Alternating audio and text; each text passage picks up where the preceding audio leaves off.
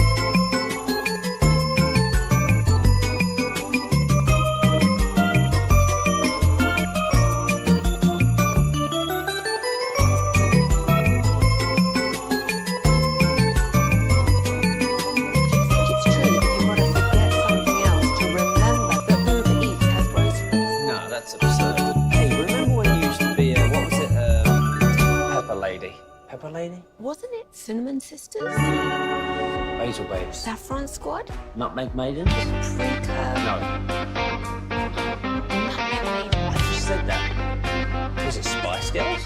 Doesn't sound right. Was it Saffron Squad?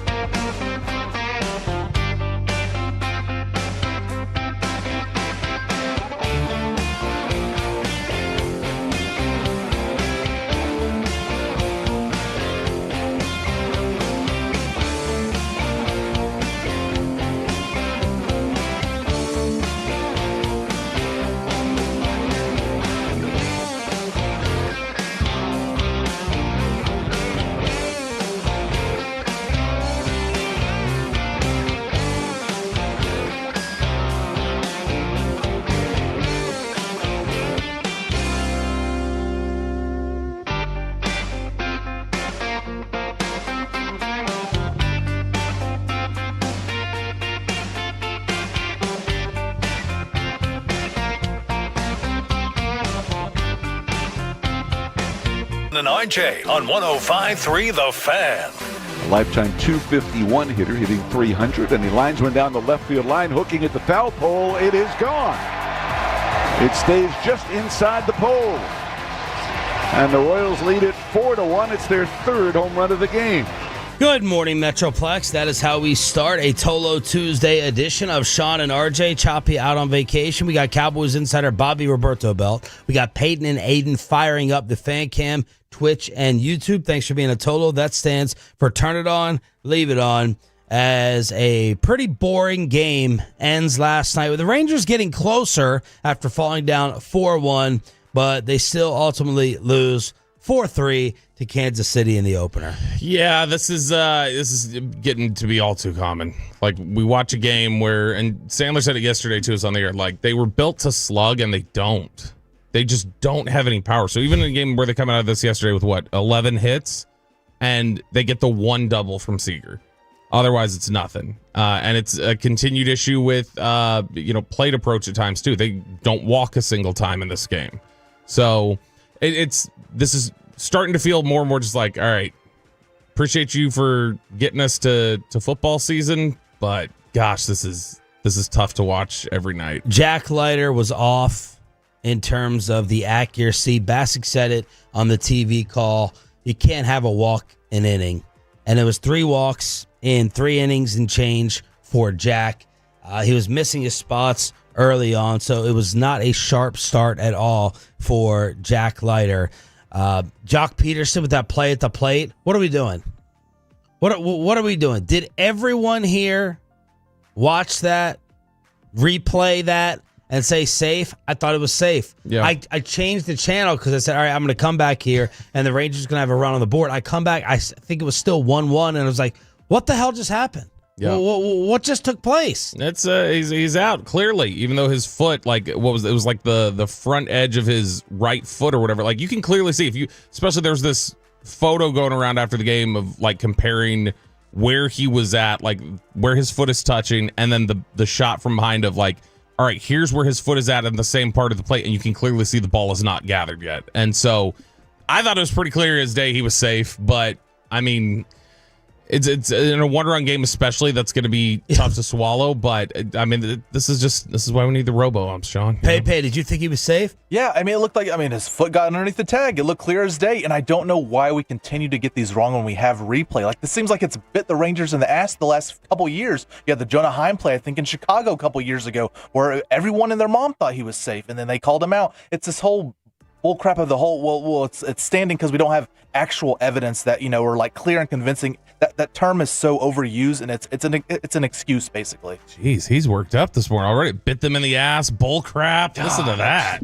And then a moment of sobering reality hit me. They get the first 2 men on. Bassick said, these 2 guys on base, these 2 right here, they have to score. It's a 4-1 game. Seager had just gotten another hit, his third of the night. And then the sobering reality hit me. I was on a text chain with Bobby and Jared. It's Rowdy Tellez that's up. All G-Bag jokes aside, and a new song that they apparently put out, as Eric Chiafalo will join us at 7:40 for Ask Reddit, and we'll play the song in PP in the morning at 8:20. And I was like, Rowdy Tellez is your cleanup hitter to try to get all these guys in. Now, look, for the Rangers, Rowdy's hitting 280. Sandler was pointing out how situationally he's a guy that you don't mind having up, but still, he's a career 230 guy. You got two men on. Yeah, a big swing. We'll go ahead and tie it. But I was like, Rowdy Tellez is hitting cleanup for you. You're screwed. You're done. Hits a soft ground ball up the middle. Evan Carter eventually gets one in, but threat ended. Ball game over. Rowdy Tellez should not be your cleanup hitter on a contending team. Yeah, I mean, and that's just the reality of what they are right now, is that they are not, they don't feel like a legitimate contending team. And now that the pitching, some of it has, it felt like, maybe not come back down to earth, but I mean, certain guys have, like Corbin. You're starting to see just how difficult it is to maintain any sort of like true competitive edge whenever you don't have the offense and then the pitching's coming back down to earth. Good news is Seattle's lost 3 in a row. The Astros lost, so you're still 7.5 back in the American League West, but we had already flushed that hope of getting to the top of the division. What about the wild card? Well, you got Seattle, you got Boston losing. The Yankees are on a little mini 3-game losing streak. Cleveland has won 1, and Kansas City, as I told you yesterday, you're getting them at the wrong time because they had won 3 in a row, 7 of their last 10. It's now 4 in a row, and that winning streak continues. So you're 6 back in the wild card with the Yankees, Seattle, Boston, Cleveland, and Kansas City now 2.5 games in front of you. Kansas City. Yeah. And you're a half game up on Tampa. Look, it's one of those things, too, where when you look at the box score, you just see, all right, if you're going to give up 3 home runs and you're not going to hit any, you're not going to walk, you're probably going to lose a lot of those games. And right now, that's the problem with Texas. Is they're not slugging at the rate that they should. They're not walking at the rate that they should. They're not finishing games like they should with the bullpen. They've had too many issues. Although, shout out, star up, Robert Garcia coming in and getting the shutout inning. He bounced back. I was waiting to pounce. Waiting to pounce. Having a tweet written up in the draft. And then Robert Garcia able to go ahead and get out of it. Started off with a strikeout in the inning. Then I thought he was going to be in trouble. Good for Robert Garcia. He put 2 guys on, but good for him. That's nice to see. Maybe their closing situation is solved now. That's typically the Rangers' way, is to look at something that happens one time or over the course of a week and go, oh, we're fixed. We don't need to add anything else now. A lot of talk for a preseason football game. By the way, game 2. Rangers, Royals, same time tonight. I think we're at a 6 o'clock pregame with a 6:40 first pitch on DFW Sports Station. But a lot of attention being paid to Commanders and Bengals yesterday. And lo and behold, they decided to have starters out there. Jaden Daniels ends up rushing for a touchdown. Joe Burrow scrambling for his life, running around 70 yards, doing a Jaden Daniels impersonation. Yeah, that was not a good argument, I don't think, for playing your starters, was watching Joe Burrow run around and get wrangled up near the ends. I was watching that, and I was It will be if they're 2-0. Sure, there will be that. But, I mean, we all know the Bengals start 0-2 every year. That's what they do. But when you watch that play and you're seeing it, as I saw that, I was like, maybe I don't want starters out there. It obviously didn't end with any sort of an issue, but you're watching that, you're just going like, live to fight another day, dude. You do not need to extend this play. Just go down or throw the ball away. Do something. Well, Clarence Hill agreed with you, and he took that Burrow highlight and said, play your franchise quarterback in the preseason, they said. Well, Micah and Pepe found this at midnight. Micah Parsons, there's no way he can stay away. He needs to be involved in the talk and in the NFL discussion discourse. Micah basically called out the Cowboys in this inadvertently. This is what is needed. We've just become soft in my generation. You have to figure out what's wrong in the preseason. They will become better for it. So that is Micah with his preseason philosophy of have the starters out there and playing. And, of course, the Dallas Cowboys do not. Again. And this is where I'm gonna play the role of just overanalyzing every single word in this and every single take that he has here. And it's like, all right, okay, this is what's needed. All right, he clearly wants to play in the preseason. We've become soft in my generation. So who are you? Are you criticizing like you're saying the players don't want to play, or you're putting this on team philosophy that doesn't want to play starters typically? And if you're saying the players, then is that him calling somebody out or whatever else? And he goes, you got to figure out what's wrong in preseason. They'll become better from it. All right, well, that's just flat out saying like you think the Cowboys are doing it wrong. Like that's not even just a small thing. So a little bit more combative there from Micah. Also last night during the game, and Deebo Samuel played in that as well. I don't know if I've already said that or not. Troy Aikman and Joe Buck. The thing I do like about preseason football, when all the backups go in, these broadcasters have to turn into sports talk hosts. They got to talk about topics and discussions throughout the rest of the league, and the subject turned to Micah and the Cowboys negotiation. Then the other side is, if you're Jerry Jones and the Dallas Cowboys, how do you try to win or be great without Micah Parsons? Well, you can't be. That's his leverage. His leverage is they can't win without him. And, I know injuries occur and all of that, and you go out and you play. But the defense, I do think this. I do think the Cowboys are going to be better than what a lot of people project. I saw something where the pundits think that the over-under is 7.5 wins on the Cowboys. I think they're going to be much better than that. I think they got a chance. I like what Brian Schottenheimer has shown in training camp and going into the year, and they've got some things that I like about the team in general. But without Micah Parsons, I just don't think they're going to be able to slow anybody down. I mean, he's a total game wrecker, and he's proven that, and he's certainly worth every penny that he's ultimately going to get paid. The longer it goes, the more money he's going to make. So I wouldn't stress too much if I was him, but that essentially is the only leverage. Now, what are the Cowboys going to do? You think I know the answer to that? I don't think anybody knows what Jerry's ever going to do. And there's Aikman directly or indirectly once again saying, there's your circus. I have no idea what the hell's going to happen. What's the not in the Vegas sense of the word, just for you legitimately, how many wins different is this team with Micah on it for 17 games and Micah not playing for 17 games? For 17? Yeah, let's just say he's there for a whole season or he's not there at all. How many games do you think that's different? I feel really solid saying 2. I think that's probably a good number. Two games roughly, something like that. And that's the thing, is that when you watch this defense over the last few years when he's on the field versus when he's not on it, because I was one who probably thought that it was maybe a little overblown, his impact, in terms of heading into last year. I thought he was great individually. But it was also like, I don't know how much he's moving the needle and winning them games consistently. I remember the Browns opener last year, I think he was the best player on the field. He was a wrecking ball. And so when he went out, the defense crumbled instantly. And that's the thing, is that he covers over so many problems and deficiencies and things that he does. Is he the best against the run in the NFL? No. There are times where you can run at him and have success. But the things he does to just wreck shop as a pass rusher makes such a real difference that it's a thing where, legitimately, regardless of Vegas saying it's a 0-point mover on the point spread, to me, that's 2 wins in the season, probably. Aikman and Buck continued on whether they should sign or trade 11. Yeah, I'm with you. I mean, I think people are looking at Brian Schottenheimer, and it wasn't at the time they were talking about Deion Sanders and I think Brian Schottenheimer is going to do really well as head coach of the Dallas Cowboys. But to go back to what they would do on defense without Micah Parsons, I mean, that is a gigantic hole that nobody can fill. Well, Jerry has shown that he'll pay top dollar. So, this obviously could have been done sooner at a lower price, but the longer they wait, like I said, the price just continues to go up for Micah Parsons. And what could they get for him if they were to trade for him? I mean, it's hard to imagine what they might be able to get for him. I mean, he is a generational talent, and like I said, he's a total game wrecker, and he's proven that. So they'll get something done, and is what I expect. I'd be shocked if they don't prior to the season, but I don't know what leverage he has other than the fact that they, in my opinion, won't be very good without him.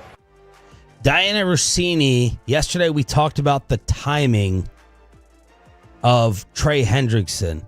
Bobby, you said you don't want Trey Hendrickson to get dealt before any possible Micah deal, right? Mm-hmm. Yeah. Here's what Rossini reported, and she's been on a roll lately. She initially had the Micah trade story, so props to her.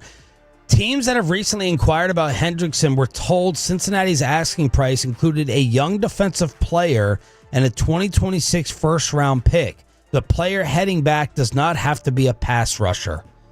So they want defensive help, and they want a first-round pick, according to Diana, which I'm sure is speaking to other teams thinking about Hendrickson. Ah, man.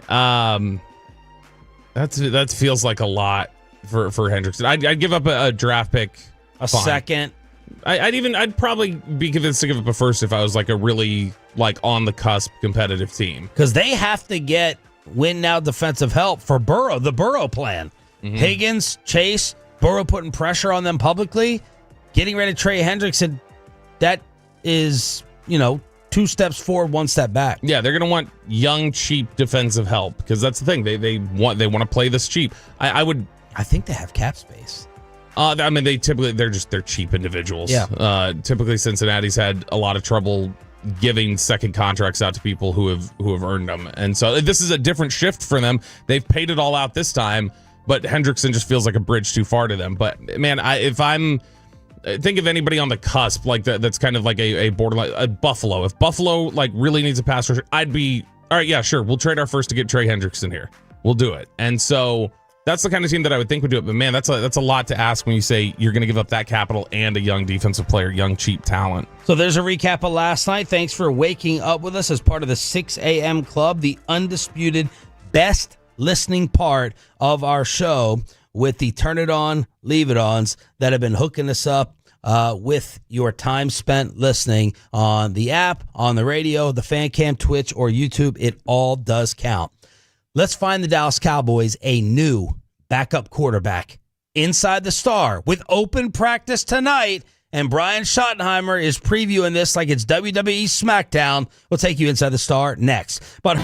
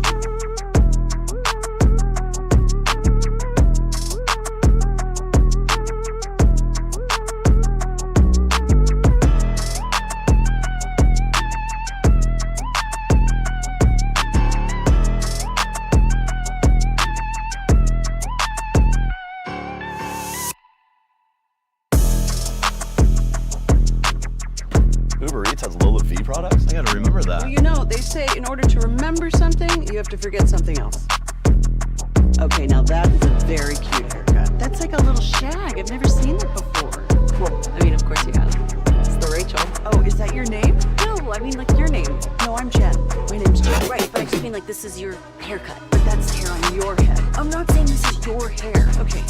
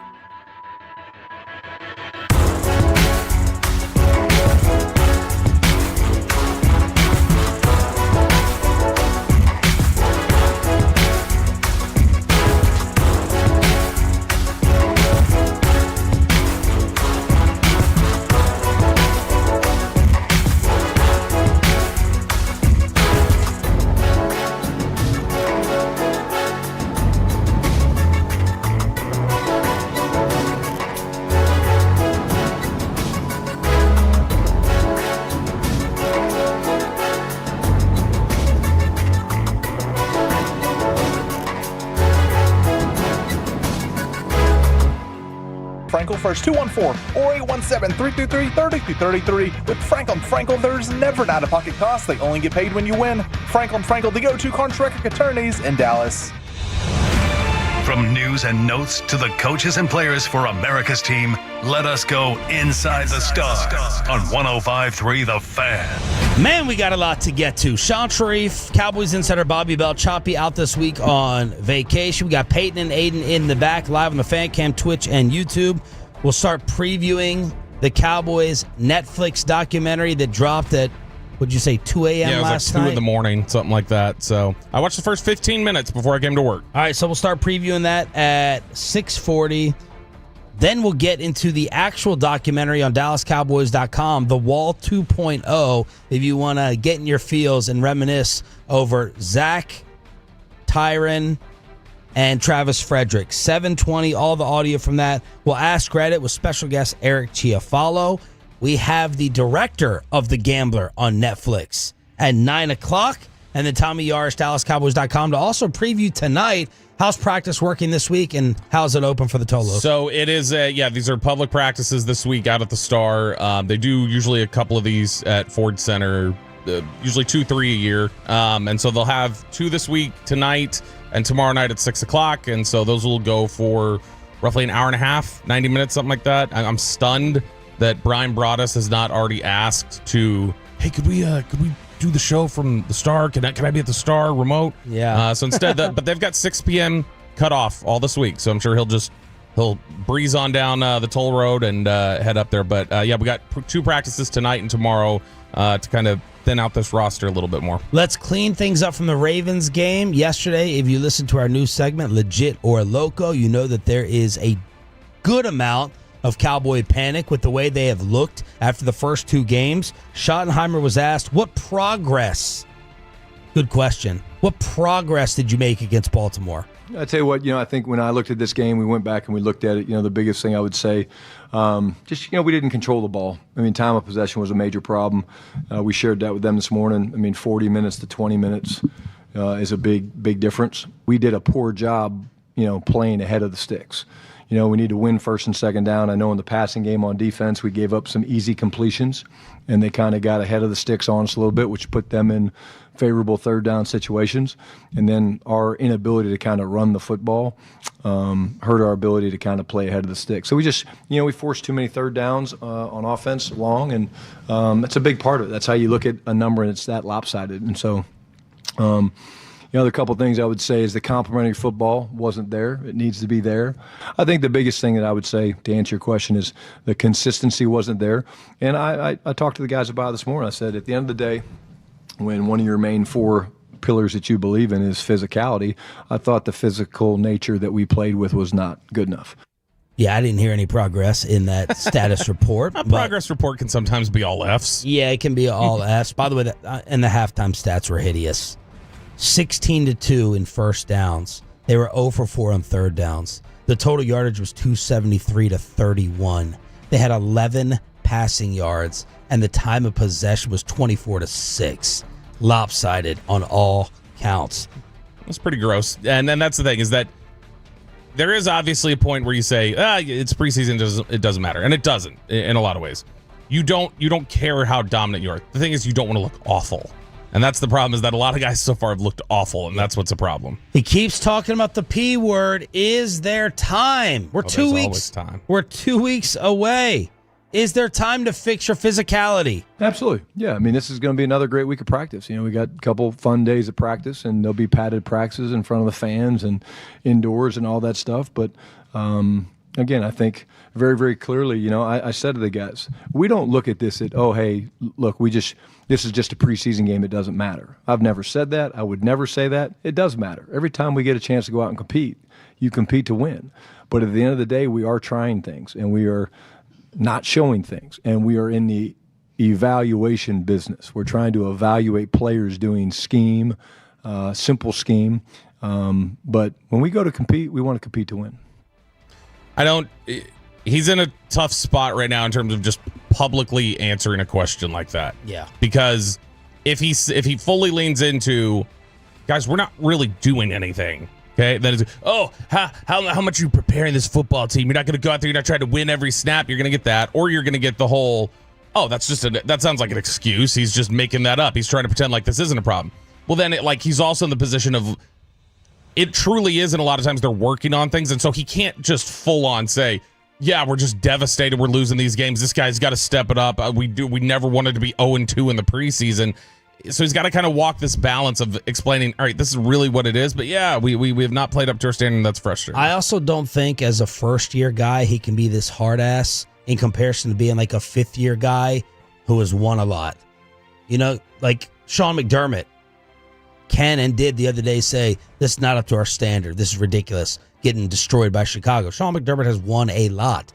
They're an AFC championship team basically every single year. It'd be like that new guy in Tennessee. Who's that head coach who destroyed Will Levis? Callahan, Brian Callahan. Yeah. It's like Brian Callahan goes in there, no skins on the wall, you're not winning, and you're destroying your supposed next franchise quarterback.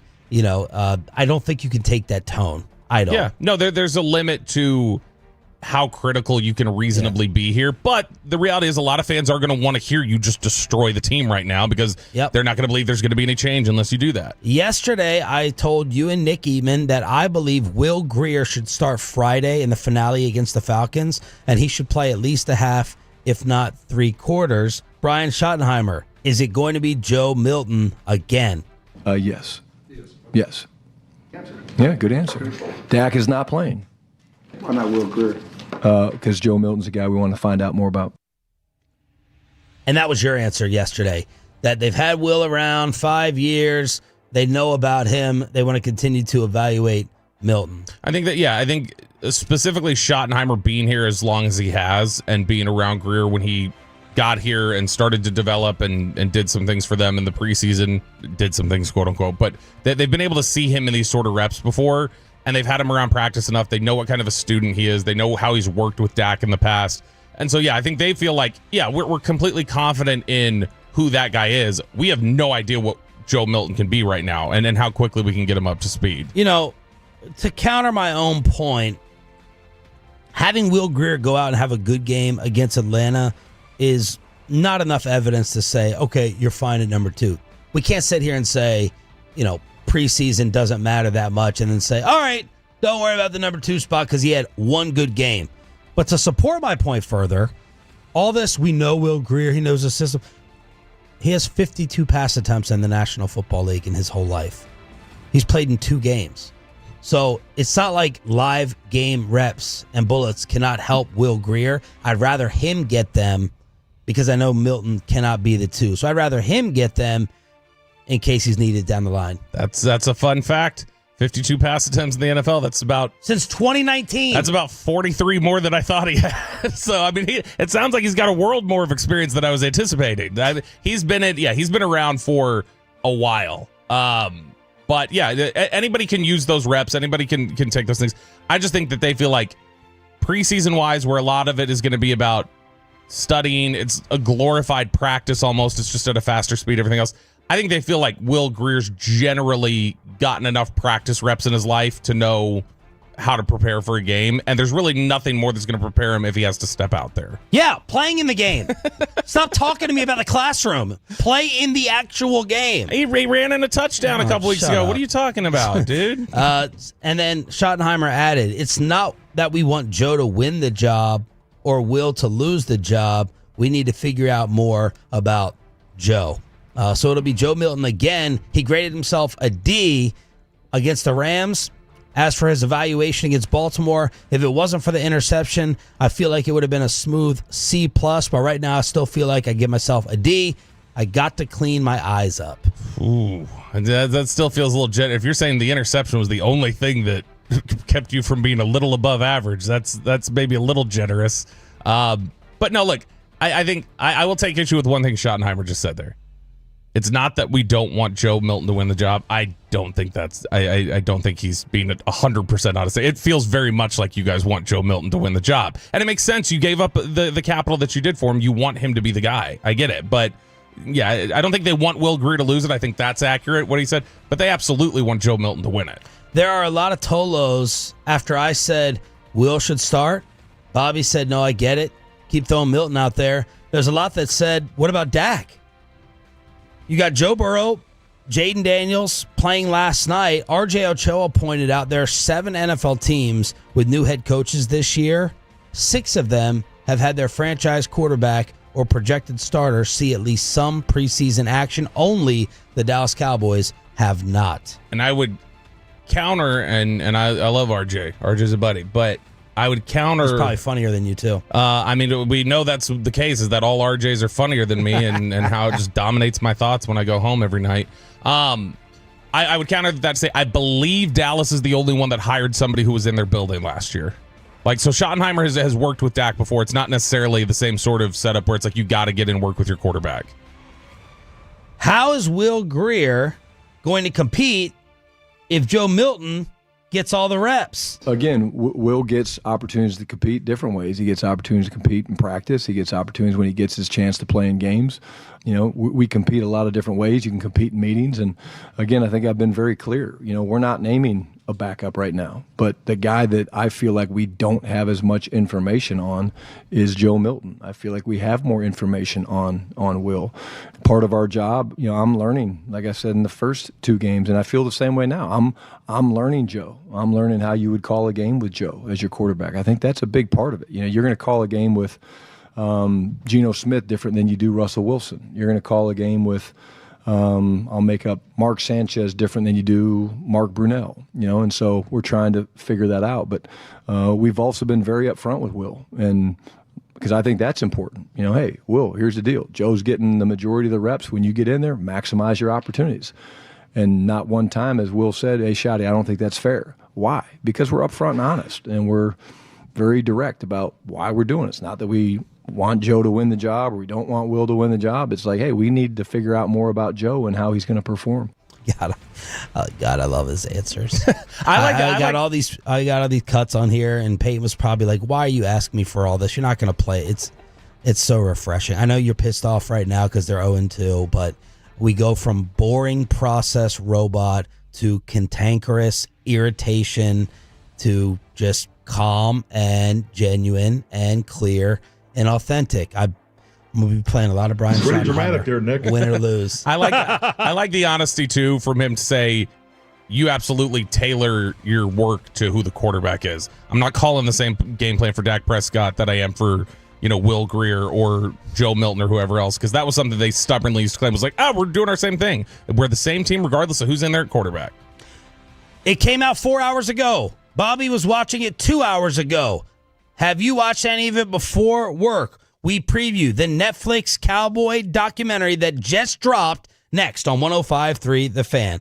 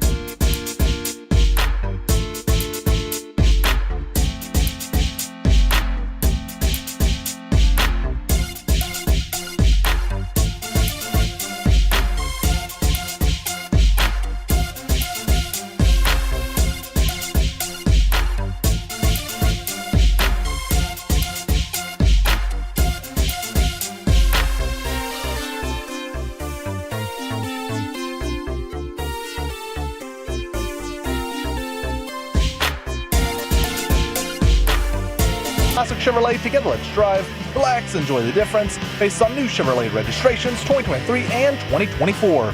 We had on the director of The Last Dance before that dropped for ESPN. We will have on the director of The Gambler and his Cowboys at 9 o'clock this morning, as apparently it came out about 4 hours ago, and Bobby Belt was up early 2 hours ago checking some of it out. Yeah, I got through the first 15 minutes or so, and I can already tell. Look, I know a lot of people are going to be frustrated. Let me sit back and enjoy my coffee while you say this to me. I know a lot of people are going to be frustrated at anything that's glorifying Jerry's era, which is what it looks like it's going to do. I think apart from the Jerry moments, which are clearly going to trigger a lot of people, and even still the Jerry moments will probably... What's your point? He's very charismatic. It usually, like when people actually actively hear him talk or tell a story, they do get engaged. But outside of those moments... I think some of the stuff in here, just like the little bit of reminiscing or hearing Michael Irvin talk about how his dad loved Tom Landry and his dad was obsessed with Tom, and how his dad wore a fedora around all the time because of Tom Landry, and how his dad loved Drew Pearson, and he's like, he wouldn't even call him Drew Pearson, he called him Clutch. That was his nickname for him. He's like, see, I told you Clutch would get it. And so I think we see some of the like reminiscing for older players that people have always admired and don't have any problems with. I think that part's going to be nice for people, a little sentimental, but it is probably going to make you mad when you hear Jimmy Johnson talking about everything that he was planning on doing and the standards that they had, and you're gonna be like, yeah, why don't we have that anymore? And so you'll see a little bit of that. It'll frustrate you, but it's very stylized, and I think early on it looks really well done. It does. Never mind. I thought you were going to tell me how right I was, that it was just reliving stuff from 30 years ago that we've heard 15 times. I think I said that in a very fluffed up, nice way. No, you didn't. You went out of your way. That was very good, stylized, whatever the hell that means. I'm going to ask this. When you turn it on, you're going to know what it means. I'm going to ask this director at 9, how is this different from all the other 15 documentaries we've seen on the Cowboys? So 9 o'clock, he will join us. Here's a little clip from Jimmy Johnson on the team plane after a bad loss. After that loss, we get on the plane, and I am just fuming because of the way we played. So the flight attendant starts to serve the meal, and I say, no meal. They don't deserve to eat. We couldn't eat, man. We were starving, man. What's the point of eat? We can't even eat on the damn plane. A grown-ass man that just played a whole football game for you. He was a dictator. He was and he didn't care what guys thought about him. I want them to expect to win every single time they go out. I want them to be nauseated, to be sick at their stomach when they lose, because that's how I felt. So that'll be the whole, yeah, starve them. That's the thing, is that did stand out to me early watching when Jimmy talked in the first few minutes of this documentary. Did Jimmy sound or look a little withered? I mean, he's how old is he now? 80 something. Yeah. He's been old. on TV till last year. So he looked tired. Probably is a good word for it. But he had said, watching some of the stuff he was saying, I couldn't help but think, I was like, and I didn't live it in the time, and so it's all in retrospect that you know what Jimmy did and the standard that he set and what it led to. But man, I can't help but feel like, man, if we saw some of this today, I think a lot of people would go like, that's so try hard, or like, you can't do that. You can't starve people. You can't do this or that. Like that. Wow, you feel like that? What an obvious take. Thank you. Wow. What am I doing? I'm filling in for RJ Choppy. Maybe I'll actually be funny today, Sean. Jesus. No, but the Players Association would have something to say about them the Players starving. Association. I'm talking about the fans. The fans who say they all want this back, they would roll their eyes at it the first 3 years. All the same stuff that Schottenheimer's doing now, that some people are trying to go like, well, I don't care until they win ball games. You wouldn't have tolerated a damn thing Jimmy did those first 3 years. I mean, they'd get killed today. It's a different thing. The Curvin Richards release, him releasing Curvin Richards in 1992 after he fumbled in the season finale, and like sacrificing that roster spot. He sacrificed a roster spot going into the playoffs. Said they weren't allowed to replace the player because it was too late. And he said, that's fine. I don't care. I don't want the player on the team. And was like, I'm not going to have a player who fumbles. People would destroy anybody going to class for sacrificing a whole roster spot. They would totally love it. You're wrong already to start off a Tolo Tuesday. People would eat. Have you not been paying attention to the preseason? Have you not been paying attention to how these people are reacting to the preseason? So think about year 4, though. You're going into the playoffs and you sacrifice a roster spot? When you haven't won yet? People don't think of like you and Machota projecting your 53s and who's the backup, who's going to play special teams. Can they also play special? People don't care about that. They want the blood. They want the meat. They want the person punished to set the tone. That's my opinion. But I mean, this is a city that also killed them for giving them blood when Jerry first bought the team. He blew out a lot of people, and it pissed people off. There are limits to it. There's a quote from Charlotte Jones that I tweeted out last night that blew up yesterday and gave some Cowboy fans a little bit of hope for the future. Charlotte apparently in this says, "We say we'll get them next time, but we are running out of we'll get them next times." And I just tweeted along with that. Let Charlotte cook.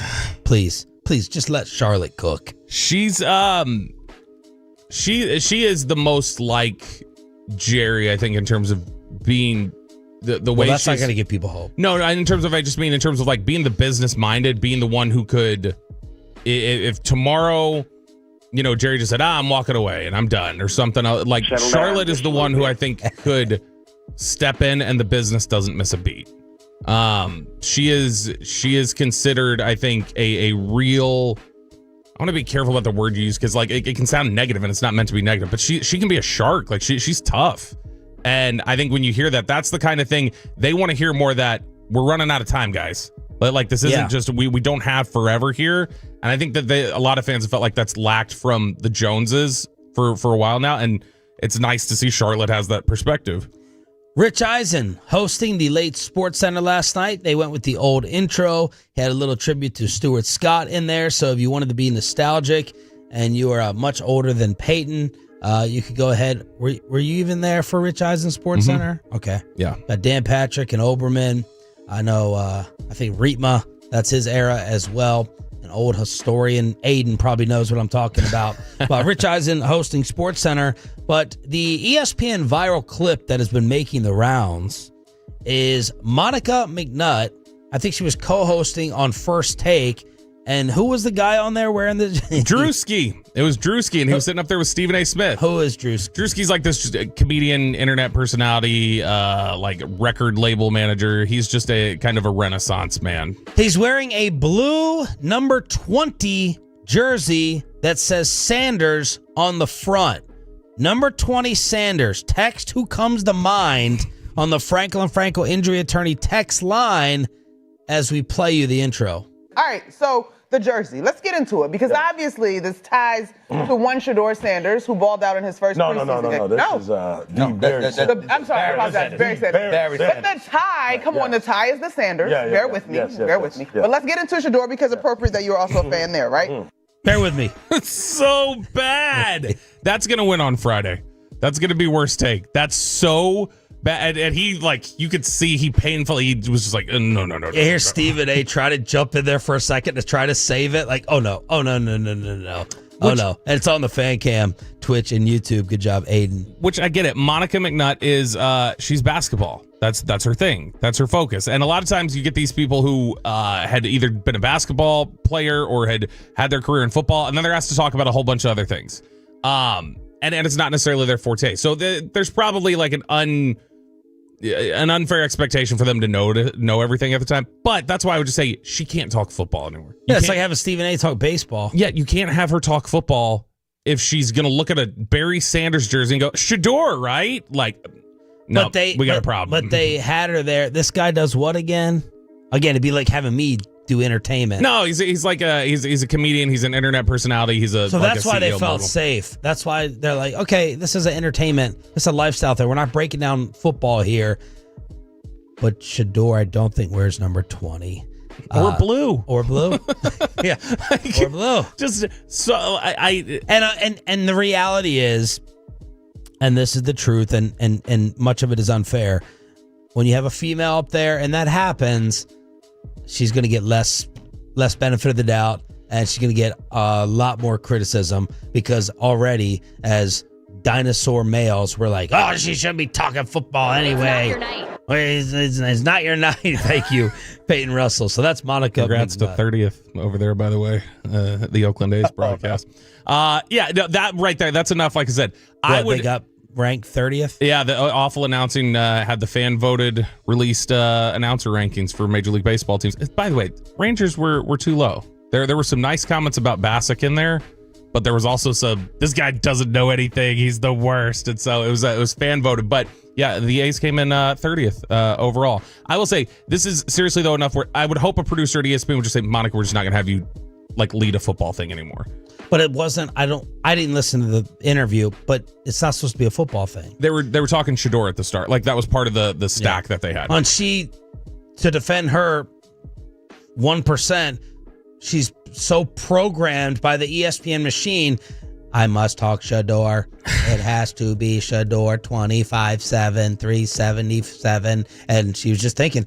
Every other segment's about Shador, so this must be Shador. Do you think she saw the blue jersey and was like, that's a Cowboys jersey that references Shador? Because that's all we talk about is Shador and the Cowboys.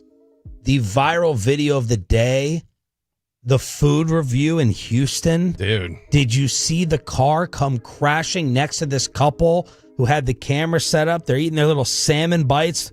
Props to this woman reacting to the accident. She's like, we were still able to, as we were sampling the delicious salmon sliders. I'm like, man, you're going into a lot of detail after a car put you both in the hospital at a Covey's, C-U-V-E-E. I don't know if that's a chain or a Houston thing. Let me know, Tolos, who are in the armpit. This car crashes through the restaurant window. Fortunately, both are alive and seems to be minor injuries. Yeah, wow. I don't know how the car stopped. Like when you look where it went through, I was like, I mean, you got to just walk away from that and just feel like, all right, somebody was looking out for me today. Because the fact that thing rolls through that window and just stops right there, if it goes through with just a little bit more force, I mean, they probably don't make it, or they're looking at serious injuries. But it's a wild video. Did you see them as they're taking their bites and filming their stuff? The window just gets blown out like out of a movie. Are the Texas Rangers moving out of the American League West? Another loss with little offense last night. We'll talk about it on the home of the Rangers and Cowboys next.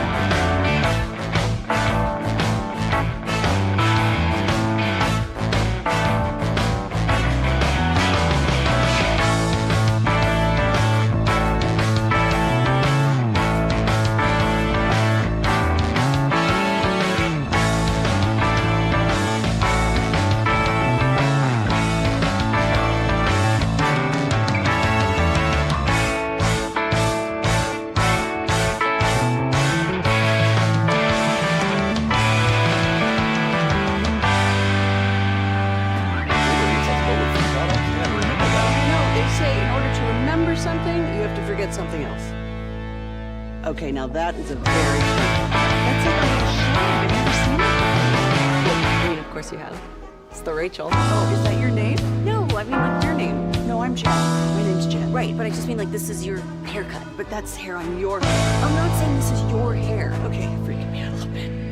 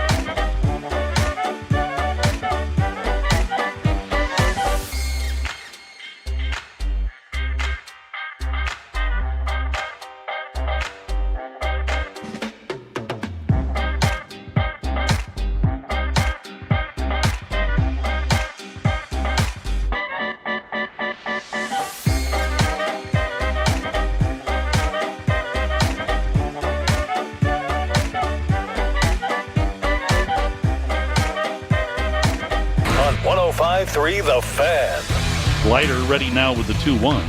Swinging a drive toward the right field corner. This one is gone.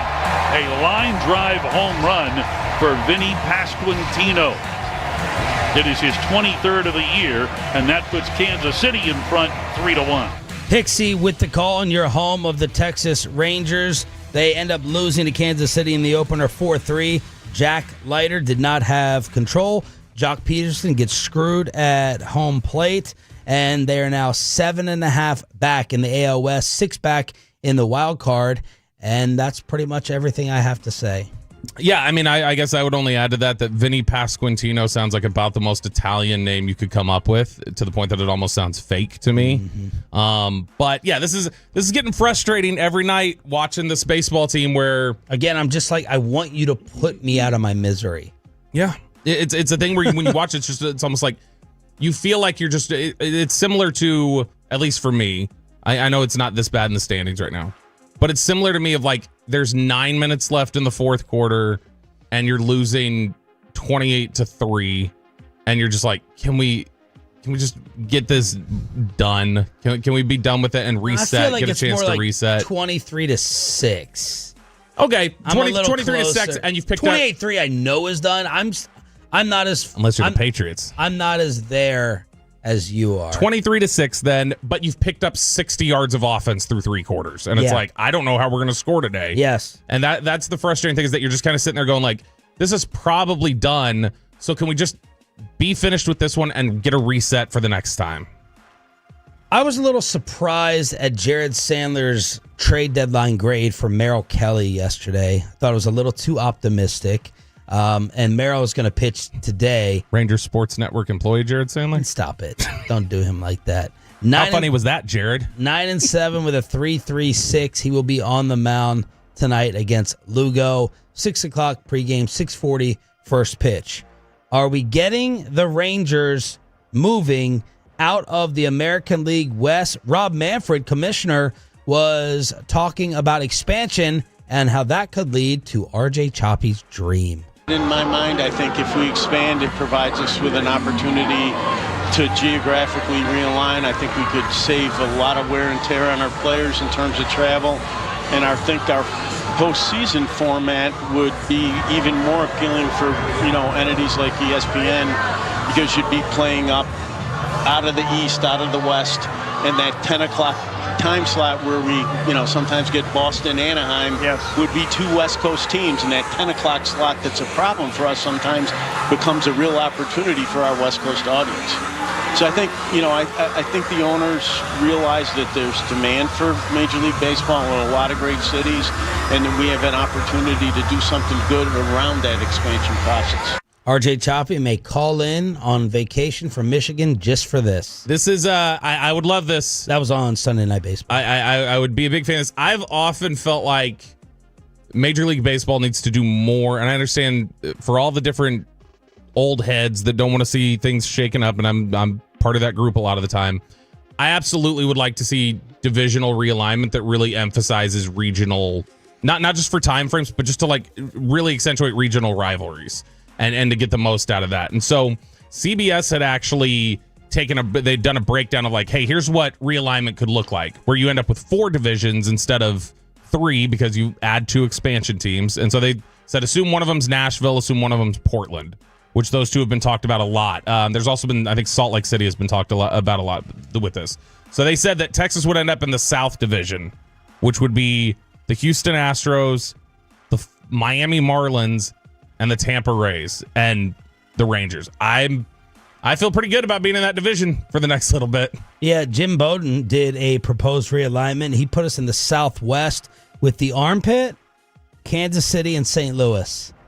So I'd get the Astros, the Cardinals, and the Royals. If you want to talk about, again, accentuating rivalries and putting something, I think Cardinals would make a ton of sense. Not just because, the aspect of you've played them in the World Series and there's still people who are upset about David Freese 15 years later and how that's a dirty word, but also just because of, again, regionally, how kind of close you are and clustered together. The more you can put people in the same general vicinity, and I know why Major League Baseball doesn't like doing it, though. They don't like creating competition for fans and spending dollars and stuff like that. Like when it's all concentrated tight like that. Yeah, but I'm not thinking about spending on St. Louis Cardinal tickets. Right. It's just at that point, like, you don't get as big of a market share probably. If St. Louis is always playing Texas, there will naturally be some kids who grow up in Texas or who are kind of regionally in the middle who will start cheering for their allegiance will be split as opposed to just each team kind of getting their own cut of the area. Speaking of scheduling, someone please explain this to me. I hate to admit, see, I can do it, Bobby. You can't when it comes to the gambler. I admit a lot.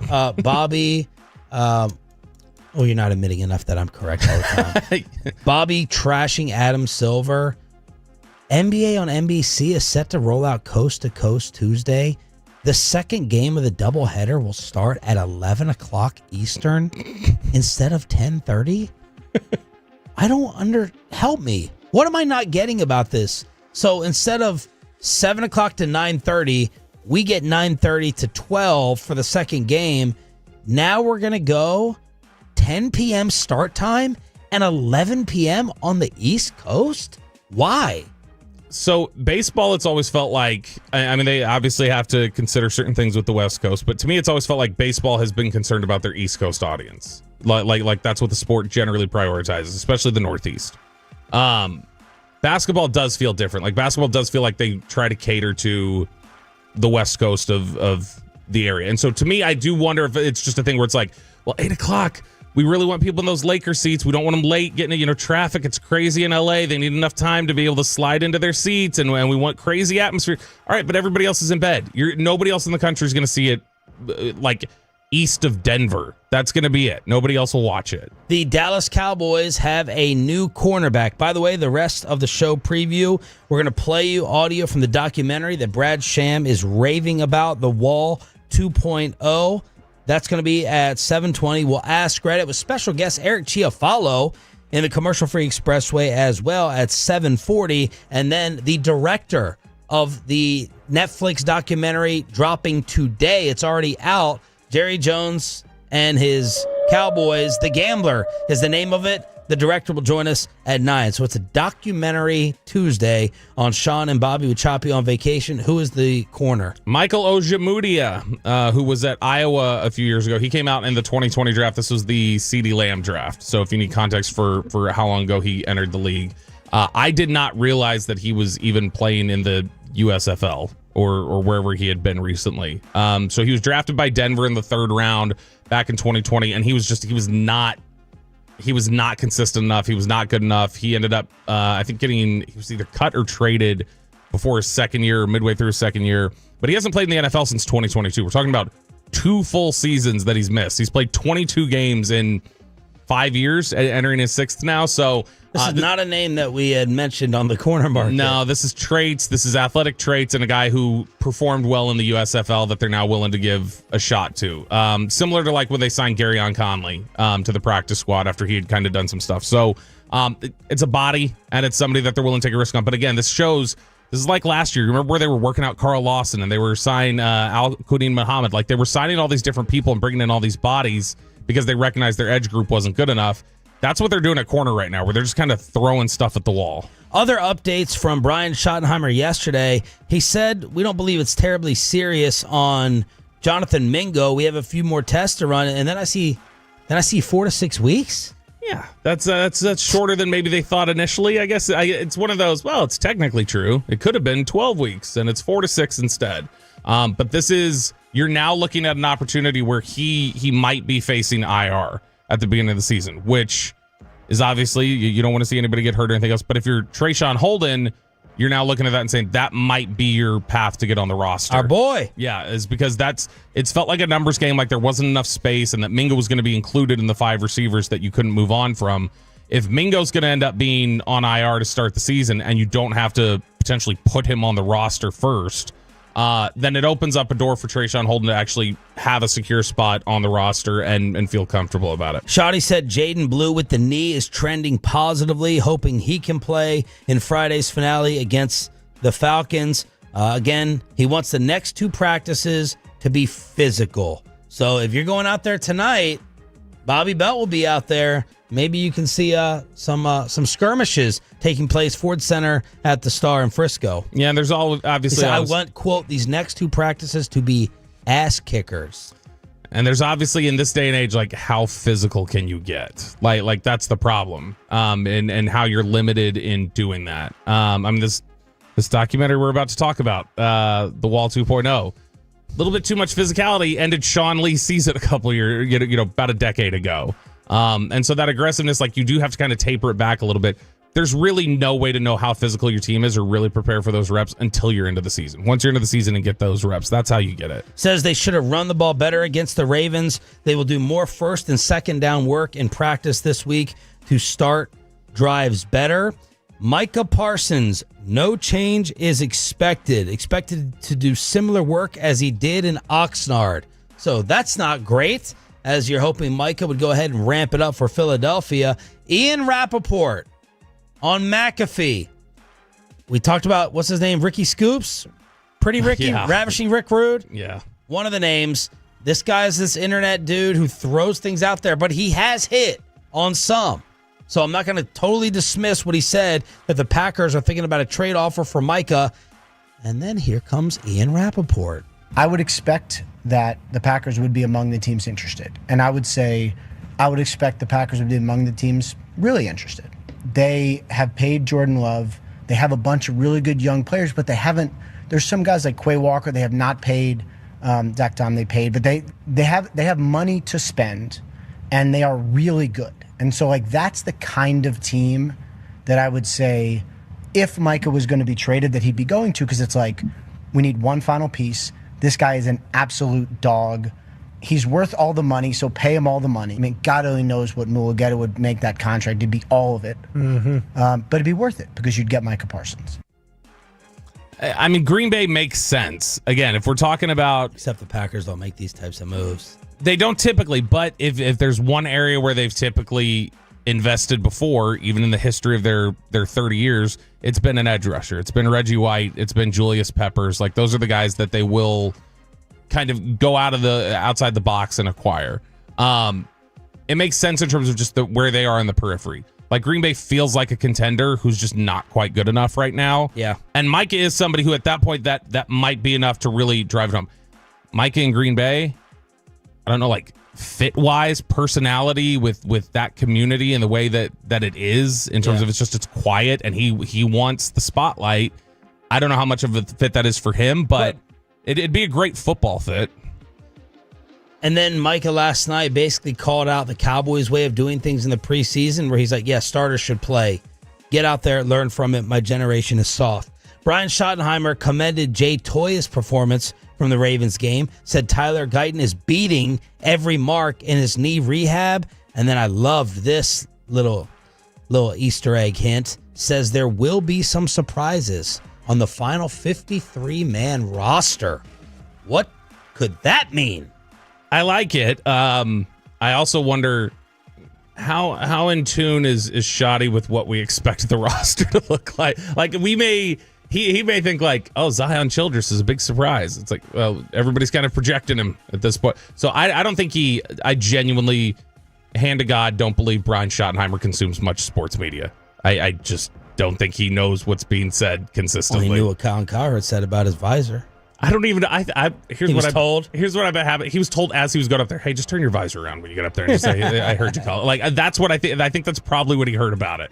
But no, I think that there will be surprises relative to what we probably expected going into camp. I'd be surprised if it's a big shakeup based on what we think right now. 877-881-1053, a little Inside the Star on your home of the Dallas Cowboys and Texas Rangers. We go commercial free with the Expressway. Eric Chiafalo joins us as a guest appearance in Ask Reddit at 7:40, but why Travis Frederick never wanted to be a Dallas Cowboy. It's a documentary Tuesday. We play you some of The Wall 2.0 from DallasCowboys.com after this. But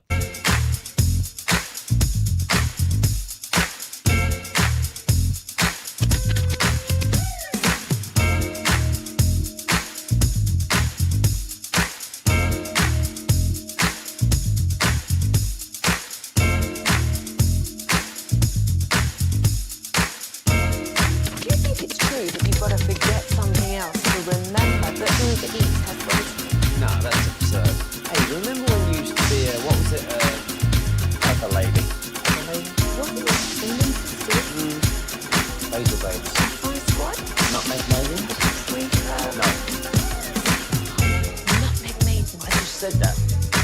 Was it Spice Girls? Doesn't sound right. Was it Saffron Squad?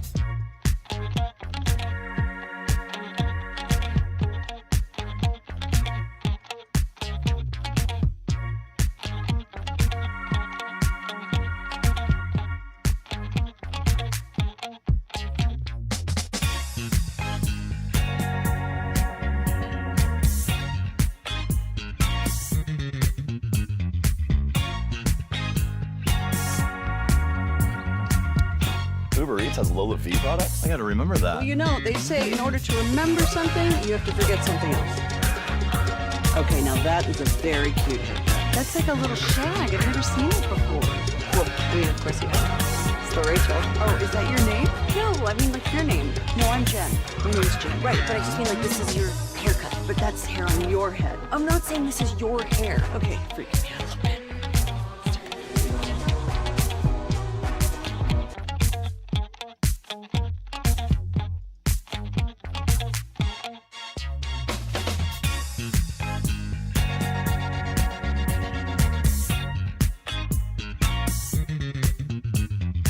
Lane of the expressway is driven by Mercedes-Benz of Plano. We're going to ask Reddit at 7:40 with special participant Eric Chiafalo from the G-Bag Nation here on Sean and Bobby. Choppy is out this week on vacation. We got Peyton and Aiden in the back on the Fan Cam, Twitch, and YouTube. And it is a documentary Tuesday starting with this. Yeah, this is Nick Eatman had been previewing this with us at the 920 hit recently, but DallasCowboys.com does their Deep Blue documentary series, which are usually just every offseason. It feels like they have a couple that they do where they just do a deep dive on various topics throughout Cowboys history. And the one they did most recently that they released was The Wall 2.0, which is basically just the career story arc of Tyron Smith, Travis Frederick, and Zach Martin. And if you haven't watched it yet, you can check it out on YouTube. It's really, really good. And I thought the visual of Tyron Smith walking in and sitting down, and then Travis Frederick enters the room a little bit later, and then Zach enters the room, and then Travis leaves when his career ends in the timeline.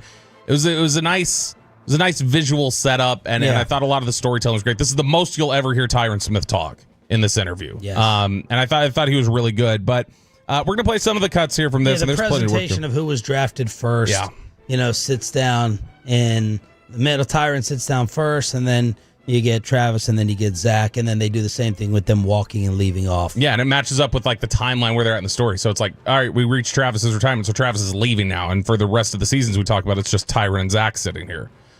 So I thought it was really good. I thought Jason Garrett was really good in this documentary. Yes. And this is why he could have been so much better a storyteller than he chose to be publicly a lot of times.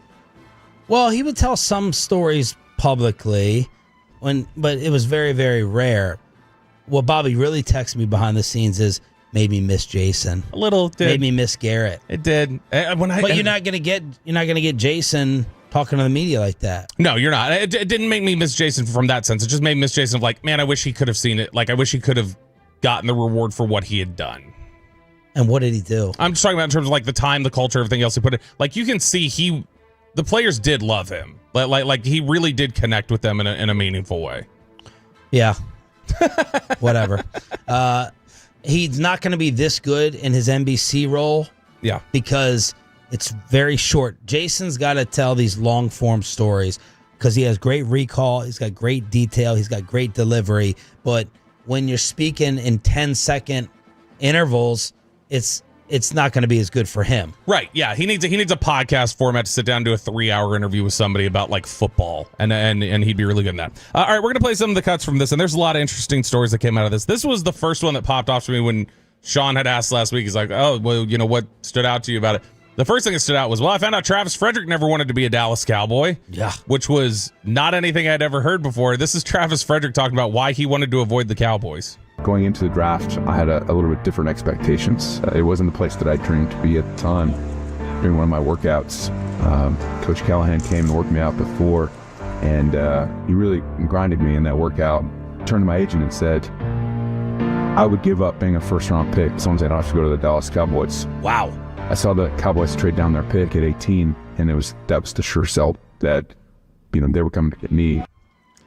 I would give up being a first-round pick to not go there, and it sounded, ultimately, it was beneficial, but it sounded like Bill Callahan wore him and them out. Yeah, and that's Frederick, when he talks about it a little bit as it goes on, you can hear him saying Look, a lot of it was a pain in the ass, or the way he'd do this, it was to call you out specifically, or he'd embarrass you basically in front of the team. He showed enough times on tape that's what he was telling you to do, even if he didn't say it. Yeah, like he tells the story about Nick Mangold's glove, or about how Travis wore a glove in college and Callahan didn't want him to do it.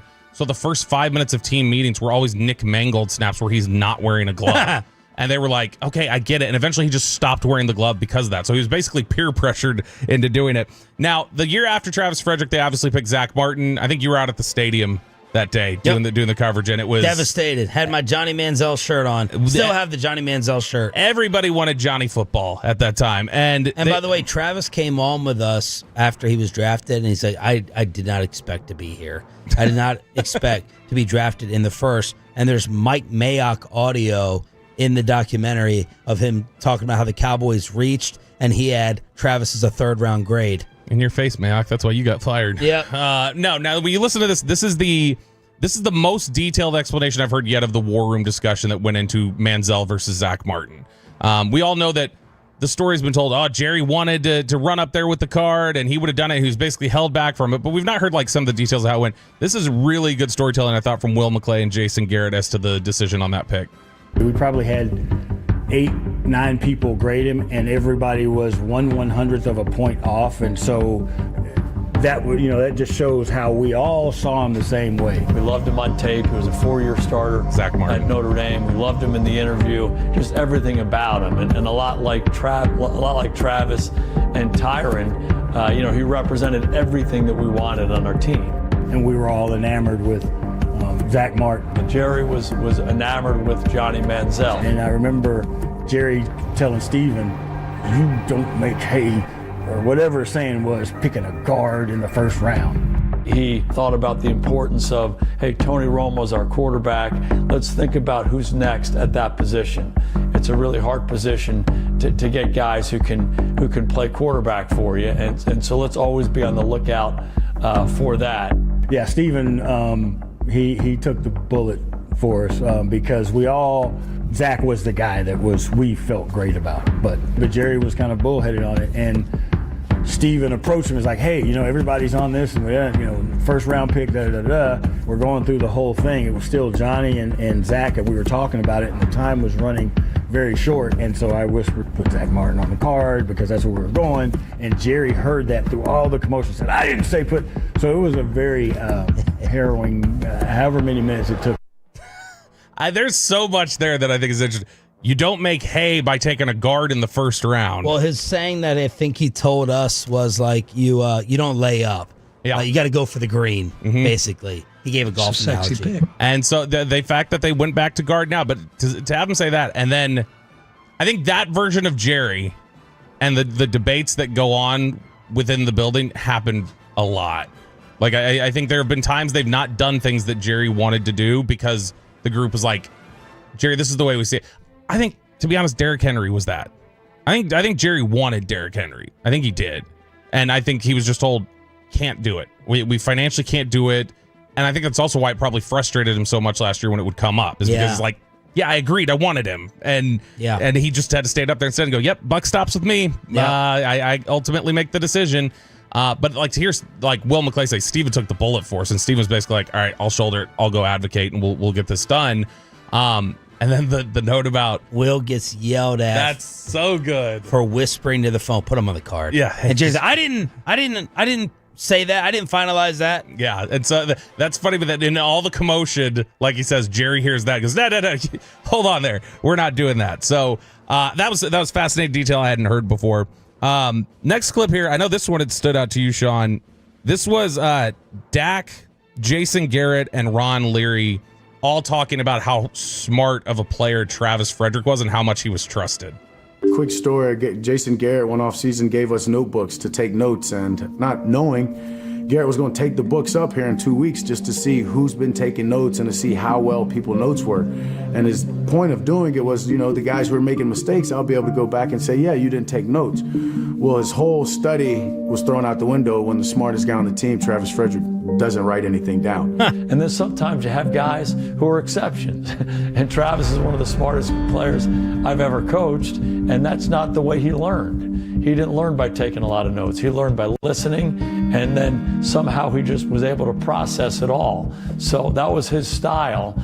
I remember plenty of times Romo or Dak would say something, and I hear Travis be like, no, we gonna do this right here. And it's right every time. We trust him 100% up front. So if Travis was gonna override the quarterback, we were gonna go with Travis, because he knew it.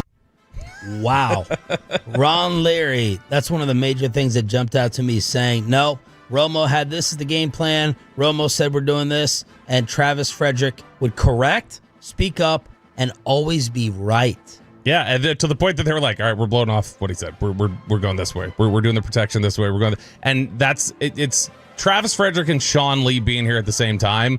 The Cowboys were really lucky and benefited from having their IQ. I think a lot of times we saw that in the All or Nothing at the end of the season when Sean Lee was having to correct a coach about, no, you got this wrong. I don't stand there. Travis did this Bobby nerd chart for a card game, or what were they playing? They were playing cards, and he liked to handwrite the scores.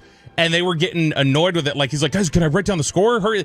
And so he got so frustrated with how quickly they'd want to move on. He created a spreadsheet where he could just key in a number and it would automatically fill out the rest of the sheet. Bobby. A man after my own heart. I loved it.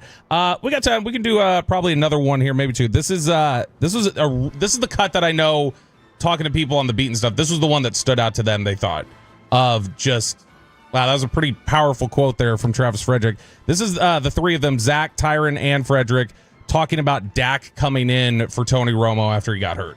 But I think you have to look at the perspective of it. Like, we just had a bad year in 15 with our quarterback going down. Our franchise quarterback goes down again. So, I mean, naturally, like, the thought is like, oh, here we go again. Like, the difference was you were playing with the older vet, and it was kind of more for me, it was like, I'm a young guy, so it's kind of more, no matter how old I got, playing with Tony, it was just more of, I just listen and follow. And when Dak came in, it felt like we're all kind of on the same page, kind of all on the same age Romo group. was like your dad out there. You know what I mean? Like, even when at this point your dad, he was the older guy, like, Tony Romo was the quarterback. So it's like, but then, obviously Dak comes in and it's just, again, a guy that's more your age a little bit. You can relate a little bit. Yeah, relate a little bit more too. And so when he came in, it was the energy. It was going, and like we kind of all could relate a little bit. And in the games we won, we were just having fun, honestly. I'd liken it to say that when you played with Tony, you played for Tony and you played with Dak. Yeah. That's a strong quote from Travis Frederick. Yeah, they were all trying to tiptoe around being respectful to Tony while wanting to, I think, burst at the seams to talk about how exciting and refreshing it was to have the Dak and Zeke energy. I remember Terrence Williams gave an interview right after the season ended that year. He was at Super Bowl doing Radio Row stuff, and he said, and he'd only played with two quarterbacks in his life. It was Dak and Tony Romo. Because, sometimes you play with some quarterbacks and they can be a little moody and they make you feel all the pressure. And when you're playing with Dak, it's not that way. Like you feel free. And that's why the thing that was the hardest for fans to understand, I think at the time, was talent-wise right now and the way they see the game, there's no way Dak is up to where Romo is. There's just no chance at this point in their careers. And I think the Cowboys felt that way too. I think the Cowboys just looked at it and they were like, we are going to destroy the chemistry. It's going to be deflating to people if Tony just walks back out there and takes the job. They had also won 10 in a row or whatever it was. Yeah, 10, 11 in a row. Won 13 games overall. They were on fire. Yeah. So it's like, do we want to risk this winning streak? It's an all-time great DFW sports topic. But yeah, they're just sitting there. Edelman said something similar when he said, yeah, Bill was the coach, but we played for Tom. Yeah. Edelman said that, burned into my brain. And Travis Frederick saying, yeah, we played for Tony. We played with Dak. So they're talking about the injection of youth. I think Travis called it whimsical and fun. Yeah, in fact, be playing with Dak. In fact, this is them talking a little bit more. This is the last cut we'll play. This is 35. This is them talking about how much freer they played with Dak Prescott. As a young guy coming in, he respected what we were doing and what we were, how big of a part of it that the offensive line and the running game was. Not to say that Tony didn't respect it, because in fact, he probably respected it even more having been through it and seeing it. But as that older guy, like you said, he was laying out the expectations for us. We weren't doing it together. We were able to take advantage of a lot of that expertise, but it was just a different feeling. These two guys, they came in, they were young, and just, they couldn't be stopped. They had their own energy about them. Keeps big hole, like the dog. I don't know, they just brought a life back to us that we needed after 15. For the most part, it was just having a blast out there. And we had a confidence of going to each game that we were all on the same page going in, that we were going to win. Oh, look at Tyron out in front. Boom, you're erased. I don't care what the team was, we were going to win, no matter what.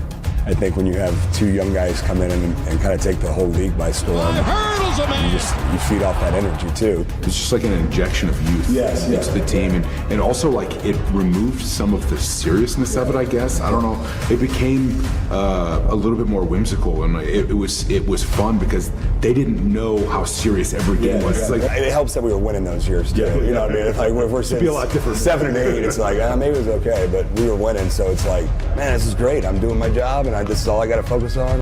And there's Zach with the Sean point of, we were winning, guys. So that's part of why it was so whimsical. Part 1 of our recap, Bobby pulling all the audio, The Wall 2.0. Fantastic piece on DallasCowboys.com. Documentary Tuesday continues with the Netflix director of The Gambler, Jerry Jones and his Cowboys, at 9 a.m. with that documentary out today. Let's get our special guest to join us for Ask Reddit. Do you have a question, Kelly? Yeah, I have a lot of questions. Number 1, how dare you? That's right. It is time for Ask Reddit. That is right. Sorry, I got to take the Peyton Russell line. 877-881-1053, 877-881-1053. And look at that hair this morning. It's so perfect. Oh. We have added the true station Italian back on the airwaves. Eric Chiafalo joins us now for Ask Reddit. Hello, Eric. Blow dry that today? Oh, Eric. Eric, turn your mic on. Yeah, you got to microphone. You got to turn your microphone on. Okay, how about now? Yeah, there's Eric. There we go. Did you blow dry that? No blow dry. I'm not a blow dry guy, man. I just woke up. I was actually embarrassed. I was like, crap, I should have thrown a hat on. No, and looks then I was good. like, it's too late. Looks very good. Thank you. It looks fantastic, and I want to carry over one question specifically for you, Eric, because we talked yesterday about, hey, will you come on Ask Reddit? And you said, yeah. You said you asked a question last week. I've got one that you can carry over because I got a good story about it. And it was, what is the worst way you've ever been rejected by a girl? Because nobody believes you've ever been rejected by a girl. I almost called in actually during this. I guess it was last week or the week before, whatever. And this is from like probably like 12 years ago. I was like 19 or 20 years old. I was in Destin, Florida with my family. It's just me and my parents and my brothers. We're hanging out on the beach, having a good time. Was eyeballing a particular lady throughout the day. And she was sitting next to an older lady, and it was just the two of them like the whole time. And so I'm like trying to work up the courage to finally go. My brothers are like, come on. So finally we're getting ready to leave. And so everybody kind of like leaves our little beach area and like goes and just kind of watches from the little beach bar. And I walk up, and I don't even totally remember what I said, but I said a little something complimentary and introduced myself. She introduces herself, and then she introduces the lady next to her as her mother-in-law. Oh. And I was like, oh, okay, well, I guess I'm out of here then. That's not a terrible rejection, though. That's a matter of circumstance. That doesn't even sound like she said no totally, Eric. Yeah, she's just like, I'm tired. Where was the dude? That's what I was like, in my mind, I'm going, who's going to the beach with just their mother-in-law for an entire day? Yeah. But she's like, he's in the lifeguard chair. But then I had to do the walk of shame back to my family, who was sitting there like, kind of like watching at a distance, and I'm like shaking my head. But the smart move was you did it. You did it while you guys were leaving. That's like flirting with the waitress, and you leave your number on the receipt, and you walk out, and then you just wait for that magical. There's no rejection with it. Mm-hmm. You just wait for that magical cell phone text or call or nothing. But you were walking away while doing it. If you had done it earlier in the day, and you just got to sit there in the sand, as you know that they're probably laughing and talking about you, and vice versa, wouldn't have been good. No doubt. Would have been brutal. In fact, you know what? That's a good way to transition to the very first Ask Reddit question that I'll ask Peyton, because I'm dying to know what Peyton's answer is to this. Peyton Russell, what's the best pickup line you've used/heard used? So I heard of this, early on, like in high school and college, and I was like, okay, well, maybe I need to try this out. I actually used it on Mackenzie, and I think it's still genius. It's kind of corny nowadays, but it's, when you're texting a girl and they're like, okay, like I'm in the shower now, or I'm going to go shower, and then you hit them with the, without me? I love it. I think it's a 10 out of 10, because then it's like they're stuck. They're either going to say, yeah, without you, and then you blow them off. All right, well, you're not interested in me. Or they're going to say, yeah, without you, but do you want to join? And then it's a win-win. That's not an early enough, that's not like an initial pickup line, though. You got to be like having a conversation. I'm thinking the cold intro. So I've got, this is more walking up at the bar. You don't know on the beach. So Eric's walking up to the girl on the beach. What are you saying? Daddy's home. That's what I'm saying. Yeah, I'm sure that would work. No, this actually reminds me of, we were, I was with my cousin, and he had a friend with him from Houston. And this is this blew me away at the time. I was stunned this worked. We were going to a show at the House of Blues. And before the House of Blues, they have Hooters down there or whatever. So we're at Hooters. So we're down there getting food, and the waitress walks up, and his buddy is like hitting on this girl. And I'm like, so out of your league. This is not going to work. Stop. But just like kind of casually hitting on her or whatever. So she walks over again. We're getting near the end of the night, and she was saying, hey, I'm getting cut. So they were like, all right, we'll tab out. We'll get it, whatever. And he goes, hey, you're getting cut. He's like, you want to come with us? We're just going to go hang out tonight. And she was like, he's like, here, just give me your number. And she was like, and he pulled down his shirt, and he showed it that he had a Texas tattoo with a star in the Houston area. And he goes, I'm from Houston. I'm not calling you again after tonight. And she went, okay. And she went out with him, and it worked. Wow. It worked that night. Eric, what line do you wish you would have used on the beach? Yeah, I like I'm not an artist, but I can picture us together perfectly. I'll paint you like one of my French girls. That's Fish's line. Yeah. So I'll pay homage to Choppy, who's out this week on vacation. I think his Sarah pickup line was guac, salsa, queso. Got to pick two. Yeah. And he did like a conversation starter. And I like that. But the most surprising one is my buddy Kevin. Now, I will preface this in saying you got to have some sense of style yourself as the guy. I don't. Bobby doesn't. Choppy thinks he does. He wears whatever Sarah tells him to wear. But this guy has a little bit of style. And you weren't with us. It was in New York. Super Bowl. The night we got blitzed with Slater there as well. And he just insults like these hot girls' outfits. Like, oh, you chose to wear that belt with that? And the brain scramble it did to these women. He wasn't like outright, he's not saying you look ugly because he's trying to sleep with them. But he's like, heels? Really?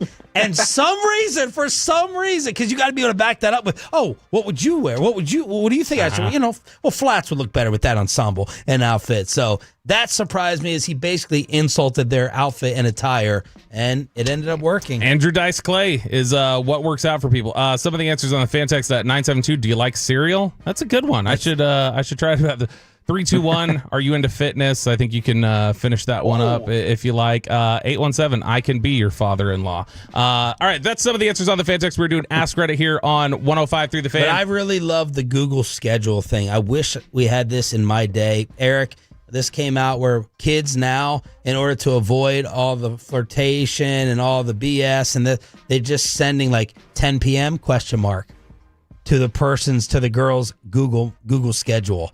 Like 10:30, and then you can be like, I was just playing around. I was joking. But then she might write back, accept invite. Yeah, dude. I heard you. When I heard you guys talking about this, I was like, wow, this is a whole other cheat code right now. This is crazy. I will say that goes along. That goes along with the one that I know. So it was like it would bat 15%, but it would work sometimes. I know a guy who just would always go, want to make out? Like, you just walk up to people, and most of the time it'd be like, you creep. But then it's like, I'm just gonna hit numbers. I'm gonna keep walking around, and somebody will say yes. Plant seeds. Somebody will say yes. All right, we're doing Ask Reddit here on 105 through the Fan. This is a perfect one for Sean Sharif, and Peyton, you're not going to be able to participate yet, unfortunately.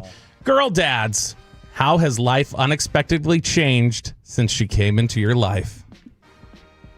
Good or bad? I mean, it's actually perfect for Eric. He's got 11 of them. Oh, no, it's perfect for you. It's a perfect chance for you to be honest and balanced AF. How has it changed? I'm not yelling at her as much. Number one, she doesn't listen. She smiles. She thinks it's funny.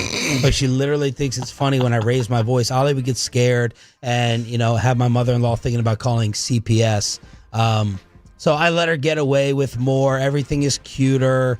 And, what's a dopamine? What were we talking about last week? Yeah. That's probably my dopamine moment is when she gets home from school and, she can't wait to run up to me. She does the glow. She's got that baby glow. That little baby glow, little smile. Yeah, that does it. Cheech, what changed for you the most unexpectedly? Yeah, I mean, just the wrapped around their finger nature. You think you're a tough guy who's like running the show, and it's like not really. Yeah. But then also the protective nature of you. Like I didn't grow up with sisters or anything. I just got brothers, so it was like just a total perspective shift. In like at all times, like in the house, out of the house, out in public, whatever it is, you're always in that what protective mode do I need to be in right now? Because that's just the nature of the beast with the girl. And I find myself feeling like a loser, like in middle school, where I'm wanting to win a popularity contest for my daughter's affection. Like I want her to have me as the favorite or run over to me first. So I'm like, how do I stay on top of the popularity vote? How do I stay on top of the wife here in terms of being the favorite? Dude, I'll tell you, there was an awful TikTok I saw yesterday. It's like dads reacting to their daughters putting on their Halloween costumes. And it's like the girls coming out wearing like stuff that's really revealing or whatever. And these dads, they just look so pissed. And people are laughing at it. And there was somebody in the comments who were like, if you're not the dad, you don't understand like how much they're dreading. Like I remember what I did to people like this, or how I used to approach people like this. Nobody's treating my daughter that way, and it makes you upset that like there you go off into the world. 972 literally tear up about the dumbest S. Yeah, that'll happen. Also, the older you get. 214, my daughter gives me the determination to be the man I want to be. 214, my ability to say no as a girl dad has virtually disappeared.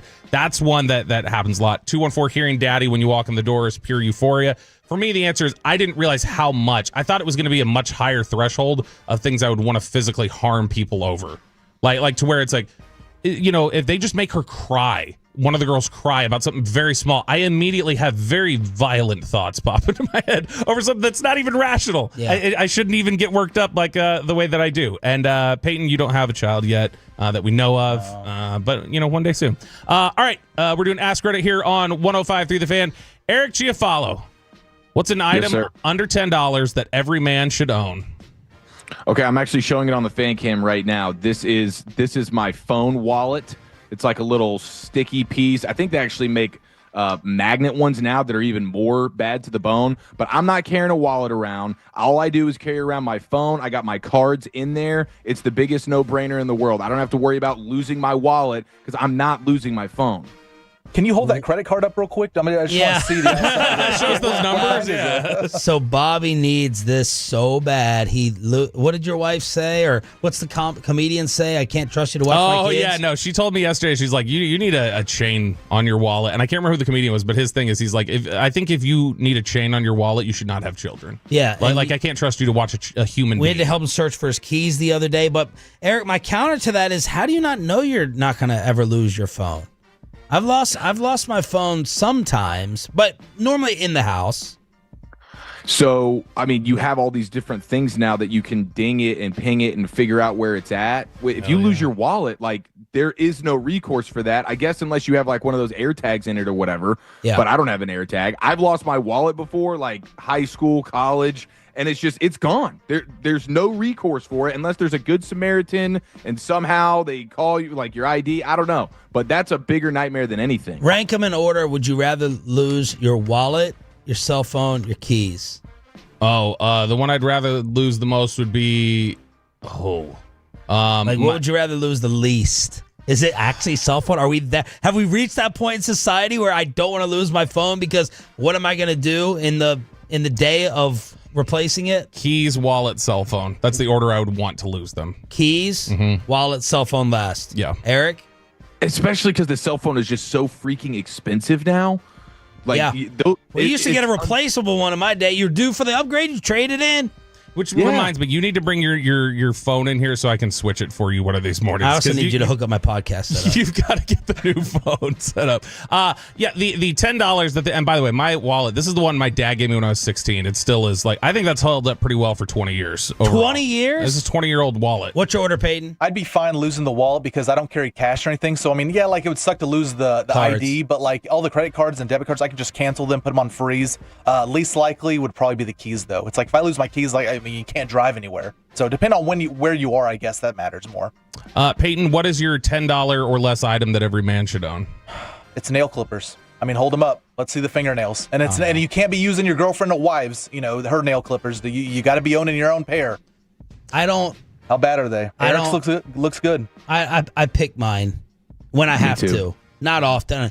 Nail clippers, to me, that's a little man card violation. There was something. I can't sit here with my nail. Well, you don't do it in public, you do it in private. Okay, yeah. No You're one right. sees you. You're right. How about RJ? Bassick grosses out my father-in-law. Bassick used to not be able to, if he was in here in crosstalk and chop his chewed his nails, he would look out the window. He wouldn't look over during crosstalk. I don't know how accurate this is. This is what Kristen claims. Yesterday, there was some question that I was reading that was what's the most disgusting habit your significant other has? And she smirked. I was like, what? She's like, you biting your nails? I was like, everybody bites their nails. You bite your nails. She's like, no. She's like, you bite your nails. And she's like, I will find just thick, long nails all over the house that you've bit off and thrown. I was like, I don't think I do that.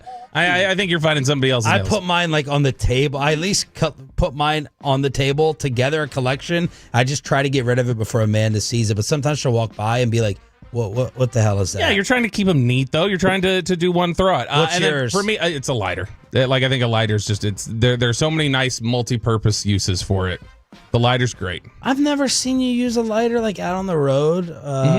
You asked me for one. It's a one Zippo. time. Yeah, I know. I didn't have it with me that day, but I've got Zippos and different things like that. It's just if power goes out, you got light. You can always get the thread instead of pulling something. How many people carry around and actually use the pocket knife?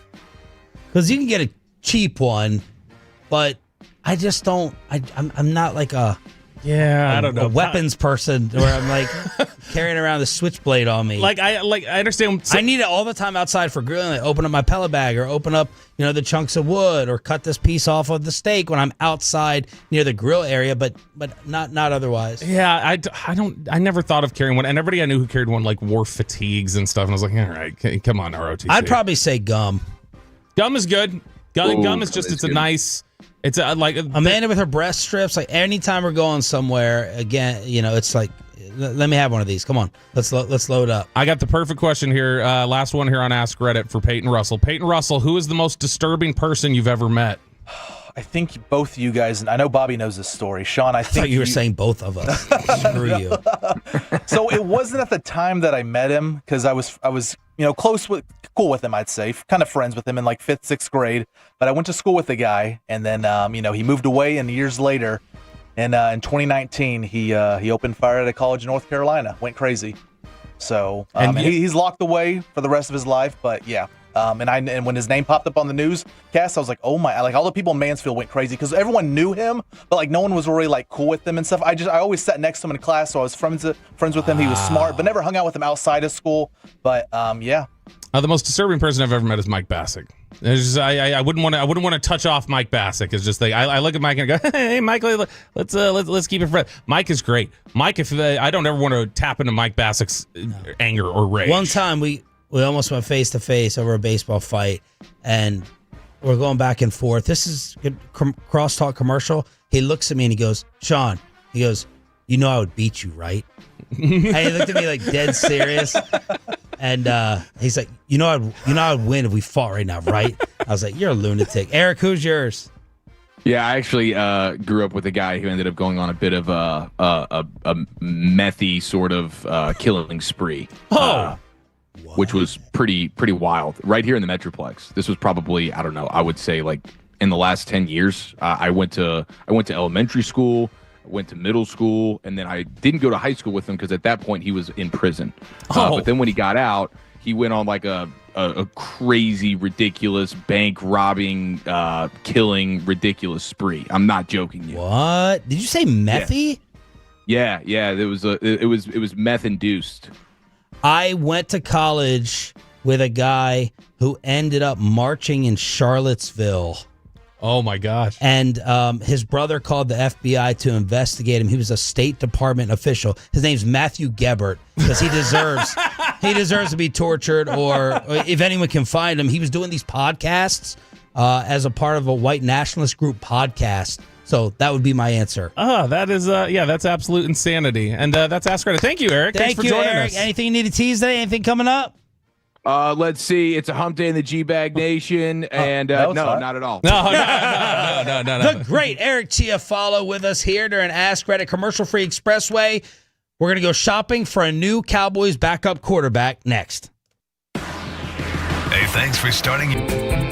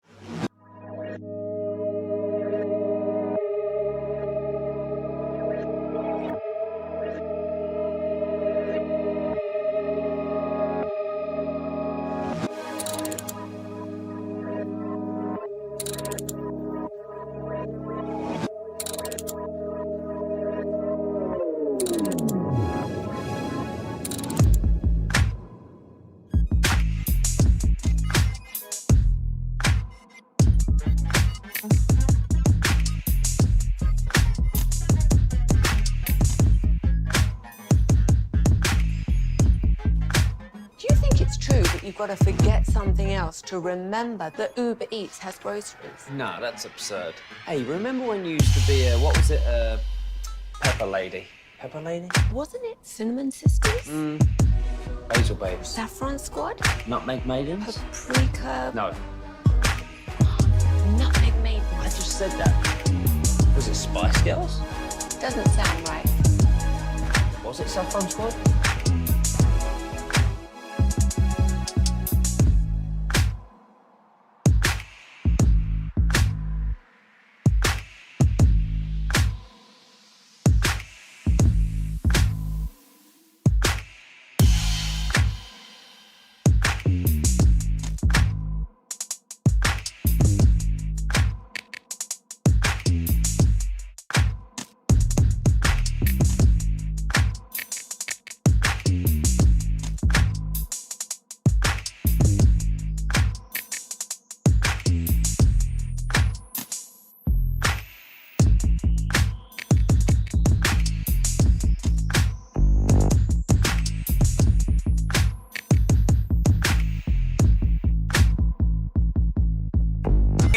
This is Sean and RJ on 105.3 The Fan.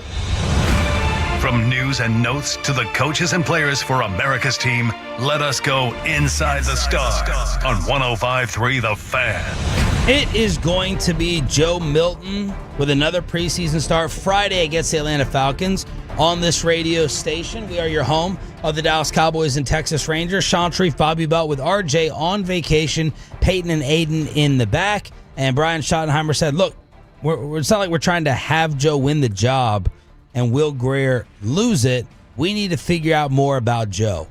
I would vote for Will Grier to start and play basically 3 quarters because I know that Joe Milton cannot be the number 2 to Dak Prescott right now. Who would you have it be in a perfect world, Bobby? Joe, Grier, or Dak? For this specific game, I'm cool with Dak getting a series or 2. And then after that, it can be Milton all the way. It's as long as you're not committing to, like, if it's him all the way, he's our backup. I feel like Milton is the one that does need the reps more than anybody else. And you've got to figure out what he can do and what he's capable of. Mike Florio, ProFootballTalk.com, came out with some possible names to go shopping for. Sign a free agent, option number 1. There aren't many out there. Carson Wentz and Ryan Tannehill are available. C.J. Beathard spent 2021 in Jacksonville with Brian Schottenheimer. While Beathard is available, could he be quickly groomed to serve as Prescott's number 2? Beathard would be the one that, if you're going in the free agent market, makes the most sense to me because he did spend time with Schottenheimer, like it references there, so he would have familiarity with language and certain things like that. The learning curve is less. It's somebody who's been asked to spot start a few different times throughout his career, so he's used to that kind of thing. Now, the Jets just worked him out the other day as they're investigating what their options are. I think Ben DiNucci was listed as a free agent the other day, but I think he just got scooped up by Atlanta. So we're going to see the Nooch heading into this game with his upside-down Dallas hats. But to me, Beathard is the one that makes the most sense. I don't have any interest at all, personally, in bringing Carson Wentz in here. Why? None. Because it's just he's shown consistently, like, he's just broken between the ears. And if you need a spot start, I don't trust that he's going to be able to handle what comes with that. Man, what a downfall. Mm-hmm. Yeah, that was the guy that, you remember there's the race to pay Carson Wentz because, well, we don't want to see what Dak's going to get paid. We got to pay Carson Wentz. He was, if not for that ACL tear, he was MVP. going to win MVP that year. Yes. And they go on to win the Super Bowl, and everything just changed after that. Option 2, trade for someone, but that has not gone well for the Cowboys in recent years. They sent a 4th rounder to San Fran for Trey Lance. They sent a 5th to the Patriots for Joe Milton, along with a 7th. So who would you trade for now? Lions backup Hendon Hooker. That would definitely fit the trend. It would make much more sense to call the Giants about Russell Wilson or Jameis Winston. The Browns could be interested in shipping Kenny Pickett or even Joe Flacco. The Vikings may be cooling on Sam Howell.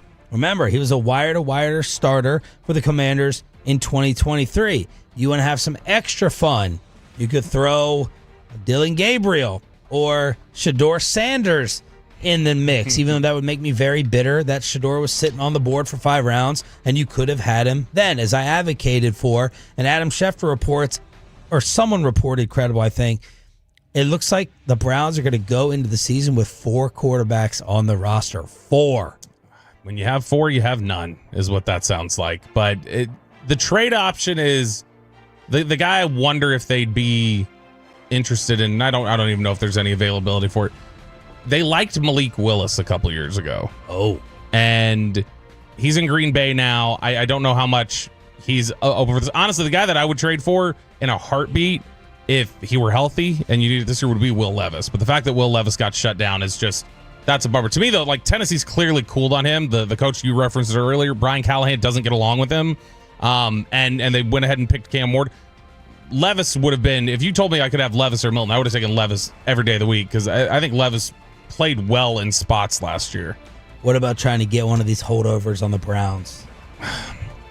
Gabriel just got a 3rd-round pick used on him. Yeah. Shedeur was a 5th.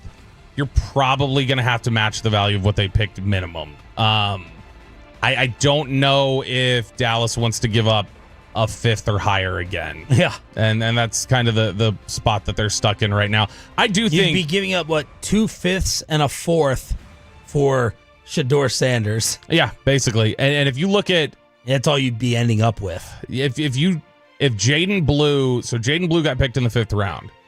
If Shedeur were still on the board when they picked in the 5th round, I think Shedeur would have been a Cowboy. I think they would have taken him over Jaden Blue. But it never presented itself in that round, and they didn't have the 4th rounder because of the trade. So it is something where I think Shedeur would be fine in here as somebody you could develop. I don't know that Shedeur's ready to step in and play weekly snaps in the NFL either, though. Option number 3 from Mike Florio, ProFootballTalk.com. You can wait. Rosters will be cut to 53 in a week. Someone will be available to claim on waivers or to sign as a free agent. And option 4, they can hope Prescott doesn't get injured. Then again, he missed 11 games in 2020, 1 game in 2021, 5 games in 2022, 9 games in 2024. They are on notice that Dak could be injured again and miss some time. Now, you have a lot of people, Bobby, say, why are you guys, I got this from a few Tolos, and I think RJ would be saying it right now too. Why are you wasting so much time on this topic? Why are you discussing backup quarterback so much? Because if Dak Prescott goes down, you are screwed. Well, my answer back to that is, you got to tell me how many games Dak misses. Mm-hmm. Yeah, you're right if Dak misses 12 games. If Dak misses 9 games or half the season like last year.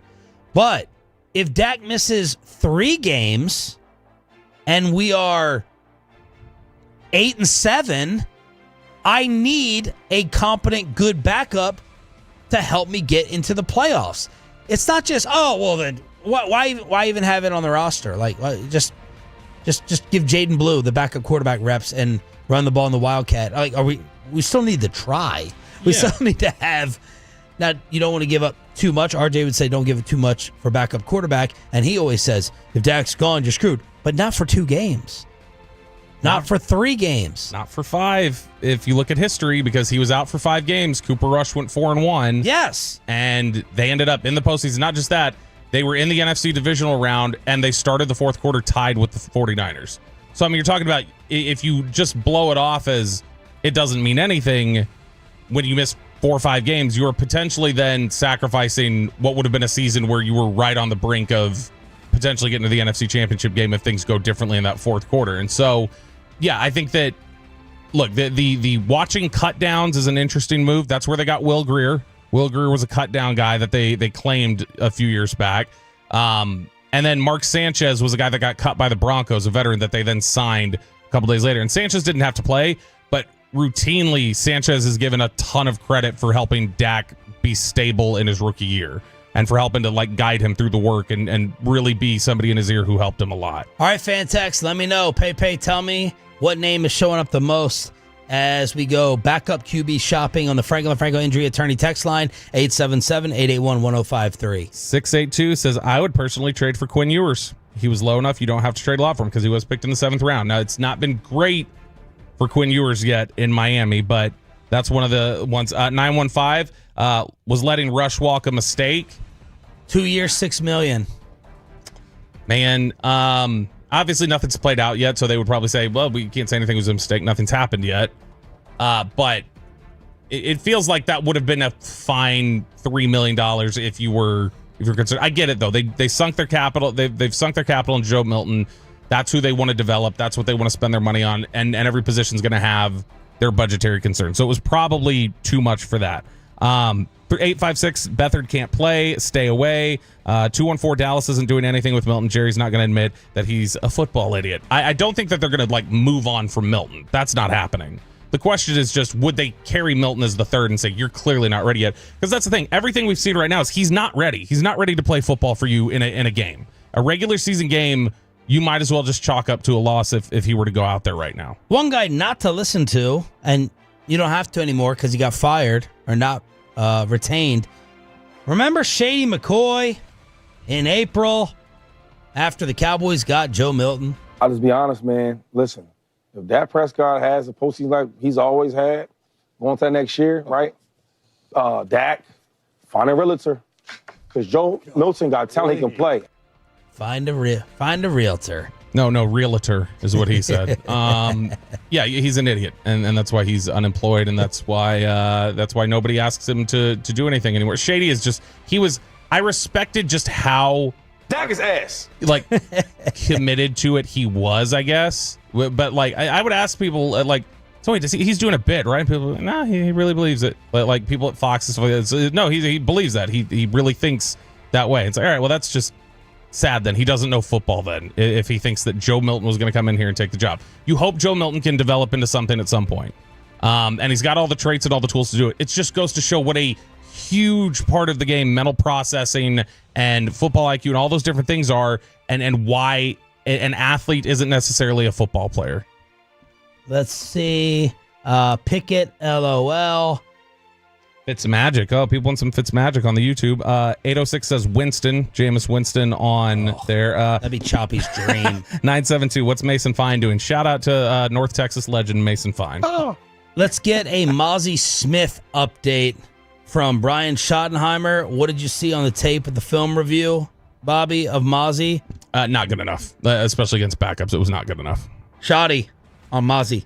Mozzie did some good things. He did. There was a play I showed to the group today where it was a gap scheme, and Patrick, he kind of shot up the field, played attack front, and kind of fish hooked the defense, the center blocking back, and then T-Wheat looped around. It's the consistency thing. What I've learned in my time is, when you're a first-round draft pick or you're a high-paid free agent, there's pressure and things that comes with that. And not that Mozzie feels that pressure, but Mozzie wants to do great, and Mozzie wants to be a great player, and Mozzie can. But what he has to do is he's got to be more consistent. And that great play that I just described, where he's getting his second step in the dirt and he's fish hooking the center and he's basically destroying the line of scrimmage and allowing T-Wheat to come on, that's got to be the standard. Not okay, I did that, and then for 2 plays I'm kind of not holding the point as strong as I need to.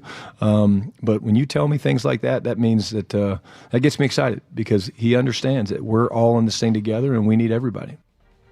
It's just been so disappointing to the point, because you look at him and you go, okay, he's got physical tools. It's flashed at times. Last year, you had a couple different games. If he could play the NFC East every time, he'd be great. Like the NFC East, for some reason, his games have been okay there. But it's way too inconsistent for a guy that was supposed to, entering year 3, be ready to contribute in a meaningful way. Is the G-Bag Nation about to be in Texas Rangers trouble again? PP in the Morning has the latest audio next.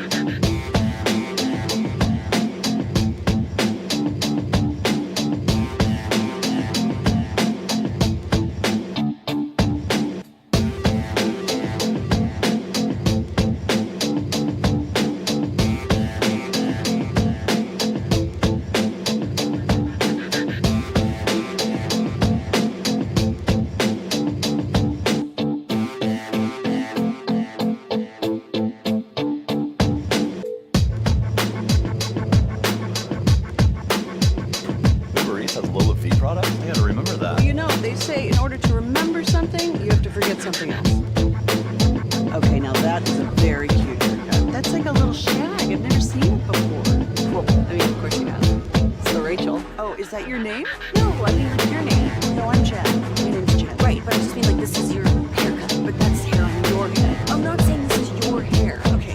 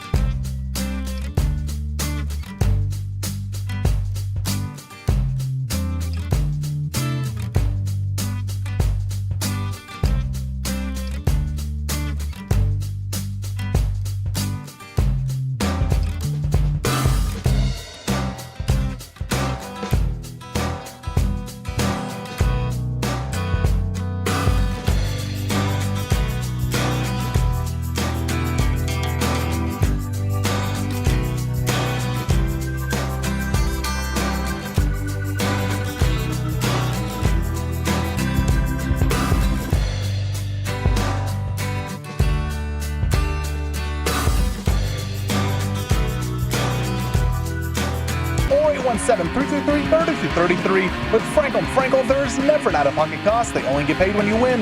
Frankel & Frankel, the go-to contract attorneys in Dallas. A lifetime .251 hitter hitting .300, and the linesman down the left field line hooking at the foul pole. It is gone. It stays just inside the pole. And the Royals lead it 4-1. It's their third home run of the game. Well, congrats to Peyton Manning. He has found himself on the most toxic show on The Fan, and there's no number two. He put together the single worst 30 minutes in live radio history. That is right. It is PP in the morning every Tuesday at this time, and the call you heard right there on this very station last night, Eric and Matt. The Rangers did fall to the Royals last night, 4-3. Rangers dropped to 62-64 on the season. They are now 6 games out of the American League wild card. Not much going for them early on. They tried to mount the comeback. They got robbed. Sean, the call at the plate. Jock Peterson should have been safe. Rangers fans caused a little uproar on social media last night, but they'll be back in action tonight. First pitch 6:40, pregame at 6 o'clock. He said the call at the plate. I thought he said they call it the play. Like he was already trying to say there was lore associated with it. I don't like what you do with him. You are no broadcasting expert with the way you talk. I thought he just said the call. I thought he said they call it the play. He's waiting. He's like the abusive verbal husband who's just waiting to jump on you when you walk in the door. You are no Edward R. Murrow, so you don't need to be laughing at anybody. And Choppy, whenever I do something, and he's like, gives me this look. Shut up. Results are results, Sean. Shut up. What? Results are results, Sean. Yeah. So that tie-in right there. 07 LeBron leading the way. Ties into our first story of the day. Look, the G-Bag Nation, they have doubled down on Rowdy Tellez. They continue to bring it up. You know, we've seen the Instagram post and all the social media posts about this Rowdy Tellez interview. That's gone viral. It really has. We played the audio of Scott Braun talking about it that Bobby loves. But Zach and Eric of the G-Bag Nation released their new song. Yeah, let me stop you for a second. I'm like we always do on this show, take you behind the scenes. So this is where I thought things were. Interview happened.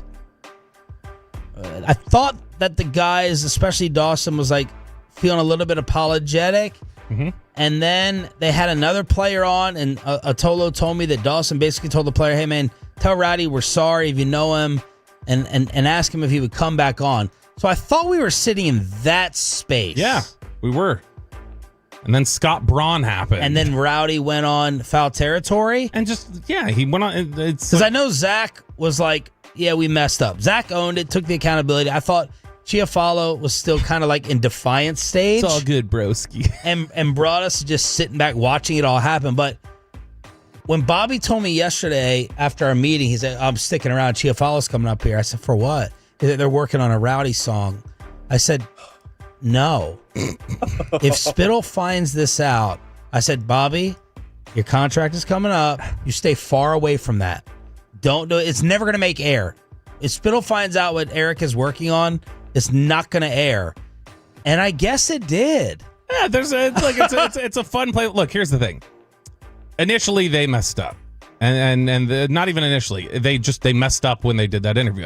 We got thrown into it. Ranger Nation on Instagram put up a series of posts, and for some reason, instead of taking the interview from the show that did, we always catching strays for trying to be good teammates around here. We caught Dak Prescott strays for the KNC interview, and Ranger Nation put up our show picture when they were replaying.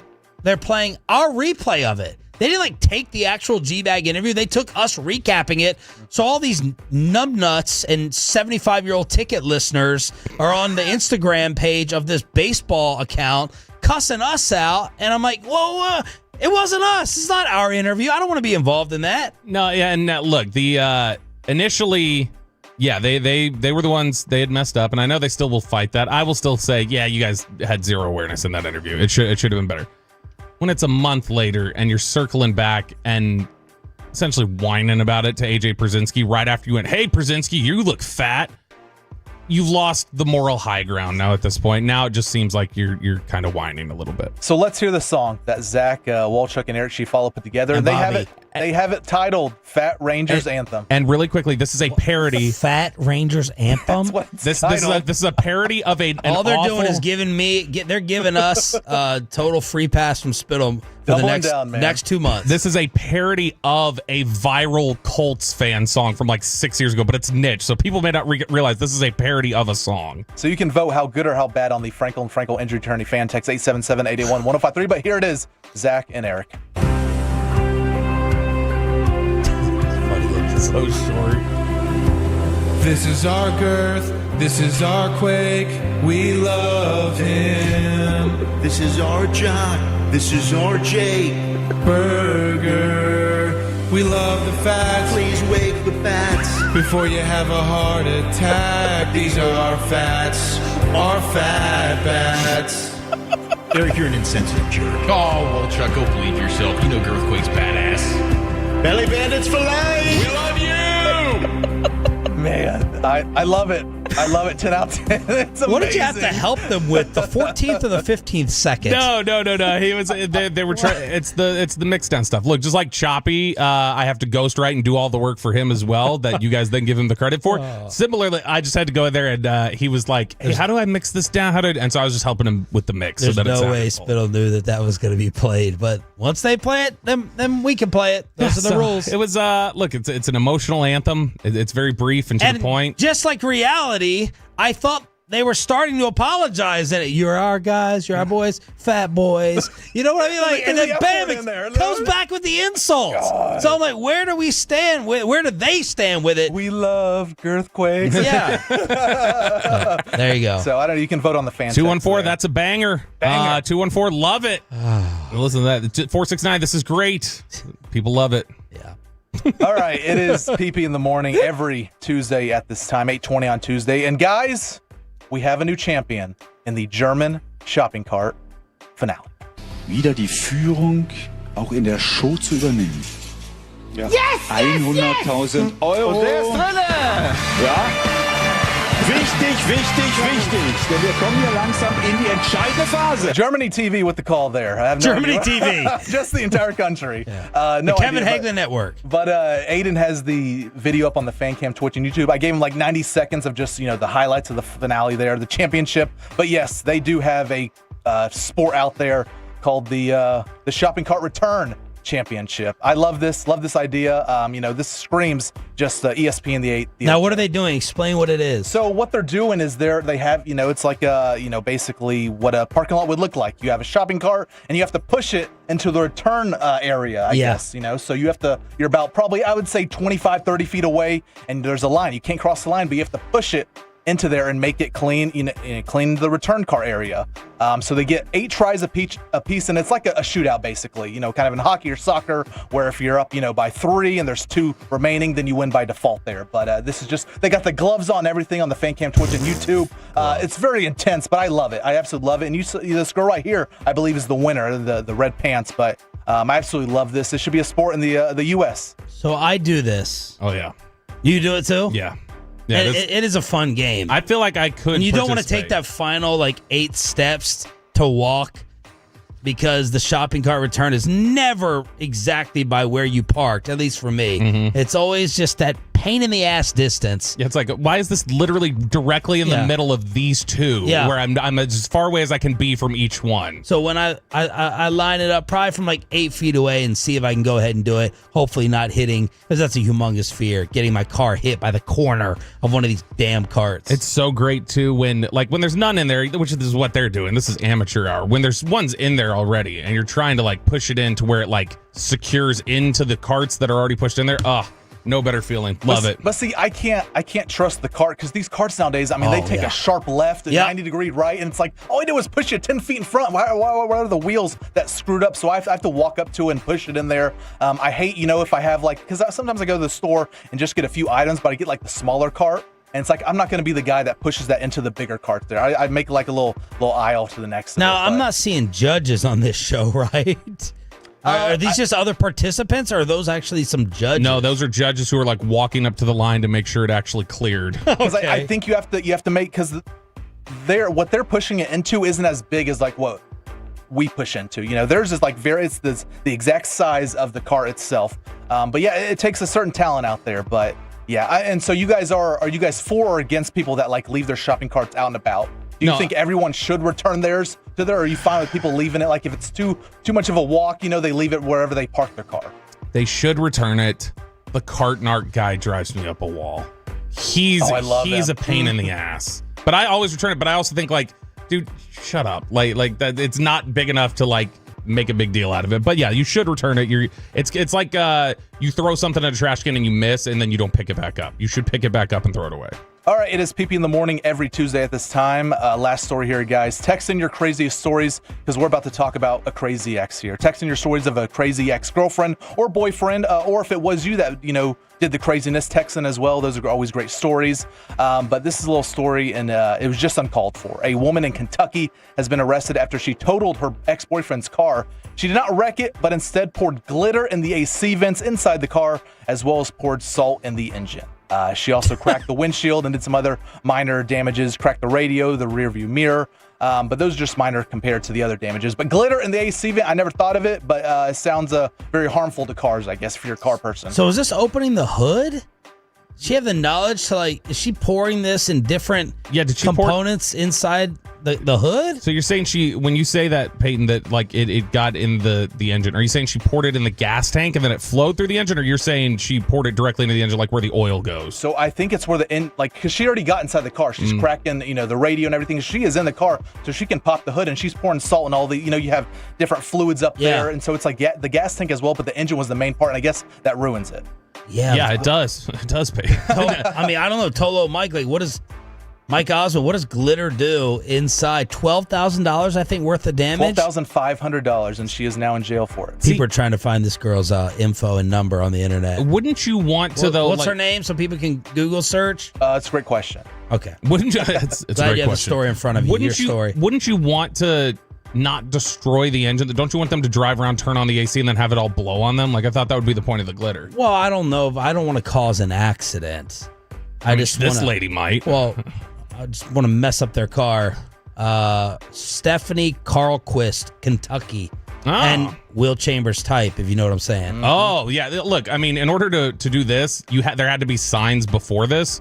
And for him to be in the relationship with her that long, she has to look like Will Chambers type. Now, have y'all had any crazy ex stories that you want to air out there? Or are you the crazy ex? Sometimes, the shoe fits both ways, Bobby, you go. I've never been the crazy. I haven't dealt with I've dealt with toxic people, but none of them who did something. Yeah, I was never one that they were sorry to see go. And so they weren't like, I got to get him back. Yeah, I think my Jeep was keyed by someone. I don't have proof, but I don't know why anyone else would want to harm me. I'm such a funny and lovely Is it individual. still got a mark on it, or did you get it fixed? No, it's the key. I've never noticed it. Yeah, I had someone that I blocked figure out how to leave me a message on my Amazon Alexa. That's insane. Yeah. I woke up, I ignored this individual, woke up, and she, I guess, remembered the DFW security code to get into my house. I woke up, stayed in the room. Yeah, there's been some crazy. Hell yeah, Stephanie Carlquist. Hell yeah. And she's smiling in this mugshot, dude. She looks happy. So I don't know whether it was Grok or AI. They made her move or laugh in the mugshot. Can you just say, Grok, make her move and laugh crazy? Oh yeah, you saw what AI could do last night. So yeah, the AI they'll do just about anything. PP in the morning every Tuesday at this time here on Sean and Bobby. Choppy out on vacation, but no one can top Choppy's crazy stories when it comes to exes. Where things stand with the 53-man after Saturday's loss to the Ravens, and do we have a Micah Parsons divorce around the corner? That's next in Below the Belt, 105.3 The Fan.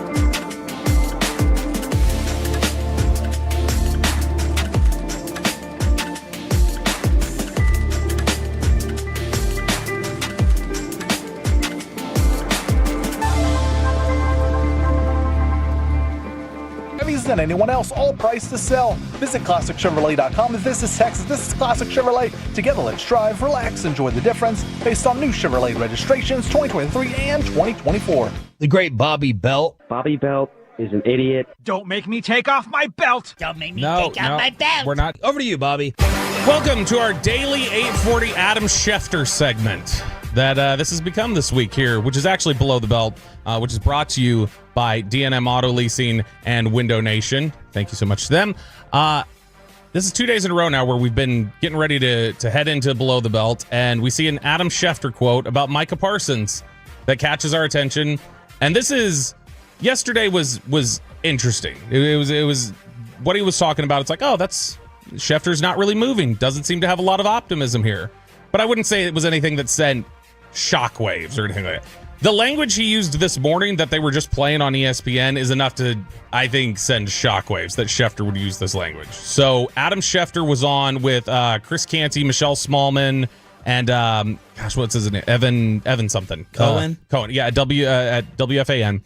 And they were talking with Adam Schefter about the Micah Parsons situation, and he used some pretty ominous language in describing where things stand right now. For all I know, the two sides decide to sit down at the bargaining table and they hammer out a deal that makes Micah the highest paid non-quarterback in NFL history. Could that happen? Yes. There's zero indication, that that's going to happen, that there's going to be a reverse. And it sounds like at some point in time, whether that's now, after the season, after 2 seasons, it sounds like the two sides are headed towards a divorce. That's significant. For Adam Schefter to willingly say publicly, this sounds like a divorce, whether not necessarily it's going to happen now, but like you know how you can know a couple, and you see the couple and you're like, they're not getting divorced now, but it's coming, and I know this break is coming. Schefter's basically telling you he's looking at this couple and going, "Yep, they're not long. This is not gonna." Yeah. And I can't remember him ever saying anything similar about any of these other contract situations the Cowboys have had. Wow. That's meaningful. And that's, I think, the important language there, the important distinction when he says whether it's a year or 2 years, basically what he's saying is no long-term contract. He's not saying they'll trade him tomorrow, but basically that sounds like no long-term contract. This is what we've thought about. This is what we've talked about. The idea that if he starts this season, I think he'll show up and play is what I think will happen. And when he shows up and plays, though, I think he'll say, now that the season has started, done. We're not talking about this anymore. And so he's going to end up playing on his 5th-year option year. If he plays on the 5th-year option year, I would, if I were allowed to bet, which I'm not, if I were allowed to bet, I would put money on Micah Parsons gets dealt somewhere in the spring and that they grant the request. But this is what we've talked about, that he clearly, I think he wants out. This is not just a leverage play at this point. I think there is a feeling of wanting to end this. Yeah, so like my media source hat goes on. Let's just say Schefter got this from Micah's agent. Mm-hmm. How do I know that this isn't like just having Schefter repeat a message that they want out? I would think that if Schefter were just repeating a message, it would be trade us now. It would not be a year or two. A year or two sounds like he's reading tea leaves out of Dallas to me. If I'm looking at, because at that point, if it's a year or two, that you're talking about what is in Dallas's control and not in Micah's. At that point, you're talking about how long Dallas wants to drag this out with a franchise tag or have him play out the year or do whatever else. That sounds like, and I don't want to put words in his mouth, but for Schefter to say the two sides are heading towards a divorce, whether it's a year or two from now, that to me sounds like Schefter's getting the sense that the Cowboys are relenting a little bit on this. He's not going anywhere. Yeah, and I also think that, their arrogance is he's going to play, and I can fix this at any time. I think Jerry Jones believes he can fix any relationship through his communication and charm at any time and moment. That he can talk to Micah Parsons the day before the Philadelphia game. They can get something done, and Micah will just be happy as a clam because you're making $45 million a year. Or during the season, I got 20 weeks to repair this relationship. You go out and play, you're going to get $24 million. And whenever I decide to turn on the charm, I will, and Micah will be fine. Because that's usually, it sounds like that's kind of what happens around here. If I was Dak Prescott, total guess, I don't know anything. I think there's probably like 3 to 5% in Dak and CeeDee's mind that didn't forget the way it happened. Sure, I would imagine, yeah. You know what I mean? Like someone like Choppy, and there's a lot of people like that versus the opposite side. You eventually pay that check, like, I'm good. I'm fine. You giving me $40 million? I love you again. But if it's me, I'm not going to forget the way you negotiated, the things you said about me, the fact that you didn't make me feel like the best player on the team. And I don't want to continue to have a long-term relationship with you. And that's the money, the check being written that I eventually wanted. It's not just going to flush everything that happened. That's me. Yeah. I always talk about morale, like in buildings. Whether there's multiple people who don't have their contracts done. There's multiple people who feel underpaid. What does that do? Does the company care about the morale?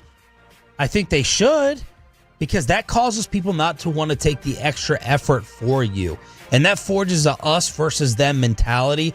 That is what I'm worried about with the Dallas Cowboys locker room and Micah Parsons with his teammates. That I'm worried about that. It can't be a positive. It's either going to be a no effect or negative effect. It's not going to be a positive that Micah is going through this during the year. Yeah, and I think when you talk about probably, it's just human nature. I think it's a fair assumption to say anybody who's gone through those negotiations didn't forget it. Because again, that's just human nature to like, you'll always think back on it a little bit of like, yeah, we seem cool now. But like, when it came down to it, I didn't like that. So I think it's natural to think that way. I think this one, the reason why this one is so different is because whether they are right or wrong, because we don't know, it's he said, she said, basically at this point. But whether they're right or wrong, this is the first time the Cowboys, it feels like, have been on the other side feeling like they've got something they're not going to forget in negotiations if you didn't honor it. And that's what I think is the dangerous element to this, where they might just go, okay, all right, let's play this out then. We've had our growing pains already when everything was all good, and now when it's on the line, we've got this issue. And don't forget Stephen Jones months and months ago. Ian Rappaport wrote the recap, or NFL Network, where Stephen was like, could you kind of listen to a Micah deal? That's not what I just said. A Micah trade-off, right? Maybe. And he was basically talking about not wanting to invest that much money in 3 players, which RJ would tell you, and a lot of people would say, is not smart team building. If you traded Micah Parsons for 2 firsts, a second, and a third, and didn't have to pay him $45 million, there'd be a lot of Cowboy fans saying that is a smart move for depth and not tying up all this money for someone who may not show up in the biggest games, in the biggest moments, or playoff games. That is a critique inside those walls in Frisco. That is something that they talk about and wonder about. His big game performances. And even, let's say he even shows up in big games. There is still a philosophy that a lot of teams approach that say, how wise is it to pay anything that does not go towards passing the football? Like whether it be our quarterback, our offensive line, or our receiver, like what we want to invest our biggest amount of capital into are the guys that are going to move the football. And so now, Mike, you could say, well, he's part of the other side of stopping that. He's part of stopping the bleeding a little bit. I think that this, though, it's a hesitancy not only to pay. I think it's more about not wanting to reward in their mind what they felt like were bad faith negotiations or whatever. Again, whether accurate or not, I think that's their perspective of this was done wrong. This was not handled the right way. We had an agreement. We had a deal. Tried to go back on it. We're not going to honor this. We're not going to reward this. So reset what Schefter said. Adam Schefter says that he believes, it sounds like, that the Dallas Cowboys and Micah Parsons are headed for a divorce at some point, whether it's now, a year from now, 2 years from now, that eventually they will not get a long-term deal done. Troy Aikman and Joe Buck were discussing this saga last night on Monday Night Football. Then the other side is, if you're Jerry Jones and the Dallas Cowboys, how do you try to win or be great without Micah Parsons? Well, you can't be. That's his leverage. His leverage is they can't win without him. And I know injuries occur and all of that, and you go out and you play. But the defense, I do think this. I do think the Cowboys are going to be better than what a lot of people project. I saw something where, the pundits think that the over-under is 7.5 wins on the Cowboys. I think they're going to be much better than that. I think they got a chance. I like what Brian Schottenheimer has shown in training camp and going into the year, and they've got some things that I like about the team in general. But without Micah Parsons, I just don't think they're going to be able to slow anybody down. I mean, he's a total game wrecker, and he's proven that, and he's certainly worth every penny that he's ultimately going to get paid. The longer it goes, the more money he's going to make. So I wouldn't stress too much if I was him, but that essentially is the only leverage. Now, what are the Cowboys going to do? You think I know the answer to that? I don't think anybody knows what Jerry's ever going to do. So below the belt, once again, hijacked by an Adam Schefter update with the word divorce mentioned. Tommy Yarsh, DallasCowboys.com, will join us at 9:20 to preview the open practice tonight. Open to the Tolos, and Brian Schottenheimer says it's one of the 2 practices this week. He wants to see them kick each other's ass. It's a documentary Tolo Tuesday because we have the director of The Gambler, the Jerry Jones Cowboys Netflix that just dropped earlier this morning. The director of The Gambler, McLean Wade, joins us on Sean and RJ on the Fan Cam, Twitch and YouTube next.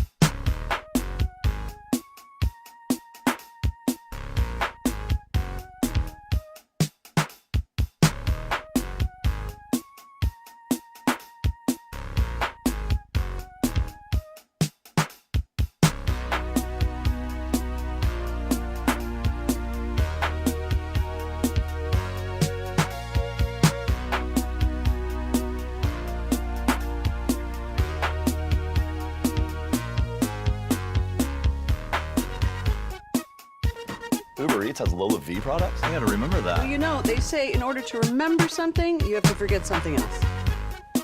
Okay, now that is a very cute haircut. That's like a little shag. I've never seen it before. Well, I mean, of course you have. It's the Rachel. Oh, is that your name? No, I mean, like, your name. No, I'm Jen. My name's Jen. Right, but I just mean, like, this is your haircut. But that's hair on your head. I'm not saying this is your hair. Okay, freaking me out a little bit.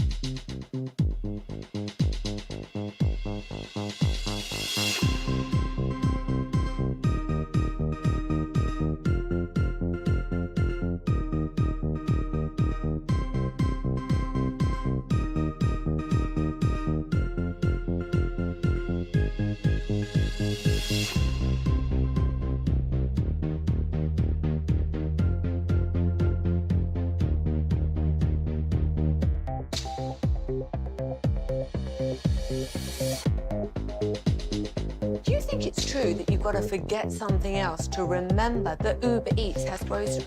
No, that's absurd. Hey, remember when you used to be what was it? Pepper Lady. Pepper Lady? Wasn't it Cinnamon Sisters?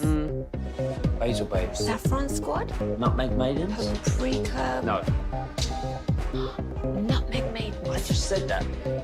Is Sean and RJ on 105.3 The Fan. Final hour, fist pump time on the Fan Cam, Twitch, and YouTube, and we are joined by a special guest here on Sean and RJ. Choppy's out on vacation in Michigan. We got our Cowboys insider, Bobby Belt. We got Peyton and Aiden in the back, and I know what I'll be doing when I go home today. I will be binge watching America's Team, The Gambler and His Cowboys on Netflix. It came out. What time did you wake up this morning to look for it? 4:30, and I watched. I got through the first 20 minutes, 15, 20 minutes. The director, McLean Way, is joining us live on the home of America's Team, 105.3 The Fan, and he's on the Fan Cam, Twitch, and YouTube. Good morning. Thanks for joining us. Hey, happy to be on. Thanks for having me on, Sean. Bobby, excited to talk Cowboys and America's Team, Gambler and His Cowboys. It's going to be fun. So there's been so many documentaries and NFL networks and ESPN Sports Centuries and pieces done on the Cowboys and the divorce in the 90s. What separates this one, McLean? What makes this different? Yeah, I think what initially drew us was just the full access to Jerry and Jimmy. And it's like, I know that they have talked individually about their relationship, dating back from when they were 17 years old to teammates at the University of Arkansas, to winning back-to-back Super Bowls, and then, of course, Jimmy's firing and him leaving the Cowboys. But I had never really actually heard them talk together about it at length. Like, yeah, they had done kind of small little Fox segments here and there, but I was really excited about the opportunity to sit down with, we interviewed Jimmy for, I think, about 7 hours one day, and we probably spent, 3.5 hours talking about his relationship with Jerry Jones. And Jerry, we interviewed for almost 40 hours. So the opportunity to really dive deep and have these guys do what we call the post-mortem. Let's do a post-mortem on your relationship all these years later. And they came up with some, what I like to think are really interesting and thoughtful answers. There's always going to be disagreements between these guys. If you get them in the same room and ask them who deserves credit for the Herschel Walker trade, you're going to get two different answers to this day. But a lot of them, a lot of times they expressed a little bit of regret and a little bit of responsibility and a little bit of accountability, while still acknowledging kind of the amazing things that they accomplished together. So that was really what drew us to this one from the get-go. Do you get the sense that they like each other today? I get the sense that they have reached a spot which, I personally admire, which is they can acknowledge that they will have disagreements from here until the very end. They are never going to agree over certain things, but that's okay. And they say that's okay. And they can still have a relationship that's built on respect and admiration, and they can be in the same room. And honestly, they can actually have a great time together. It reminds me of, I co-direct with my brother, and there's probably going to be some things that we never agree on, but he's still my brother, and we can still have a relationship, and we can still kind of work together. And I do see similarities between that and Jerry and Jimmy. After hearing it just yourself, this is just the opinion of McLean Way. Yeah. Who do you blame for the divorce? That's a great question. I ebbed and flowed throughout the 2 years of this relationship.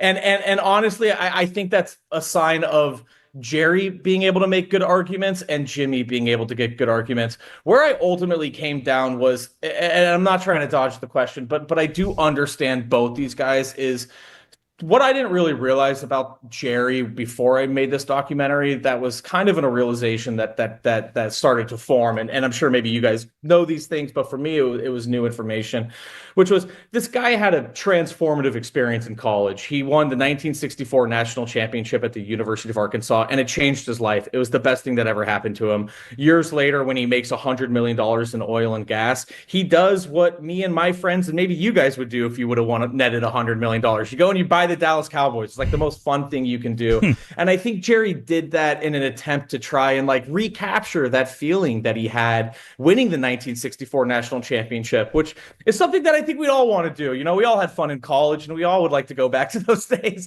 and relive those. And I don't think Jerry was any exception.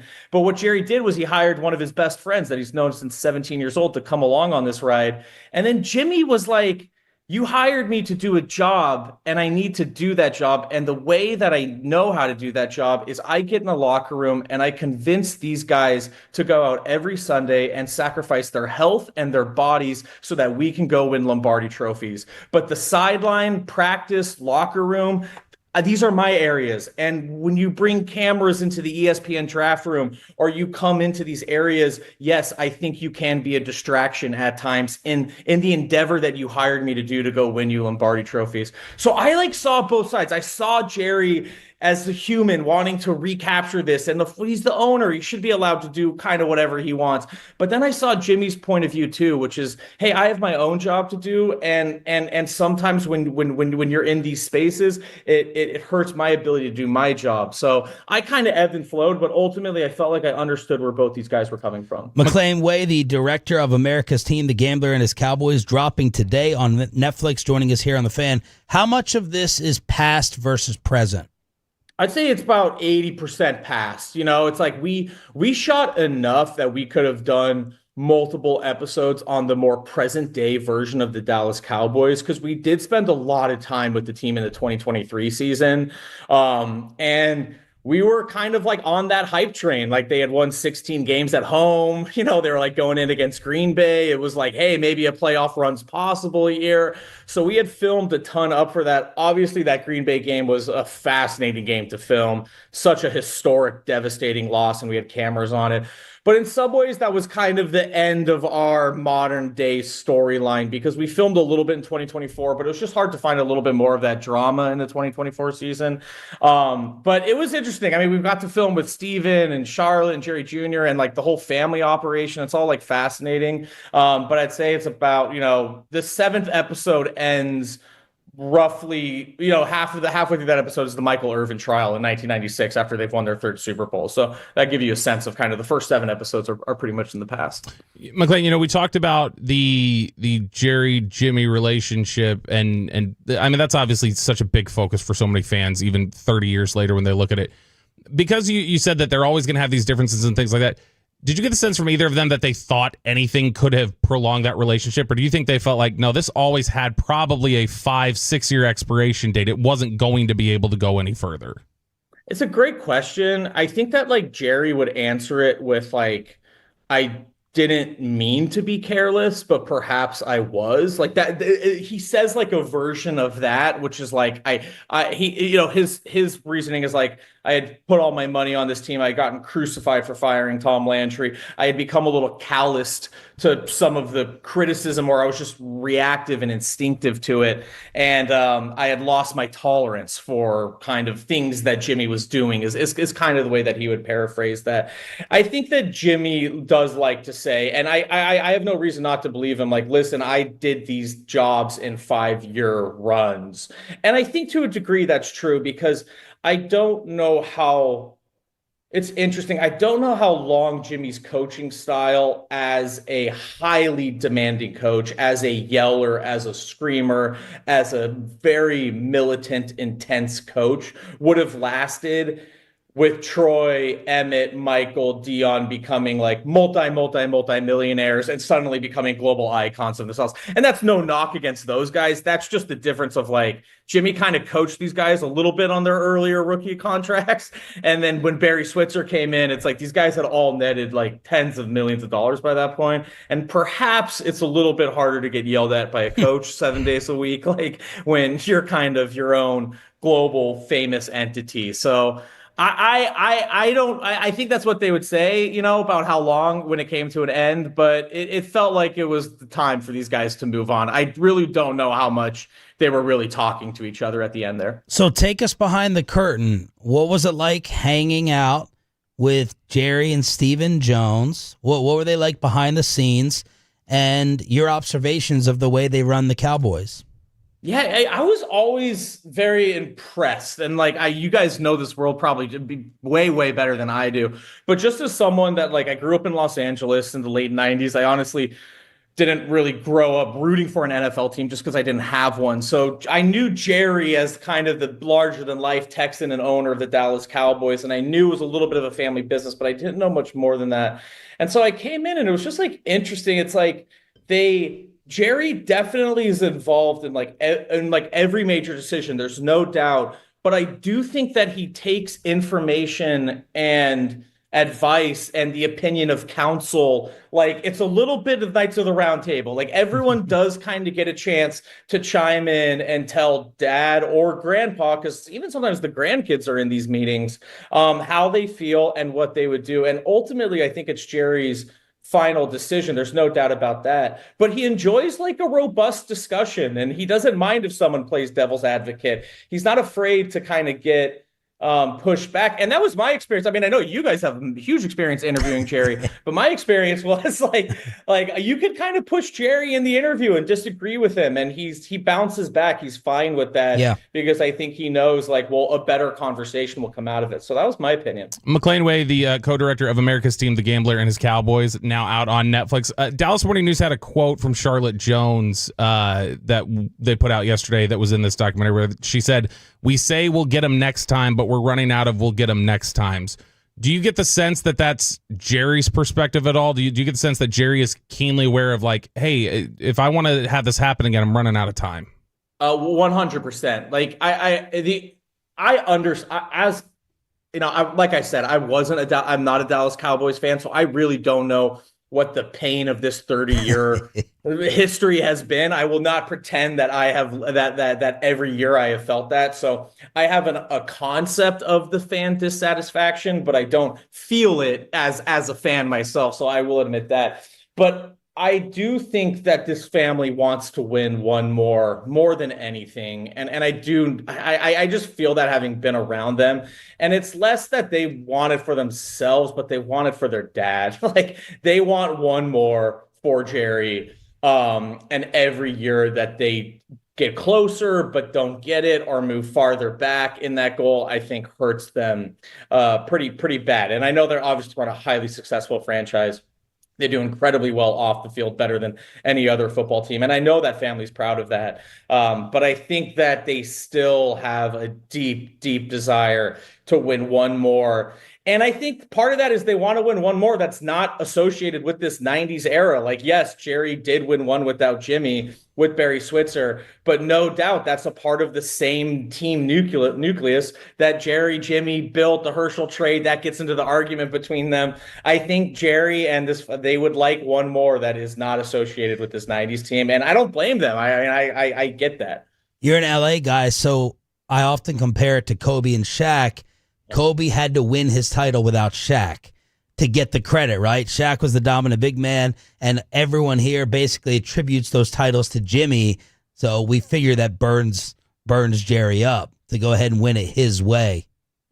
100%. I mean, I think that's like obviously a large portion of the documentary is like you get to kind of hear from both sides about the things that Jerry did. And no doubt, I think that sometimes I do think that Jerry doesn't take, and I know this might shock your listeners, but enough credit for some of the things that he has done and did do. And I used to always kind of look at it a little bit like, you know, it's like All Jimmy wanted to do was win Lombardi trophies, and I get that endeavor, but people like Jerry Jones make those Lombardi trophies mean something because they build massive fan interest and they build the value of this game and they get people talking about it and what we're doing right here. Like, I've made so many other sports documentaries on different sports that this was my first football documentary. It made me just, from an outsider's perspective, appreciate just how important football is. It's the only thing that really matters in our country in terms of television ratings or viewership. It's the unicorn that drives the entire business that I'm in. And I do think that Jerry has a significant part of that. And I get people that just want to win Lombardi trophies, but you also need a massive amount of human beings to be interested in those Lombardi trophies. And I think that Jerry Jones played a significant part of making these things mean something. Like, it's why we talk about these things and why men make such deep, deep sacrifices to go win them. We know you got to run, so this is the final one. Was there anything, based upon the other sports documentaries you've done and following them around, where you said, that doesn't add up? Now, the 30-year drought makes sense maybe because of this, or a big surprise that caught you off guard that may have, contributed to the Cowboys coming up short in following them for a couple years? You know what? I think that there's a couple things that come to mind. One is that I always heard from everyone, because we talked to so many Dallas reporters, like, God, you can say anything about Jerry Jones. You can say anything about Jerry Jones.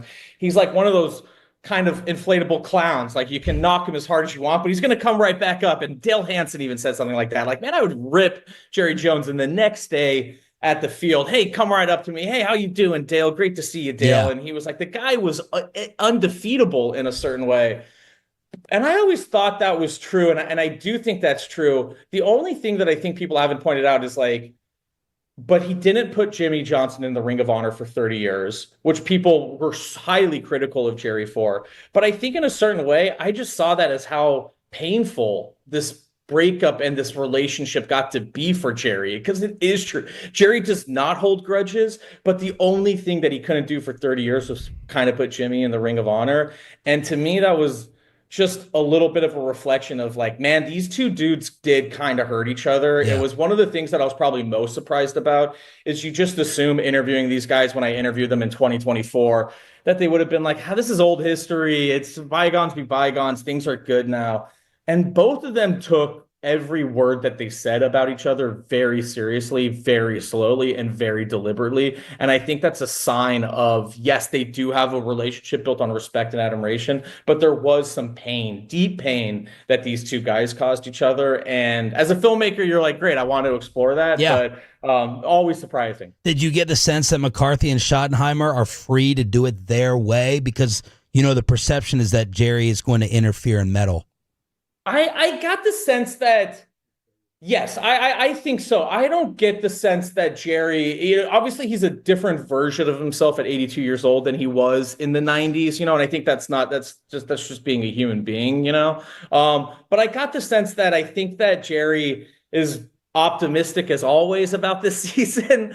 The kids told us a funny anecdote where they were like, man, you would think that Jerry would be the one that would be the most disappointed the day after our season's end, but he's always the one that picks up the phone call and calls us first thing in the morning and tells us to get back on the horse. So Jerry was always interesting like that. The year that they went 1-15, everyone talked about that just being the worst year of their life, the worst year of their life, the worst year of their life. And honestly, it was kind of hard to get Jerry to say it was the worst year of life. He kept being like, I don't know, I was so happy to be in the NFL. It was like, I got one win in 1 year, and I got that game ball, and I kept my 1-win game ball. Yeah, he was just kind of on cloud nine. So sometimes Jerry's like that. When you think he's going to say one thing, he says the other. Hey, man, we could have you for the entire hour. You're absolutely tremendous. Thank you so much, and congratulations. We'll all be talking about it and covering it this week.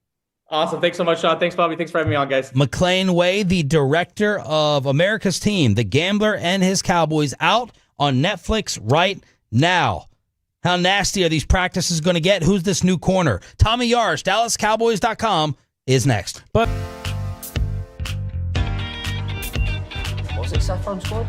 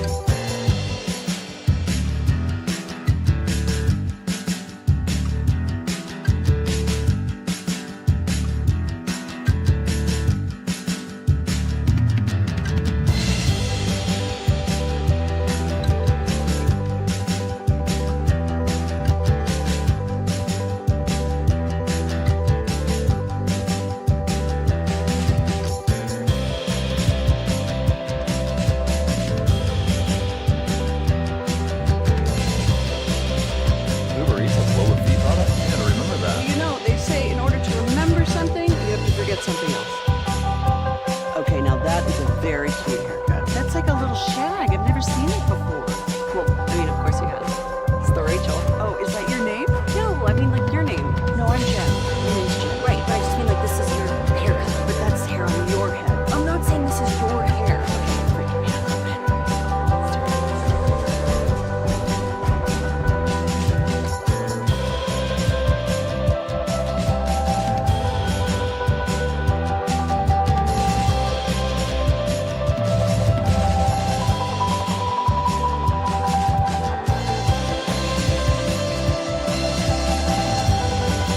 And Jewelers, Franco and Franco. If you've been injured in a car or truck wreck, call Franco first. 214-4817-3333-3233. With Franco and Franco, there's never an out-of-pocket cost. They only get paid when you win.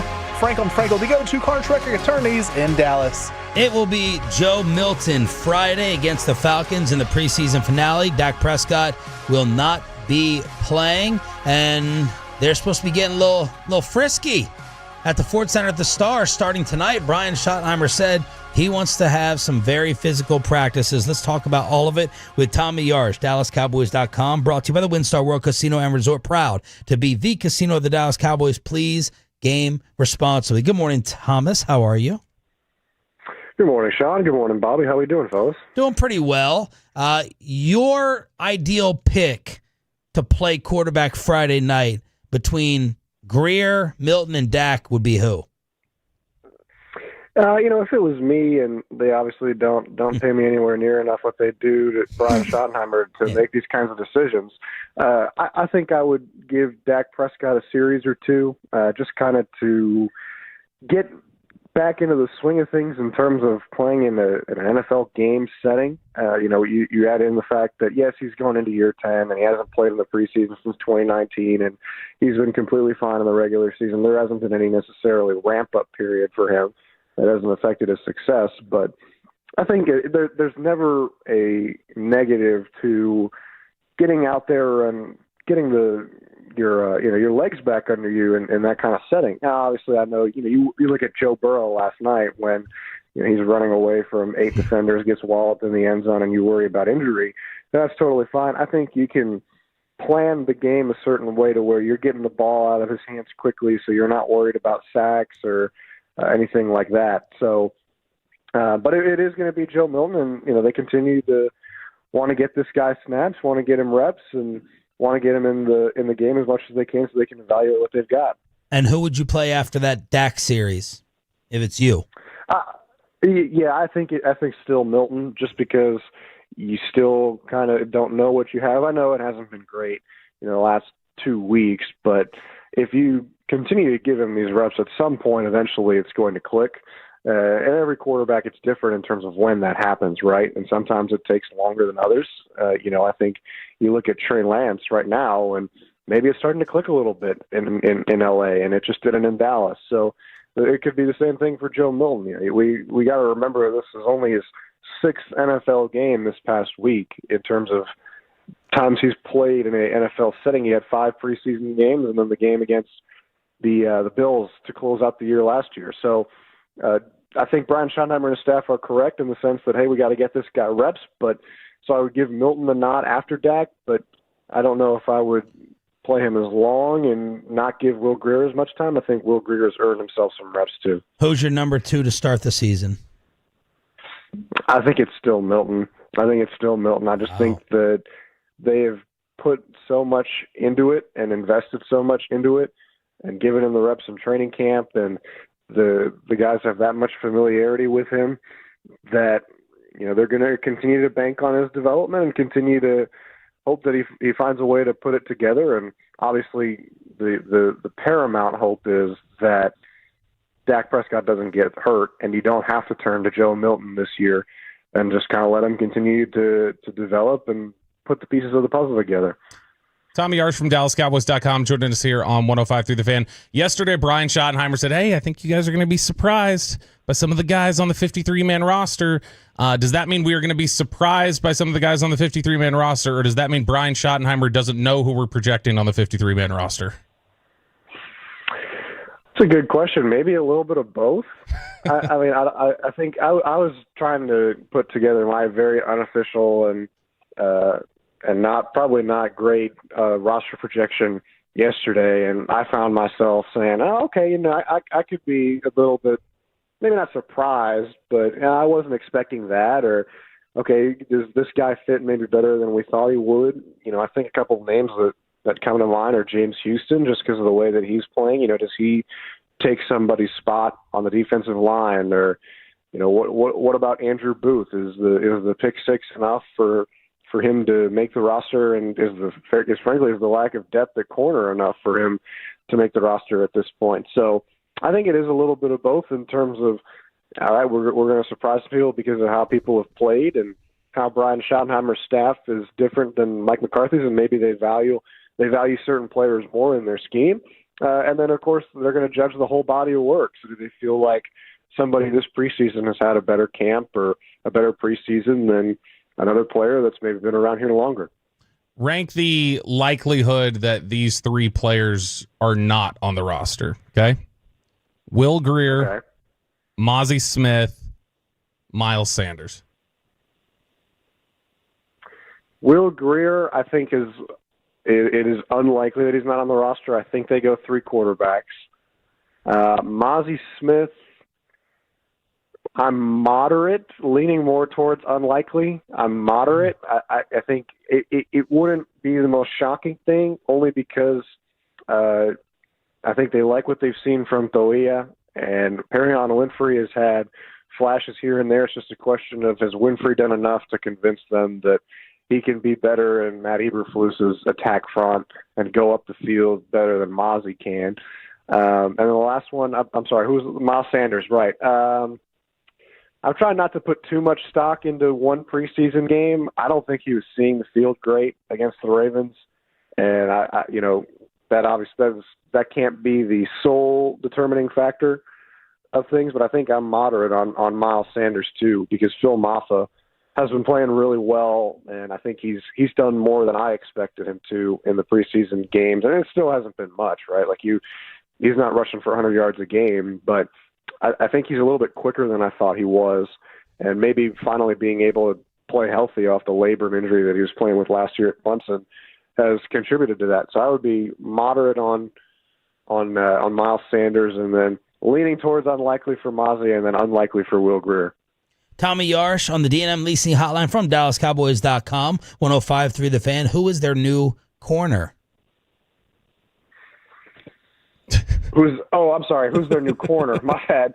I like barely heard you. Yeah, so this is Michael Ojemudia, who has spent a little bit of time with Matt Eberflus when he was in Chicago back in 2022. I believe it was only one game, but he's a third-round pick in Denver back in 2020, 13 career starts in the NFL, but he hasn't played in the NFL since 2022. He played for the DC Defenders, I believe, in the UFL most recently.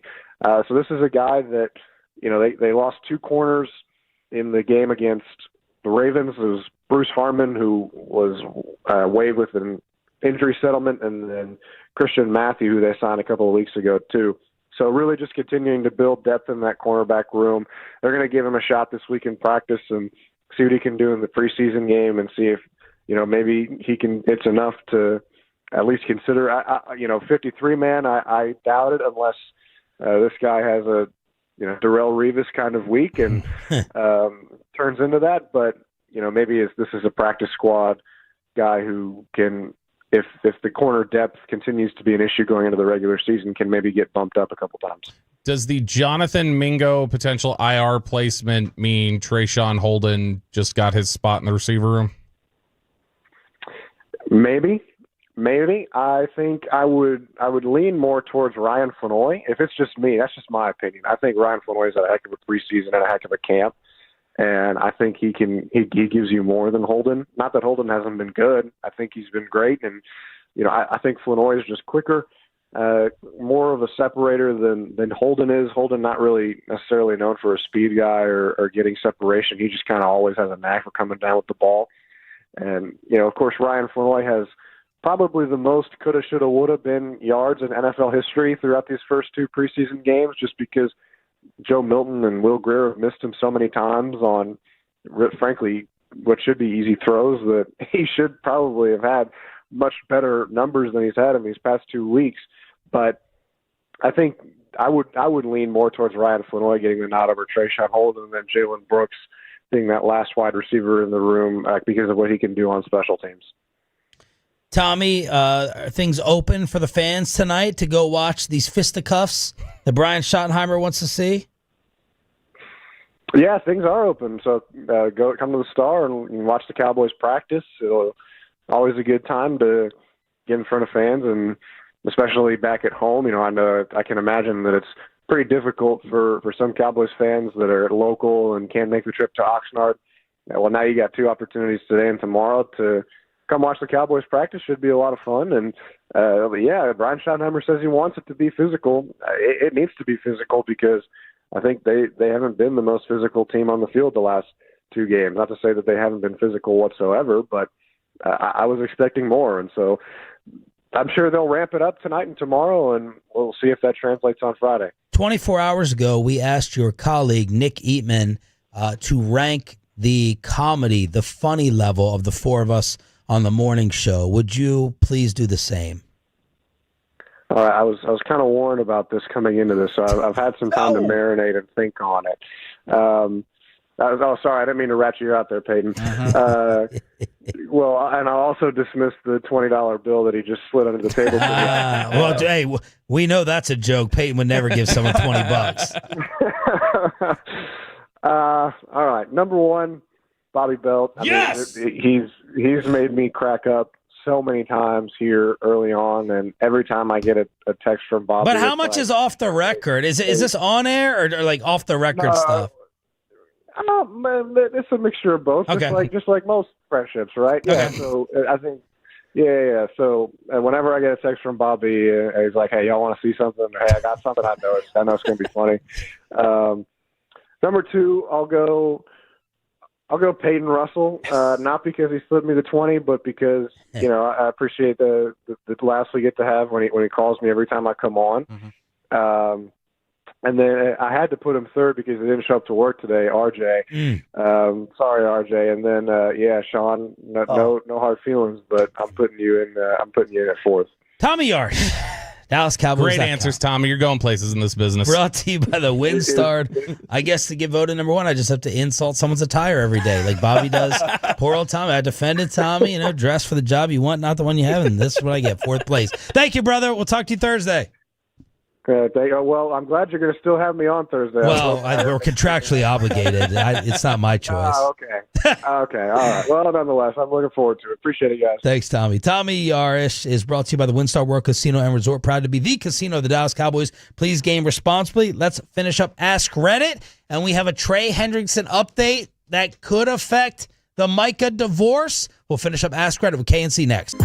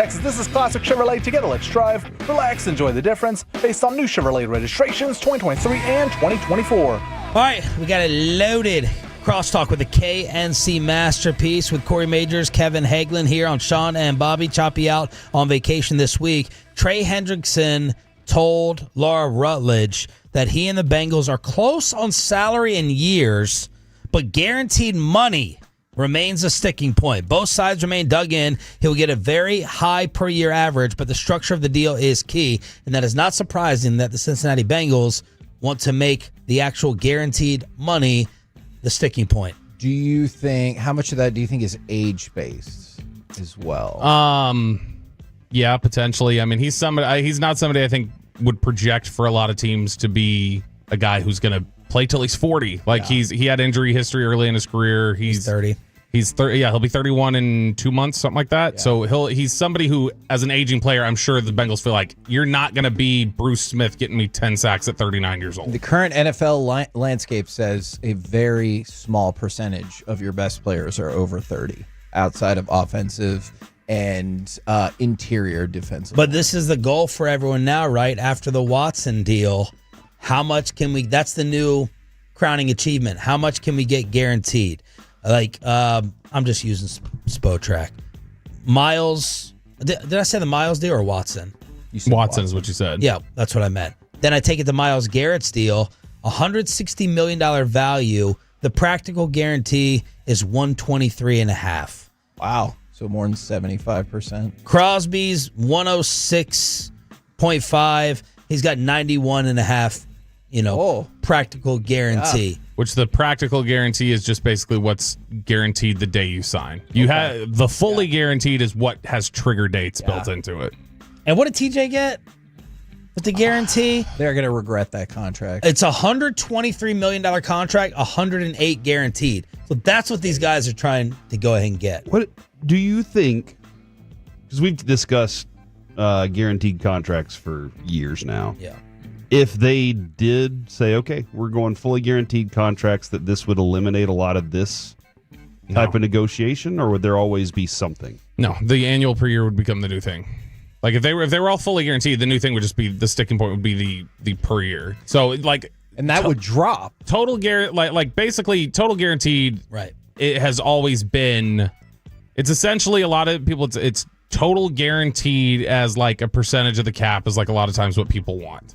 So like that's how they're gonna value how rich your deal is and whatever else. And so if Trey Hendrickson's getting offered, hey, we're right on the years, we're right on the average annual salary, they want to guarantee a year of it that he's never gonna, and that's way far apart. But like I would rather, if I was a fan of that team, I would rather hear they were $5 million apart on annual value. Agreed. Than to hear that they were apart on. He wants to guarantee 1 year, and that's not going to work. He wants like probably 3 or something. 2.5, 3 probably. Yeah.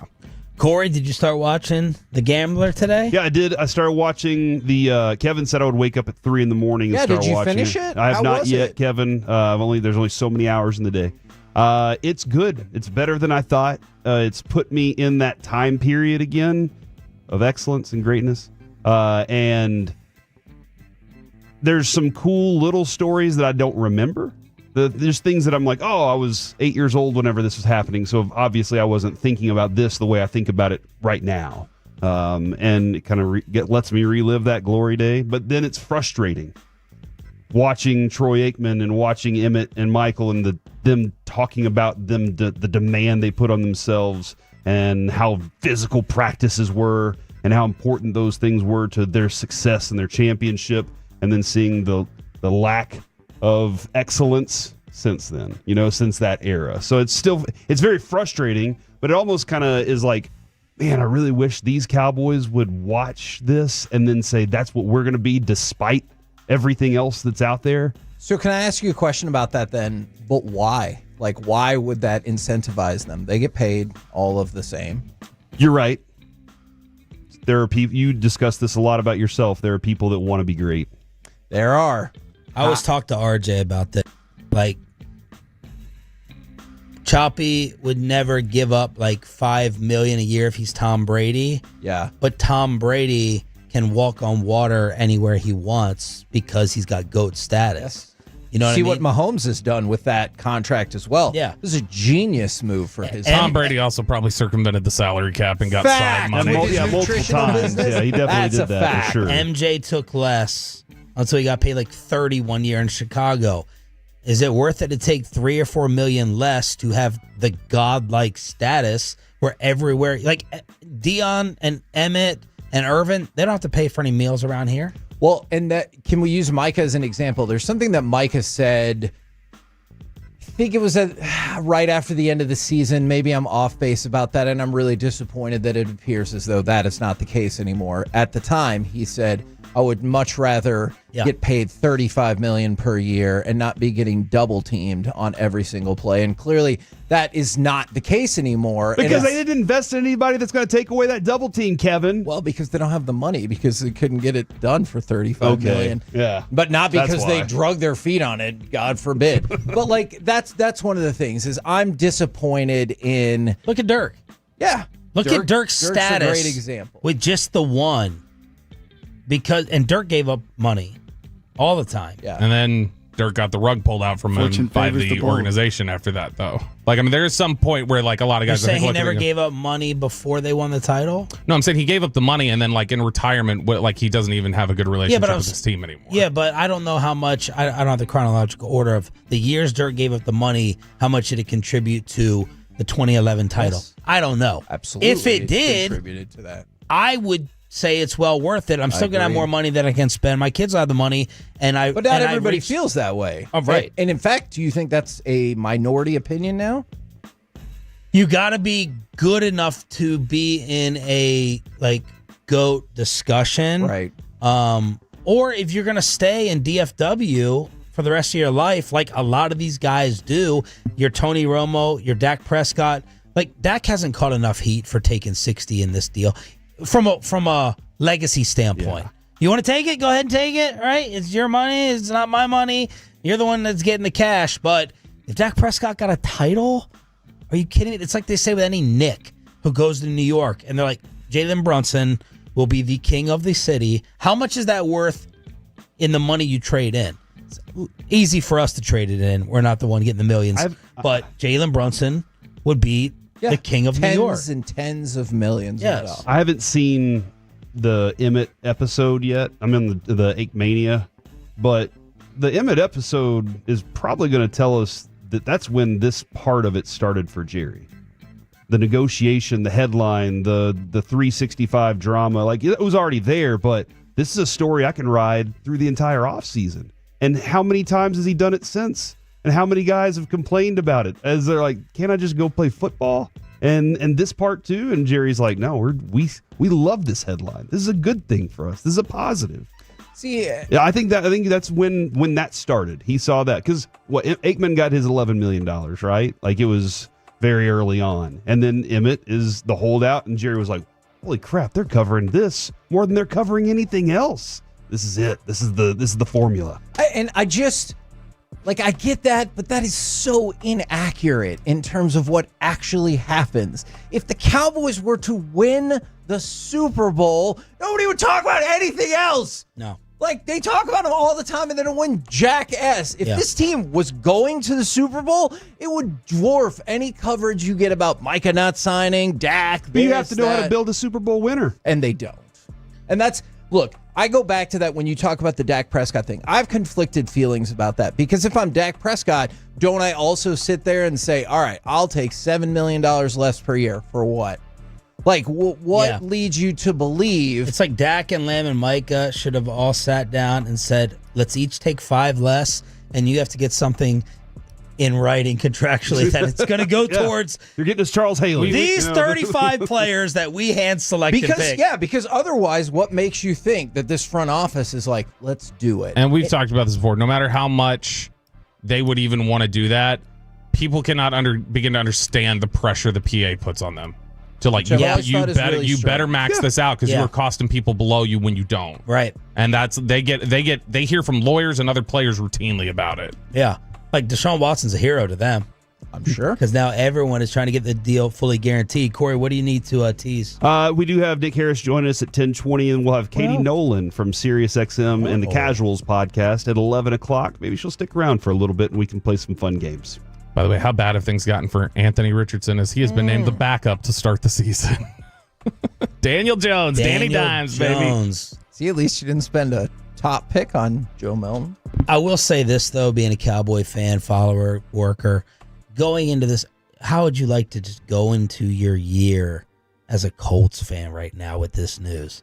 Oh, my gosh. Are you so depressing? At least we have some intrigue and drama and fun and curiosity. Joe Flacco, like, you're a Brown season ticket holder for the first 4 to 6 games where Joe's going to play. Is that what you think? Is that what you're setting the over on? I think someone set out the bye week, and that's when switches will probably happen.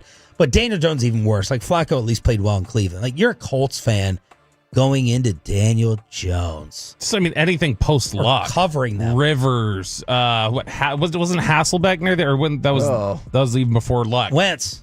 Wentz. You had Wentz. Oh, you had Phillip Rivers coming out of retirement. Ryan. You have Matt Ryan. It's just like, yeah, but this is worse. Purgatory. That's at least a little curiosity. Like, does Phillip Rivers still have it? Does Matt Ryan have something? Anthony Richardson, new draft pick? Daniel Jones. We know Daniel Jones. So you prefer like the Saints spot, right? Where you're like, hey, Tyler Shuck and Spencer Rattler probably aren't good. 1,000,000%. But at least I'm not 100% on that. Do you think it's a coincidence that we have like Dan Dockich in that market and Tony Grossi in the Cleveland market, where it's like, man, they are bored. They got to find something else to do to stir stuff up. Like, what is a more depressing quarterback situation in that Colts realm than that? I'm looking at the league. Saints, a little bit unknown. Yeah. Cleveland's pretty brutal. Yeah. But at least you have, like, I don't know, so much money tied up in somebody who's not going to play, though. But the Daniel Jones, that's true. But the Daniel Jones thing is already telling you that the Richardson thing is almost done. At least in Cleveland, you have the Gabriel. You still get to wait to see with Gabriel and Shador. All right, the fellows take over next. We're back tomorrow with the Hump Day edition. Hump Day! This is the KNC Masterpiece. Next. Skills. Doesn't sound right.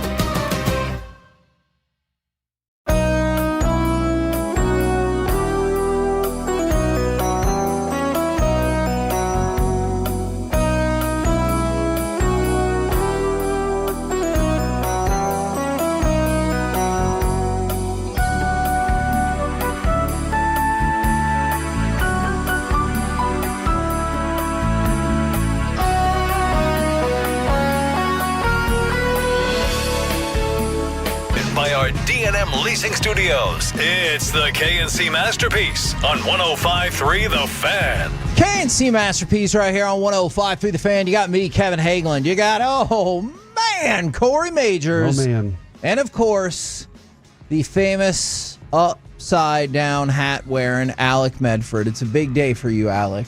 Welcome to the program, everybody. How we doing? I'm great. Why is it a big day for Alec?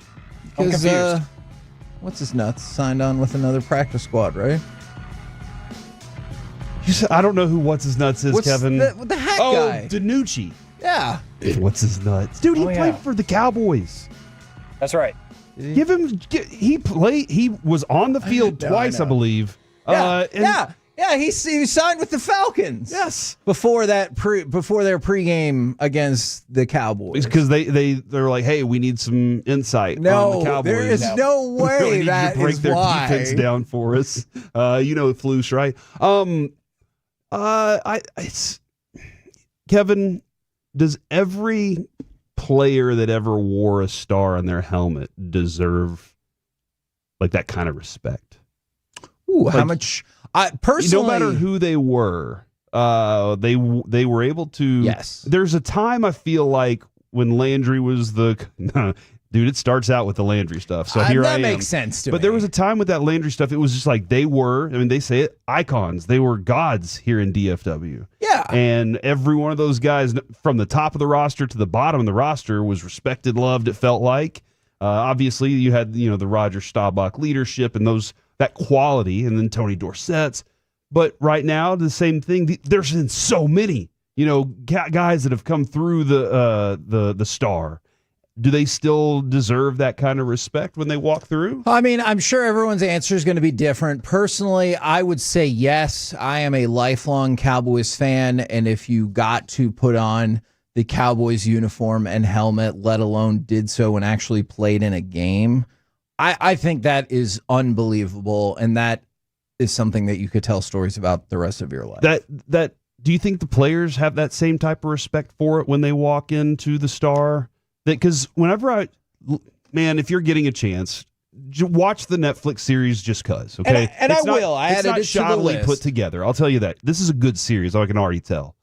But when Michael Irvin's telling his story about his dad wearing the fedora, this is a story we've heard. My dad wore a fedora just like Tom Landry. I said one day he said, we're going to save up enough money so we can go watch the Cowboys play. Right. When he walked into Valley Ranch, that was his dream. And he wanted to live a dream that he saw. And he did, winning Super Bowls and all that stuff. So I just wonder if guys still have that because that was an era of Cowboys that was excellent, and he wanted to carry that over. And since then, it's been different. I think that you just described the exact scenario of which the ownership group still has trouble separating from. Okay. And I think about it, this is the example I use, 1990s, probably more 2000s Notre Dame, where they scuffled by their standards because they were like, well, everybody will come here. We're Notre Dame.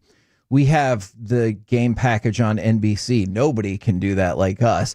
And then the media landscape changed, college football changed, and they were like, oh, okay, so we have to adapt with our. So I'm sure there are people that walk into the Star and they're like, holy crap, this is the Cowboys. But I bet there's a lot more that's like, holy crap, I made it to the NFL. The team doesn't matter as much. And so I think there was a time when you had 20 straight winning seasons, when you were in 15 of the first 30 NFC championship games. By the way, that's a real fact, which is bananas. Every other NFC championship game you were in. I think that time people walked in there like, oh my gosh, I can't believe I'm with the Cowboys of Aikman, Emmett, Irvin, Staubach, Pearson, on and on and on and on.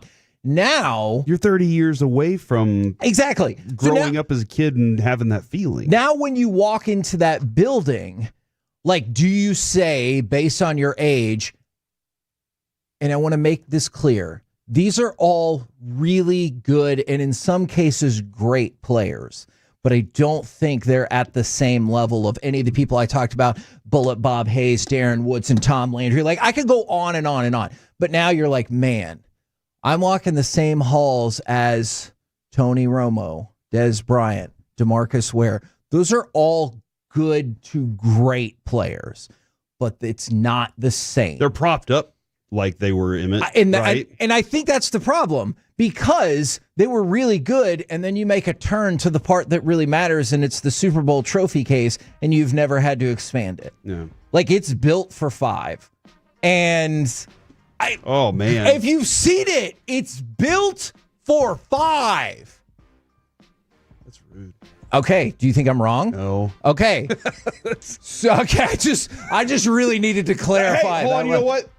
They can build another one. Yeah, no, absolutely. Or they can, they can squunch them in. I think I just made that word up. Yeah, don't worry about that. No, but like that's my point. And that's why I'm really excited to see this documentary, but I want to see what the balance is. And you know what? I looked at the whole runtime. It's 7 hours and 45 minutes. Shave off a few minutes for the credits, 7.5 hours. We might well already have listeners that have seen the entire thing. Probably so. And if that is the case, I want to know what the balance is between old and new. I understand why the series starts with like the Black Saturday or however they call it, when Landry and they just clean house. I understand all of that.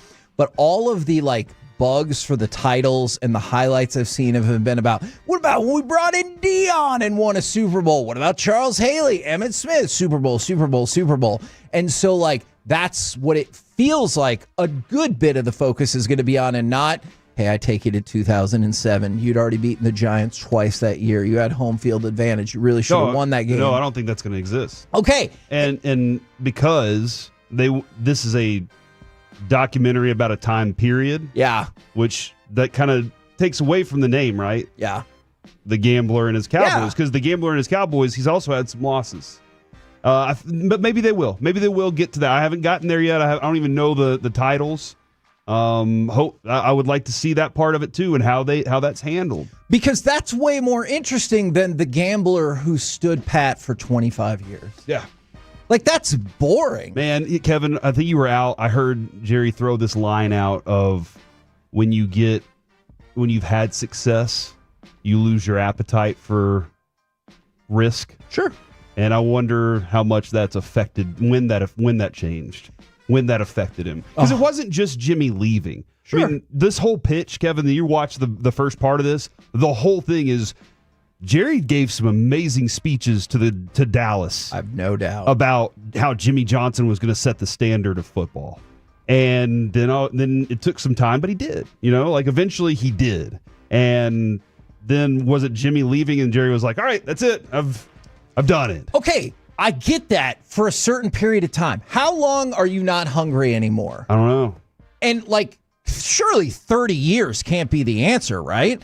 And there's one specific thing. I think it was John Machota who threw this out there, and I'm really interested in these aspects of the documentary because, like, I became a sports fan simultaneously watching those Cowboys teams and sitting in the giant blue ballpark that had nothing but metal benches. I was like, everywhere. I have a baseball team. Yeah. And I also have the Super Bowl Cowboys. Exactly. And so, like, those were my years where I became a sports fan. So I feel like I remember a lot of those. But I'm more interested in the Tony Romo cut that I heard where he said, we had a couple of teams that I think could have gone to or won the Super Bowl. I'm paraphrasing. Mm-hmm. And like, I'm interested in those times to kind of see if we get more of a breakdown of what happened. Because if it just goes back to luck, that's what Steven and Jerry throw out a lot. And that's what I hate so much. And that's why I hope the number one person who watches every single minute of this is Jerry Jones. Oh, he has. Good. And I hope he has not people from his family watching it along with him. And so they did. And so that are not sycophantic yes men along the way. I hope those people are sitting with him and being like, hey, dude, look, the Patriots won 68 million championships. Have you seen their 8-part documentary on Netflix? I know they've got another one at ESPN and all that. The Cowboys are a brand. Now imagine, what if you actually won? You're not going to go away just because you have 2 5-12 seasons. I guarantee you, if you were to rebuild, whether it's at the end of the Dak Prescott contract or whatever, 2028, 2029, you're not just going to go away if you go 5-12 back-to-back seasons. Well, and Kevin, I know the idea of rebuilding too, or just finding a demand for excellence again. Yeah. And hopefully maybe it's here. I hope that Schottenheimer's Me the too. one that has the demand for it. By the way, Sean texted me.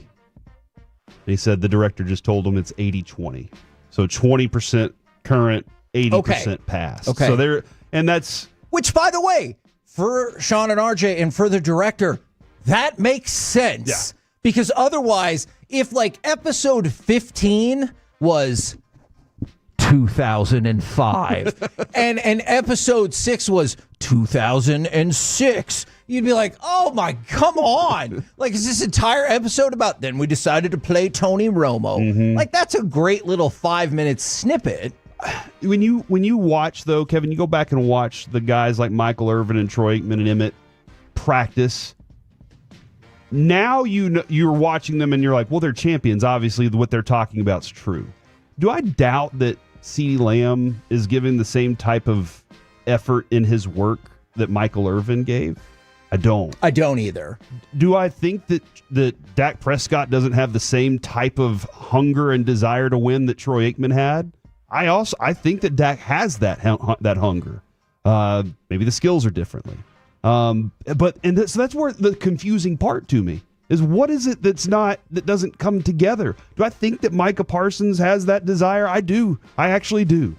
I'm very curious about a lot of other players and their talent level, and then the demand that comes from the top to be the standard again of what they were back then. Because didn't Bill Belichick and the Patriots took that standard and said, we're it now? And now the Chiefs are like, no, we're the standard, and you're never going to find a quarterback like Patrick Mahomes. Good luck. But okay, so the Chiefs are a great example. Man, I'm really glad that you brought that up. The Patriots, at their height of greatness, did not touch the social impact or like zeitgeist is the word I'm going to use of the Cowboys. Not even close. All right. The Chiefs just now, with the best football player on the planet and maybe the most popular entertainer on the planet, merged with multiple Super Bowls. Just now, they might be equal with those 90s Cowboys. And so that just shows like how crazy, and the Cowboys in general, how crazy that brand is, since we don't win anything. And I wanted to hit this, and this is what I believe with all my heart and soul.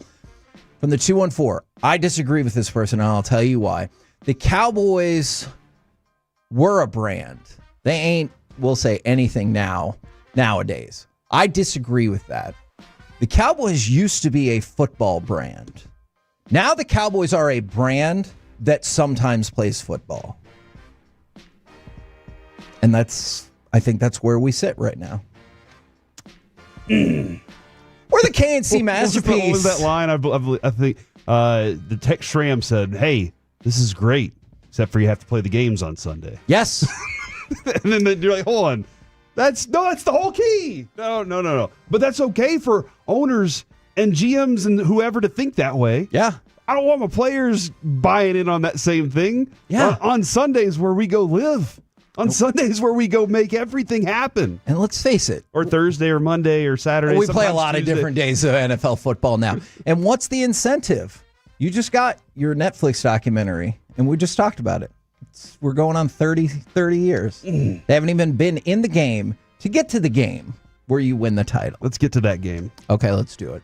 We're the KNC masterpiece right here on 105.3 The Fan. Coming up next, we will talk with a Dallas Cowboys insider for the Fort Worth Star Telegram. It is Nick Harris right here on 105.3 The Fan. You know, they say in order to remember something, you have to forget something else. Okay, now that is a very cute haircut. That's like a little shag. I've never seen it before. Well, I mean, of course you have. It's the Rachel. Oh, is that your name? No, that's not your name. No, I'm Jen. My name's Jen. Right, but I just mean like this is your haircut, but that's hair on your head. I'm not saying this is your hair. Okay.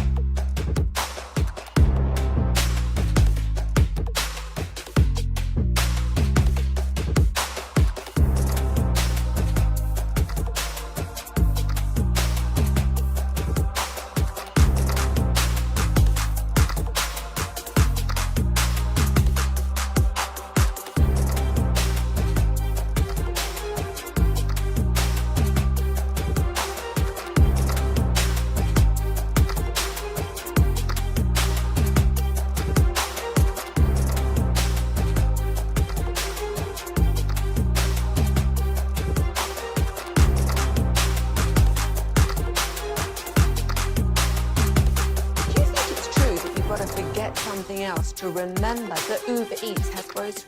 No, that's absurd. Hey, remember when you used to be what was it, Pepper Lady? Pepper Lady? Wasn't it Cinnamon Sisters? Basil Babes. Saffron Squad? Nutmeg Maidens? Paprika? No. Nutmeg Maidens. I just said that. Was it Spice Girls? Doesn't sound right. Was it Saffron Squad?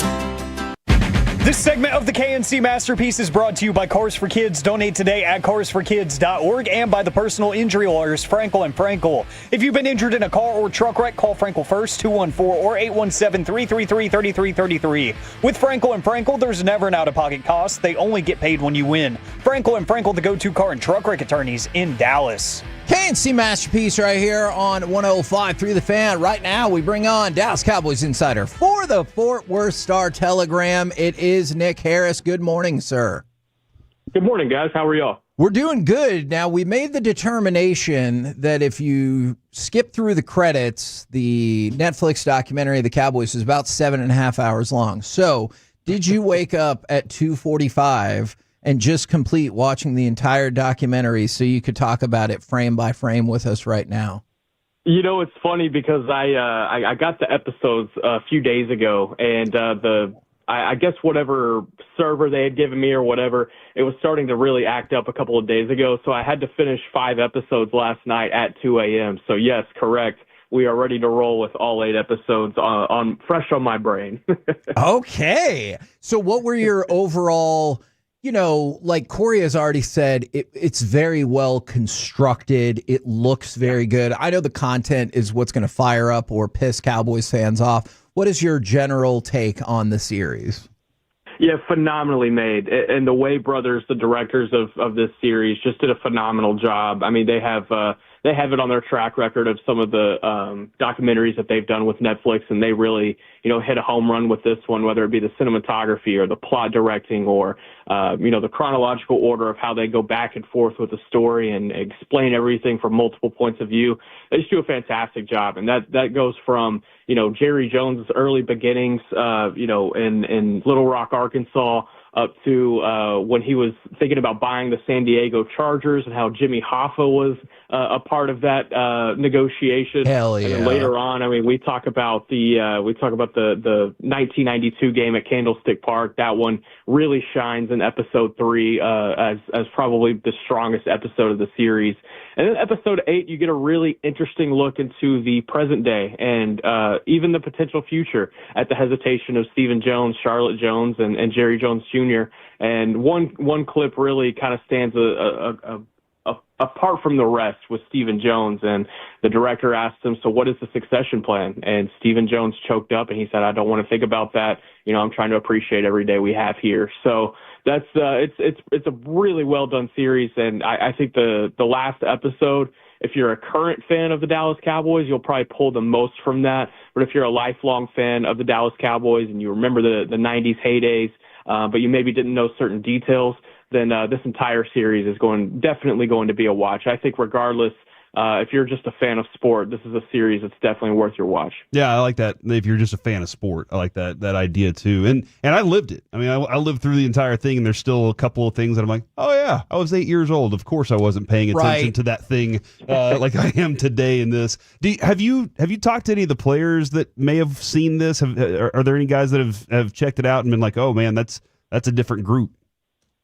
No, I don't know of any players that got early access or anything similar to that. I'm sure over the course of the next couple of weeks, maybe a player or two will have some time to binge it through. But we were able to see some of the players that were in the documentary at the Netflix premiere in Hollywood. It was the last week of training camp where we all snuck down there and were able to see Emmitt Smith, Michael Irvin. I think James Washington showed up for that, and just the amount of man hours that went into not only constructing the story but the interviews. The Way brothers talk about over 40 hours of interviews that they did with Jerry Jones. I can only imagine what they had to decipher because sometimes I only have to do about 35, 40 minutes, and it takes all of my brain power away for a day. I can't imagine doing 40 hours, so I really commend these guys' efforts. Do you remember not that long ago in the Welcome to Oxnard presser where Jerry said that any of his players, including Micah, could get hit by a car, and maybe that's why we don't do a contract extension?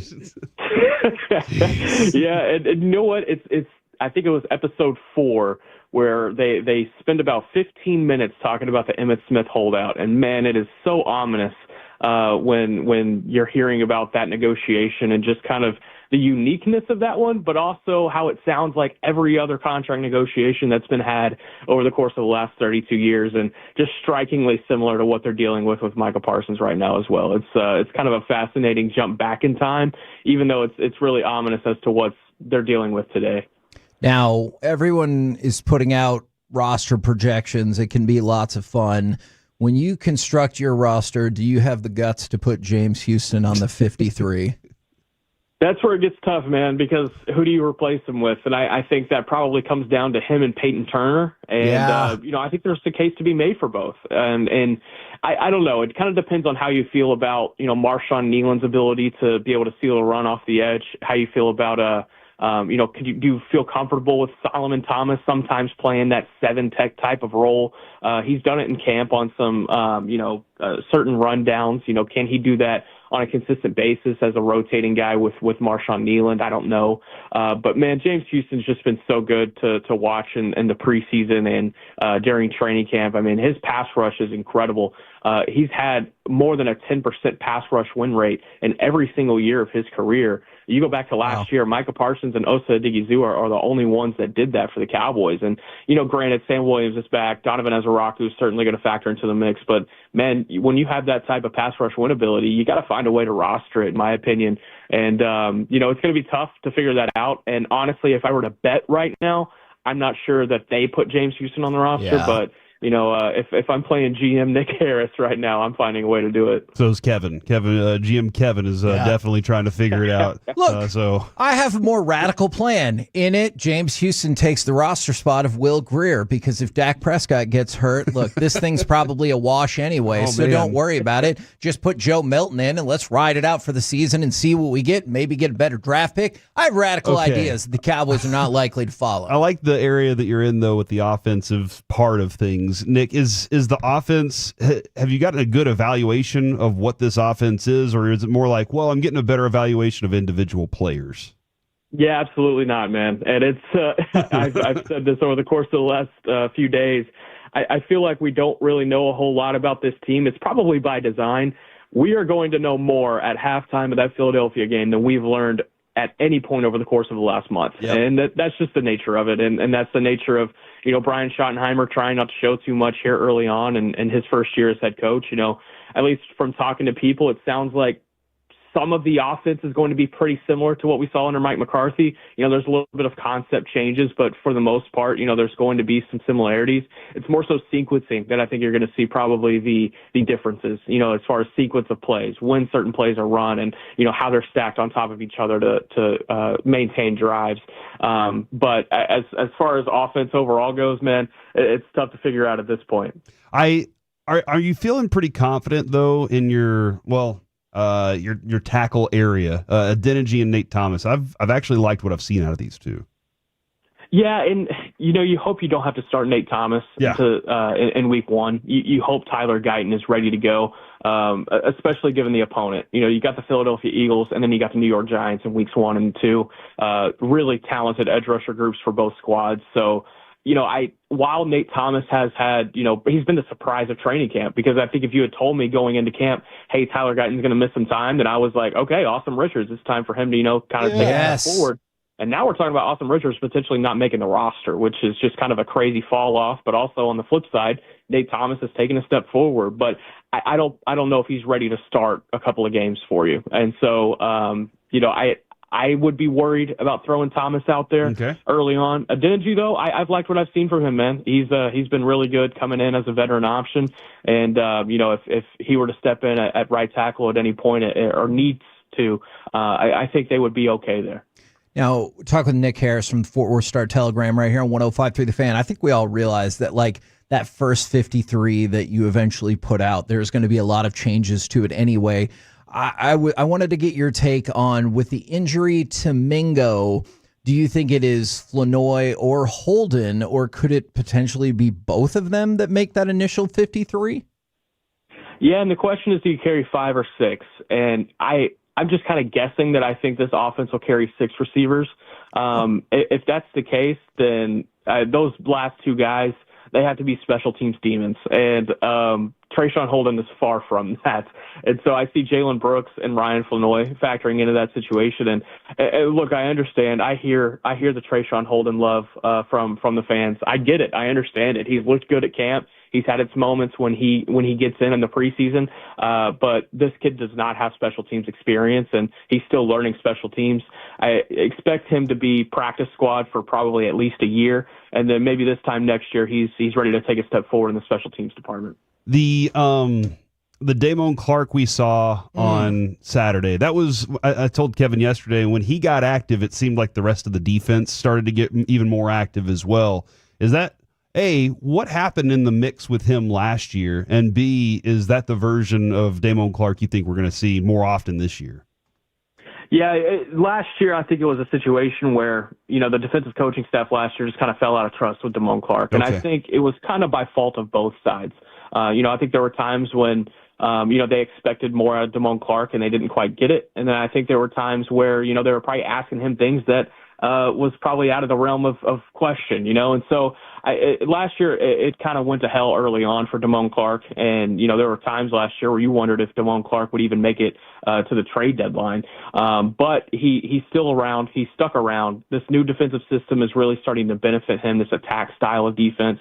And, now that he is 100% fully healthy, I mean, he has been for the last couple of years, but really feeling fresh going into this contract year. I mean, you see the pursuit angles. You see whenever he hawks down somebody, how he's able to get to them. The one play that really stands out for me from his performance on Saturday was when Rasheen Ali was trying to bounce to the outside, and Damone Clark just chased him all the way to the sideline and threw him out. And that was really cool to see from Damone Clark. I think, he's done enough to stamp a roster spot, which is big for him.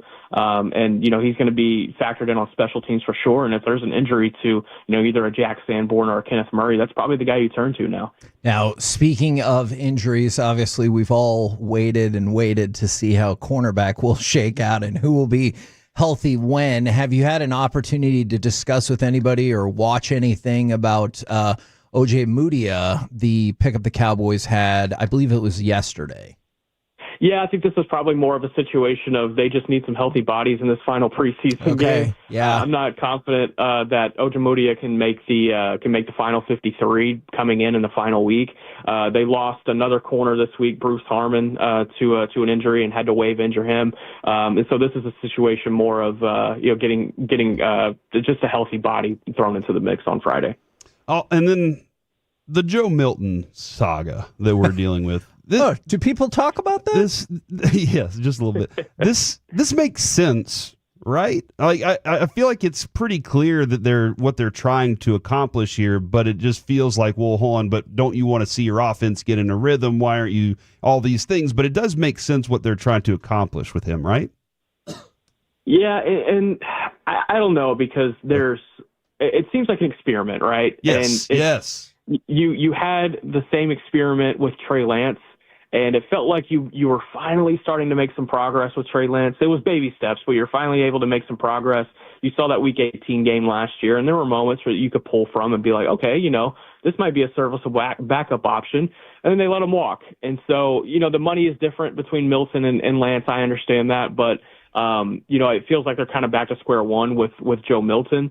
And, the fool is me, because at training camp, I saw a pretty consistent Joe Milton. I was like, hey, I think this guy's probably taking a step forward. I think he could be a serviceable backup.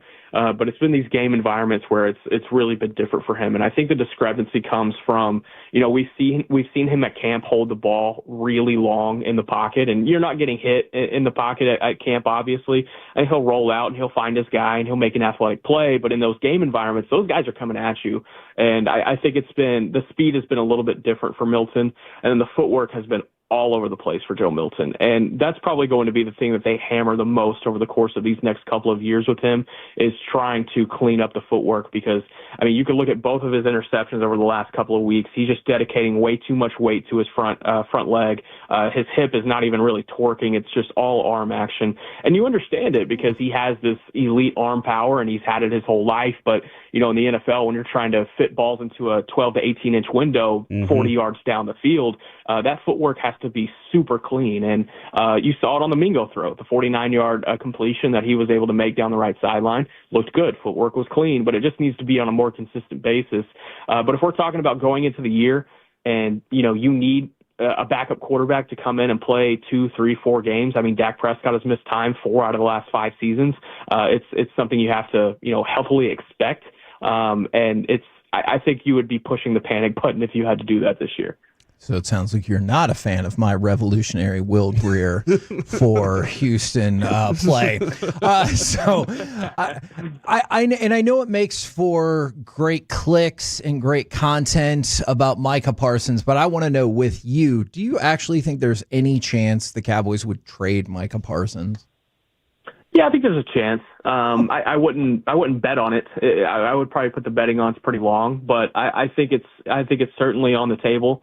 And if, this rumor about the Packers making an offer is actually true, then, teams are trying to call their bluff as well. So, but everything I've heard from the Cowboys side is that they continue to have zero intention of trading Micah Parsons. And, this relationship definitely has gotten messy over the course of the last few weeks specifically. But I don't think there's anything that a big old check can't handle or can't fix. And so including back tightness, by the way. I've heard that's really good medicine for it. But overall, I still feel like a deal gets done in the month of September. I've been sticking to that point, whether it happens in week 1 or week 4. I think a deal gets done in the month of September. If we get into October and we're kind of looking at a situation where it's like, all right, the Cowboys are going to let him play out this 5th-year option, that's where I think the odds start really flipping on its head. Man, great stuff as always. Really appreciate you jumping on with us.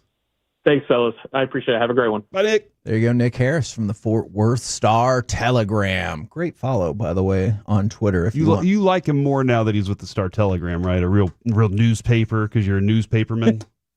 Yeah, we had a chat about newspapers, obviously. Exactly. Yeah. Let's say that. We're the KNC Masterpiece right here on 105.3 The Fan. Coming up next, it's time for Baseball Nuggets. If it makes us feel any better, the Astros suck right now, too. Oh, man. Next on The Fan.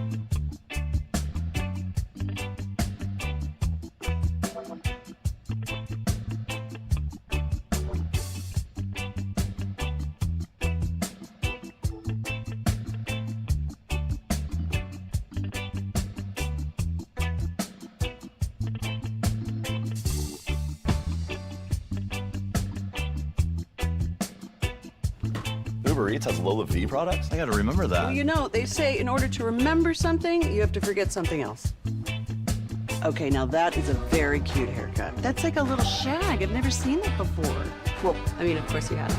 It's the Rachel. Oh, is that your name? No, I mean, like, your name. No, I'm Jen. My name's Jen. Right, but I just mean, like, this is your haircut. But that's hair on your head. I'm not saying this is your hair. Okay, you're freaking me out a little bit.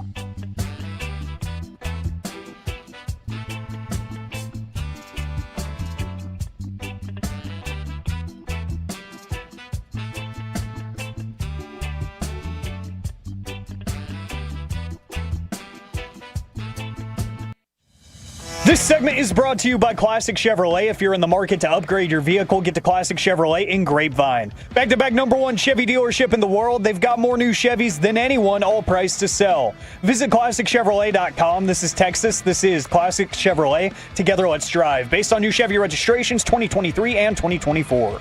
KNC Masterpiece right here on 105.3 The Fan right now. Brought to you by Reliant Air Conditioning, gimmick-free AC repair and replacement. It's time for Baseball Nuggets.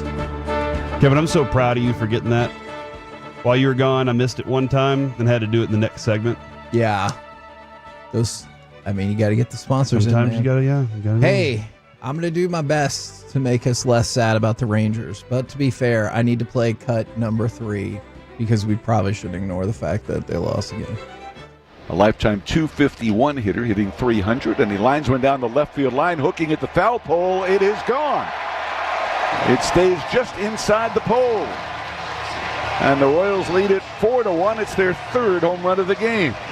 The Rangers lose to the Royals 4-3. They are now 2-9 in their last 11 games. So it's probably isn't going to fix anything, but I'm going to try. It'd be nice to be 9-2. It really would. You know who's closer to that? The Royals, who look like they're actually in a playoff race and trying to do something about it. But Houston Astros are terrible right now as well. But they also lead the division. You know what? Whatever. Mm-hmm. So they lost last night to Detroit 10-0. Gross. The day before, they lost to Baltimore 12-0. It is the first time in the history of the Astros they have been shut out back-to-back times and lost by double digits. Really? So first time ever. Beginning of a trend? Yeah. Is what you were hoping? I predict they will lose the rest of their games this season at least 10-0. Okay. And then what about the Mariners? Will they lose 10-0? It's not looking like that is going to be the case. If the Rangers don't lose every game 10-0 from here on out, will they catch the Astros? Did you say if the Mariners the Rangers don't? If they don't, yeah, no, because then they'll lose the games like 3-2. Oh, dude, stop! Okay, why are you doing that? It's the most ridiculous claim. You know what, John Smoltz? You might not this be wrong, time you John. might actually be right about that. Right. But the Mariners have been in a little bit of a funk as well. In fact, none of the teams in the AL West are currently on a winning streak. Kevin, I think we need to discuss this. Okay. And I feel like we'll discuss it later in the show as well, but from the 940. Let's do it. This is regarding the Rangers game last night. We might have won if we didn't get screwed out of a run. Jock was safe, and it was easy to see. He was absolutely 1,000% safe. I agree with the second part of that. Yeah. Okay. You know what? Ride with me on this one just a little bit, Kevin. Let's be a fan for a second. I am a fan. He scores. All right. Agreed. He scores. They call him safe like he really was. Instead of stupidly going to New York, wasting 10 minutes of our life, and then saying that it was wrong. Did you see Bruce Bochy lose all the faith in the world in the review system in that moment when he was like, go to the review, Yeah. and then it goes against him. We got and this. He's like, I don't even know what We got we're this. doing. We're just going to the review. All right, so That's Jock fair. Peterson scores. You got some runs on the board now, right? True. You're sitting there. You got a lead. That inning continues. Yes. I think you score another run in that inning. And that, you very well could be right about that. I think that, and I'm not giving an excuse for this season, okay? But I am upset with the game for not rewarding Jock and the Rangers in that moment. The game itself, it was a hustle play. He was safe, should have been, and that is the kind of thing that creates rallies in baseball games. All right, that kind of moment. Again, Jock Peterson's season has not been good, so maybe maybe the game's saying we're not rewarding him for that. All right, fine. But I was upset that the game didn't reward the hustle on that, because the game knows that whenever that kind of thing goes, that is momentum. That is what we discuss as momentum, and it was going to start building there, and then it just felt like a shot in the leg, and everybody was like, well, now they had plenty of game left to make up everything from there. Okay, I just want to say, I agree with that conceit much more than the simplistic idea of, well, it was 4-3, so if you add on a run, it would have been a tie. I agree, yeah. I don't agree with that line of logic at all. But let's go with your line of logic. All right, so you take at least a 2-1 lead in top of the second, right? Top of the second. You take at least a 2-1 lead. At most a 10-1 lead. Okay, well, that would have been great. Or 20. But maybe you would have tagged on more runs. If that's the case, I know you still would have said Jack Leiter, not his best stuff last night. Nope. I do wonder, though, if it changes, if it's 3 or 4-1 versus 1-1. I have no way to prove that one way or another, but we always talk about stress innings, and obviously last night, not Jack Leiter's best outing by any stretch of the imagination. But I can't help but wonder if maybe he would have been a little bit better off had they been able to not only 2-1, but maybe 3-1, 4-1 if they kept building in that inning, and that could have changed it. I don't know. I can't prove it either way. The point is you lost. Right. And again, you're right. I can't prove it. They didn't do anything more beyond that in the game. True. That's something they have to figure out how to fix.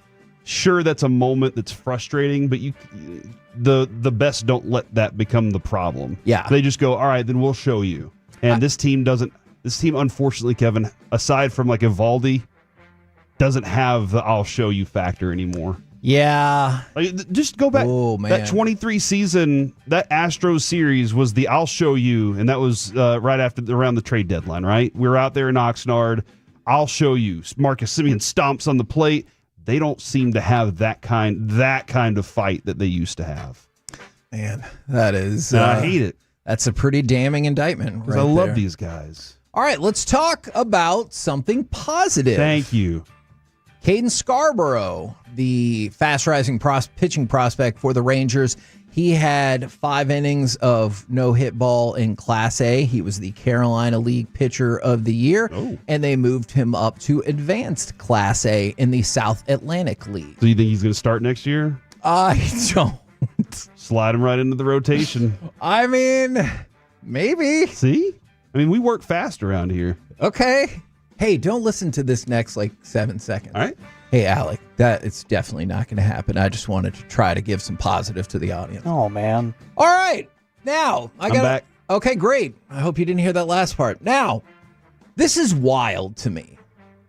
So, a Baseball Hall of Fame program from the first ever Hall of Fame induction ceremony, which was in 1939. Yes. It was signed by all 11 inductees at the time, including Babe Ruth, Ty Cobb, who for some reason signed the program twice. Yeah. Must have been a white man that he was signing it for. Oh, I'm sorry. Is it not well known that Ty Cobb did not care for most people? It didn't look exactly like him. Walter Johnson, Honus Wagner, Cy Young, Tris Speaker, Grover Alexander, Nap LaJoy, George Sizzler, Eddie Collins, and Connie Mack. It's not. Some of those names aren't real. Okay, is it George Sizzler? Is it George Sizzler? It's SIS, so it's Sisler. Okay. Let's go to the Sisler. But it sold for $315,000. Seems low. I kind of think that too. There's some significant names on there. So it is the highest ever paid for a program. The previous record was for a World Series program from 1903.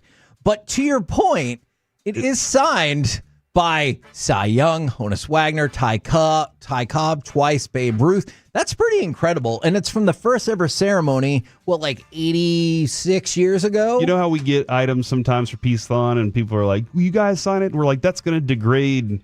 Fact. I feel like that's the George Sisler part. Okay, he's a Hall of Famer. Sure that's really him. How dare you? Yeah, do you believe Connie Mack is real? And if so, is it only because of the Connie Mack World Series? Yep. Okay. Okay. By the way, quick note, the Los Angeles Dodgers did a huge 3-game sweep over the weekend of the Padres. They fall flat in Colorado, lose to the Rockies 4-3. Don't look now. But the Colorado Rockies have won 4 in a row in 6 of their last 7. Wow. Really taking some of the excitement of their quest for the worst record of all time out in the last month or so. We're the KNC Masterpiece right here on 105.3 The Fan. Coming up next from Sirius XM, it is the host of the Casuals podcast, Katie Nolan, live in studio right here on The Fan. It's a must-listen on your lunch break. Rangers manager Bruce Bochy brings up...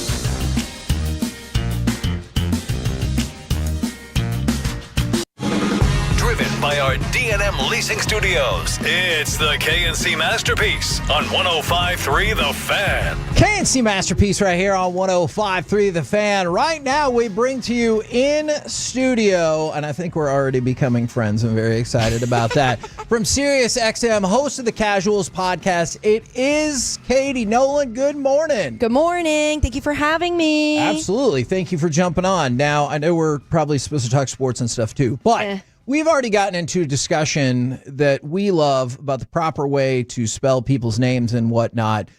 Do you think that Corey might spell his name wrong?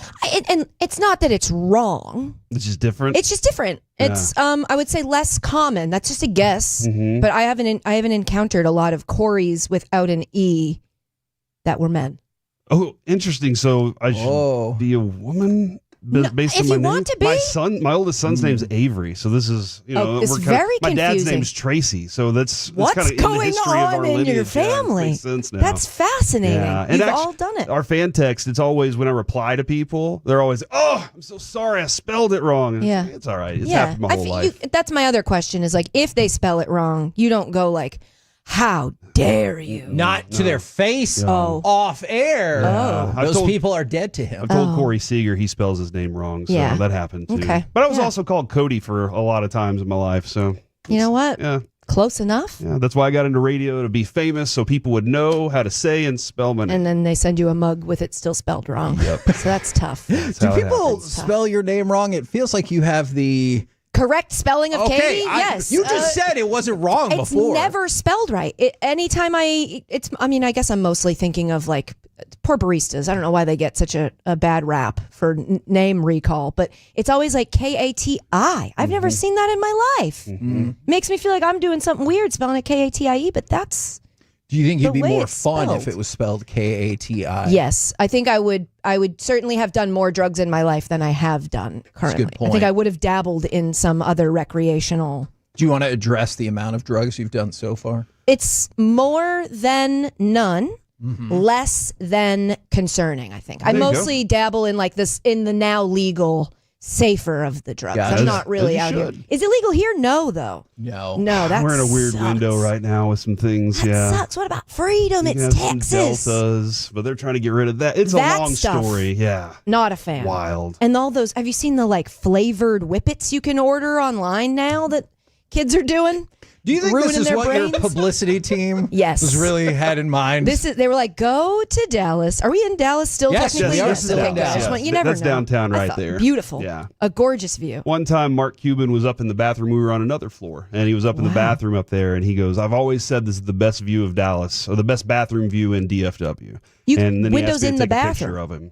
Yeah, because it was on the roof. You could open up the windows and walk out on the roof. That was Whoa, awesome. that's sick. And then we moved down here to a Oh. bigger studio. So, yeah. And now you're moving down the street. Yep, to a So- smaller studio. Congrats. Yeah. If I had known, I would have brought a gift. I'm sorry I didn't bring it. But technically, this is the old Housewarming, house, yeah. so I can't.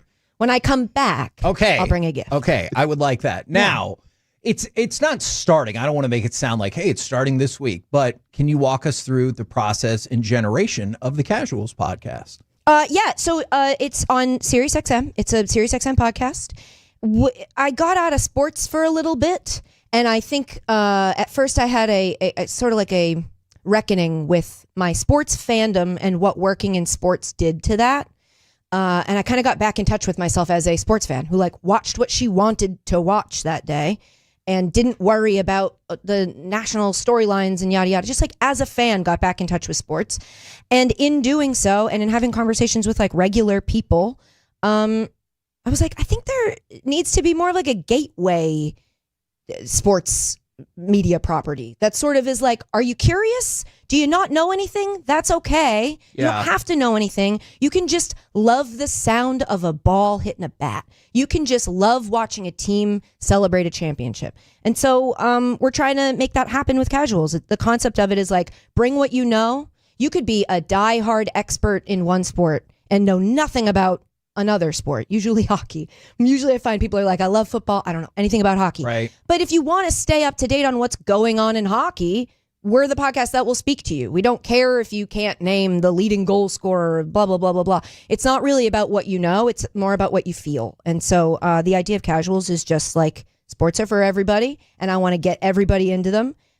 into this collective mental illness that we all suffer from, where we let these people we don't know control our emotional well-being. It's for everyone. I'm really glad that you said that, because our former co-host Mike Bassick, who is now doing TV play-by-play for the Rangers, congratulations. He said at one point he should just give up sports and get like super into music. And I thought about his example of like, how often do you leave a concert and you're like, stupid Lumineers, they ruined my day. I'm so mad about this. Infrequent. As opposed to like, maybe you'd be upset they didn't play one song or whatever, but like half the time, more or less, you watch an event, you go to an event, you're like, my life sucks now. Yeah. Yeah, half. Do you think we should move on and do something different? No, because honestly, I feel like at this point, especially when there's so much to upset you, it's like the safest place to put my anger. It's the safest place to put my passion. Is like, it ultimately, I don't even want to say this on like a sports radio station. It ultimately doesn't matter. Whoa! You know, what? It matters so much, right? But ultimately, it's not life or death. Sure. And so like, it feels to me like the safest place to go, like, I'm feeling angry today. I'm going to watch Sox Yankees and take it out on Aaron Boone, because in my mind, he deserves it. You know what I mean? Yes. But like, it's not real. And so I think like, yes, we are nuts to have gotten into this, but I also find it to be, especially for, I'm like not making eye contact with you guys as I say this, especially for like sometimes men, I guess, like culturally have a harder time connecting with their emotions and expressing them. I feel like sports are a healthy and like can be healthy or like safer way to, I don't know, access that. So I think it's crazy of us, but it's good crazy.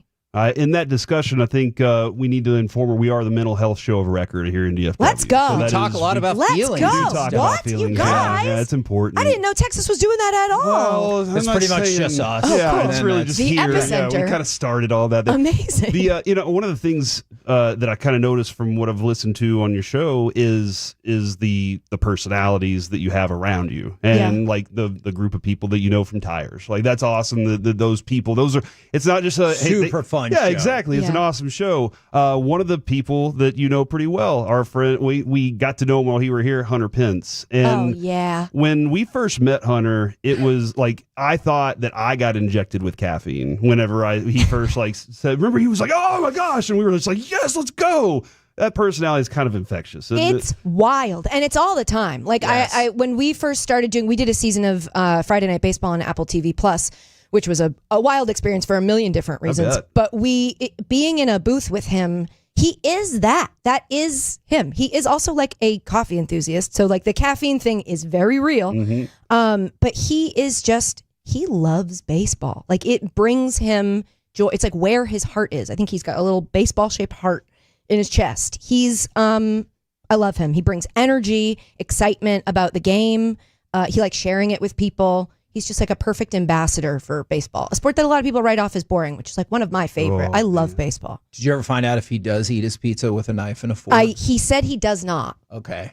But then we went to somewhere that has pizza that you do that with. I want to say it was in Chicago. Lou Malnati's? And I think he did. And I almost took a picture. I was like, I'm going to let people know. Everybody should know that you are. It's funny watching him be almost like anxious about putting ketchup on a hot dog or like eating with a fork, because he's like, people are going to write it on a sign. They're going to say they were always right. Look at him paying for parking. What a great, it's like that's the stuff I love about sports, where it's like, where did that come from? But we immediately understood the bit and people lived up to it. I've been talking about this. He said this last week. This is ridiculous, Katie, but it's fun. We're there. You're gonna miss your next meeting. Yeah, there's I a don't place, wanna there's go a to place them. up the Let's road stay called here all Love and day. War, and they have Texas-shaped cornbread. All right. And ridiculously, I asked Kevin, where would you start to eat Texas? And then we discussed South Padre, El Paso. We went all over the place. Yeah, you start at the Panhandle. Yeah, what is that? He said the Panhandle. That's what I said. What's up there? What's the big city that's up there? Amarillo. I have no idea where anything is in this gigantic state. That's okay. Where It are is we pretty right large. now? We're in Dallas. I know. Northeast area, kind of. Yeah, if you're going to look in the middle of it. And that's when Kevin said, what's great about our audience is they accept the premise. They accept that this is a ridiculous thing that you're talking about. Let's talk about it more and have fun with it. Right. Yeah. That's what it's all about. Zoom Don't tell in me on that a would thing. never happen. Be like, okay, Let's discuss. Yeah, zoom in on a thing that you're like, why would we talk about that? And then go, watch how long we can talk about it for. You know, we can make this a whole episode. See, do you feel that same way? I don't know whether it's real life on the podcast. I know it bleeds over when somebody be like, you can just Google it. And you're like, no, let's discuss for a minute. And then we'll find out how terribly wrong we were. Dive into it and then find a sentence in a Wikipedia that we can then spend the next segment talking about. Because what do you mean by this? Yeah, I'm all about that. It's all about minutia. Like the spelling of names. Yes, we're going to get to some more of that minutia in just a second. Tell me when. But you just say okay, I will tell you just a few more minutes. Do you have an excitement level? Is there a fatigue level with the Cowboys Netflix documentary? Obviously, we're like looking forward to it and dreading it at the same time. Is it out yet? Yeah, it came out today. Corey's already watched an episode of and a half of it. And I'm just curious if you were excited. No. Dreading. Okay. It's you guys, I get it. America's team. That's right. Although didn't a few years ago, didn't they say that like you're not America's team anymore? Who? That's not I bared thought they out. did I thought they did a poll and they were like, actually it's the Okay, that's what people said in the poll. The TV ratings say it's still up. Yeah. That's the only thing we win. It's just like putting out a documentary series that obviously wasn't made in a day. They had to make it over the course of however long they've been filming it, blah, blah, blah, blah, blah. But to release it at a time where it's like, we have a piece of information, we would like more information on around the Cowboys. It's the Micah Parsons situation. Right. To sit down and watch an in-depth documentary about, I'd much rather you just go like, what's going on right now? Show me a live documentary right now about what's going on with the Cowboys. So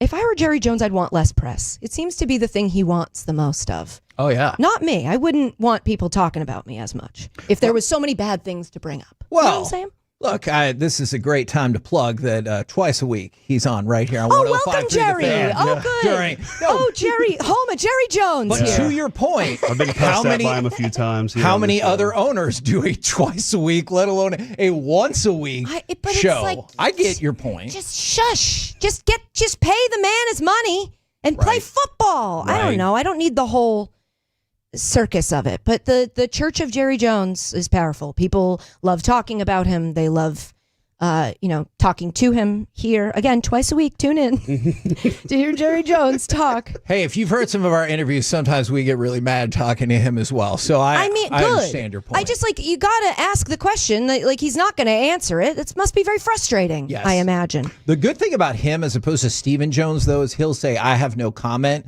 and then tell a story about why he has no comment that's actually his comment on it. And so that's okay. That's helpful. I don't know how much you guys talk about this because I heard, maybe it was last week, you were talking about concerns about sports gambling. And obviously we've seen a lot right down to the Little League needing to release a statement saying, please don't gamble. Crazy. How much do you think your audience cares about sports gambling information? Because I know everyone cares about their own bet. But how much do people care about sports gambling information in general? It's an interesting question. It's hard to gauge. It is like front of mind for me because when we started Casuals, I was like, I don't want it to become all about gambling, which I think a lot of sports media content in the last few years has either become owned by a gambling company that is also a content company, question mark, or it's just like the constant ads. It's like once it became legal, it became everywhere. Okay. Which I was like, I would like there to be a little space where it's like, you're not getting hit in the head with it. But I do think back in the day, Bill Simmons, when he would do like the lines and stuff, guess the lines or whatever, it was like a means for content. It was like using the gambling lines to understand the game better. I feel like now it's more, and I'm not saying Bill Simmons specifically, but like now the gambling content is about telling you the lines so you can go make a bet. It's like saying, here's a parlay that you can go do right now in game, pitch by pitch. And it's like, for me, my personal opinion on it, and I don't even feel like morally conflicted. Like I would gamble. I just don't. I just feel like, can't there be a space where we don't have it everywhere all the constant time? So that if I'm 13 and like my fandom is, I'm coming into my own in my fandom, I'm not like, oh, it feels like in order to like sports, I've got to put money on the sports. It's like, this is my money. My heart is my money. I put my heart into these teams when I know I shouldn't. I get and that. then I go broke. Then I'm I'm bankrupt. So I don't know. It is everywhere. I understand the value of the information when it comes to analyzing the contest and discussing the two teams and the possibilities of what could happen. But I just think I don't need it to be everywhere the way that it is. And I know I'm in the minority on that, but I have to speak my truth. I appreciate that. The podcast is Casuals every Tuesday and Thursday. Now, Corey, we have carved out this time for your brand new game. I created a game. What is it called? It's called Yes or Not Yes to both of these, or to all these questions. Kevin, you can also... Why isn't it yes or no? Do not make it awkward in front of Katie, all right? Please. Guys, please stop fighting. Yeah, my sister's name's Kaylee, so I'm sorry. That's okay. Corey without the E. Mm-hmm, yeah, all right, so here we go. It's not as interesting. You can answer yes or not yes to these. Kevin, you can also take part. Oh, great. You believe brisket is better than clam chowder. Oh. Then you have to say clam chowder. Say chowder. First of all, it's not Manhattan clam chowder, like New England clam chowder. And Texas brisket. Brisket's so good. It is very good, yeah. It's so good. While you're here, you should say our friend Brennan Hurtado's Barbecue. That's okay. the place. You can see where this is Write going. that down. She's going to say not yes. It's so hot outside. It's hard to pick chowder right now. So I'll say yes. Brisket's great. I can't eat a milky soup today. That makes sense. It's 100 degrees here. You guys are the way you nuts. described it feels like any day for a milky soup. Oh, and it's really cold. I can see maybe it's all right. But Be milky chicken soup noodle doesn't or be sound good. nothing. Speaking of milk, when you pour a bowl of cereal, you always pour enough milk for a second bowl. Not yes. Okay. All right. It's like something I've been doing my whole life, pouring cereal and then pouring milk on it. And yet I've never figured out exactly how much milk to nail it. I've never nailed it, but I don't usually put so much. There's enough for a second. I wouldn't call it a second bowl. It's like a second half bowl. Okay. That's smart. You know? That's a good way to do it. We have a friend, former NFL player Jesse Holly, who pours the milk in first. That's psychopath. Yes! That's not a friend. No one's a friend with a person who does that. Agreed. You just know them. Yes, Yeah. that's true. Yeah. That we worked together, Right. and now I'll try to distance. You eat string your cheese safety. like a carrot instead of peeling it. Not yes. Peeling the strings No, off. that's again, that's kind of nuts. My daughter eats it in the middle. Okay. She takes a bite out of the middle of it, but she doesn't bite it in half. She just bites a section of the middle out, and then there's just a bite mark in the middle, and it drives me nuts. That's your fault. You raised her. He It's is you. an anarchist when it comes to this. Like cake, he'll cut like a weird square in the middle and take it out. I kind of love that. I kind of you're like, this is the little piece I wanted. Yeah. Katie Nolan, no. If it's your birthday, sure. If it's not, if it's somebody else's cake, Does it qualify as a psychopath if you just bite the top of the string cheese off? Because then it makes it easier to peel. I guess I could see that argument. And look, if you're trying to like protein, like get that, it's like a quick snack on your way to a meeting. 3 bites, yum, yum, yum. I get it. You could. I'm not as upset about that as putting the milk before the cereal. Okay, Corey, can I ask one that Absolutely. might further deem me as a psychopath? The best way to get ready in the morning is sock, shoe, What? as opposed to sock, shoe. What? Think about it. All right, I'm trying. I'm going to try to demonstrate here. If you put your sock on, good foot content. Let me see it. Put it up on the desk. To his face, yeah. Another on the one, desk. you got to move again. Then shoe, then shoe. If you just go sock, shoe, that's one movement. Sock, shoe. This is one so movement. funny that because when you said getting ready in the morning, as a woman, I go, where are we going with this? Because you're getting ready in the morning is rolling different. out of bed and putting your shoes on. Yeah, I've pretty never much. thought twice about that. I'm running out the door because I spent 20 minutes trying to make my eyebrows look like sisters. They are not popping twins. today. Thank you very I much. like it. Thank you.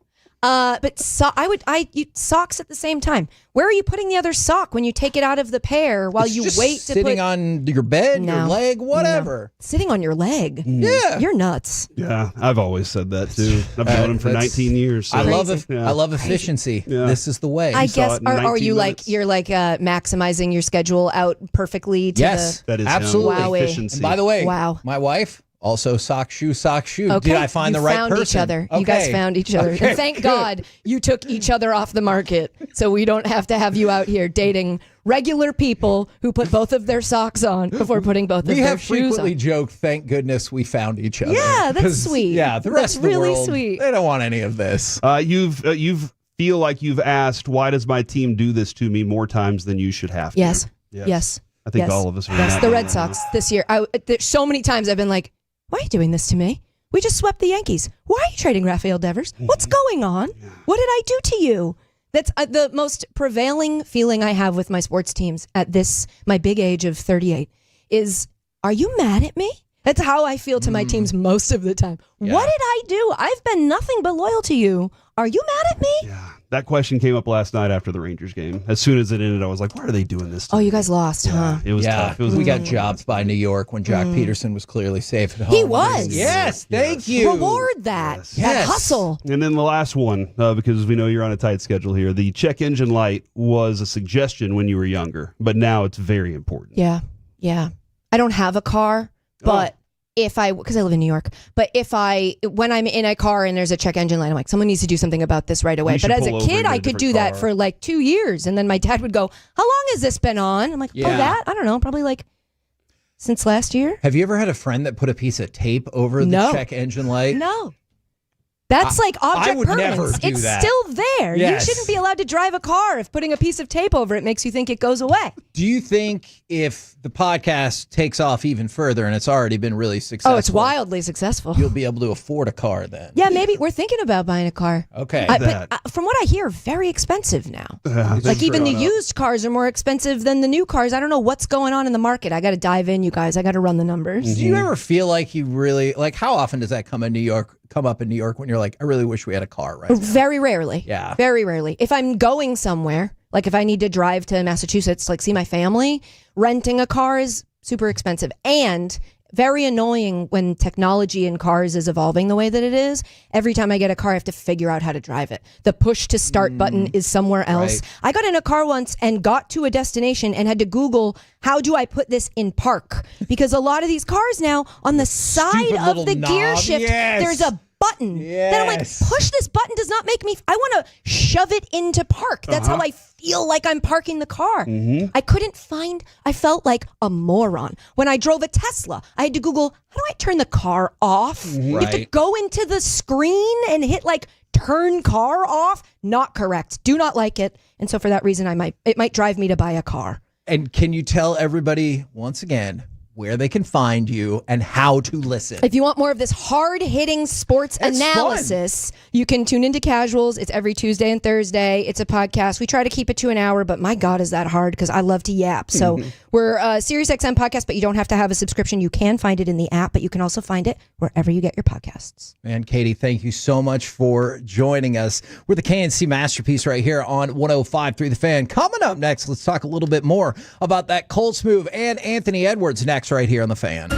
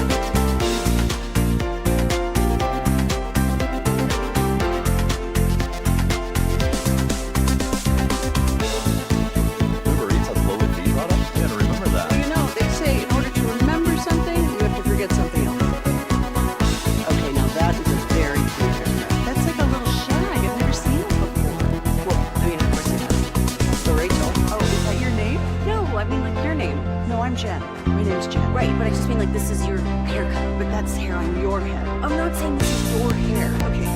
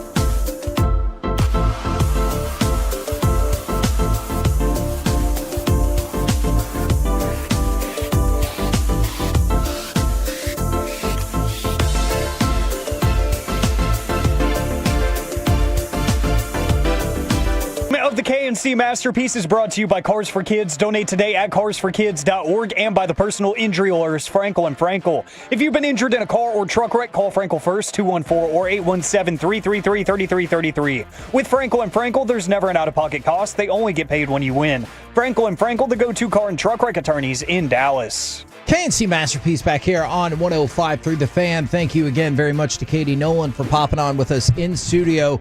Casuals podcast you can catch on Sirius XM, and as she said, you do not need a subscription. New episodes drop Tuesday and Thursday, so you can go check it out. Hopefully after all the fan schedule is over. Then you listen.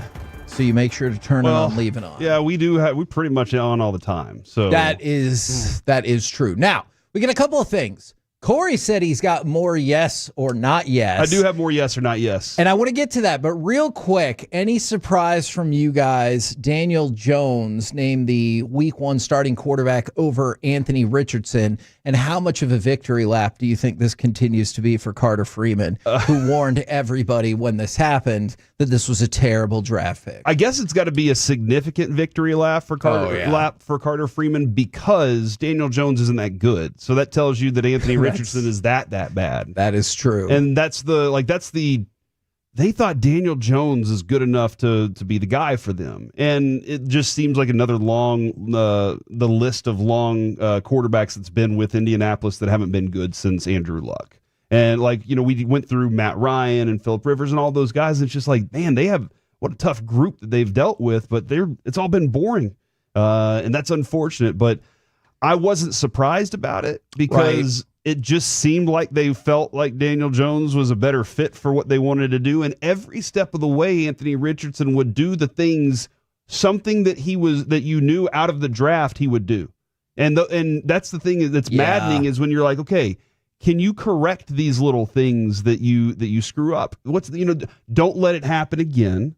Don't make the same mistake twice. And he does. So that's why I'm not surprised about it. I just am surprised that it's Daniel Jones. See, I'm surprised by the reasoning. I thought Daniel Jones would win, but I thought it was going to be the persistent injury issues that we had talked about with Anthony Richardson. But that does not appear to be the case. It looks like they got on more or less level footing, had their competition, and Daniel Jones just won it, at least to start. So congratulations to him, and sorry, Colts fans.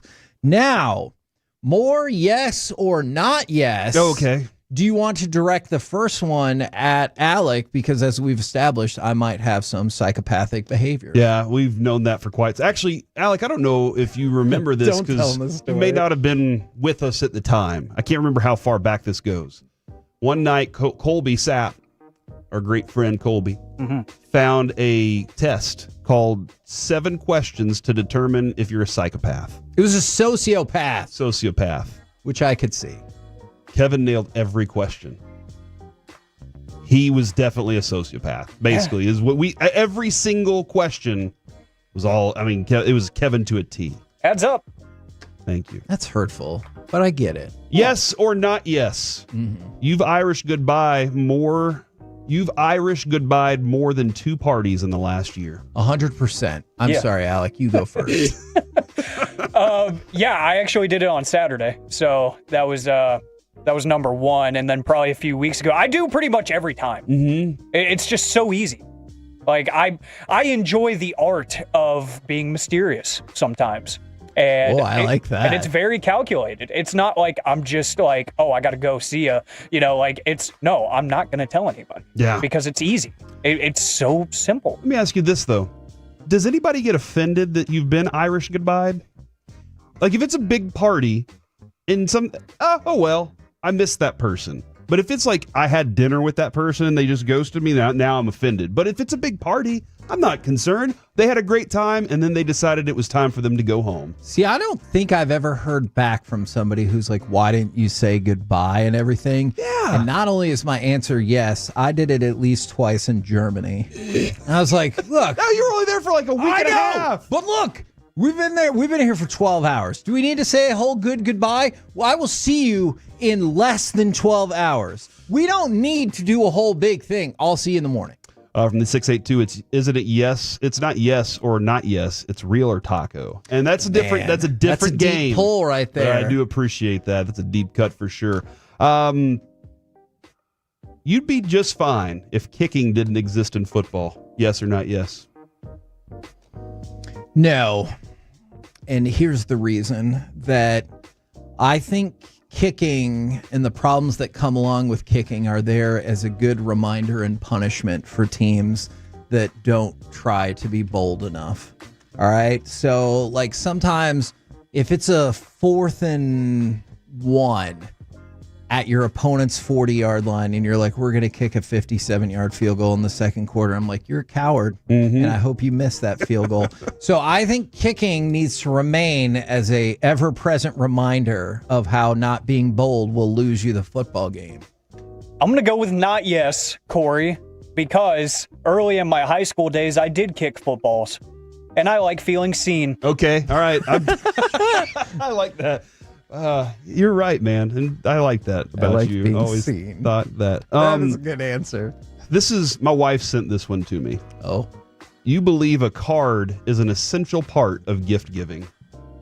Oh my God! So not yes. I could not conceivably be more not yes on this, dude. And I'm so with you on this, by the way. Okay, and here's the other thing that I hate. All right, I don't need the card. I know that it's to me. All right, I appreciate it. You said happy birthday to me already. I don't need a card. And what's up with people who are like, I gotta find just the right card that says the right thing? Okay, well, couldn't you just write that out? Like, oh, I'm so touched you found somebody from Hallmark who said things that you vaguely agree with. That's stupid. And plus, here's the other thing. This is going to sound old manish, and this is going to sound really selfish. I believe this 100%. You see some fancy card that you got, and you look in the back, and it says $7.95, and you're like, that's $8 that could have gone back into my gift. Like, exactly. Yes. Exactly. It's a waste of cash. Back to you, Alec. All right. Not yes to that. And I am equally as against this as you are. And like my dad will openly tell people at like family events, he's like, here's my card. And it's like either the gift card or the money that he's giving them. And he's like, I don't do cards. And everybody just understands. And I've gotten that from him because at one point in life, I thought they were important. I thought they were mandatory. And then to Kevin's point, I realized, why am I spending $8-10 on a card? Facts. It's a piece of paper. I can verbally tell you how I feel about you, or I can verbally tell you happy birthday, Merry Christmas, whatever it may be. I don't need a piece of paper to do that. And let's all be honest. And if you don't agree with me on this, I'm going to feel really bad.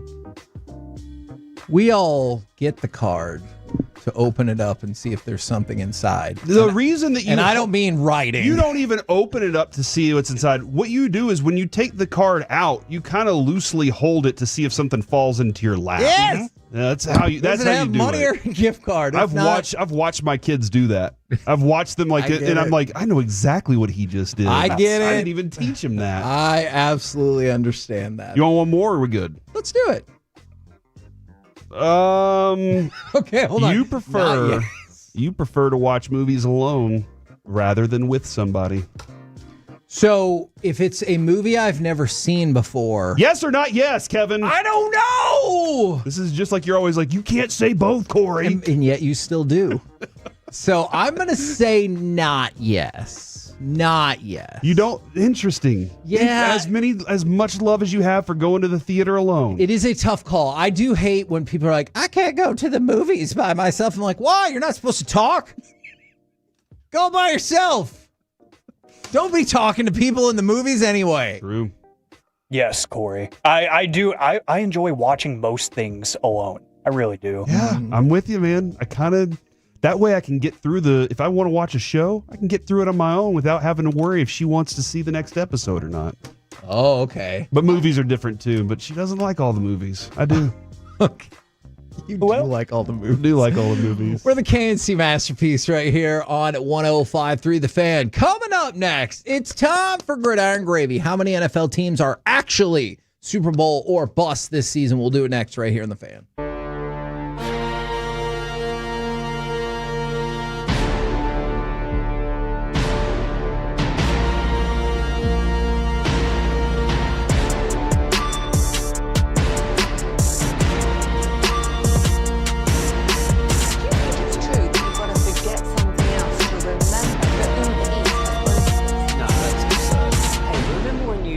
What was it? Pepper Lady.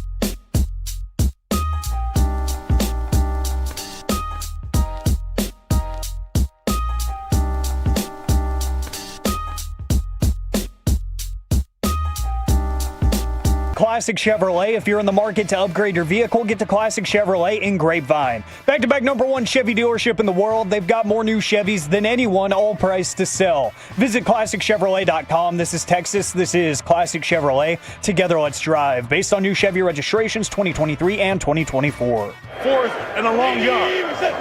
2 for the touchdown. Goff looking to throw. Throws back to the end zone. Touchdown Detroit again. They're 3 for 3. Got to think the Detroit Lions are one of those teams. How many teams truly are Super Bowl or bust this season? Let's talk about it as we go around the entire NFL and dip into some gridiron gravy.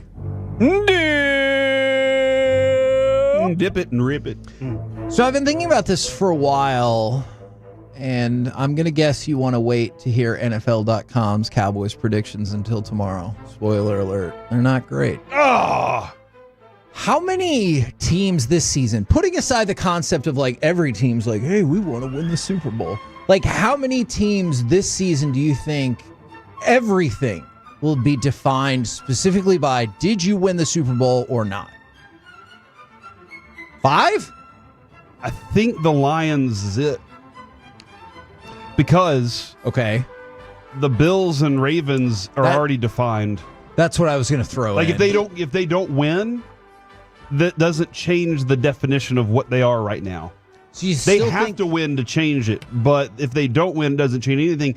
I feel like with the Lions, they've worked to a point now where they will plateau like the Bills and Ravens, but they still have that one extra place to get to. But the Ravens, it feels like the Ravens and Bills have been just doing it longer. Is this then the last season for the Lions where they're not defined by, oh yeah, that's great, but they're not going to win? Yeah. Okay. And hold on, but they're not going to win? Yeah, because I think that's like, I hope it changes. I think my take on the Lions is that they're still on the rise still right now. Ooh, okay, interesting. And last year was a definite bump. Yeah. But they still, now I've said all offseason, the 2 losses of those coordinators could be very significant. Right. But if they can overcome that, then I do think that story changes. But I still think they're on the rise. I think that Buffalo and Baltimore have just kind of gotten to a point where we've hit the wall and we don't know how to get through or over it. Okay. See, then I think that is the difference. I think that's where Detroit is now. Gotcha. But I can think of 5 teams. Alec, I want to pick your brain. If you think there are any others, it's, to me, the Bills, the Ravens, the Chiefs, the Eagles, and the Lions are the first 5 that I think of that absolutely their season is defined by nothing else than did you win the Super Bowl or not. Again, putting aside the concept that, sure, we would all love to win the Super Bowl. Are there teams I'm just not thinking of? No. It can't be the Vikings, can it? No. Not at all. And we got to find out what their quarterback situation looks like first, because if J.J. McCarthy ends up being very good, then I think we fast forward a year or two and they're absolutely in that conversation. Great coaching staff usually have a really good roster around that quarterback too. So I think you hit the nail on the head as far as teams that have to be defined by that. I like Corey's argument that there might be a couple teams in there that their status doesn't change, but I feel like I'm a little more critical of those 2 teams than some might be. I'm still going to think they're really, really good next year if they don't win, that being the Bills and the Ravens. But I think the Bills have come so close too many times. Like, they've got to break through at some point. Why not this year when the Chiefs are dealing with older players, dealing with, we don't have as many playmakers as we used to in those years that we whooped up on you. I think this is the year that they need to figure it out, and I don't know if they will. You might not get another topic in here, Kevin, because I might blow your mind with this. Okay. The Chiefs might be that. I think they are. Okay. Absolutely. I agree. This could be somebody texted in the other day and they're like, it's over. They're going downhill from here. And I don't know if I believe that, but if they don't get back, then that's, a loss and then downhill. And then are you ever going to get back again? I can see the Niners still being involved in that conversation. Ooh, fascinating. Because Brock Purdy is now got a lot more on his shoulders. Right. and the next team for me will be the Texans.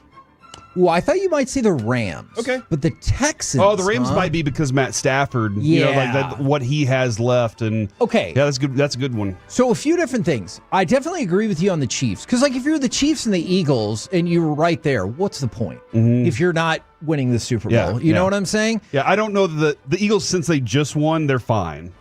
And, okay, although Super Bowl is the only thing they can want to attain right now. I'm going to try really hard not to get sidetracked by this, but you just said for Brock Purdy, since a lot more is on his plate, right? Okay.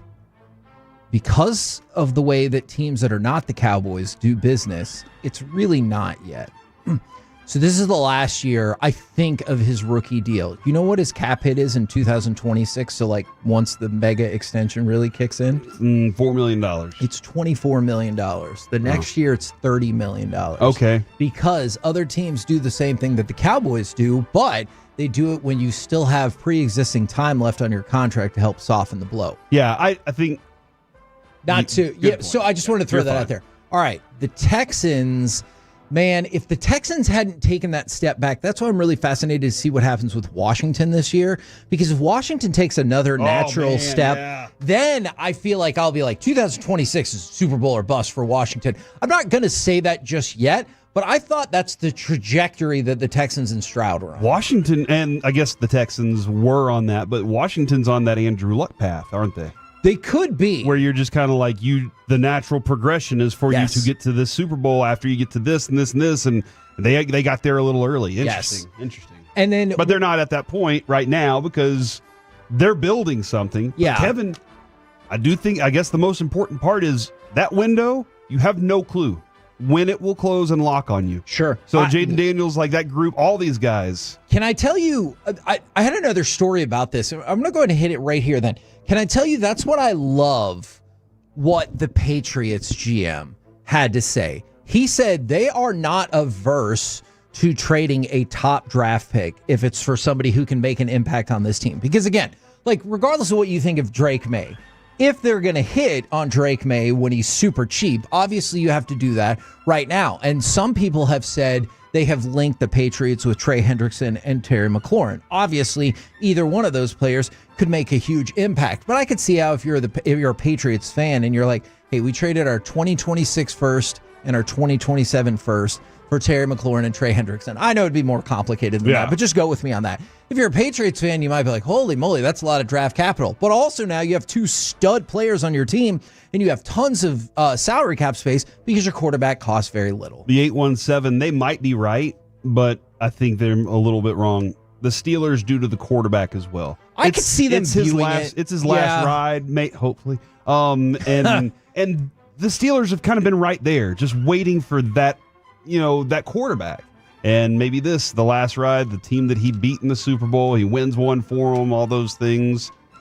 I absolutely see that Aaron Rodgers and the Steelers probably see it that way. I guess I don't. Yeah. But that is totally fine. By the way, I already told you Ben DiNucci signed with the Falcons, Matthew Judon with the Dolphins, and then good news for the Vikings moving forward. Yesterday was the first time that Justin Jefferson had practiced in 25 days, coming back from the left hamstring strain. And then one more note. Just in time for fantasy drafts. Exactly. By the way, one more note for you. Shane Steichen said not only did they pick Daniel Jones, they said, we will not have a quick leash on Daniel Jones. So what that looks like can be subjective, but if you think this is going to be a week-by-week basis, he really makes it sound like right there it is not. Anthony Richardson is the backup. And, well, how long do you think it's going to last? Oh, I mean, it might last plenty of, the whole season. Because they got no other might last 8 games. Right. Yeah, like you said, no other options. Are you embarrassed? Probably. I'd be. We're the KNC Masterpiece right here on 105.3 The Fan. Coming up next, the Rangers unfortunately lose again. Plus, what would be your ideal Rangers division? We'll do that next right here on The Fan. Take us.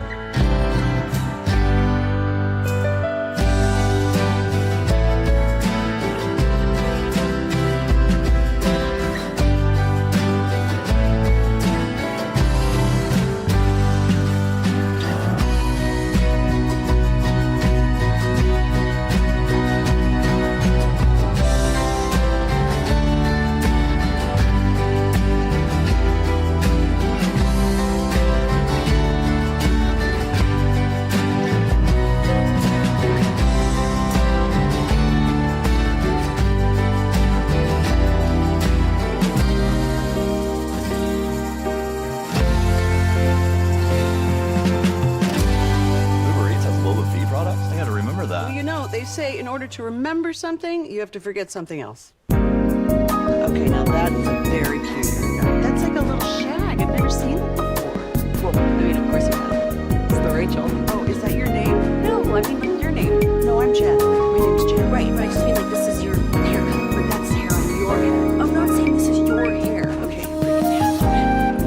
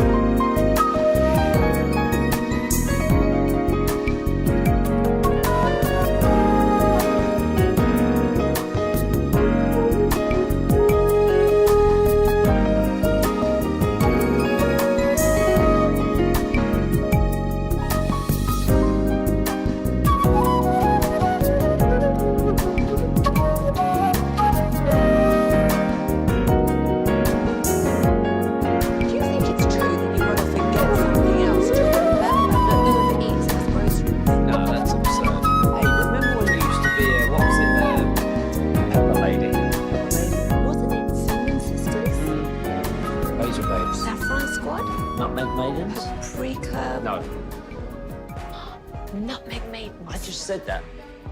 Was it Spice Girls? Doesn't sound right. Was it Saffron Squad?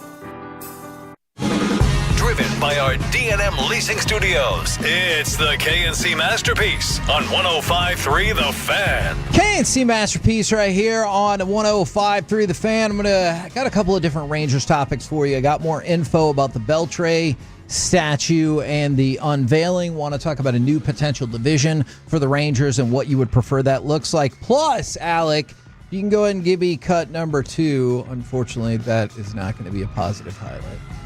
Leiter ready now with the 2-1. Swinging a drive toward the right field corner. This one is gone. A line drive home run for Vinny Pasquantino. It is his 23rd of the year, and that puts Kansas City in front 3-1.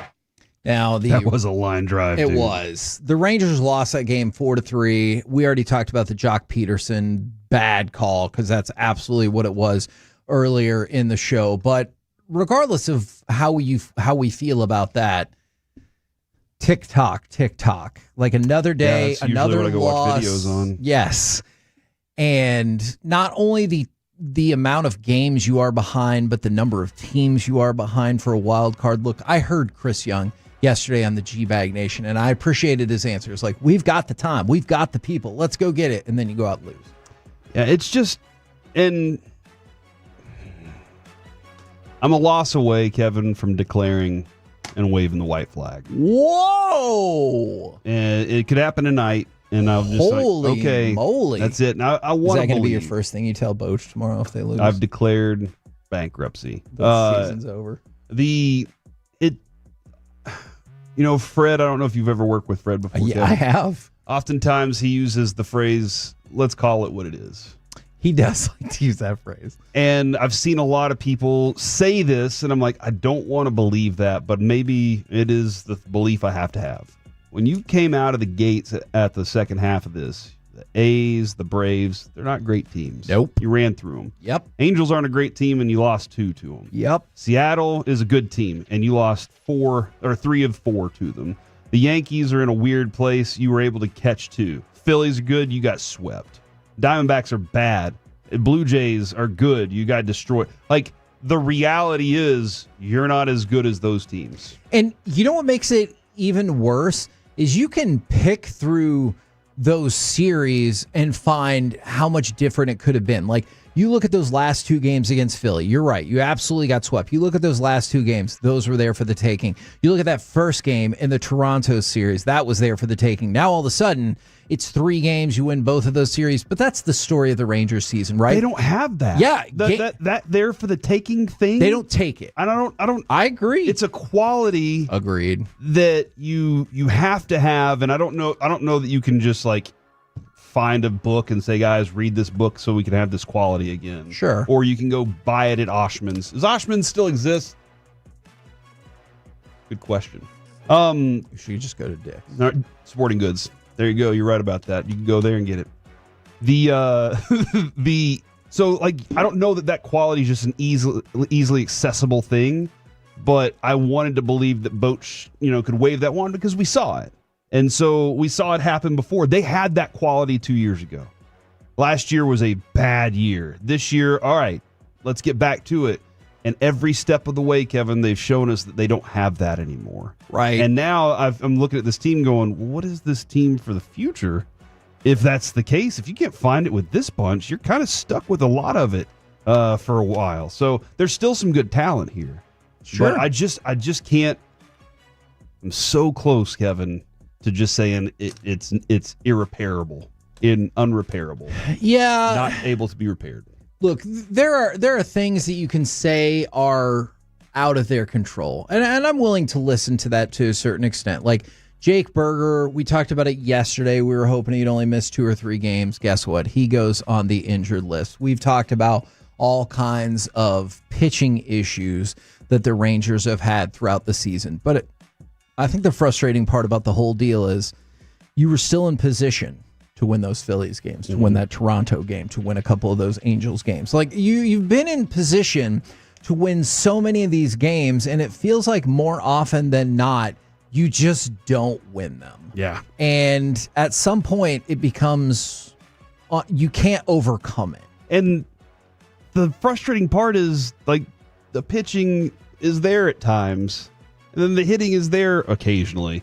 But they just can't be there together at the same time. I 100% will listen to the argument that if you take the best components of this team at the best time, they can go win the World Series again. You have seen this be the best pitching staff in Major League Baseball. You have seen this be one of the best bullpens in baseball, and you have seen those offensive explosions where you're like, holy crap. But guess what? They're never together, or rarely are they together at the same time. Guess what? When the offense started to pick up even a little bit, that's when your starting pitching started to falter. When the starting pitching went ahead and held strong still, even though the offense wasn't great, that's when the bullpen fully imploded. Like, there's very rarely been any time this season when all of those have been hitting at the same time. And that's I guess the other frustrating thing is, Jock's taken a lot of the heat of you got paid a lot of money and you aren't producing. And that's fair. It ain't just him. But it's not one person we can point to on this thing. Like across the board, these guys are not playing to the level that Chris Young and Bruce Bochy expected them to play at. That's what the reason I say that is because that's what Chris Young has said all season long. When asked about the hitting, when asked about all these what moves all the way along, Chris Young has said, I know if these guys can play up to what their potential is, then we have a contender. And I think that's what we all believe, is that, yes, the potential of what they are is definitely a contender. And that's where we get into the arguments with other fans, is they're not playing to that potential. And so the idea is, yes, they are good enough to do it, but they're so much further away from their potential right now than we've ever seen. Look, if you just want to start the list of names, and there are plenty, the Texas Rangers, and I know he's been doing great in the minors, and that's fantastic. The Texas Rangers trusted Cody Freeman more to put in their lineup than Josh Young. Wyatt Langford hasn't seen the year-over-year growth that I think a lot of us hoped there would be. Can we stick there for a second? Yeah. I was thinking about that this morning, and I wonder how much that has hurt the team building the last year and a half. Sure. Because we expected 30-something home runs and 100 RBI. And so does he. So does the team. The defense is better. I agree for Wyatt Langford. And you know what? The base running is insane. Like, it's fun to watch him run. But the pop. And so whenever you're building a team and you just kind of pencil in those two guys, Evan Carter and Wyatt Langford, you're like, all right, we got the future of our outfield is right there. And then you kind of, they can't carry it on their own. Yeah. You're finding out is that they can't carry it on. You're just hoping that Evan Carter doesn't get hurt running to first base most times. Yeah. And then so like that's the fact that they can't carry it. How much does that affect? As you've been looking at your team, you've just been going, okay, Seager and Simeon, we know we got this with them. And then we got Wyatt and Evan. Crap. That's down. Well, I have to have Rowdy Tellez do a lot better then. Let's make this very clear. Wyatt Langford can still be a phenom in Major League Baseball. He can still be an unbelievable player for the Rangers. I've had a couple of these arguments on air. You cannot tell me. I refuse to accept the premise that Wyatt Langford has made strides offensively this year when you look at most of his numbers are primed to be in about the same spot. His batting average is primed to be a little bit lower. His WAR and OPS are primed to be just the tiniest sliver higher. On-base percentage, about the same. Slugging, about the same. More home runs, far fewer RBIs, though I get that that's a product of the team as well. On pace to have more strikeouts. And it's a net neutral just about with me offensively. So while I'm super pumped that he's looking better defensively, when you're talking about the building of the lineup, I know the hope was for now that Wyatt Langford would be sitting here right now with an OPS at 800 or higher and 25 or more home runs with 75 plus RBIs. Not even close on any of those. I agree with the 817. All we need is a wild card spot. I agree. Okay. This team is built for the playoffs. You got to get sure. there. Yes, they're built for the playoffs. You got to get there. Okay. The other thing in this offensive conversation then is, and it's not offensive, it's offensive. The decision on Brett Boone was a decision by the GM, president of baseball operations, that I have the right players. the message isn't the correct message. Now that you have seen you saw a little bit of moments that they looked alive again, but not enough to change the season. So do you look at it in the off season and say, and I know that, we're still down a stretch here, but do you look at it and go, well, now I have to start reconstructing the team? New. I'll just get a new hitting. And I'm not blaming Brett Boone for anything here. Like, this is an entire team thing here. It's really difficult for me to give you a good answer to that because Chris Young is such a compelling talker that I honestly can't tell if everything that he says. I believe the things he says. And I believe he believes the things he says. Okay, and see, that's where I'm caught up. Because when Chris Young says, we have the guys, we have the time, I believe that he believes that. But what I can't tell is we have the guys means the team is constructed right now, or I feel pretty great about 21 of the 26. Now, if I just had the time, money, and resources to switch out those 5. Very good point. I can't tell. And then that other part of, I believe we have the time until the time runs out. Right. And ultimately isn't like we all do that until the time is run out. Let's believe that some people are like, well, there's 6 innings left. Let's pack it up and let's go home. Right. Chris Young does not seem to be that guy. No, he doesn't. At all. So like that, or, we got an injury to this guy. The season's over. He's like, okay, we'll find a solution. And I like to believe that. And I know he believes it too. Kevin, by the way, Oshman's was purchased by Sports Authority in 2001, and they ceased operations in 2005. So that's tough. So yeah, it's been 20. Really, it's been really 20 tough years. for me to learn here. Alec, it's been a minute Yeah. since It was we've the had one in that. Mesquite that I just used to go to all the time. Jeez, I was 4. God, every time you say that, it makes me sad just a little bit. But I'm glad you're on our team. You're our Evan Carter and Wyatt Langford youth movement. Yeah. As they're still Little trying to savior. trot us out. Although I get how Jock Peterson and Rowdy Tellez would be the better example for me, at least. All right, by the way, I wanted to get this in there real quick. As far as a new division goes, and Rob Manfred, who again hates baseball, he said that expansion could lead to geographical realignment in the divisions. Now, man. It makes a lot of sense to me, but I've seen multiple people, and here's what they've done. They've texted in 4 other teams they would want in the Rangers division. I don't think that's what's going to happen.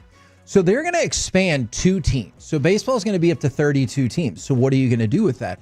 You're going to have the same structure as the NFL, right? You're going to have 8 divisions of 4 teams.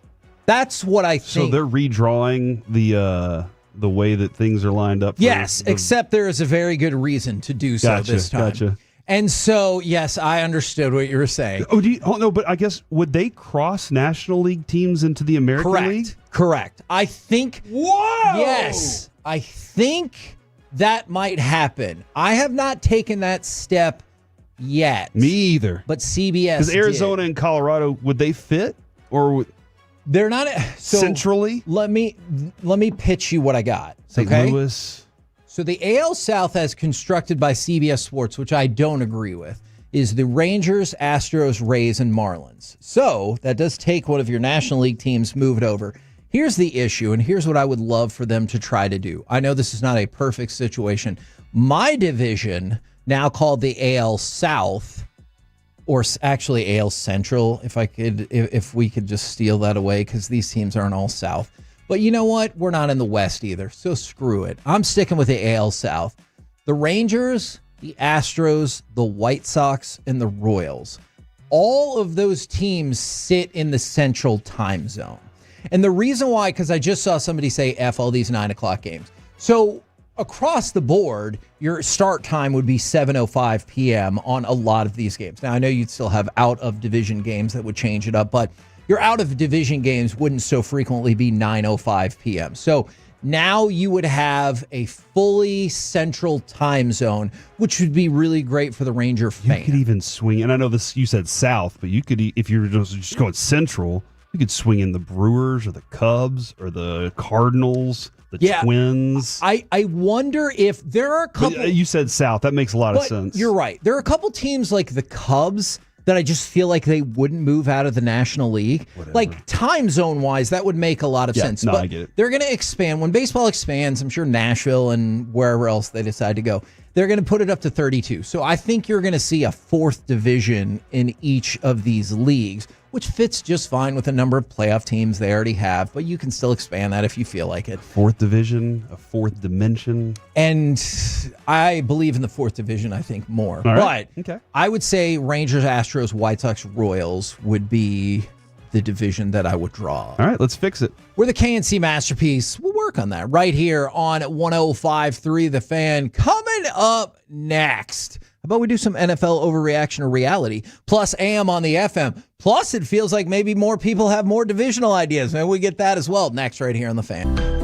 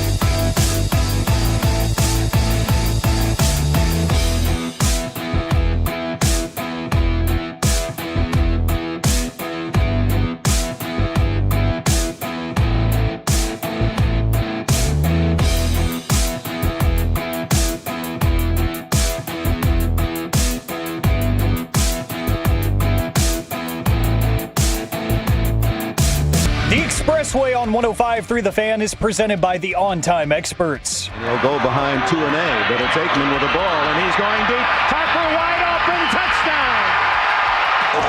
His first catch of the day, Alvin Harper from Tennessee. KNC Masterpiece right here on 105.3 The Fan. Right now, we bring in a man who has been marked up with the marker or lipstick or crayons. Yeah, dude, what happened Eric to you? Chiafalo. It's a marker situation. The girls got crazy with it today, and I was like, you know what? Fine. Because that means I just get to kind of lay here. You guys get to have fun doing your little artwork deal. Yes. I was a little annoyed that one of them put the swipe on my face. We got you there, yeah. But the arm stuff... Other than the fact that it looks like what? Psoriasis? Cirrhosis. Psoriasis. Psoriasis. Psoriasis. You know, when all you're over me. I don't know exactly what psoriasis is, Eric, Kevin. thanks for joining us. But It's I know itchy. that a friend of mine had it, and it Okay. was scary for him. Okay. When it itched. All right.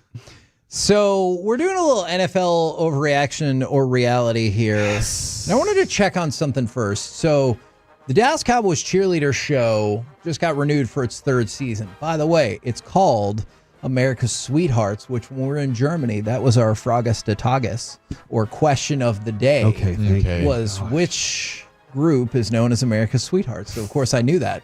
Frages de Tages! That's a great Fragus. And whenever you say that, everyone has to repeat it. It's a whole thing. Anyways, it's going to get renewed for its third season. Second season's on now. Overreaction or reality, you have seen or your significant other has watched the show with you. Reality. Me not too. not like a ton of it, but it has made an appearance on our screen. Agreed. Same with my wife. I've watched a good little bit of it. I have not had, the pleasure of it yet. Mhm. Although Christy Scales did tell me out in Oxnard, she was like, you have to. Especially after we met Maddie and Charlie. That's right. At Whataburger. Oh, I love Whataburger. So yeah, there was I need to. Is that what I'm being told here? I Yeah, need to? you need to. All right. You need to get some Whataburger and sit down and watch it. How are they going to help the product on the field is what I want to know first from them. Well, unfortunately they haven't, right? Yeah. I mean, they've been here just as long. Like their drought, they've been a part of it, right there on the field, cheering us to playoff losses. I've thought, but I'm trying to decide if maybe I should just keep this thought to myself. You know what? This is the Expressway, Kevin, so it's commercial free for the next 40 minutes. I say shelve it until we get to the break, and then I'll ask for the C block. Okay. All right. Now, I believe Corey will complete this mission. Overreaction or reality, you will watch the entirety of the Cowboys Netflix documentary by the end of the week. Oh, wow. 7 hours and 45 minutes. Putting the end of the week on it is going to be challenging, but I think that's... Do you binge stuff? Or are you one of those, I've watched an episode, that was fine, and now I'll wait till next week to watch the next episode? No, if it's up to me, I would usually a couple episodes in a night. Okay. Yeah. But it's just all about how much time do I have? How much time is allotted? Were the kids down when I got home, or were they not? Because now everything just got extended. And is the wife down? You know what I mean? Absolutely. Yeah. That's important. But watch the show, Kevin. That's not what or you not. meant. Watch the show. I might finish it today. Wow. I don't have I let my wife know that I have a fear of picking up the kids from school. So I think she's going to pick up the kids from school today. Nice. And now I just need to get it diagnosed. And right. Then we're, money. Get that doctor's note. Yeah. And then then my oldest kid will have to pick them up. So if you're listening and you're a fake doctor. fake doctor. Corey needs some help. Get Tom Brady's fake doctor. Yes. Exactly. But so I think I might have the time. I already started it this morning at the house. And then Kevin, I like to watch shows while I drive. Yes. So I did that too. While I was driving, I just watched some of it. And A show like this feels easier to just listen to than The Wire. There are other things you talk about when I'm like, are you looking at this show? That Dude, feels dangerous. You ever seen The Wire, Eric? Yes. Okay, there's Very dense. Omar's one of my favorite characters. Something happened to him in the show. All right. Something did People who happen. haven't seen it. And I was pulling into my driveway when that moment happened, and so I didn't see it. And so I like, and I ran inside, rewound it, and watched it, but it just kind of took everything away. Yeah, it kind of like undercut the whole moment. So, but it's the risk of driving and watching shows. That is true. That's the risk. Corey said he's going to get it done. Now I feel like you put a lot of pressure on you, Eric. He did. To start watching TV while you drive. I don't know if I would support that. I've done that with a game before because we do the pregame show, and then it's like I'm driving home and I want to listen to Brad and Babe, and then and also be able to like kind of Sync peek it up a ski. little bit, yeah. Okay. Yeah. All right, Alec, I want you to start this one off. Overreaction or reality, you would know when it's time to retire. So Odell Beckham Jr. really went out of his way to correct people that it was a false retirement report. But, he played 9 games last year and caught 9 passes for 55 yards. Since he was awesome in the Super Bowl, he's appeared in 23 games and caught 44 passes. Overreaction or reality, you would know when it's time to retire. Yeah, I mean, even in my high school athletics career, I knew. That's why I'm doing radio now, is because my senior year, I was like, my knee doesn't work the same way it used to. I'm done. I hung up the spikes. It was time to be a family man, a.k.a. Get that, high school diploma and get a college degree and figure out how to do radio for a living. So, yeah, I feel like I know when my time has come and passed.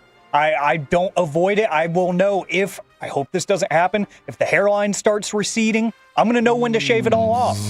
I'm going to know when to hang them up and just give up on the dream. You don't have to shave it off. You could always just go to Advanced Hair Restoration and advancedhair.com. That's a good point. That's a pro right there. Just saying. Overreaction reality, you guys would know when it's time to retire. I'd like to think so. Right? Like, because I'm always thinking about these people that you see it with coaches all the time, like Jimbo Fisher. You want to get back in the sport? Like, why? John Gruden, you want to get back in the sport? You've made all the money in the world. You've done the things. Like, you've won championships. Why does it matter anymore? But then I don't know what I'm going to, letting go of, I guess, the microphone at 70 years old. I was going to say, I heard y'all's show yesterday. It sounds like maybe you're not good at letting things go.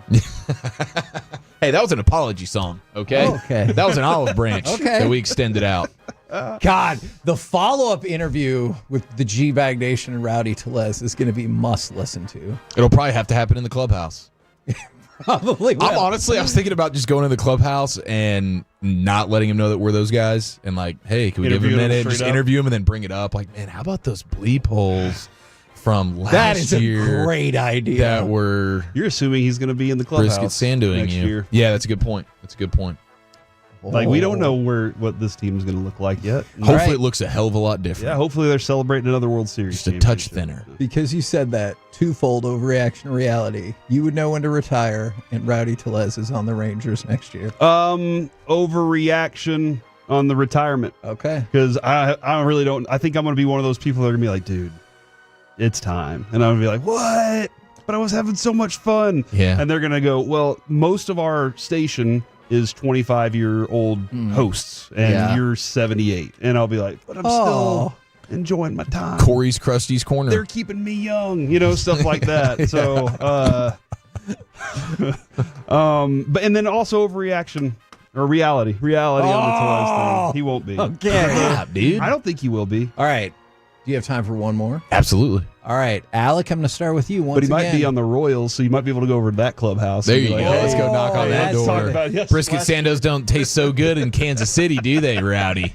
This might be a controversial one right here. Overreaction or reality? Jalen Hurts will be locked in as a top 6 quarterback by the end of the season. Ooh. That's tough. That's incredibly tough. I'm going to say overreaction. I'm going to say he's just outside because he lost his offensive coordinator that helped him look a lot better. I'm not saying that he was bad beforehand because he wasn't, but it was the best he had ever looked last year. And I don't know, Nick Sirianni just has this way of bringing in assistants that do really good jobs and then finding new ones that do really good jobs. So maybe that track record of success finding assistants is going to work. Jalen Hurts is going to be really, really good, and I'm wrong, and I sound stupid, but I think he takes a step back, and he's more in that 8 to 10 range. I'm going to go overreaction on this as well. I mean, the talent on that Eagles offense is still ridiculous. Now, if they have a bunch of injuries and all of a sudden, hey, you have to really be the man, Jalen Hurts, and he proves that he can be that, then it's a different story. I just don't see that happening. If they find great success and they're still super healthy, he's not going to get the credit for it because everybody knows it's Saquon, it's A.J. Brown, it's the best offensive line in the league. But, yeah, I think it would take injuries and then them still being dominant, and it's like, oh, because they had to throw the ball 30 times. They didn't just get to run all over everybody. All right. He's currently ranked 4th in fantasy football quarterback rankings. Oh. And I think because of fantasy football and the way a lot of people see it, because he can run, because he gets the tush-push touchdowns, because of the throwing also and the touchdowns, I think people are going to go, well, naturally he is because of those things. I'll play on the field, though. I mean, if he's rocking along like they were last year, I think he sticks there, man. All right. Thank you very much for jumping Thanks, Eric. Hey, thank you guys. You're always fun to hang out with. I got my lunch with me. Okay, in my hand. You don't trust me. I wouldn't. I want to turn over new leaf since Yeah. Germany. Well, I guess we'll find out. Yeah. They're good at forgiving. All right. We will continue. NFL. Oh, you thought we were going to break, and you were like, oh, Yeah. crap. No. We still have more to do. Oh, I got more. All right, Corey. NFL overreaction or reality. All right. J.J. McCarthy will throw for more than 3,500 yards this season. Reality. I think more than 3,500 yards is feasible, especially if he has Justin Jefferson. Now, Jordan Addison being out for the games that he's out is going to hurt. But I don't think 3,500 yards is a lofty goal either for him. So, but yeah, I think he does. Alec, before you answer, I will say overreaction. Ooh. I do not think he's going to get there. Huh. That's tough. Putting that on the wall of takes. Okay. Because I could totally see a world where either happens, but I'm going to go with reality because I think that everybody stays healthy. I think that Kevin O'Connell still does his thing. It's kind of like what I was just talking about with the Eagles and that staff and some of the weapons that, like Chiafalo was talking about. Everything around him is still really, really good. So I think it's going to allow him to do that. Even if it doesn't look great, I think he can still get there. Okay, I like that answer. Now, that will complete today's edition of Overreaction or Reality. We got AM on the FM in just a minute, but I wanted to throw this out there. I thought this was a really nice move. Anthony Edwards, he donated 150 pairs of shoes for back-to-school preparations for people, and I just always think it's cool when you hear stories like that. I know that Anthony Edwards has some complex baggage that comes along with him when it comes to kids, but I appreciate him making the effort with that. Was it Blueprints Hospitality's Walking in the Right Path shoe giveaway? I believe that is correct. It was, and that was in Houston that he was taking care of them, giving his shoe and 150. Some people, Kevin, it always frustrates me when somebody's like, "Why didn't you give 500?" And you're like, "Dude, 150 is awesome. That's really cool that he was able to do that." And do you know 150 of those kids absolutely lost their minds? Oh, I have no doubt. Were able to put some shoes on their feet for one, but they were able to put a dude that they look up to shoes on their feet also. One of the kids, Anthony Edwards, is his favorite player, and he was like, "Oh my gosh, Anthony Edwards, thank you, Ant-Man." And I'm sure that's like probably one of the highlights of his life already. And you know what one of the highlights of every one of our days is? Well, good news for you. It's right now. It's time for this. What does this button do? Please, please, do not push the button. You have no idea what it... Alec, you be quiet. Alec, that was awful. 1 for Alec, 0 for Peyton. Don't you dare touch that dial. Don't you dare do it. It is time for AM on the FM. My name is Alec Medford, the man that they call the pride of Mansfield, Texas, 877-881-1053. That is the Frankel and Frankel Injury Attorneys text line to answer today's question of the day, or as Kevin would call it, the Frage de Tages. Frages de Tages! I had to go to Google to confirm that and make sure that I wasn't totally butchering it and or saying something vulgar. For whatever it's worth, they say Frages, but yeah, I'm with you. I think it's Focus. No. That's a car. Focus. And I've got some sound that I think is great. This is one of my favorite things about the younger generations getting into pro sports. Lawrence Butler of the Athletics talked with John Boy Media and had the most brutally honest answer to a great question that I wanted to be on the next round of MLB player polls. We'll get to that here in just a little bit. But gentlemen, we go to the National Day calendar, where sometimes it does let me down. Oh. Because sometimes it doesn't have the biggest holidays that I would actually care about, like National Radio Day. Oh, yeah. It was yesterday. And it was something that we celebrated a lot in college. My professor, Lance, always made a big deal out of it, and College Radio Day was a big thing too. So we had t-shirts made and everything. I've lost touch of that since then. So I want to know some of your radio lore. What got you into radio? What was your upbringing with radio? Why do you enjoy it so much? 877-881-1053. Tell me some of your origin stories. Man, I'm so glad that you asked this question. It was Paul Harvey. The Two-Face guy in Batman? No, that's Harvey Dent.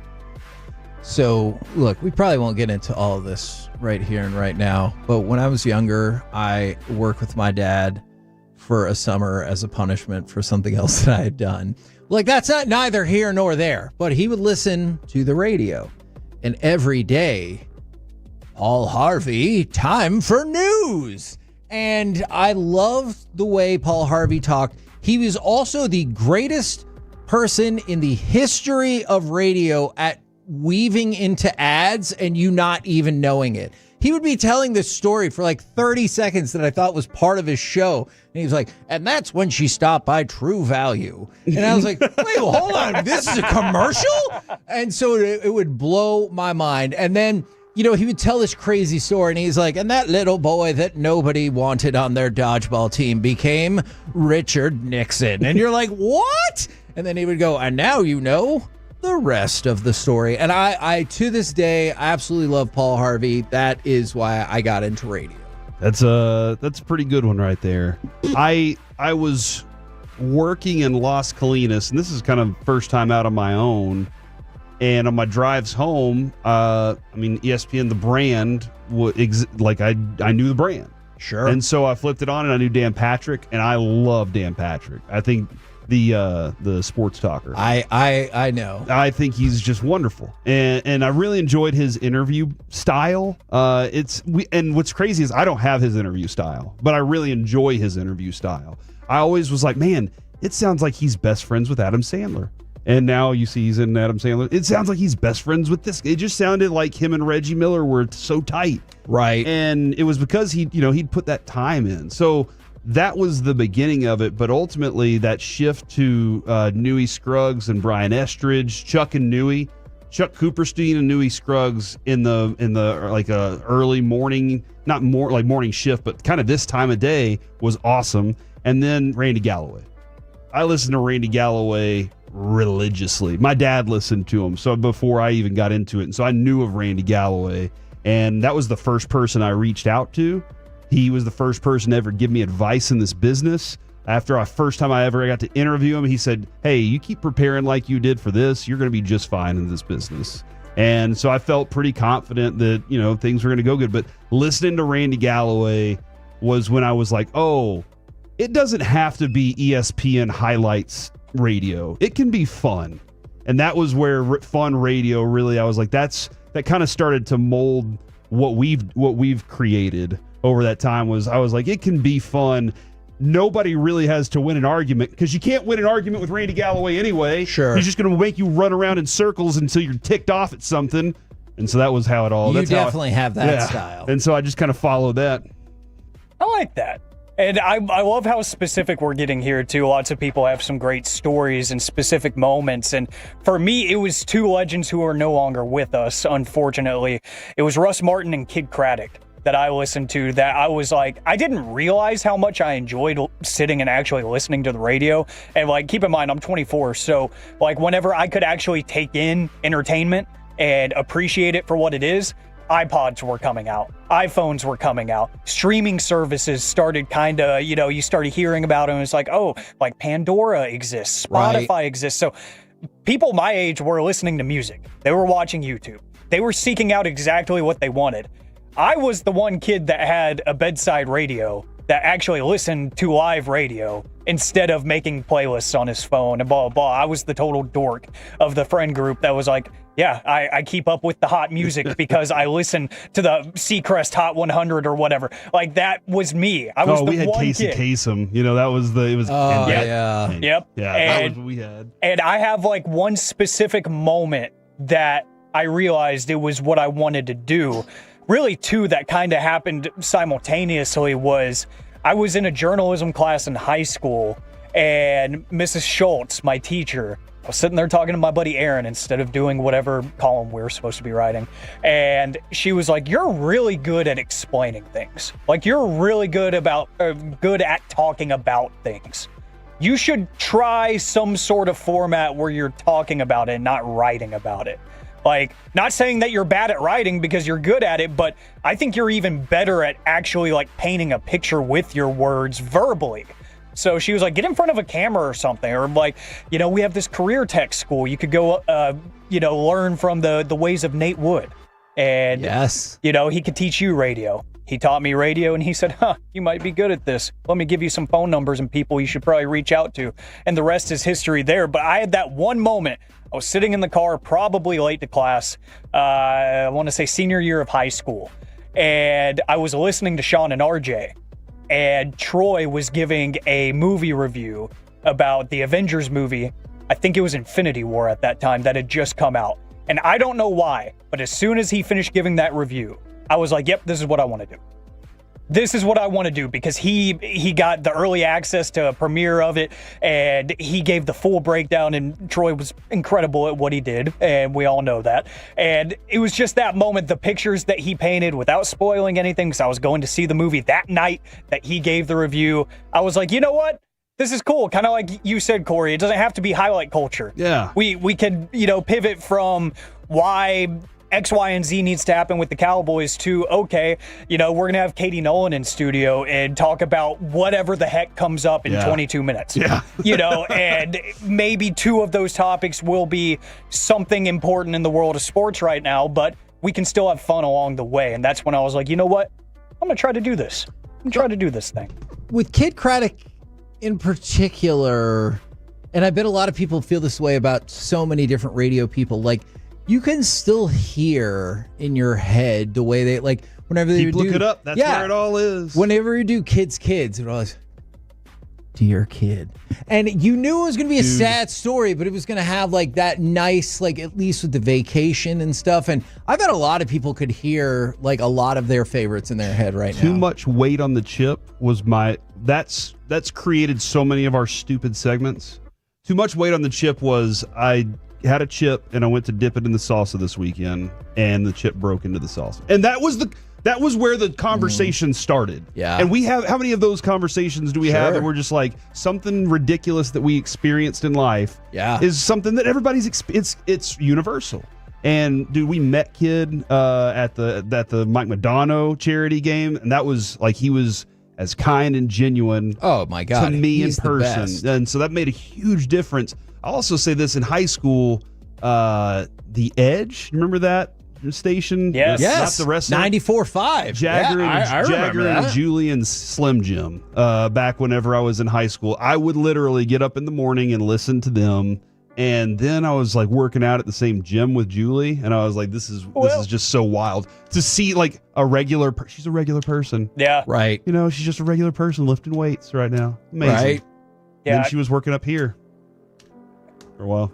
I think I had one of those moments. Okay. I was weird tie-in with wrestling and radio. I was at, and you just said Edge. This is even weirder. I went to go meet Edge at a car show in Dallas.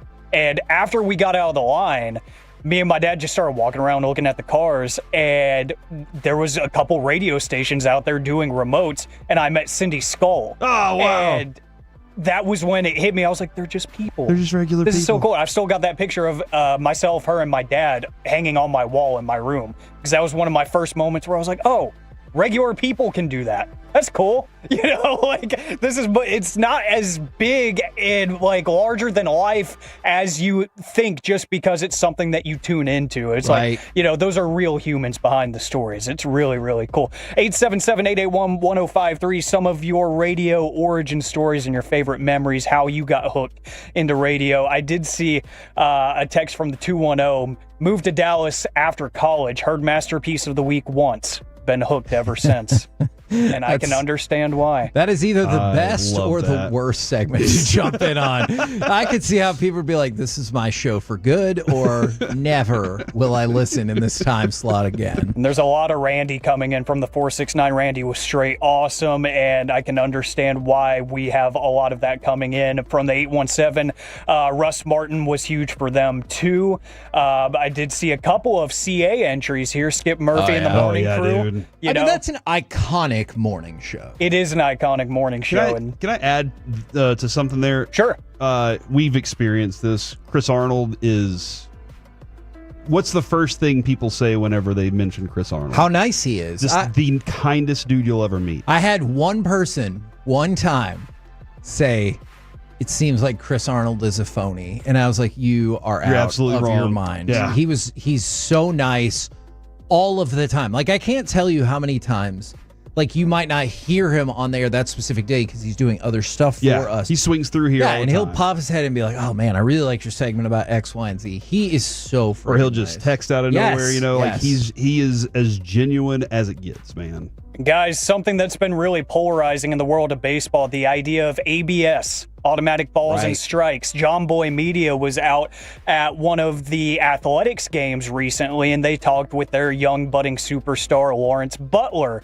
And they posed the question to a bunch of players, if you could be commissioner for one day, what is a drastic thing that you would do? And here's a pretty specific breakdown from Lawrence Butler. ABS, I'm fed up with the umpires. I've had enough with the umpires.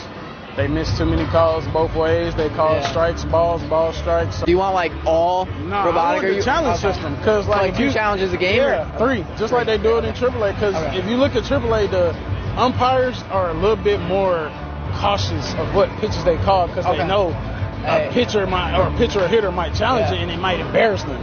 So like they might be a little bit more cautious to pull that trigger. And I feel like up here they don't give a He said, I feel like up here they don't give a bleep.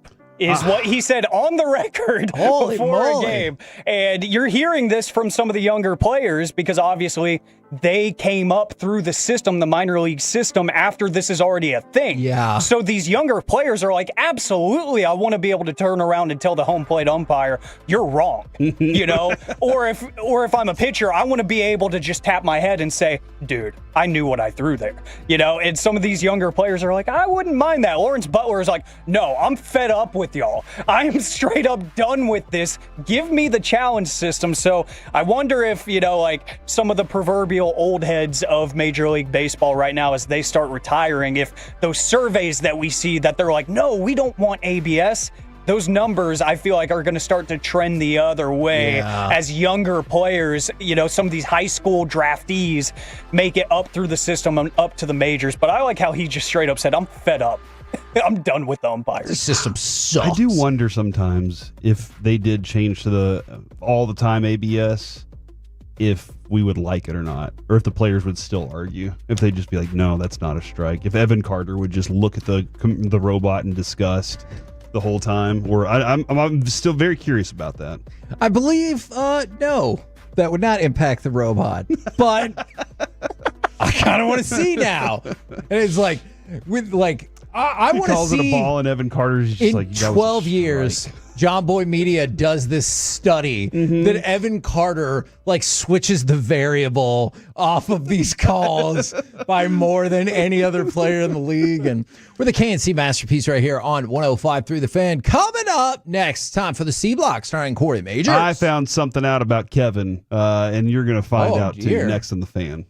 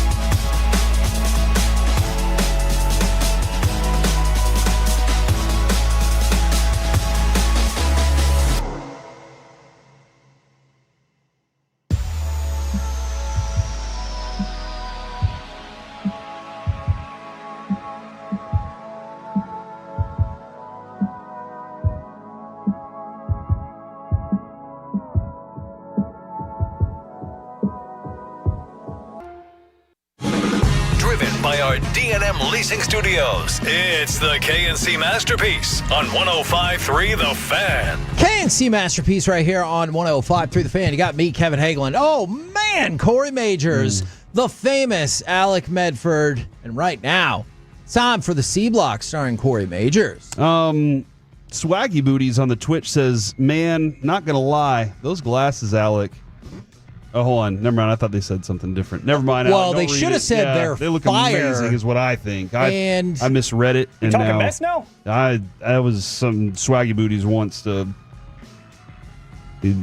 fight you, I think. What? Oh, no. Sounds like, yep. Oh, I got to log in and see now. No, don't do that. Don't do that. It was, I think they look amazing. Guys. I do too. Do we want to start with sports or do we want to start with nonsense? 877-881-1053. I'll wait. Sports. All right.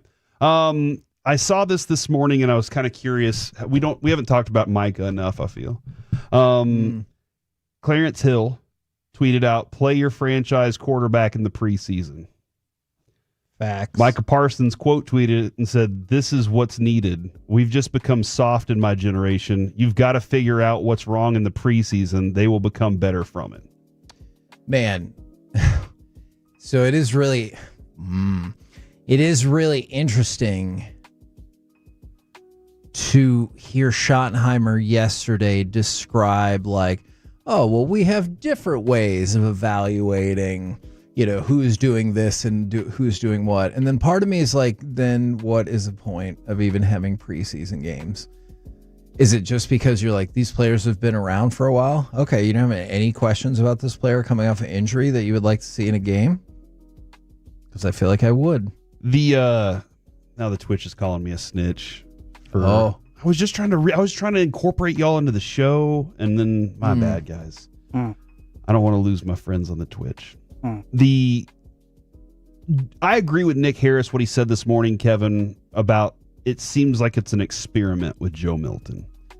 Unfortunately, there are guys whose jobs and careers might be on the line whenever you're running this experiment. Right. And so you really do have to take that into account too.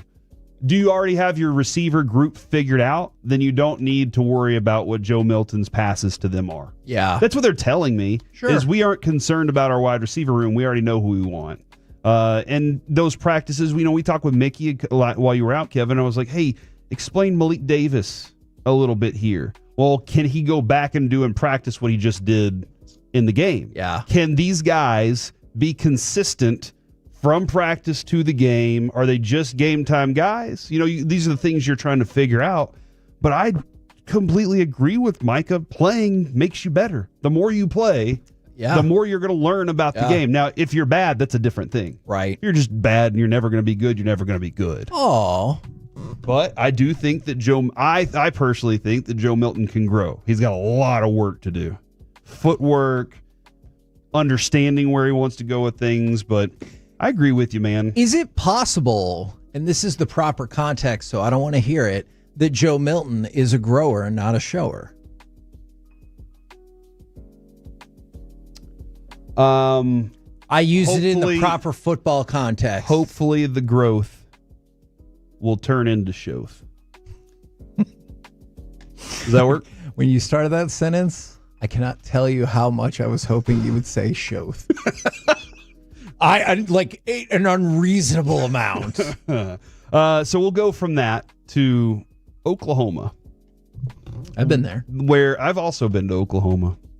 The Sooners are offering fans a chance to attend post-game news conferences for a price. Now, here's the thing I can't figure out.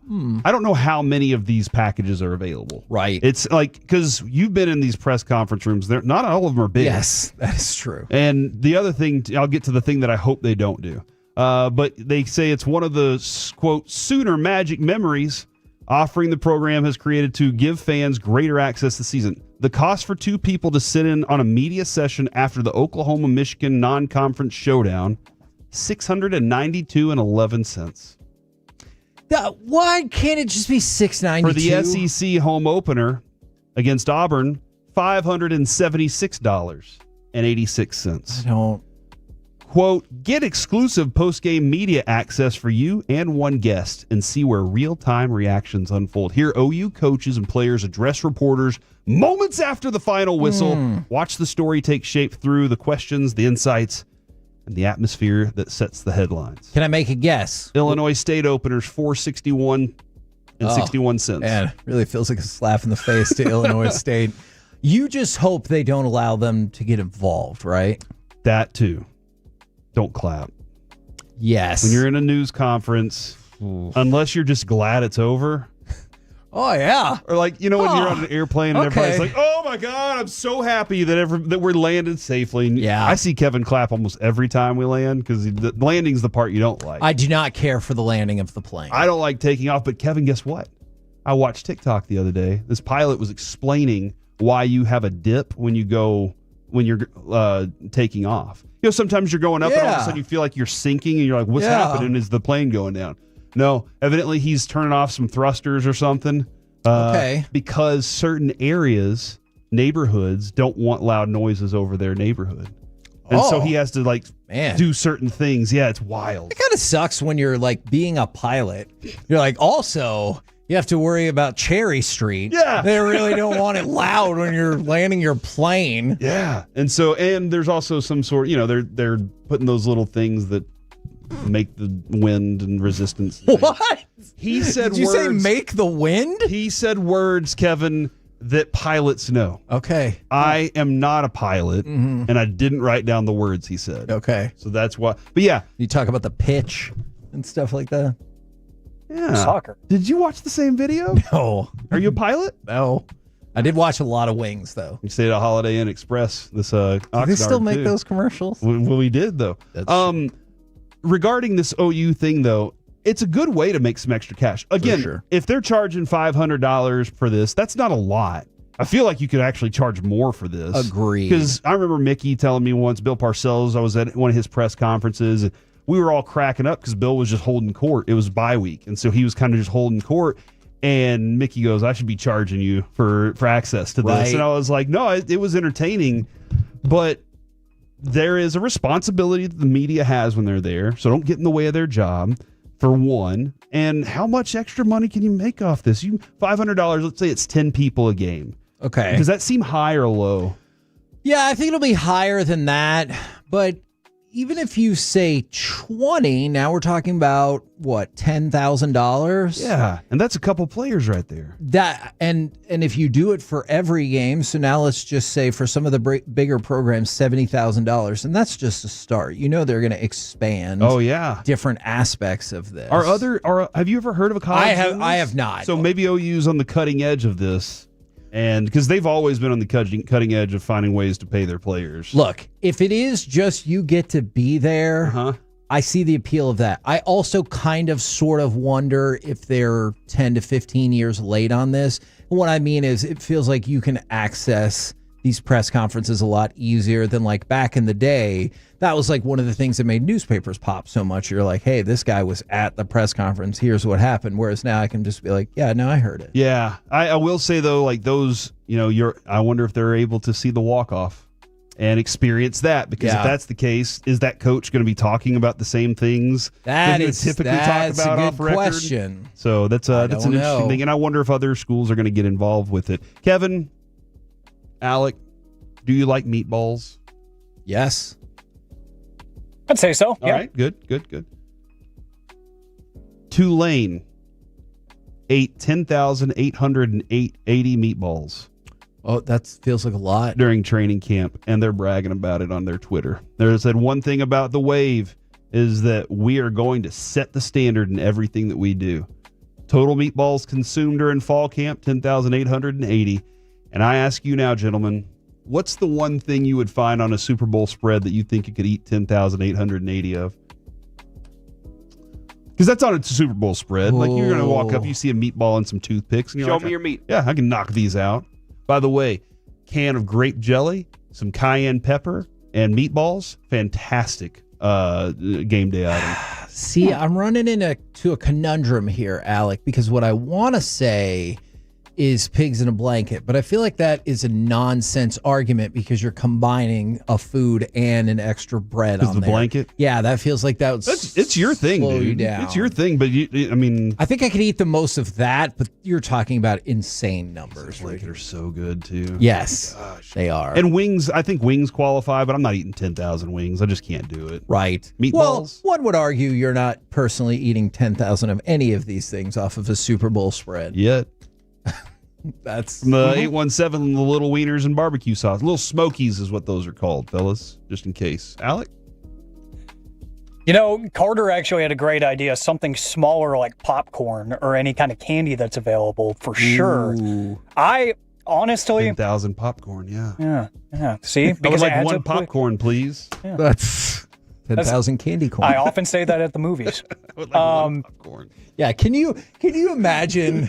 Like, I don't know how disaffected movie workers are already, but can you imagine if you walked up and said, "I'll take 573 pieces of popcorn, please"? They might punch you in the face. You know what? I do like the little Smokies idea. And, you know, I think it was the Super Bowl last year. Me and my dad got like a bucket of those mini pretzel dogs from Auntie Anne's. Oh yeah. They sell like buckets. We got one of those, and our goal was just to finish it by the end of the game, and we did. So I think I could house 10,000 of those easy. Wow. 10,000's a lot. 10,000 is a lot. But I think So am I. I think it'd be worth. Yeah, I like that. I like it. That's good. Peanuts also are an option. I would like one peanut, sir. How many peanuts or honey roasted peanuts do you think you could eat? So I did find out recently, peanuts sometimes my stomach doesn't like them. Oh. But I used to love peanuts. Mm-hmm. A million. You cannot eat a million. You can't tell me what I can do. Yes, I will. Oh, are you concerned about my health here? Is that why? Absolutely not. I'm concerned about you wasting my money when I go out and try to buy a million peanuts to try to get you to eat during the show. But I'll This prove is it a to very you. specialized nut. Guys, new information's out there. Evidently, and I don't know how y'all feel about this. 42% of people who waited in line to meet characters at the Disney parks last year were childless adults. Really? So adults showing up because it's expensive, dude, and they finally have the money to be able to go to Disney, and they're like, I'm not taking those kids. Jeez, that's expensive. It is an unfair dynamic of society that the things you would enjoy the most at a certain age you could never afford. Never afford, and your parents probably can't afford it either. They're like, no, I'll go. You can't. That, for me, that was when I bought the boxes of 1990 Leaf baseball, and I was like, I can afford both series. And when I was a kid, I was like, I hope I can afford a pack today. Do you think it's okay to be at Disney as an adult without a child? 100%. Well, actually, let me try that again. 98%. Okay. Because of that 42%, I do not believe all 42% are just fun-loving adults who love Disney. Oh, you think that they're there as spies? I think there's a little, like, just a few in there that probably Think shouldn't they're really be able living in a Disney movie? to go to Disney. Okay, I see. I'm serious. I'm not kidding about that. And- but for the most part, I think they're just fun-loving people. And lastly, I read this, Alec. I just hope you enjoy this as much as I did this morning. I found this on Men's Humor, at Men's Humor. It says, Kevin knows what he wants. And then it says, Kevin, 21, 9 miles away. You know what that means. Oh. This is a swipe right situation. Here's Kevin. Hey, what's up? I'm Kevin. I like to take girls out for a massive plate of barbecue ribs on the first date. Ooh. I judge them according to how many and how aggressively they consume them. Whoever defeats me in this porcine endeavor shall become my warrior bride. I'll set nations ablaze at her feet just to watch the flames dance in her eyes. Our love will be beautiful in its violence as a tempest hits the Bering Strait. And should it die, it dies as it began, with a mound of bones between us. And I was like, that is awesome. That is pretty romantic. Until I read the reply from some woman. I am your ideal woman, 6'8", 250 pounds of pure muscle. I only eat beef. I will bear a child sure to lead nations. Will be roughly the size of a Viking. I cannot read and do not want to learn. I own 19 dirt bikes, and they all have flames on the side. inventor of what is commonly known as aggravated assault. Oh my God! Looking What? For a very compact man to ride on my shoulders, so I look cool. And I just felt like the Inventor of world what needed is to hear that. commonly known as aggravated assault. Although that line about I own 19 dirt bikes and all of them have the flames on the side. And that is why I love you know what? A lot of people say the internet and the world's, well, you know, they don't like it. That's one of the reasons I do. And that is the C block, ladies and gentlemen. Alec, how much more excited would you be on a first date if the girl showed up and like she said she had a dirt bike or actually wrote it in and she was like, yeah, put the flames on the side because it makes it go faster? I would be impressed. Yeah. It would get my attention real quick. I'd say, yeah, we got some learning to do here. And that was fun. I'll be your Agreed. backpack. We're the KNC masterpiece right here. My God, what has happened to this show? On 105.3 The Fan. Coming up next. I love it. It's time for the Tuesday tailgate. Did Michigan get off easy? And who is the worst team in all of college football? We'll do it next right here in The Fan.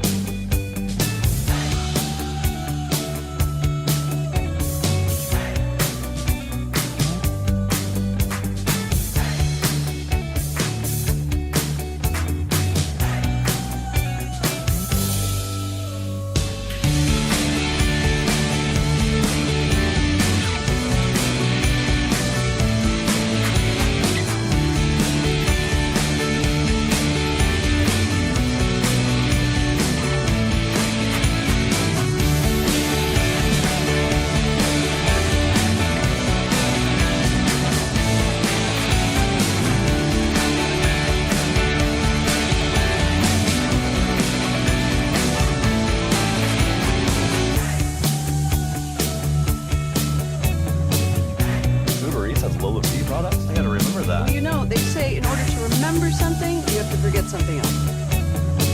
Okay, now that is a very cute haircut. That's like a little shag. I've never seen it before. Well, I mean, of course you haven't. It's the Rachel. Oh, is that your name? No, I mean like your name.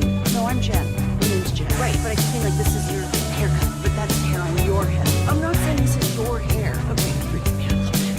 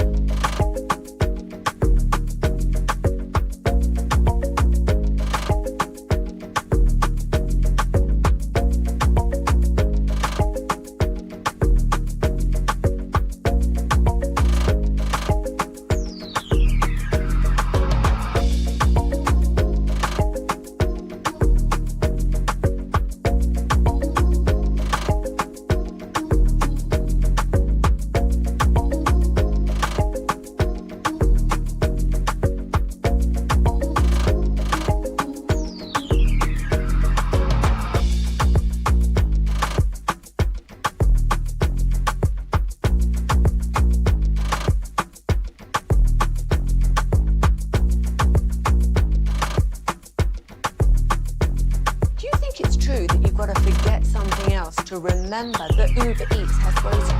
No, that's absurd. Hey, remember when you used to be a, what was it, Pepper Lady? Pepper Lady? Was it Cinnamon Sisters? Basil Ladies. Saffron Squad? Nutmeg Maidens? Pre-club? No. Nutmeg Maidens? I just said that. Was it Spice Girls? Doesn't sound right. Was it Saffron Squad?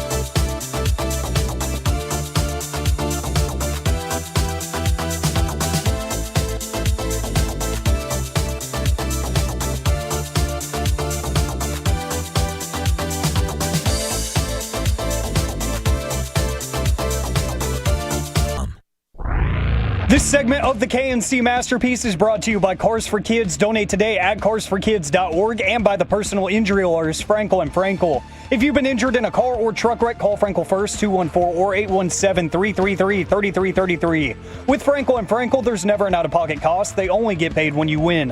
Frankel and Frankel, the go-to car and truck wreck attorneys in Dallas. Manning going through the progressions. The touch, no doubt. Found the freshman. Let him work some magic. 17 yards.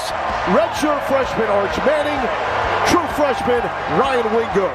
KNC Masterpiece back here on 105.3 The Fan. It is time for the Tuesday tailgate. And as is always the case, we bring in Carter Freeman. What's up? What's up? For the Tuesday tailgate. Carter, you pretty much made it, buddy. By this point next week, we'll have games to talk about. I and know! I think that's a wonderful thing. How excited are you for even just any game? Because I know some people are like, obviously they're gearing up for Ohio State, Texas. I get all that. But how excited are you for just the existence and actual playing of college football? I can't wait. I mean, we get Farmageddon in Ireland, which is a combination of words I feel like should never be said, but we get, Iowa State and Kansas State start the season off in Dublin, which that's this Saturday, right? That's this coming Saturday, yeah, for sure. So if next time I'm on, we'll have that game to talk about, as well as several other smaller games. I mean, you get UNLV hosting Idaho State, you get the annual Hawaii game in week 0. They host Stanford. But I know these aren't the big time matchups we're about to get this coming Saturday, but one, it's college football, so why wouldn't you want to watch? And two, a lot of these guys that you're going to see maybe at UNLV or Western Kentucky or any of the FCS teams that are playing, they'll be playing on bigger teams next year. Right. So this is last year. I talked about this on Bet Nation with Zach and Eric this weekend. This is where I found Devin Dampier, who is now Utah's starting quarterback. He was at New Mexico, and he lit up whatever team they played. I think they still lost, but I was like, this kid can play, and I'm really excited to watch him more. Then he goes to Utah, so this year gets to see him on a bigger stage. So just know, if you might see a player that you think is awesome, you'll see him playing in the SEC or the Big Ten probably next season. Now, we don't necessarily need to get into the idea of what Corey was just talking about with the press access for Oklahoma, but the part that fascinated me was making the money, and then you see like Middle Tennessee is going to wear just one helmet to go with their 2 different jerseys this year, because they said it'll save them $670,000, which then they will, of course, put into football program and NIL. Or do you think because of the, I guess, restrictions, if you want to say, or rules that have been put in place, you're going to see more teams try more more schools try more creative things to create NIL money? Yeah, revenue is king, and that Middle Tennessee thing is very interesting because in my mind, a lot of the Group of 5 schools or smaller schools, that would be a way they would attract recruits, was by having different uniforms. And like they don't have kind of the history like an Ohio State or a Michigan might have with how they look. So like, hey, this is something you get to wear, right? That was really appealing 15 years ago. Now that's going away. But yeah, it's whatever way you can come up with experiences, just whatever people can and will pay for. Because I was telling y'all during the break, I'm an OU grad. Right. I would never pay to go sit in a press conference. Like that is not for me. That is 100% something someone's going to buy. And they wouldn't offer it unless someone was going to buy it. So I'm, as the season goes along, I'm very curious to see, what, like you guys are talking about with the walk-offs, like what all you get to experience along with that. Now, we've got options with Tennessee, Syracuse, Ohio State. Any particular starting quarterback you want to zero in, either because you want to talk about the player or you were surprised at the direction they went? I know Ohio State's gotten a lot of attention just because they have the marquee game right out the blocks. Well, there's really, this is something I saw from On3 today, is most of the quarterback competitions haven't really been surprising. Like there's usually not a underdog that ends up winning this. So like Ohio State, Julian Sand played a little bit last year, but he was pretty much the favorite the whole time, and he's going to end up being the starter there. Tennessee basically had to pivot to Joey Aguilar in my mind because of the Nico Iamaleava situation. Yes.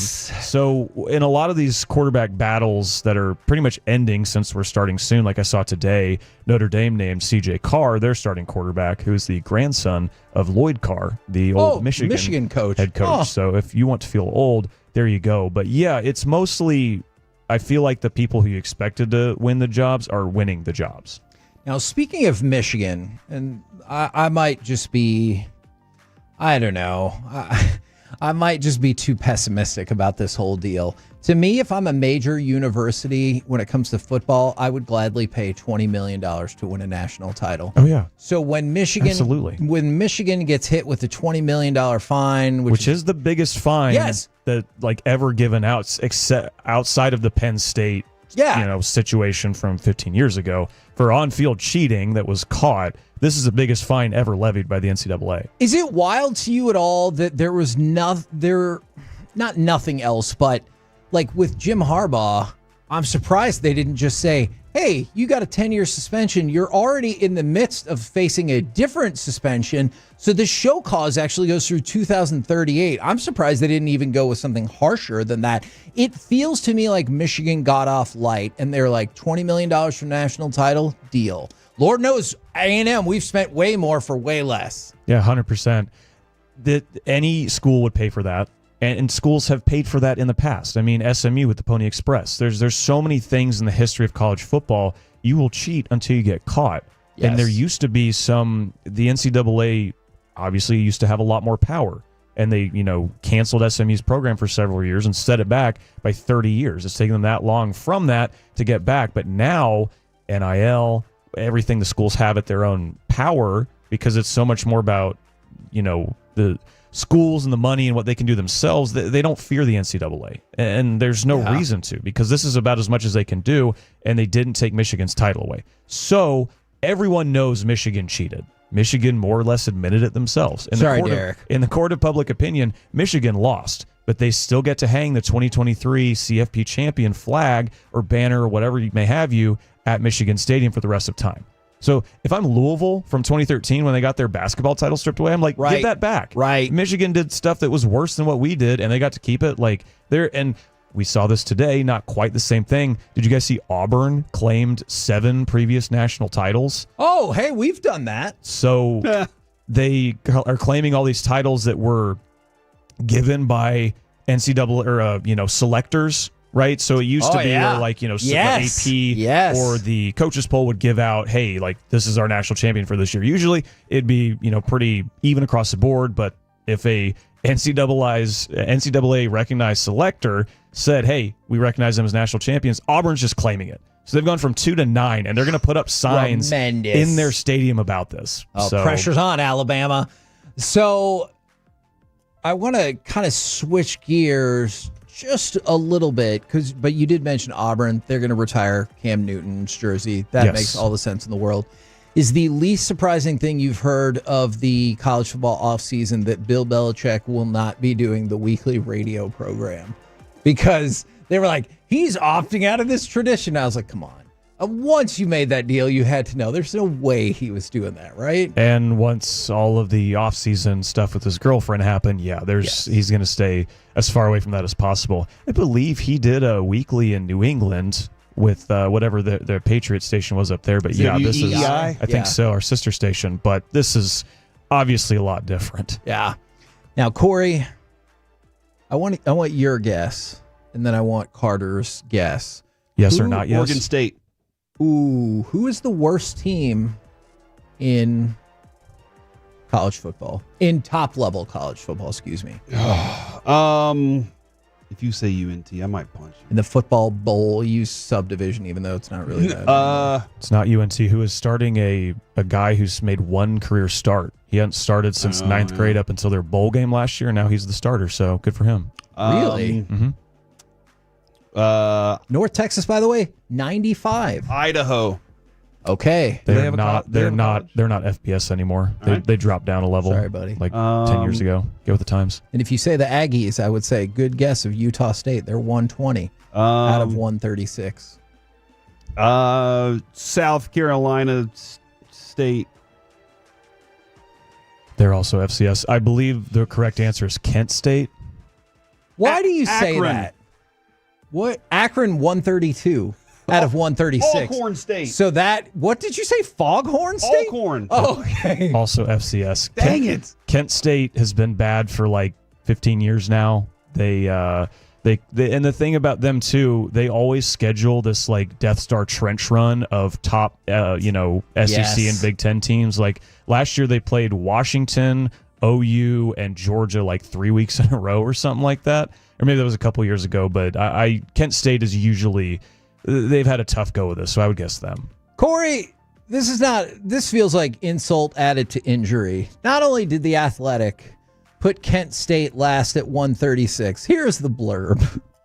The only winless team of 2024 now has an interim head coach and little reason for optimism. Oh!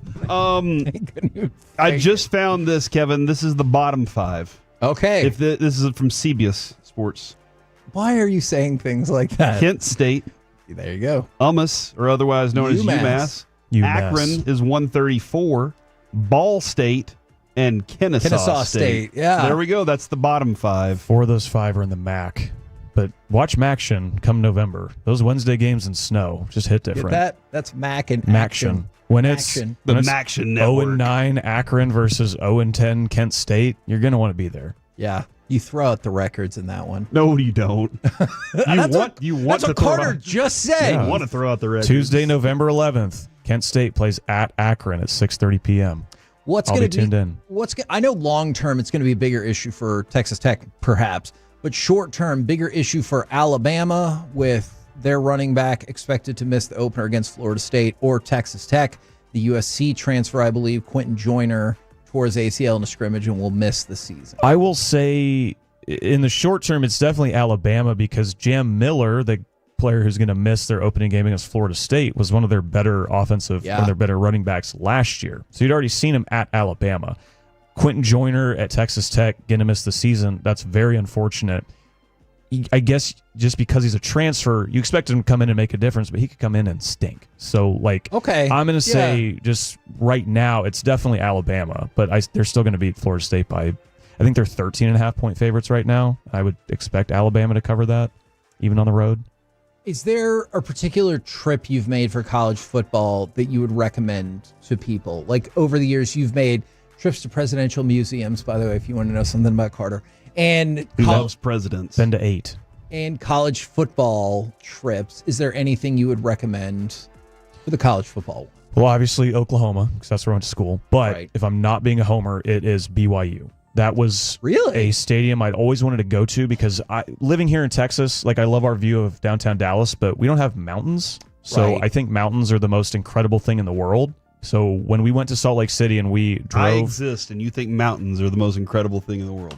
You are not as incredible as a mountain. This is like CD and George Pickens. This is 1A, 1B, right? Okay, I appreciate that. When you go south of the airport in Salt Lake City and you see the snow-capped mountains, I told my friend, I'm like, you might have to take the wheel because I can't stop staring at these. So BYU Stadium there are mountains in the background. And it is just such a unique view. Have a football game like with, just mountains in the distance and rain and clouds cascading off of them. It was an incredible thing to go see. And I think, Utah Stadium in Salt Lake City is the same way. So either of those, but I've been to BYU's. I thought it was awesome. I used to think Cascade was only a dishwashing detergent, and then I found out it was a real word. But also, one of the coolest campuses I've ever seen, Kevin, is definitely Pepperdine.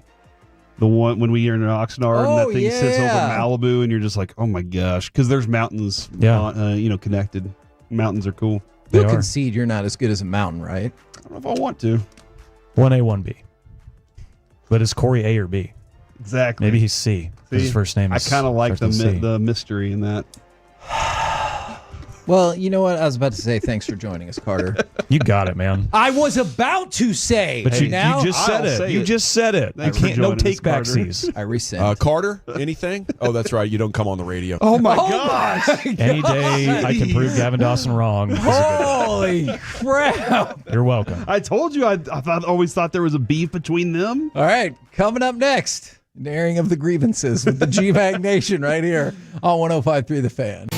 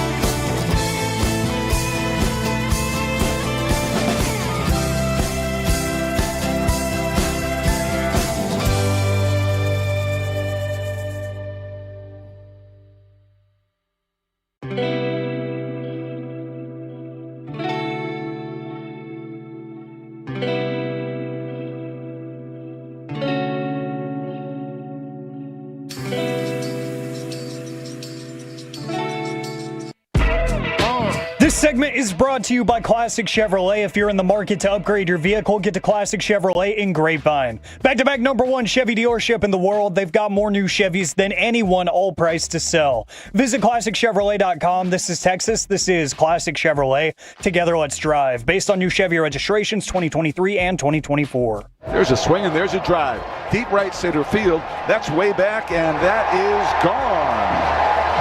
A leadoff home run for Mike Yastrzemski gives the Royals a quick 1-0 lead. Another tough Rangers loss, which you could hear right here on 105.3 The Fan. Right now, courtesy of D&M Leasing, it is time for our chit-chat with those fellas from the G-Bag Nation. Gentlemen, how is you today? Doing pretty good, Hagee. How about you? I'm doing well. Now, Corey, and I understand why we got to this point, said he feels like he might be one loss away from just being like, this season, let's pack it up.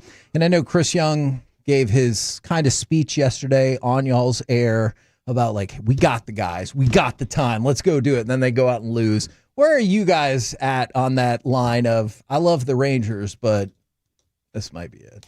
Yeah, I think that's a great segment idea. I love the Rangers, but yes, and that's exactly where I crossed. I crossed that threshold last week, and so this is just a continuation of it. So last night I was just like, yep, that's just kind of what we're doing. Luckily, I like that word. Luckily, and see why we trust. So he's going to go get some answers. Okay. Answers. And when I'm specifically talking about DH, first base, right field, and catcher. We've got some spots. What about the rest of y'all? Yeah. This is pretty much. I'm out on the idea that they can make the postseason. Okay. And have you been there, or was just last night for whatever No, reason? it wasn't just last night. I think over the course of the last week or so, it's become more and more apparent. And even the trades that you made and you were hoping would help bolster some things. You've seen some slippage there. And the bats are just ultimately what they are. This offense is what it is. It's not going to be an offense that can consistently put up the amount of runs that you need in order to, and you got to win a lot of games now in a short period of time. And this is, the season is, it's not like all of a sudden you've seen the bottom drop out. They've been this team all season. This is who they've been. You get a random few games here, few games there, nice little stretch going into the trade deadline, whatever. But otherwise, this is just who they are. So it's unfortunate, but it's not a playoff team. I think, Kevin, last week I said 2-5 would be the thing that would send me to that on this road trip. 2-5. Yeah, I was like, and I feel like we're one loss away from just, that's it. Like the loss tonight would send me into that. Nope, that's it. I'm done. White flag. Like I can't do it anymore. It's Dunsky because now the pitchers are starting to show fatigue. Yeah. And I think that it was an excellent breakdown in the post game from Mike, and then Dave got in there and they covered not only is it physical, it's mental, and you've been in so many close games and you've been in so many high leverage situations. It wears you out. And we're talking starters to the bullpen. And recently this week, everyone's been wanting to jump and be like, oh, the bullpen, it stinks, blah, blah, blah. Look, it is all on the offense. You cannot be consistently put in a situation where, oh my gosh, we give up one run and now we've screwed the entire game. Like, can the bats do a damn thing? And I know this past week on Friday night, they actually finally got insurance and it didn't work. That's okay. When you look at like the 20-plus games that they've lost and the blown saves or whatever it is, a lot of that, I think the offense needs to take the brunt of that criticism. Yeah. But to me, I just don't think this thing's salvaging itself anymore because you can't rely on the offense. To Eric's point, we've seen it in just certain spurts. There's been no consistency. But now I think you're going to start to see the arms just aren't going to be able to carry you like they were because we're just in the dog days of summer here at the end of the season, and I think they're just exhausted. I'm to that point where I'm going to let them play until they say they're out.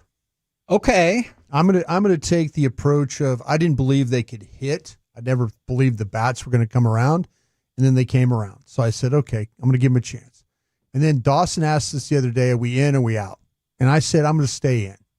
And I'm going to stay in just because they've lost 3 or 4 since then. Yeah, I know. Oh. But I'm going to stay in just because I think Hold that line, Brian. You can do it. No.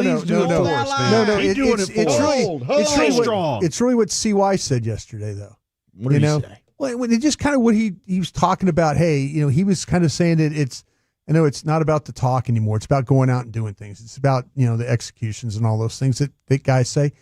But I've kind of been there with him, and that's why I asked the question, because when you feel like that nobody else believes, everybody in the organization has to believe. Yeah. So I'm going to take the approach of a former front office guy and say I'm buying in what the general manager and the executive vice president of baseball operations is telling me to do. So I'm gonna stay with him until they say we're eliminated. And then I'll figure out next year. And that's what we were saying earlier. I think Chris Young believes everything he says to you guys. I think he does. I think he honestly does, and he's just looking for people to go with him. Yes. And right now his players are looking like they're not going with him. Yeah. And that I think, but I'm gonna go with him because I do, like Dawson says, I trust what he's trying to do. He tried to help this baseball team at the trade deadline. I just think the value of a bat was too much for him. Yeah. And I think it was, and so the pitching was the next best thing. It's a shame that and the thing I appreciate about him is he'll fall on the sword for the whole thing. He will. If this thing ends up poorly and it doesn't get into the playoffs, he'll say I'm the one. He'll stand up there and say I'm the reason why. And I'm gonna go with him just because I know he'll fall on the sword if that's the case. I notice a win now culture across most fan bases, all sports. Are you ever surprised the amount of text, at least I see, I don't know if y'all see the same, or stuff on social media for people who are like, Chris Young and Bochy have to go. Like, that amazes me. I see it a lot with Bochy. Yeah. Does that surprise you? I've seen it too much, yeah. And that's what I hope this season doesn't end this way, because I'd rather not end He'll like that leave for before Boch. you get rid of him. I agree. He'll say, listen, see why I'm not the guy. Go ahead and get your hand-picked guy to come in here and do this, and maybe he can figure some things out. But I like I said, he'll leave before you let him go. I mean, the only thing you could say is maybe you need a younger guy to totally change the focus, but there's no right I answers. thought that was way about with Woody, though. You Sure. know, Mm-hmm. I mean, we've gone through the older, baseball lifer guy. Bannister. There's no way you can actually move on from Boch. He's goated. His resume is outstanding. Yeah. He's your World Series guy. I just wonder, like, after 2 years of struggling to hit your potential, if instead of a grandpa, you had like a fit younger guy getting in people's faces would maybe help a little bit, or I'd at least be curious about that. No, it always is. It's strange when you try and hire these guys. Did you get the right guy? You got the right guy. I just think that Boch won't. He won't make CY fire him. He won't. He won't do that to CY. I think he really respects CY. That listen, in a way, I let you down here. And then CY will say, no, man, you brought us a championship. You got us over the hump. You did something they haven't done around here for a long time. Please don't walk out of here. But I don't think Boch will make CY let him go. But is it a younger guy? Should who is that? It's just Skip Shoemaker. Skip. Well, that's what I'm saying. Unless he doesn't want the job. It's just a fiery He wants the personality, job. man. Yeah. They need somebody with a little bit of an edge from a personality standpoint, because they don't have players in the clubhouse that have it. Pendulum swings back and forth. Yeah. But we'll get there whenever they tell us they're done. Well, they're going to tell us. They'll tell us, all right? They need a ball sack is what they need. I'm just, like I say, I'm just believing in the general manager in it, because I'm going to ride with him, and if he says we're done, and I'll believe him, and I'll move on. What do you guys got coming up on the program today? Pure Gold as always, Hagee. Thanks for asking. We will have Cowboys practice going on, and we'll have reports throughout the day, but Krusty's Corner at 3:40 is your one-stop shop. Yeah. I like it. Roll home with the G-Bag Nation. We've been the KNC Masterpiece. Make your way back with us tomorrow, 10 a.m. to 2 p.m. right here on 105.3 The Fan. Say luckfully, Kevin. Luckfully. I like that word.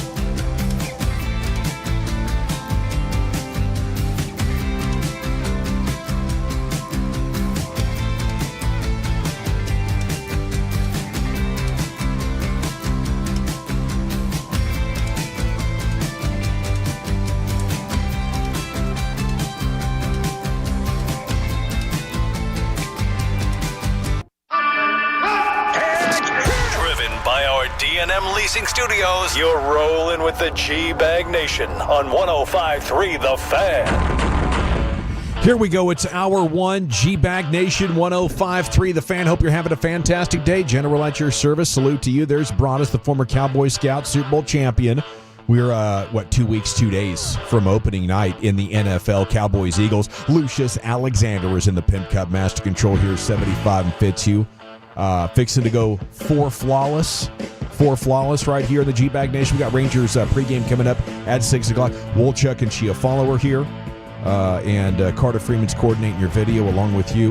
We are the G-Bag Nation here on the Fan. Before we go any further, do need to tell you practice at 6 tonight. Locker room's going to be open at 7:45, so we're looking forward to talking about what we're hoping to see here this evening. But Chief, some pretty sick ink on your arms over there, brother. What happened here? This was Crafts with the Kids Day. Yes. And turned out it was permanent ink. Yeah, this is markers all over the arm. Unfortunately, they got me on the face as well, which did tick me off a little bit. I was very specific. Right arm only. Go have at it. Do what you want to do. Yeah. And it was nice because I was able to just kind of lay there and chill while they go to town with the artwork. And then they feel like, cool, I'm taking their artwork with me to work. So they're tuning in now, probably seeing the artwork and being like, Daddy, look what we did. Sure hope so. That was so cool. Taking care of the puppies. It's amazing to be here with you, though. 4 hours of sports coming up. We got some Tony Romo audio here in just a second. Do you agree with what he has to say about the teams that have come up short over the last 30 years?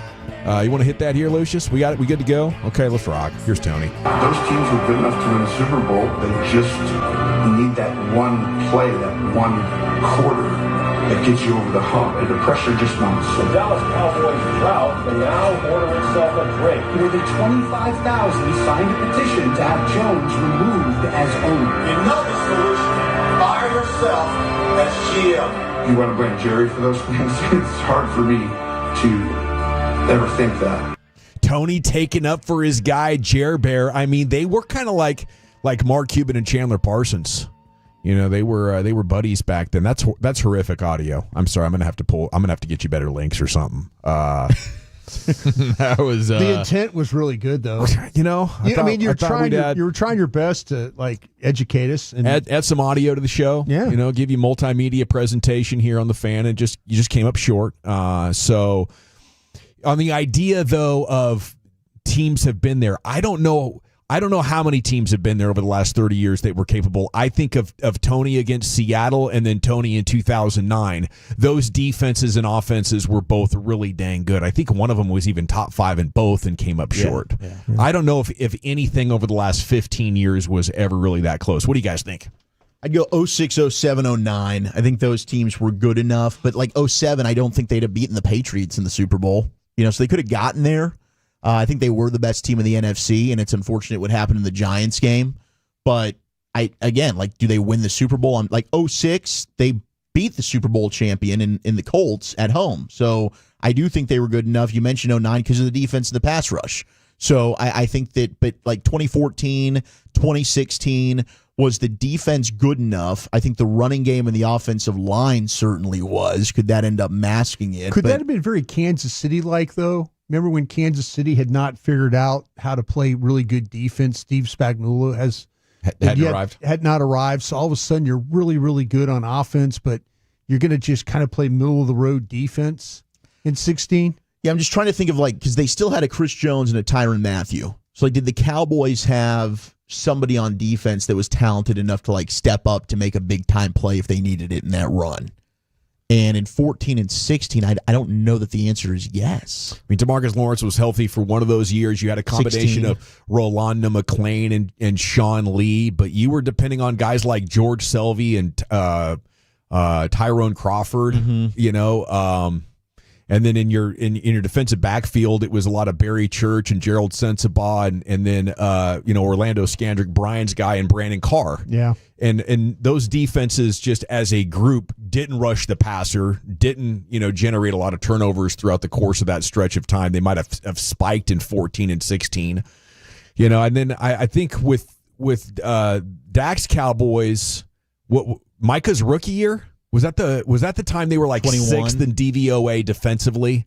Or yes, and they held the Niners, to like 20 points or something like that. That team held a ton of opponents to 20 points, and it just kind of depends on how you look at that. Was that a reflection of their schedule, or was that defense really that good? Mm-hmm.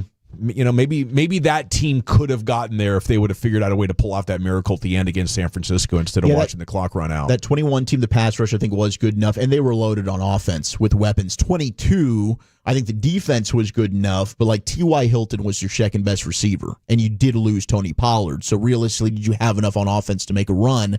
I'd probably lean no, but that was the year that they really should have beaten San Francisco. Yeah, it would have been awesome if they could have had Sean Lee and Rolando McClain at the height of their powers. That could have given you a hell of a combo at linebacker. But I think they were, that was Anthony Hitchens' time, and it was one veteran or another. What did you guys think of what he said about not putting this at Jerry Jones' feet? Is that gonna make? No, they all need to wear that. Yeah, all of them do, and just need to make a play. Yeah, they if the general manager, the director of player personnel, everybody involved, that you wear that. That's if the responsibility is yours to build the team the right way. Did you get players? I mean, Tony's like, I know it's not on Jerry, but it really is. I mean, they built a team that they got players that couldn't execute the key moments, and that's really where it came down to. They get in the crunch time, playoff time, where you have to make plays. You have to be able to execute at a very, very high level. The margins of error are very, very small, and that's on the general manager. It's not only on the players, but it's on the general manager and also the coaching staff as well. You really do. I think Tony's trying to be nice to Jerry, but I think Jerry would look at it and say, I didn't do enough to help those teams that Tony, I think he's admitted that he said, I didn't do enough to help Tony with those, to get to a Super Bowl or to win a Super Bowl. Well, America's team is off and running, and it's one of the biggest things going on Cowboys Twitter. Probably will be over the next couple of weeks as people either binge watch it or watch it maybe an episode a night here over the next couple of weeks. And the reviews on it are outstanding. Have you guys dug in yet? First episode, which I did think was awesome. And it's always, as a Cowboy fan, you're going to love this. Obviously, like the sale in 80, like I was born in 91, and I've consumed like everything America's game, all the football lives possible, gone back, rewatched a lot of all the Super Bowl games, big games. But like the Jerry Jones sale and then the firing of Landry, like I feel like that 89 time frame, I'm always learning something new about. So like even everyone was villainizing Jerry, and then he goes and he meets Jimmy at a Mexican restaurant. He's like, I know you love Mexican food. When Jimmy's like, I've won national championships. Like, people know who I am. We probably shouldn't do this. I shouldn't go out in public. Jerry's like, no, it's a hole in the wall spot. We'll be good. Then they go. Picture gets taken. Yeah. And Jerry says, well, this is when I realized kind of how big this Cowboys thing was. And then Dale Hansen, were they walking on the grave of Tom Landry? That was Tom Landry's favorite spot. Jerry, I don't think had any idea that was Tom Landry's favorite spot. It was just coincidental, right? So, like, the legend and the stories that come from this, I think it's awesome. But I totally understand the frustration, and I'm with you. Because there is an entire generation of fans that are like, why do we always have to go back and relive this? Why do we not have 50% that is from the last 15 years of awesome Super Bowls and championships to celebrate? We got to go back and have 80% of this be in the 90s, where a lot of Cowboy fans were not even born yet. Well, I'm glad at least they're delivering on that cool, like, retro footage that can actually take you to the moment, and they are giving things that even passionate, educated fans like Wolchuk haven't found. It was time, though. Yeah. It really was time. And, the game really... The front office, Gil Brandt, Tom Landry, Tex Schramm, they no longer had an advantage when it came to player acquisition. Their methods, the things that they did, Gil's invention of certain drills and stuff like that. That's a misnomer, by the way. He did not invent the computer? No. That's when I got there in 1999, we were not even a computerized team. We were really trying to do things. So his things was punch cards. Like if you put like punch cards of players in a row, and then there's this rod that went through, and then you dump them over, then the players were to fall out, and that's the ones. Then you gather up those cards. That's really what they did. It really wasn't anything computerized. It wasn't anything really computerized. The biggest thing we were worried about when in the league, I know in 1992 was when Paul Allen bought the Seahawks and Microsoft. We thought that the Seahawks were going to have a huge advantage because of Microsoft being part of that. They would implement that, but that whole thing with the computer and the Cowboys, no, it's not true. But it was time. It was time. They were losing at scouting. They were losing at player evaluation. Their coaching staff they were starting to lose coaches to other teams and stuff. And so the staff was getting old, and it just needed to be changed. It really did. The Tom Landry, actually Bill Belichick and Tom Landry are very mirrored the way their careers ended. And if you look at it, how Tom Landry's had that tremendous run for all those years, and at the end it was bad draft picks, bad evaluation, just poor coaching overall. Same thing happened to Bill Belichick at the end. Bad drafts, bad coaching, bad player evaluations. It's amazing how mirrored their careers really are. Yeah, I really came of age as a fan in like 83, 84, right? So the Cowboys had just gotten done being great, and all the older people in my life would talk about the Cowboys, but my whole memory up until Jerry was of them being pretty average to bad, and then it really bottomed out there in the late 80s. Yeah, no, that for 20 years, I watched really, really good football. But the last, say from 1980, once the strike hit, so it was like 87, 88, 89, that was a bad football team. That was a turning point. That was a bad football team. And I give Jimmy and Jerry and the scouts and the coaches a lot of credit for making moves in order to churn that roster as fast as they were able to get that team ready for 1991 and 92. Well, I imagine there's going to be several topics, and there's several highlights from that show going viral about America's team, and we look forward to digging into that and talking about it here with you over the next couple of weeks. Adam Schefter with the other big story today around your Cowboys, saying it sounds like at some point in time, whether that's now after the season, after 2 seasons, it sounds like the two sides are headed to a divorce. Mm-hmm. Do you have anything on this, Brian? No. I don't think. Is this Adam Schefter opinion, or is he? I think this is Adam Schefter opinion guy right now. I don't think. I think he's seeing this as they're probably going to play with franchise tags and see how that works, and then after the franchise tags are over, Michael will probably say, okay, we'll move on from that. But I don't have anything more to add. It's unfortunate that both sides are really kind of dug in as deep as they are right now, and they really don't want to. They don't want to really try and get this thing done. I think anytime soon they're gonna make Mike, I think, play on this current contract, and then they'll see what happens with these franchise tags. That would be my guess. Yeah. I think it makes a lot of sense that play this year out, play the next year out of the tag, and then when he's tagged for a second time, now the leverage actually swings back to him. Yeah. Because then he could leave in a year. Yes. So if in 2 years he's 27 years old, heading towards 28, still with plenty of prime left, I think that's when the Cowboys would be like, okay, now we're ready to cave and make you the highest paid defensive player in the game. And that might be $50-55 million a year by the time we get there, guys. Way this cap's going up to 25% over 2 years seems like it'd be right about on schedule. Yeah. Well, Rangers need a win. And they'll be back at it tonight, 6 o'clock pregame in a 6:30 first pitch. Got away from Jack Leiter a little bit yesterday, but the good news is he struck out 5 dudes in that outing. So just had a couple of home runs get away from him, and then the Rangers really couldn't produce much offense themselves. So that was the kind of loss that just hammers home both things, that are not ideal about this baseball team, and the biggest one being the offense. But tonight they will take on the Royals. It's a 6:40 first pitch, and there's still only 2 games from 500. So to Brian's point that he was making in crosstalk, that he's not giving up until they're mathematically eliminated, as long as they can win a couple of these games, stay within 500, then that 8 to 10 game winning streak could still make it happen and be miraculous. I was trying to decide though, would making the playoffs at this point be a bigger surprise than it was when the 2023 Texas Rangers won the World Series? I would probably lean yes.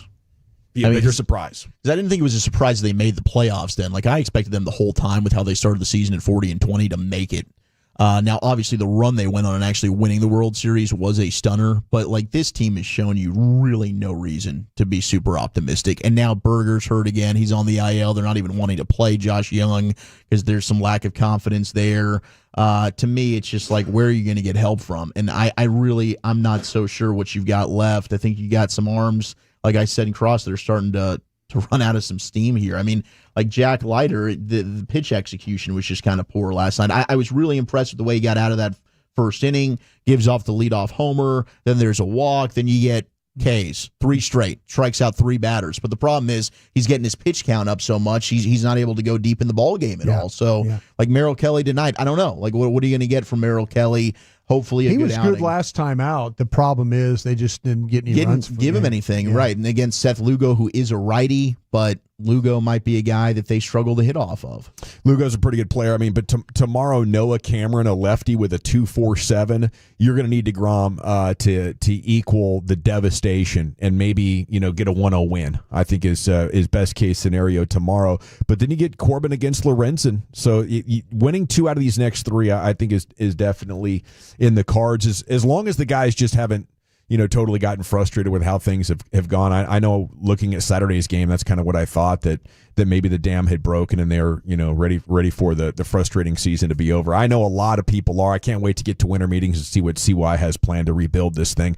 We got the G-Bag of the Day champion coming up on the other side, and then Wolchuk's top 10, buddy. Where you taking it? Man, I put this Twitter poll out. Cowboys Netflix doc takeaways: the movie death scenes or the best potato dishes on National Potato Day. quite This was a very tight race, but movie death scenes, the top 10 movie death scenes of all time, just barely winning this one. 877-881-1053. That's next on The Fan. But Tolos, I love supporting local family-owned businesses, especially ones that really prioritize quality over quantity.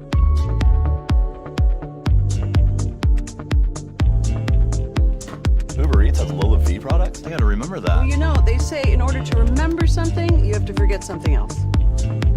Okay, now that is a very cute haircut. That's like a little shag. I've never seen it before. Well, of course you have. It's the Rachel. Oh, is that your name? No, like your name. No, I'm Jen. My name's Jen. Right, but I just mean this is your haircut. But that's hair on your head. I'm not saying this is your hair. Okay.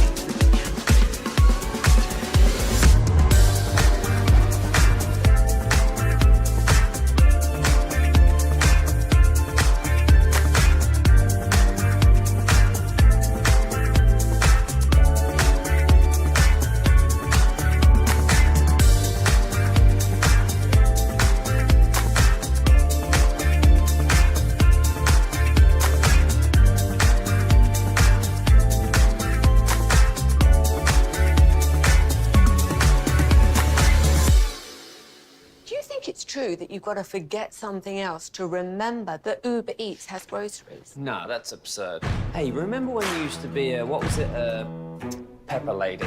Pepper Lady? Wasn't it Cinnamon Sisters? Basil Babes. Saffron Squad? Nutmeg Maidens? Paprika? No. Nutmeg Maidens. I just said that. Was it Spice Girls? Doesn't sound right. Was it Saffron Squad?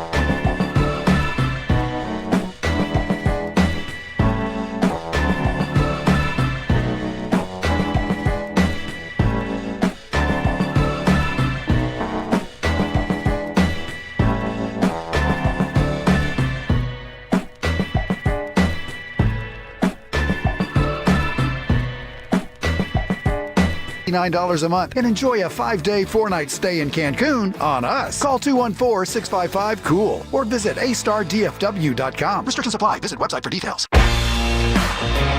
Yeah, buddy, welcome back here. It's the G-Bag Nation on 105.3 The Fan, and it's time now for the G-Bag of the Day Champion. Segment's brought to you by the Frankels. If you've been injured in a car truck wreck, call the Frankels first, 214 or 817-333-3333. There's never an out-of-pocket cost. They only get paid when you win. The Frankels, the go-to car and truck wreck attorneys in Dallas. Into the Pimp Cup we go. Here's Lucius with the champ. It is. All right, day 2 for this champion audio. It's Coach Ballsack, Mike Bassett. You're in the Rangers broadcast. Trying to motivate the team and the fan base. Come on. A little bit of hope and a little bit of motivation. Mike, I'm going to turn it away. All right, so if you followed me for my career on 105.3 The Fan as a sports talk radio host, you knew that I got a nickname here in Toronto, and I will say it was Coach B. I will not say the rest of that because I don't think I can. But hey, this is it. You have 38 games left, and I don't care about games 37, 36, 35, all those anymore. I care about today, and I care about one pitch at a time. When we get on that bus after the game today and after every game, I want you to feel so mentally tired you have to go to sleep because you worked so hard on every second of this game to be the best possible player that you could be for your team. And when this is over, we can be something special. You guys know what 23 was about. A lot of guys were here on 23. You'll be remembered forever for 23. You don't want to be remembered for what's happening right now in 2025. You can change the script. There's time. Time is running out, but the time is now to change it. You can do it. We can do it. Ranger fans, give them everything you got. Ranger players, give it back to them. Give everything you got every second you're on this field. What did you want to do when you were 10 years old, when you were 15 years old, when you were 20 years old? You wanted to be a Major League Baseball player, and you wanted to play in the biggest games. The only way you're ever going to play in a big game this year is if you figure out these next 38 games how to win 24 or more of them. You can do it. We can do it. Let's do it. Go Rangers! I love it. Inspiring. Now, all right, let's go to yeah, we were hoping last night that would be a catalyst. That would be a turning point. Now, they could still win 24 games, and until we're at just 23 games to go, this thing's still out there. And 4-3 was the result last night. And I tell you what, I think Langford got the message. He had 2 hits. I think Corey Seager got the message. Yeah, he did. Evan Carter did. It's just crazy how many players you're counting on just decided to either not hit what we thought was their potential or got old in a hurry. It really is wild. Like I don't think like the statistical probabilities are very high on that at all. Maybe 10,000 to 1. Like all of these players becoming the worst versions of themselves at the same time. Jake Berger, Mr. 30 home run man. Here, I'll get you about 8. How's that going to go for you? Yeah. Jock Peterson, Mr. 850 OPS for his career. Here, I'll basically be one of the worst players in baseball. Speaking of that, Marcus Semien, 2 extended stretches now with an OPS under 500. It is unbelievable how many negative developments this team has had. It's worn me down. I finally had to give up on the team last week after holding the fort for Rangers optimism and positivity. I know you know me for that, and I did not break character until just recently. Here's Wolchuk with his top 10 at 220. Bully. 877-881-1053. The best movie death scenes in cinema history. The boss man, Gavin Spittle, actually shot this my way yesterday. Was like, this looks like a fun top 10. I agree. I'm always down for some movie talk. I know Brian is too. These are his favorite days when we get into movies in the top 10. He's just listening. I love movies. There's just like a shine and shimmer about If it wasn't right for now. airplanes, I would never see a movie. Planes, Trains, and Automobiles. No, man. it's seriously That's a banger. Sitting on an airplane, that's the only time I've ever watched movies. And you have just seen all of Mission Impossible thanks to I've that. seen every one of them. And maybe Mission Impossible makes an appearance. Unlikely, but it's possible. I do want to get to some college football, though, as Nick Saban. Gosh, Nick is, I do think, working on College Game Day and getting some of the Pat McAfee effect. And we're also just kind of getting now the other side of the Saban personality, and I'm here for it, man. I think he's very entertaining, and I've enjoyed getting him in the media here. And Greg McElroy, we were all over this. South Lake Carroll Zone talked about, well, Coach, is he going to return? The speculation. So he was asked about this. We played the audio of it a couple weeks back, but he just had another speaking engagement, and he specifically is speaking to Greg McElroy. Here is his clapback on McElroy stirring the pot a little bit on if Coach is coming out of retirement. So, Coach, what do you say to the rumors that you are returning to the sidelines to coach? I don't know where that came from. Greg McElroy played quarterback for us, and if it had done something like that when he was a player, he'd have got his ass. All right, let's do it. Let's get him going. Greg versus Nick in the fight-off. Hey, we got headgear. We can wear the headgear and everything, but I like this idea. Kick his ass, Coach. He'd be like Kick his ass. Robert De Niro when he got into that boxing movie some years ago, and he was super, super old. Was it Raging Bull? No. This was many, many moons later. I got to figure out what that was.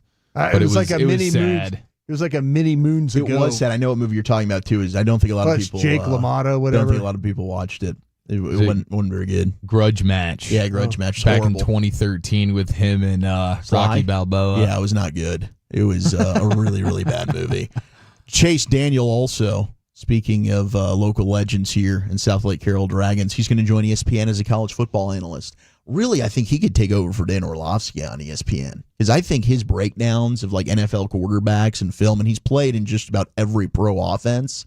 I think Chase Daniel does a fantastic job. Oh, yeah, he does. Who's he going to be working with? Is he a Joe Tessitore guy? Do we know who he's working with on ESPN? Play-by-play announcer is going to be Clay Matvick. He's been with ESPN for 20 years, and that's going to be his broadcast partner. Okay, now, who is Clay Matvick? Yeah. I don't know. But I'm sure if we heard him or saw him, maybe it would ring a bell. I'm looking at him right now, and it's not ringing any Nothing. bells. I mean, he's been there for 20 years. How do we not know? I wonder if these guys, is he got like the at 11 a.m. that SEC game? Like, is he doing that kind of stuff? I'm sure. I don't know which game specifically. I hope he doesn't get lost because What's his schedule for the season? Yeah, we don't know. No, but what is it? But front office sports needs to let us know that. Yeah.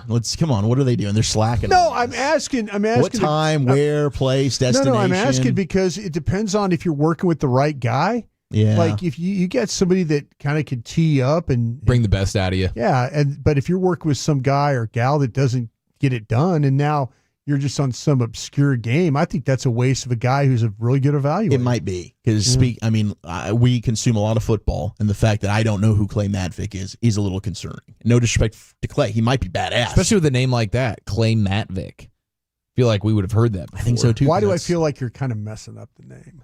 No, I just googled him. Matt Vick. M-A-T Vick. V-I-C-K. It's got to be something. How would you pronounce that? I don't know. Why coming at? Why watchdogging me and my pronunciation? I just thought I'd ask. Step off, bro. The hell? He's 52 years old, born in St. Cloud, Minnesota. Oh, went to St. Cloud he's a hockey State guy. University. Yeah. I bet he's doing the Frozen Four. Yeah, he does some PWHL. There we go. 877-881-1053, the best movie death scenes of all time. We had a lot of people, Mac weeknight games. That's what Clay Matvick did for the 903. He was doing Mac Wednesdays. Oh, no. So you're saying this is going to be some action? Maybe some action. Better known as the Bus League. Let's go. Best death scene, Fredo in Godfather 2 from the 903. How'd he die? They took him out on a boat. Swimming with the fishes. He was fishing, and they got him out there. They got him out in the lake. Didn't they get Big P Word and Sopranos like that too? Yeah, they took him out there. Yep, they sure did. Number 10 on the list, we got a mutant shark chomping Samuel L. Jackson in Deep Blue Sea. Deep Blue Sea. Underrated, man. I know. It is. I haven't seen it in forever, so I don't know if it still holds up. Probably but not. Like in middle school, CGI looks bad. I thought it was awesome. I was good. Lucius, my resident fellow movie buff, where are we going with death scenes? All right, so there's a movie called Sugar Hill. Okay. It had Wesley Snipes in it. And Clarence Williams III played the father in it. Clarence Williams III, he was Samson in Half-Baked, and he's a great actor, Really good. R.I.P. to that man. But his son gave him a hot dose of heroin. Oh, no. Yeah, and he died, he died on the screen, it was so good. Oh, damn. Because he knew it was a hot dose when he hit it. He said, whoo, whoo, oh, God, oh, God, whoo, whoo. It's amazing, bro. It's great acting, fam. That one. And how about Kane from Menace to Society? He was doing all the twitching and everything after he got shot. It's pretty nasty and gory. It's great acting. That is good. Zora and Blade Runner, favorite death scene from the 940. G-Baby and Hardball. Yeah. Jeez, and honestly, going for heartbreak. G-Baby's not even in this top 10. I thought that was a little shocking because I do think most people, if they've seen the movie Hardball, like you're thinking about that one. I like the one in Gridiron Gang when the guy walks in and like the stepdad is kind of like getting too aggressive with the mom. And the dad's like, you ain't got the balls to shoot me, boy. And then bam, he does it. Shoots him. And then he goes and plays for The Rock in prison. It's a hell of a redemption. He was a damn good player, too. Johnny Depp in Nightmare on Elm Street from the 903. G-Baby, first movie to make me cry. Heat, Val Kilmer, shootout scene from the 469 getting texted in. Number 1. Will Ferrell and Austin Powers. Oh, I broke my leg. I broke my other leg. That is a pretty good one from the 904. I don't know if he actually died, though. I kind of think he was just sitting there in pain, and then who knows? We didn't get to see. We got a Shlomo Glickstein reference, which I do appreciate from the 214. Shout out to Shlomo. I was going to say La Bamba. It was jarring as a kid because I didn't know the story, and then he just dies, and the movie ends. I was like, what the hell just happened here, Mom and Dad? You got to be kidding me. Oh my gosh, Mufasa and the Lion King. That's what I was gonna say. Can we go to the cartoon route? Yeah, Mufasa and the Lion King definitely got me. It's the first movie I ever saw in theaters. Went with my mom. We got Al Pacino and Scarface. That's going to be in the top 10. Green Goblin getting pierced by his own glider. Oh, Spider-Man. Yeah, that's a good like one. Bleeding out of his mouth. That is a good one. I mean, Obi-Wan Kenobi, when you talk about movies you first went to, like how are we just going to go out like that against Vader? You know, at least put up a fight. Well, Phantom Menace, Qui-Gon Jinn just getting sliced in half by Darth Vader. Or, excuse me, what is his name in Phantom Menace? Sith. Oh my gosh, somebody's going to text him. He was a member of the Sith. Was that right? Darth Maul. Darth Maul. Boom, there it is. There we go. Thank you. I got you. Number 9, Sonny in The Godfather. The toll booth scene. Absolutely. Yeah. 8, we've got Christopher Walken's final round of Russian roulette and The Deer Hunter. Oh, I've not seen The Deer Hunter. That is crazy. I've heard that movie's awesome. Crazy movie. Carl getting the axe in Fargo. Yeah, it's bad. It's pretty brutal. What Old Yeller? Oh yes. That's sad. That is sad. We actually have the sound of that, I think. Do we? Or did we scrub it? It was probably gone from the archives. We scrubbed that one. Kill Bill Volume 2. Uma Thurman demonstrating the 5-point palm. Oh yeah, that was something. Pretty badass. We got, oh my gosh, The Departed, Leo, Elevator, boom. Oh my gosh. That was stunning. That movie is so good. And Brad Pitt getting shot in the closet, blanking on what movie that's called, that was also jarring. That came out of nowhere, and that movie was terrible afterwards. 4, we go to GoldenEye. Oh, man. Shout out to Sean Bean. And he's getting texted a bunch for his death as Ned Stark in Game of Thrones. I think Sean Bean is like the one actor that dies in everything he's ever in. TV show, movie. He's a killable guy. Always dying. Number 3, we got Tony Montana. Scarface. Yeah. You want to play rough? Okay. John Coffey, sent to the chair in the Green Mile. Yeah. God, that movie's so good. The Scarface one was amazing because how many times does he get shot? Oh, A ton. Too many. Like to count. it's really Very incredible. Bonnie It's and a Clyde shotgun. like. Just- The way he's able to just like keep going. Yeah. He was just fueled with So cocaine coked and out. anger. I don't feel Like, it. you can't kill me. Number 1, though, Hans Gruber taking the plunge in Die Hard. And I did not know that was Alan Rickman's first movie. Did he just fall? They let go of him, right? Didn't he just let go? Yeah. And fall? Yeah. John McClane. Not today, Mother Bleeper. Yippee-ki-yay. Thank you, Wolchuk. Thank you. Another top 10 is in the books here on The Fan. End of watch. When we come back here in the G-Bag Nation, what do we got cooking here, Chief? On this day in sports history, we got the most memorable apology of all time. Plus, Arch Manning is keeping the rumors alive. That's next here in the nation. But Tolos, I would like to tell you about my friends at Advanced Hair Restoration and Advanced Hair Doc.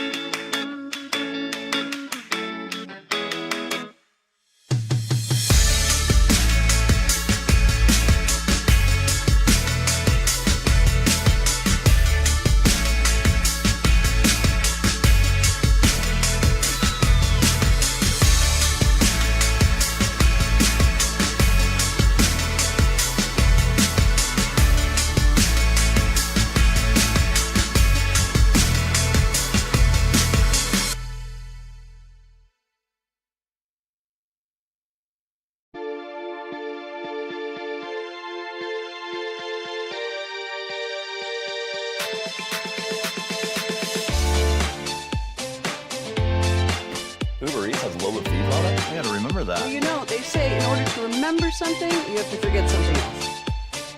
Okay, now that is a very cute haircut. That's like a little shag. I've never seen it before. Well, I mean, of course you haven't. It's the Rachel. Oh, is that your name? No, I mean, like your name. No, I'm Jack. My name's Jack. Right, but I just mean like this is your haircut. But that's hair on your head. I'm not saying this is your hair. Okay.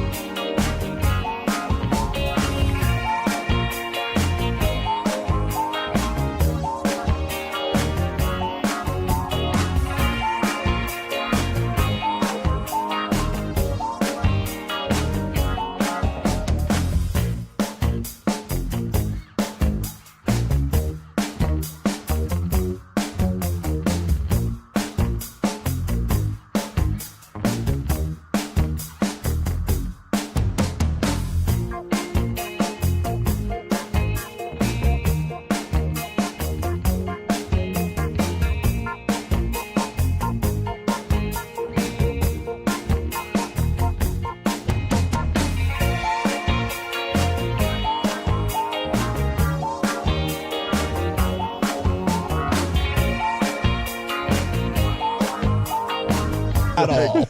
Not buying it whatsoever. I do think, I guess the answer is the sundial, but it also is a really great question. It is. Like, you make the clock and you're trying to just mechanically make it work, and then you're like, oh crap, what time it is? What time is Whenever it? I need to reset the clock on the stove or whatever, I just look a at it. caveman. I look at another clock to tell me what time it is, so I know what to punch in. So I think it's a fair question. Well, I think this might be determined by like the universe and how the moon and the sun work together. I think there's like definitively a midnight, and I think very early on, like the Egyptians had that pretty much whooped. You know, they kicked the clock's ass before. I think they did. The clock was even I think invented. they had it dialed in, so to speak. Yeah, the sun moon dial is what it was. Yeah. Well, there he is, Crucky, getting it done once again on the Phillies broadcast. I love it, man. Now that's like one of those deep question bits on Saturday Night Live back in the day. Remember that one, Broadus? Yeah. So we had, I don't know, there's just something about his voice and his delivery, too, that makes everything so it's funny. Great. Yeah. We have Arch Manning being asked about declaring for the draft, and Archie kind of put the kibosh on that. I mean, the whole narrative surrounding him since he got to Texas was that he was going to be there as long as possible, but here he was being asked about it at the podium today. Yeah, I don't know where he got that from. He texted me and apologized about that, but I'm really just taking it day by day right now. Okay, so he goes with the QB coach speak or whatever right there, but he says, like, I don't even know where he got that. I don't know if he's being tongue-in-cheek, but apparently Grandpa Archie even texted him to say, like, hey, I'm sorry for, like, saying that, putting it out there. It obviously was something that blew up, so maybe he's just like, hey, I'm sorry for causing you a headache because your name's all over the place now and everybody's talking about it. Well, yeah, you know, it's. But maybe there's still the possibility. You know, there's not. The older you get, you just say things, right? Like, I don't know. You tell me. I mean, no, I'm serious. That's what I'm saying. The older I've got, I just say things. I just, something comes to my mind. We know. It's like John Crux talk. He's like wondering about the damn clock. I understand that. I understand, like, my dad does the same thing. He's 86 years old. He'll just say something and he's like, he's really not thinking about what he's saying or what the ramifications are. Somebody asks him a question, ask Archie Manning a question, and he's like, yeah, sure. The plan is like, the others stayed the full time. And, he's probably thinking that Arch was going to do the same thing. I'll tell you what this comes down to. Who's in line to take him? No, I think that has a lot to do with it. I think the Cowboys have a top 3 pick. He's coming out. Right. I think how the season goes, too. Yeah. If he is accomplishes all the goals, if he does win a Heisman, and I've said this before, if he wins the Heisman, wins a Natty, but I think who has the number 1 overall pick has a large thing to do with this. But this is like the second he stepped onto campus there at Austin, I had heard this stuff about Arch. This was their plan. This has been kind of the Manning plan from the get-go. So when Archie came out and said that, it wasn't a surprise. It was like, I've heard this for the last 3 years since he's been in Austin. Yeah. So I don't know. Yeah, I think I totally get it. I think that change is subject to that decision is subject to change if he dominates and the right team wants him. Yeah. Because you wouldn't want to risk the next year. Now I told you when I'm coming out, and there's the Browns and Jets picking 1 and 2. I want to go back to college. Do I have any eligibility left? Yeah. I don't think you could turn down the perfect opportunity to join the Cowboys or the Giants or whoever your perfect team is. Yeah, I mean, I know Charles Robinson in Yahoo a few weeks ago had a whole write-up about how Sean McVay and the Rams are in love. I mean, how do you turn that down? Exactly. If you're the family, you're like, son, go. Now, I don't know. It's hard to fathom that the Rams being a team that could be picking high enough to get this. There would have to be some trading involved for sure, unless I guess the Matthew Stafford back thing goes so sideways that the Rams are really, really bad. Win the championship this year, blow up the team. That'd be a super Rams thing to do. Okay, yes. If he's not coming out this year, if Arch is actually going to wait till 2027, then yes, you have a little bit more of a runway to kind of put the plan together. But it is out there. Charles Robinson with an entire article in Yahoo a few weeks ago laying out just their infatuation with him and how they're trying to like stockpile picks and stuff to be able to maneuver the best way they possibly can. But that would be unbelievable. Would be. Right? I mean, if you're Arch, that would be really the no-brainer of. Do you want to go to the Saints? No? I mean, I guess just He's for the there, family right? stuff and, the hometown. So I can't speak to that. But in terms of just the team, the coach, the organization, that. Yeah, but that's what I'm saying. The situation. The situation for him, the history that he has with that city. And yeah, so maybe. Possible. Maybe might be a dream come true for him. Yeah. Who knows? I thought coming to work here for Dallas for the Cowboys was a dream come true. It was actually terrible. Nightmare. It was terrible because we were so bad. And that Saints organization isn't far off from where you guys were. It almost feels like written in the stars. That's going to be nuts. Like Grant Nussmeier watching that SEC Netflix show. Like he is so proud of playing for LSU. He was born in Louisiana. His dad's the offensive coordinator right now in New Orleans. Unless they get canned after year one, that's possible. But that just feels like possible destiny right there. I don't know if you want to put that kind of pressure on your son. It's a tough one. Yeah. But he very likely could be the best quarterback. He very well could be. Let's hope. Yeah. I mean, for LSU fans. 100%. Yeah. Yeah, definitely for LSU fans. And then we'll close it down here with a couple of news items. One, Wedge Busters Unite. KFC brings back the potato wedges. I thought you were talking about National Potato Day stuff. I can still be a wedge buster even though I don't play anymore. But they I can say that the way the NFL is, there's no more wedge busting. There's no more wedge busting going on. Yeah. I guess you can. I guess college you can still wedge bust, and high school you can wedge bust, and now just as a run of the mill American, you can wedge bust with the KFC potato wedges back. Let me ask you this: you doll those things up when you get them home? Doll them up with seasonings and stuff. Put seasoning and stuff. I mean, I'd be open minded to that. Like but the KFC ones were loaded with seasoning. They don't usually make them home. Do they? That's my problem. Is I'm housing those. Two, bro. Okay, you ordered two. You order a travel bag and a home bag. I feel that. Yeah, I think that would be a good way to go. I think the potato wedge is the perfect dip for ketchup. Just gonna put that out there. I think you could put on these potato wedges. You put a little Parmesan on there. I do like that idea. Seasoning, Yeah, doll them up a little bit. And then Ben Stiller is going to be dropping a new pickleball comedy movie. Okay. Hopefully in the same sort of ilk of a dodgeball. Let's go. We're going to make it a pickleball situation. Do you kind of feel like we need to be in this, like broadcasting from the side? Yeah, hopefully. The Ocho announcers. Yeah, we'll just be over on the side, just hanging out, doing a broadcast. Good point, Kyle. I would love that. Yeah. Top stories at 3 coming up next. We'll tell you what's going down here in the world of sports and Cowboy Land next year in the G-Bag Nation. All right, let's chat prize picks, shall we? Oh, yeah, if you're not playing prize.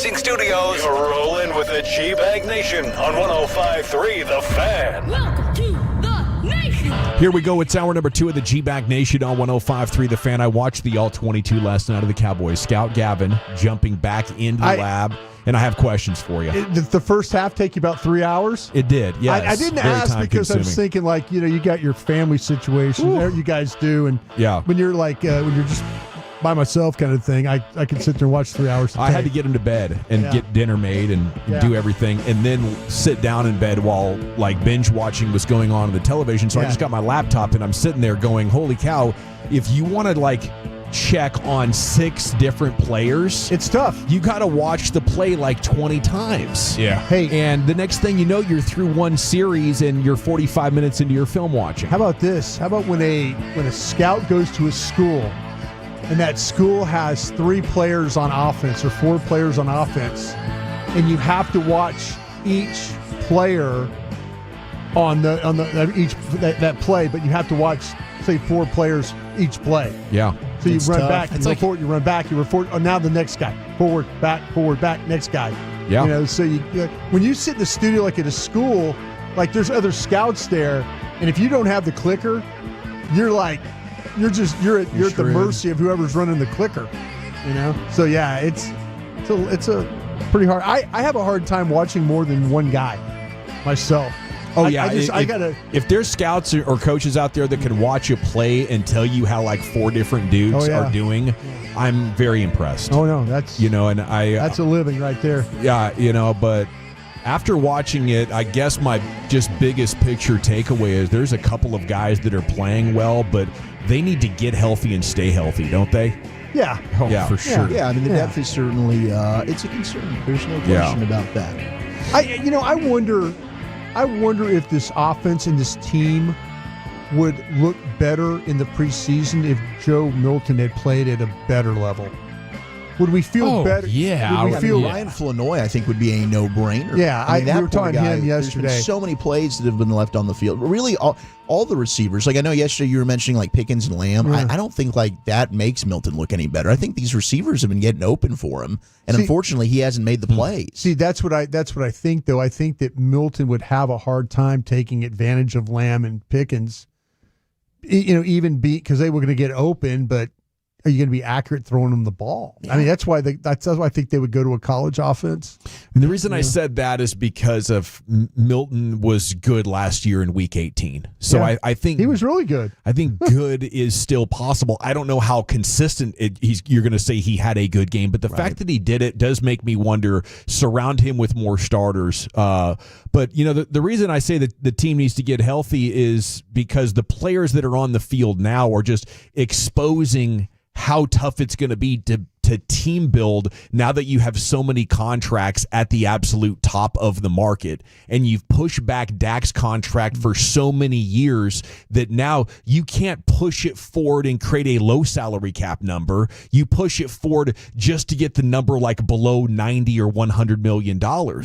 And I think the Cowboys got to be looking at this going, holy cow, this is not sustainable. We might end up taking significant steps backwards, and whatever our holes are, we can't fix it with meaningful resources. We're really screwed right now when it comes to team building unless you hit that magical draft. That being said, man, Damone Clark was awesome. Damone Clark wasn't just flashing.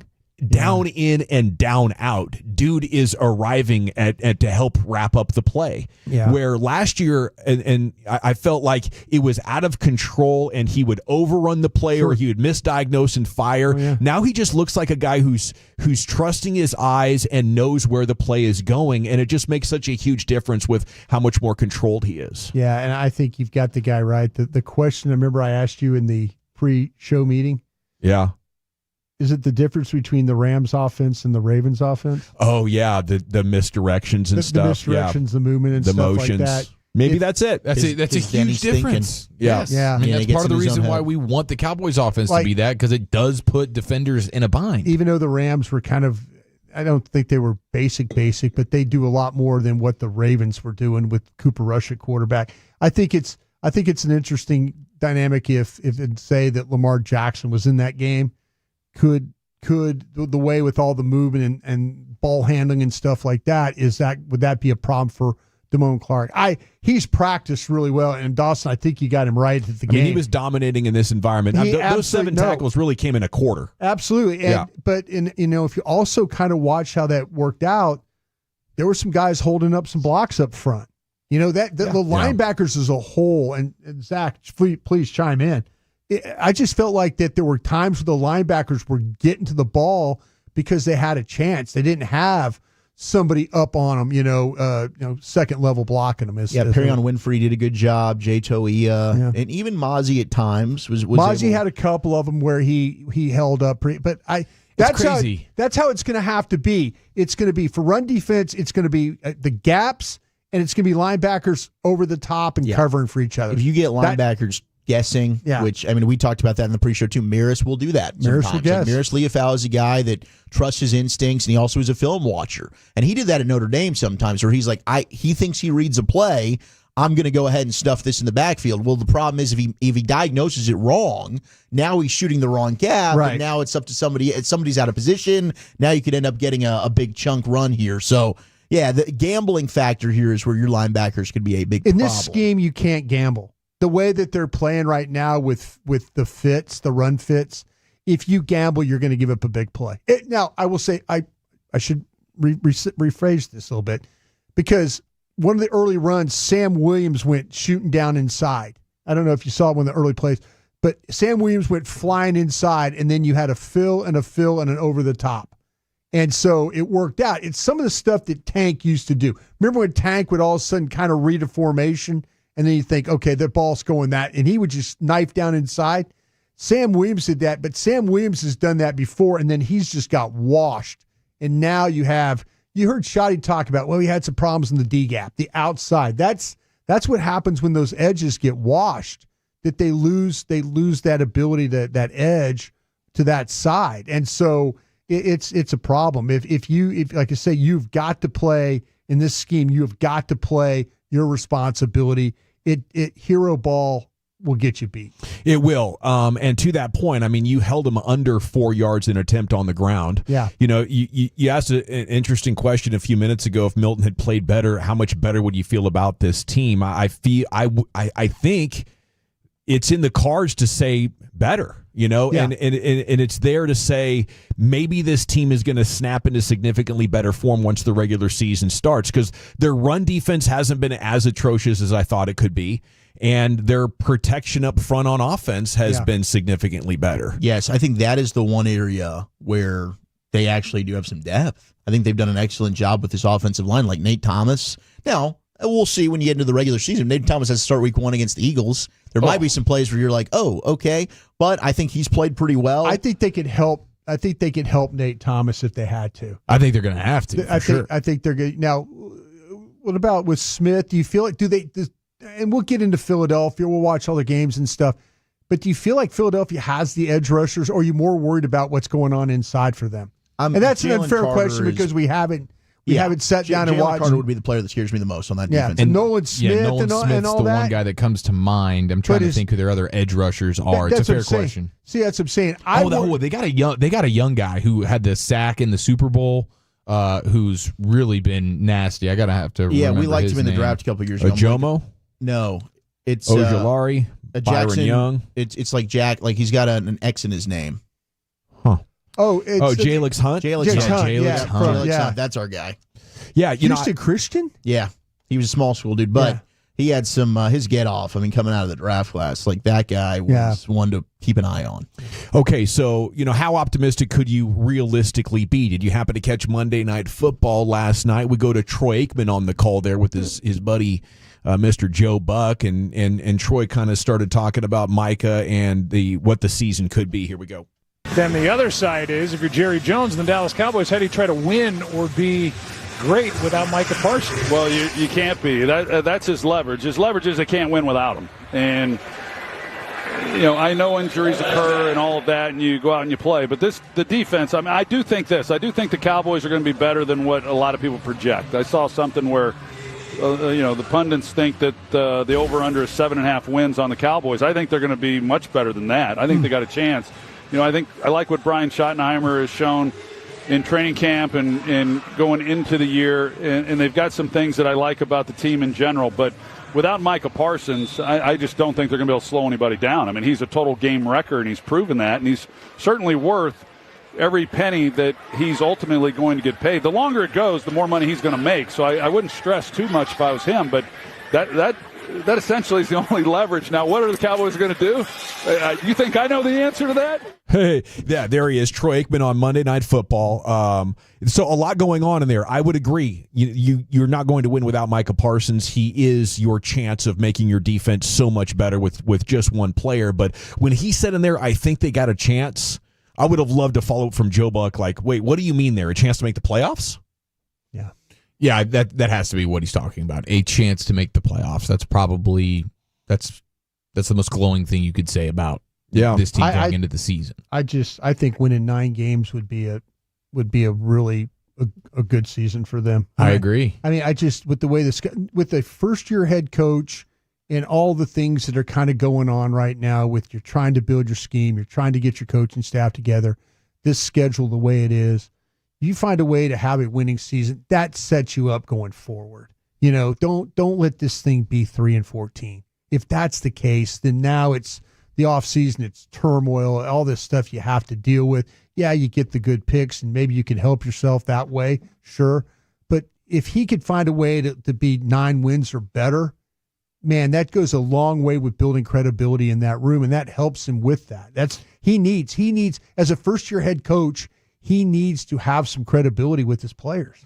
I thought Troy Aikman was sounding like maybe he thought they had a chance to contend. I thought, wow, this is an interesting turn from him. Obviously, we don't think they have a chance to contend. Nobody on this show is going to go as far as saying this preseason is a mirage and they're actually significantly better. No, I think they're probably the 3rd best team in the division right now. Well, I don't think you can take much from the preseason. We haven't not seen for the preseason. I just thought what we know about the team overall all off season. Yeah, I mean, I've been on a 10-win team. I think that they could be a 10-7 team this year. I think that's probably the best case scenario, and and that should get you into the playoffs. I think the NFC is pretty open. But watching Jaden Daniels again last night, I was like, man, I think this dude, I'm trying to convince myself the sophomore slump's coming for him. This is probably Washington's year to get that division. He's amazing. You think Washington's going to win the division? I know a little bit later on you have Bill Barnwell's teams most likely to regress, and he made a pretty compelling case that Washington just has too many holes on its roster. I believe in Jaden Daniels as well. I think he's a future top 4 QB in the league guy. He's just right on the doorstep right now. But that's a lot to overcome. I think the Giants are going to be better if Jackson Dart's the starting quarterback myself. There's that too. Yeah. I mean, I'd bite the bullet and just go ahead and play them. I know they've got Russell Wilson. Should. If you're trying to save your job, go with the young guy and try and save it. You get Diggs back. You're a turnover defense. You can pressure the quarterback. You can intercept it. You have Dak, Pickens, Lamb. Ferguson. Last year, they actually did some things well in the run game, even though it was Zeke and Rico Dowdle. So you get a running back to emerge. I just think if you have an above average, 1-score game result, like let's say you're 6-2 in 1-score games, all of a sudden you get a couple of breaks to go for you late because you do have Pickens that you can just throw it down to. And that's a big part of Dak's shortcomings is the 2-minute drill to close games and get that deciding touchdown. Maybe 2 number ones actually opens that up, and we're just talking about winning in the regular season. Yeah, I like what you're talking about with the 5-3 start. It's after that it's got me really kind of nervous. But you never know. But if they can go 5-3, then you're getting some guys back healthy. You never know what's going to happen with other teams injury-wise and stuff like that. Mm-hmm. So you've got to figure that out later. Epic tweet from Micah Parsons last night. Clarence Hill was making a tweet about the Bengals playing Burrow and being under pressure, and it was kind of scary, I think, for Cincinnati fans, at least on one play where it looked like he got tackled by 3 or 4 different commanders after running around for about 20 seconds. But Clarence said, play your franchise quarterback in the preseason, they said. Micah retweets that as a guy sitting out camp and said, this is what's needed. We've just become soft in my generation. You've got to figure out what's wrong in the preseason. They will become better from it. Yeah. A guy giving you nothing. Tweeting that for the sidelines. It's amazing how he knows what to say but can't do it. You've read. I agree with him, by the way. Yeah, I mean, sure, I do. Absolutely. I do. I just agree All of because another night I on that agree messenger. Yeah, get out there. No, that's what I'm saying. I know. I agree with the premise of the thought. Yes. Of playing guys. I You can't tweet that while holding out. I know. Yeah, you're right. That part, you're right. I agree with How him. could you be so aware of what leadership looks like, but be so unself-aware at the same time? Yeah. You can't align with it at all. Yeah. So yes, that's another big story. We got the C note coming up. Maybe we'll revisit what Adam Schefter had to say about this and more. That'll be at 4:20 though, because it's time next for the Rangers Player Show, and Cody Freeman joins us here in the G-Bag Nation on 105.3 The Fan. Tolo means turn it on and leave it on. Thank.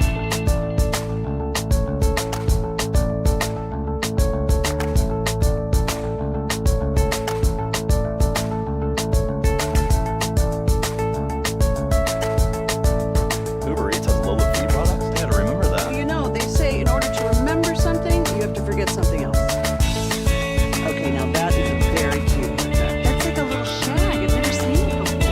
Well, I mean, of course you have. So Rachel. Oh, is that your name? No, I mean your name. No, I'm Jen. My name's Jen. Right, but I just mean like this is your haircut, but that's hair on your head. I'm not saying this is your hair.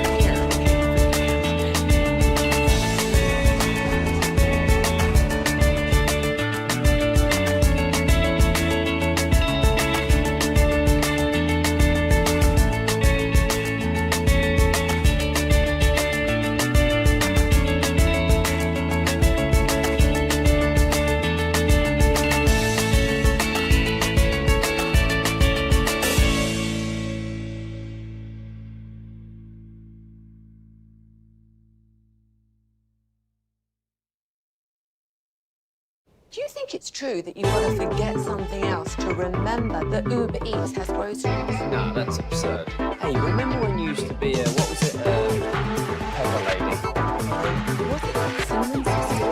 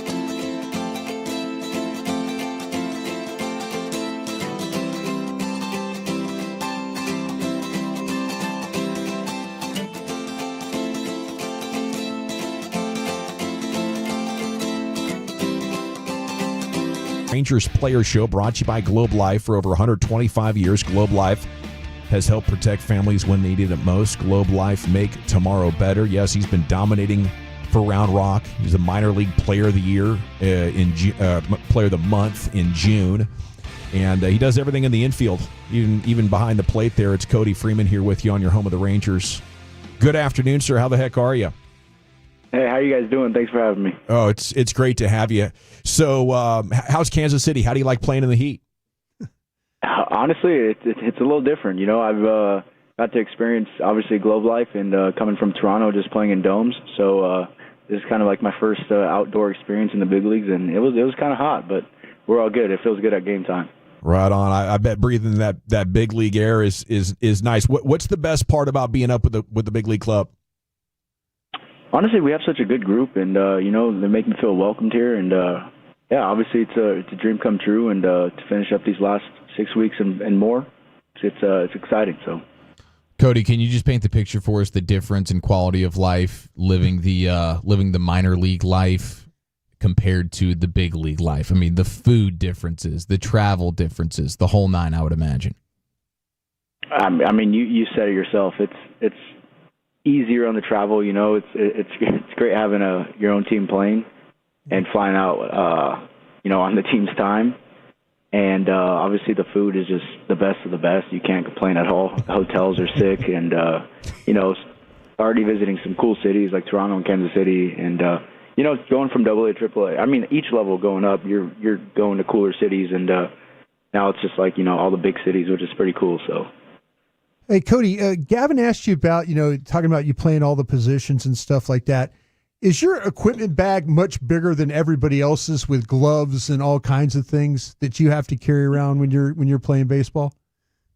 Honestly, yes, it is. Like, I have all the gloves I needed, and you know, was used to having just catching gear and a catcher's glove, you know, from 21 to 23, and like throwing an infield glove in there, and then now it's, you know, I got the outfield glove, the infield glove, first base, and then you know, catching if necessary. But yeah, that's to me, that's interesting. Like you say, being in the big leagues and stuff like that, you know, I guess they kind of pull your equipment around, you know, and you don't have to ever handle that. So that's probably a good thing, being in the major leagues, not having to worry about all that, right? That's another plus of being up here too, you know. But we take care of those guys that take care of us. You know? Absolutely. Well, now when you hear, hey, you're going to be the emergency catcher, we might go to you this series or this week or tonight or something. Is that like, oh, cool, I get to do something I've spent a lot of time at, or is it anxious? What's your reaction to that? Honestly, it's just like part of my competitiveness and just like bring it on type thing, and anything to help the team win and help the team where they need. So it would be no problem for me, but obviously I haven't been out there for a couple of years, but I'm going to give my best effort no matter where they put me. Let's go. How beneficial is it for you? You're kind of playing multiple spots. I mean, does that help you with other positions, or is it kind of just challenging being moved around? Honestly, I feel like from catching perspective has helped me out the most to the offensive perspective, you know, just like thinking of what catchers are thinking of us when we're hitting, and, you know, those 3 years of catching and picking pitchers' brains, and like I feel like it's helped me out a little bit offensively, you know, and you know, tending to like what pitch is coming and like what they're thinking right now, and then that can also get you in a little trap. But that has helped me out the most, is catching for 3 years, you know, picking pitchers' brains, hitters' brains, and stuff like that. Well, I was asking, your day must be pretty busy then, because do you guys have separate meetings for all the things? So do you just kind of pop in from one meeting to another? You know, your day is like everybody goes, well, I'm going to go grab a plate of food and kind of relax, and you're off to another meeting. It's kind of like you got school every day, right? I mean, you can put it like that way. There's tons of meetings here. Each series we have different meetings, and yeah, there's honestly no like. I mean, as a rookie, I'm not just sitting in my locker on my phone. I'm out here trying to talk to the guys, you know, and get my work in. And there's not too much free time, you know, when we show up. But we're here to get work in, and then, you know, attend to the meetings that are needed. So when you're a rookie, you don't go talk unless you're spoken to. Take us inside that a little bit more. You know, like this team is we're outgoing. They're cool people. They talk to us. They make me feel welcomed, and it's not just like, it's like the vets being mean to the rookie. Like, you'll get a little bit of that, but like not like mean, if that makes sense. But like, they're great people in this locker room, and they make me feel welcome. So you're just trying to be humble as much as possible. No, always, yeah. That's just, I feel like that's just my personality. I love it. It's Cody Freeman with us here in the G-Bag Nation. So let's go back a little over a month ago now. I'm sure some people have heard this story. Others might not have, though. The call-up and the blackjack table with Dad. Walk us through how that all went. Yeah, so obviously, like, going through this Ranger system, you always think about, like, AAA plays in Vegas. That's cool. It's sick. Because, one, it's closer to my mom's side of the family who lives in California. That's where we grew up. It's only a 3-hour drive.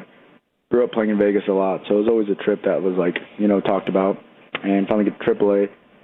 And we only played Vegas once this year. And it was 3 games post All-Star break. And I was like, dang, that kind of sucks. But it is what it is. So family came out.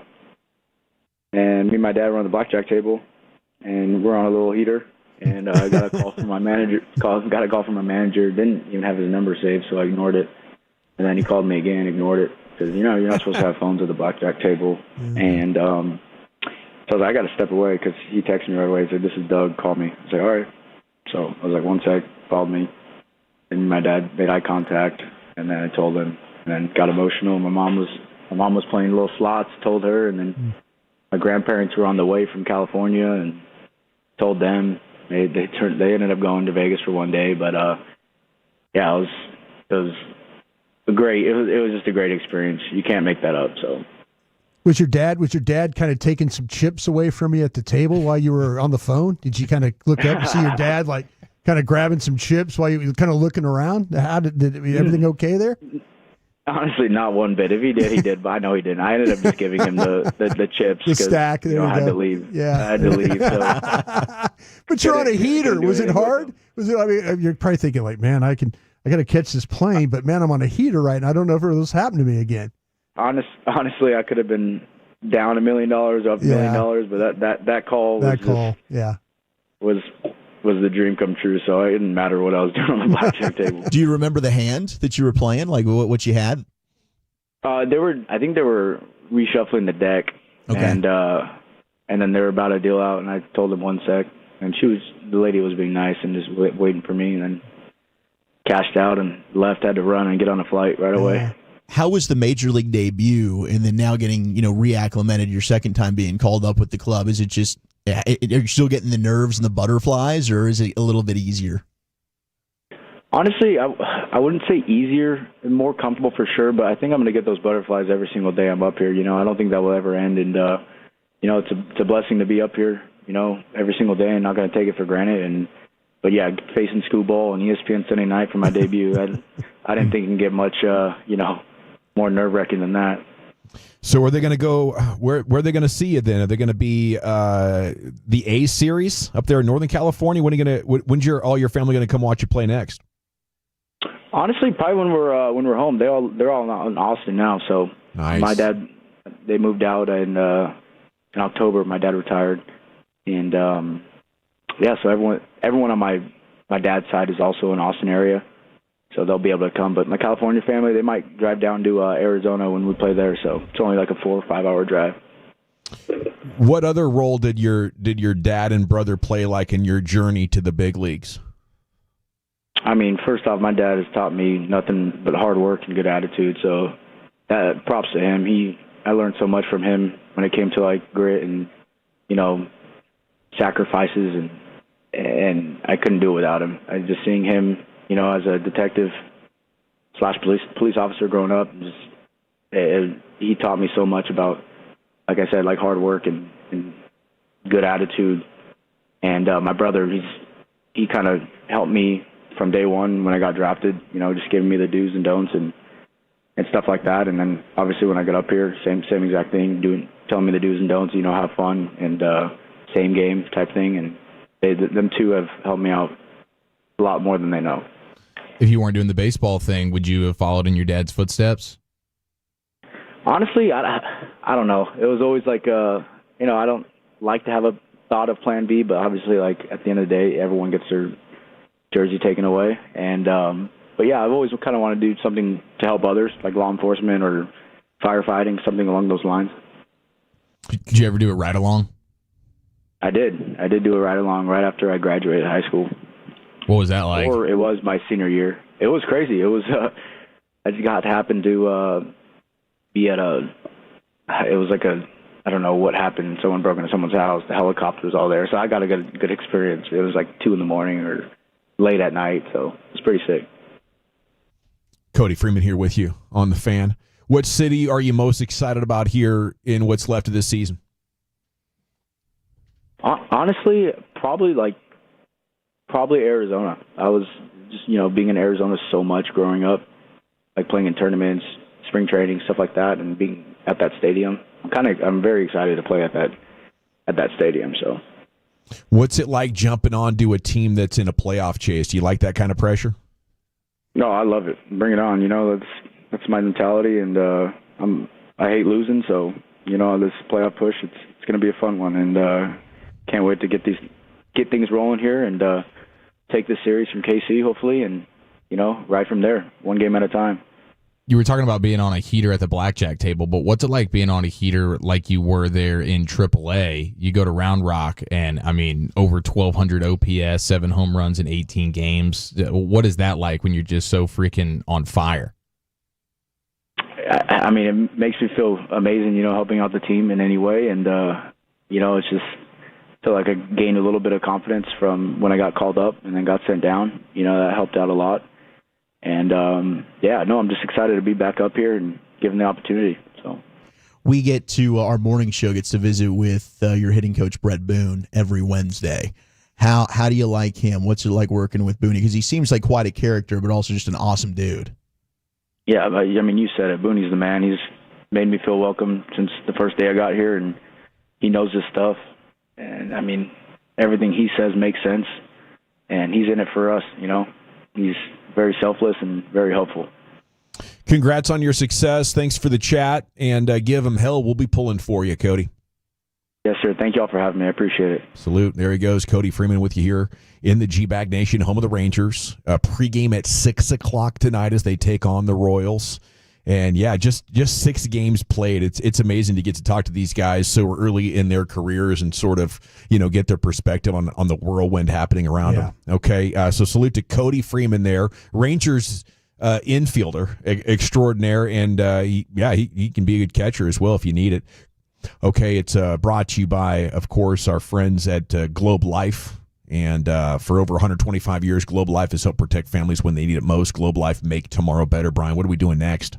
Yeah, I tell you what, is Zach Wolchuk an idiot for his 53? Let's go through those next. Okay, I want to chat about Men's Tea Clinic, though. It's as interesting as that conversation.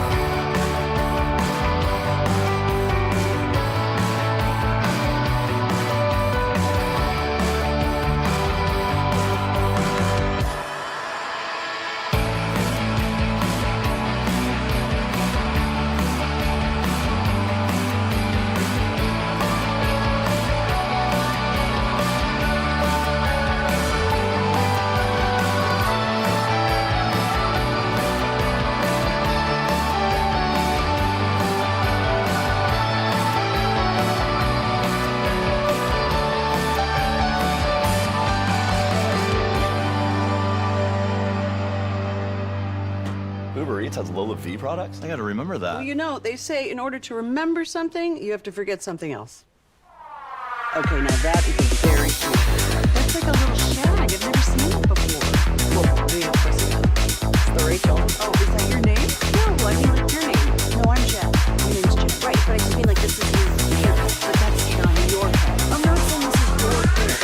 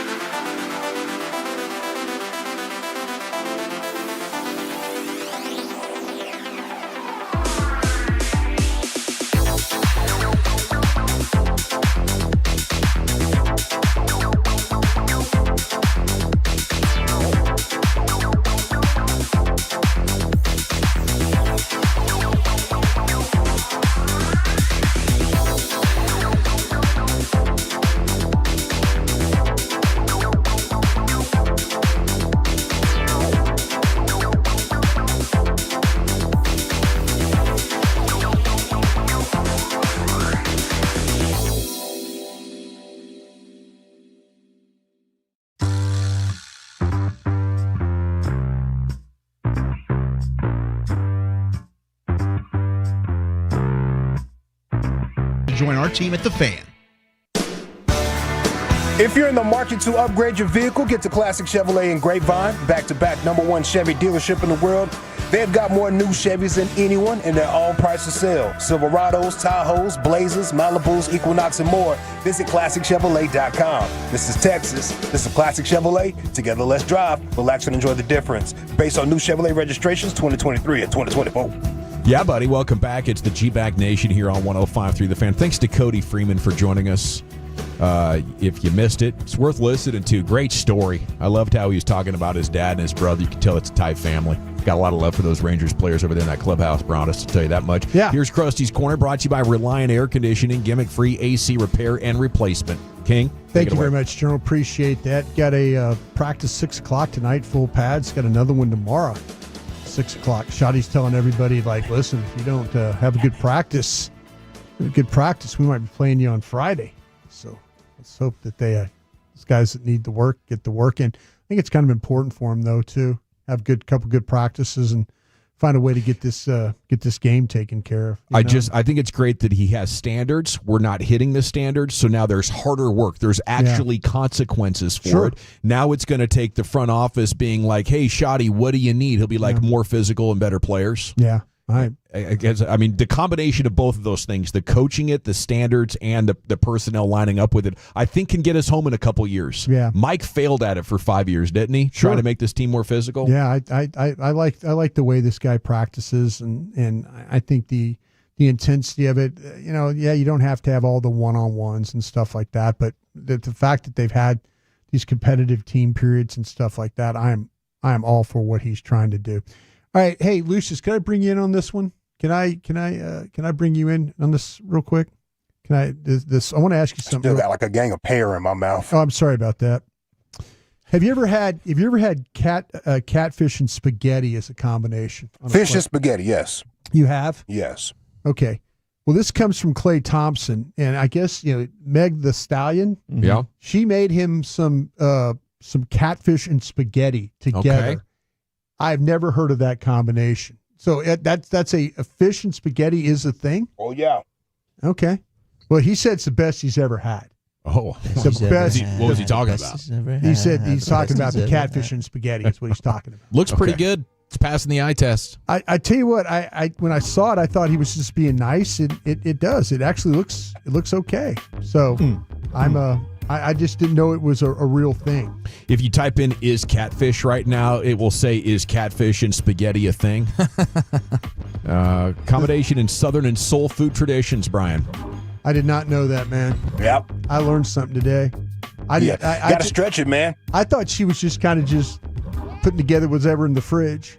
That's probably how it came about. Yeah. You got to stretch it. We got all these kids. We got some spaghetti left. There's a couple of catfish in there. Let's serve it together. I like it. I like what she's trying to do there. The place is good. Do you mix all that in one like a meatball, or is it off to the side? It looks like it's two fillets and then spaghetti in the middle is what it looks like. Yeah, it's good. So then you kind of maybe some hot sauce on that catfish. You got to have some hot sauce on that catfish for sure.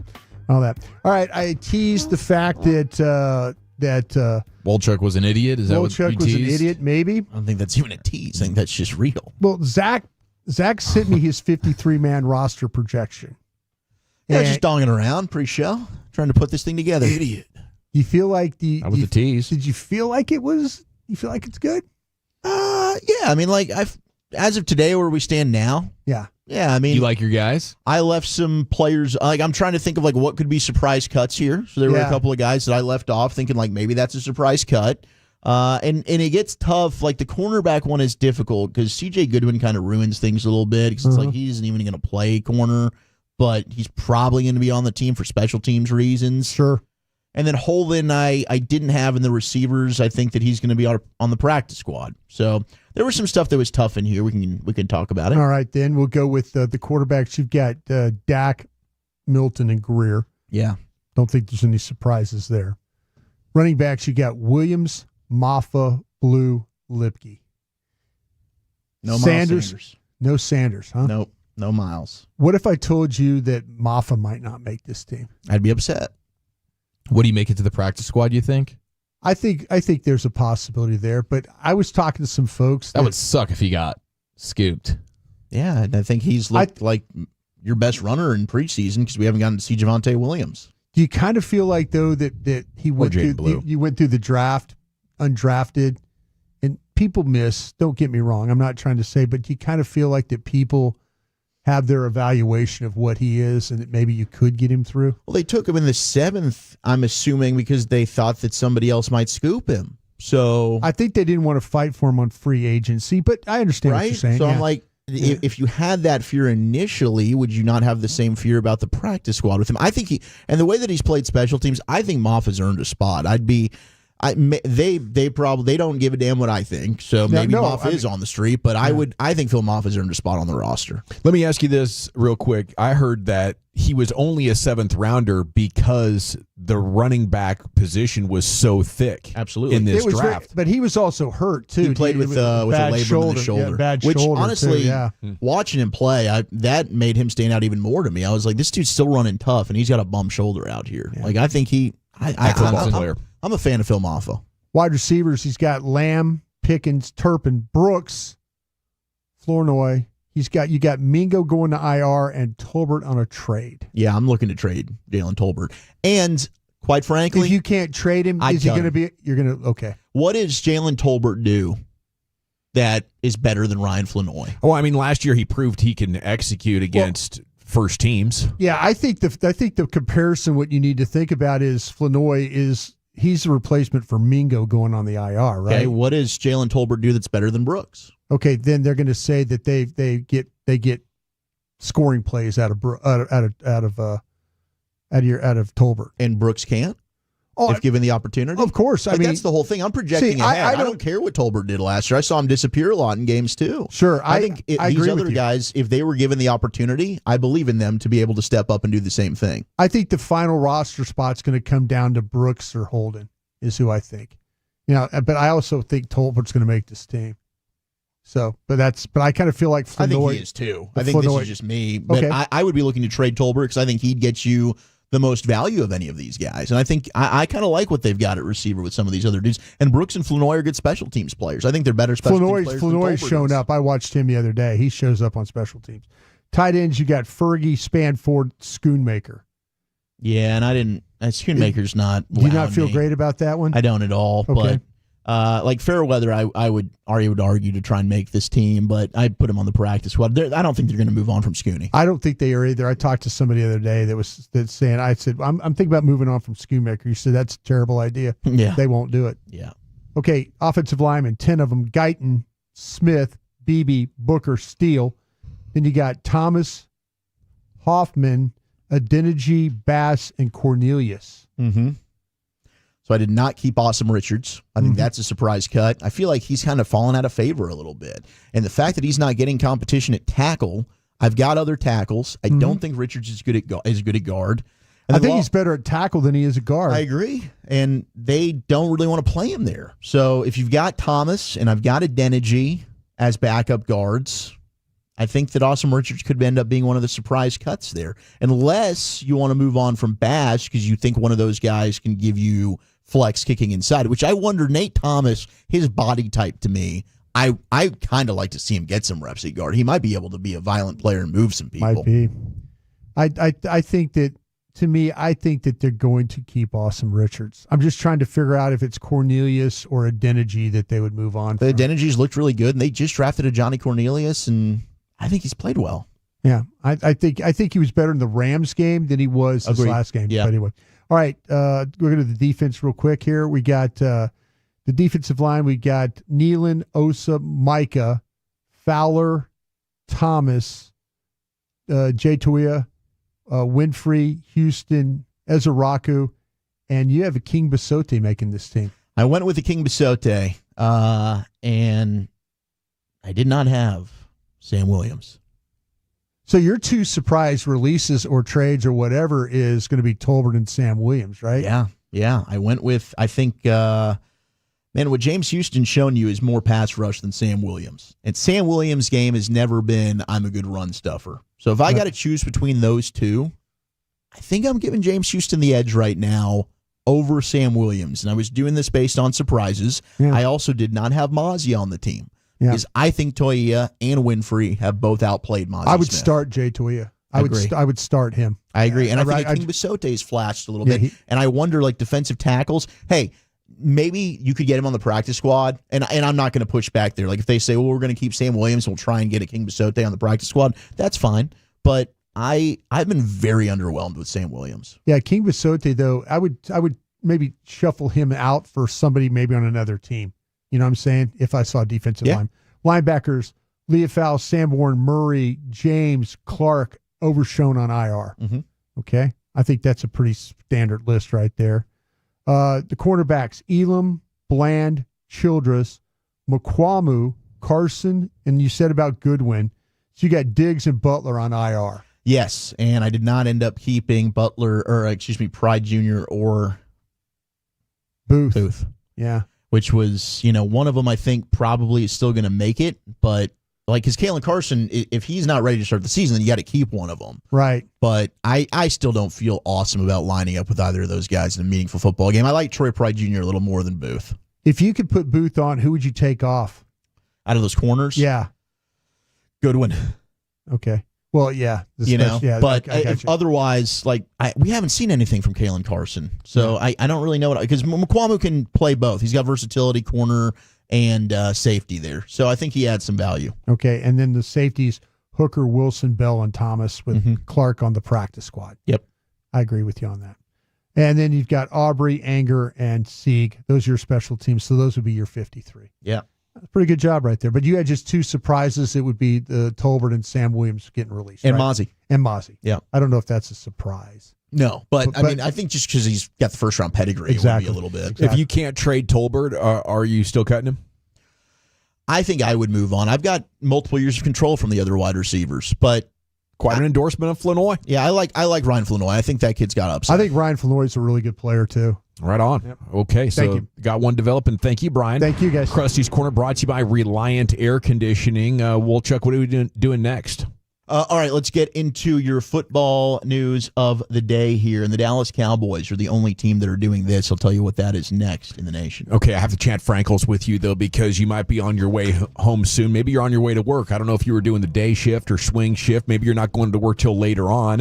Whatever the case, if you get hurt in an accident, not your fault, just know that the Frankles are amazing. I've called them twice over the years in the Dawson household. Had a couple of pretty big collisions that were not our fault. And luckily, the Frankles were on our side because a massive financial burden begins to accrue on you. And if you're not careful, that money can end up coming out of your pocket. You'll end up settling for less. Frankles make sure you don't do that, okay? Because they actually used to work for the insurance companies. They know all the tricks and tactics that they're using to try to get you to settle for less. I mean, they actually get promoted on how many people they get to settle for less, and that's where the Frankles come in. They say, hey, you're talking to my guy all wrong. We'll see you in court, buddy. And then, they start singing a completely different tune. You want the Frankles on your side. It's, again, amazing to watch them work on your behalf so you can rest up, heal up, get everything that you need to make your life whole again. And sometimes it can be a significant amount, 6-7 figures. It happens, especially when you're talking about these big commercial vehicles, 18-wheelers.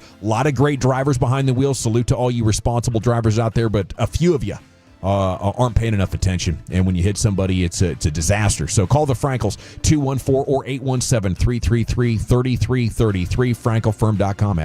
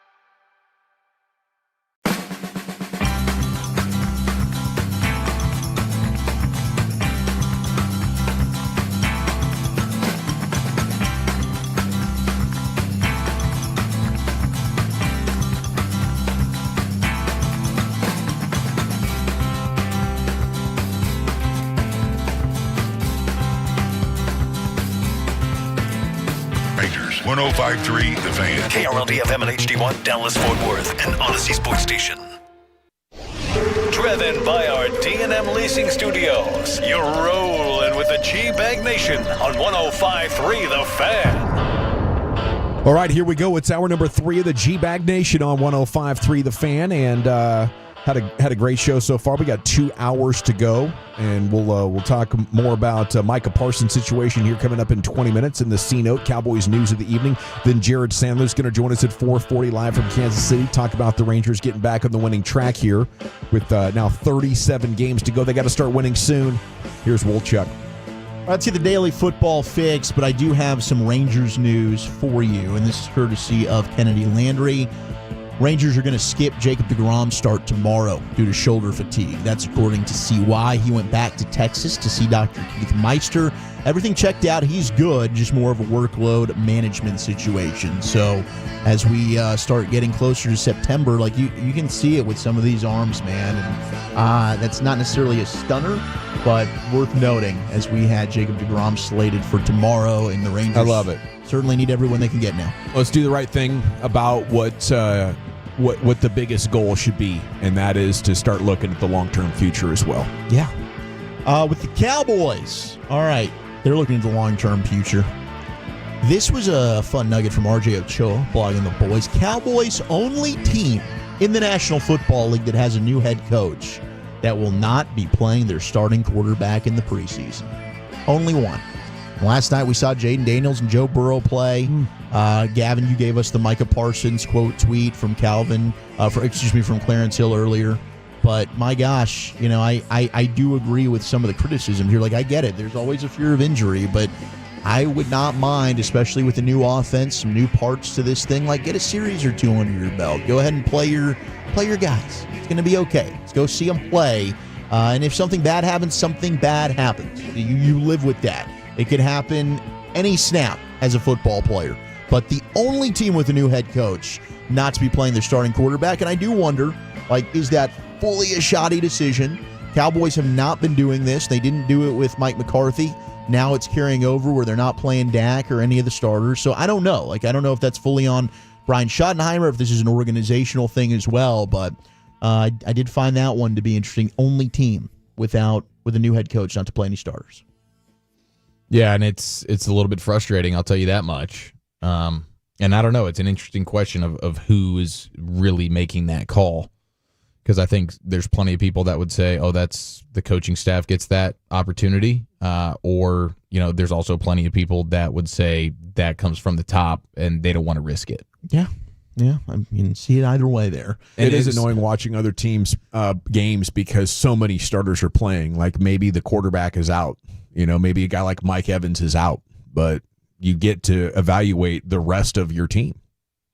And especially for, for Dak, he hasn't played in a long time. Yeah, and you've got, a lot of new things. You got George Pickens, who's new. You got, obviously a new guard that you're putting in there. You're trying to install more motion and stuff like that they haven't necessarily done. So I don't think it would do any harm. I mean, obviously, yes, okay, there is the risk of injury. I get that. I mentioned that, but I would love to see it. That's not what they're going to do. It's going to be Milton. I don't think any of magnitude is really going to be playing. And I think some of this stems from a few years ago when Dak had I think it was when he was off the big injury, and then he had the lat issue in training camp, and then they started the season in Tampa, right? Yeah.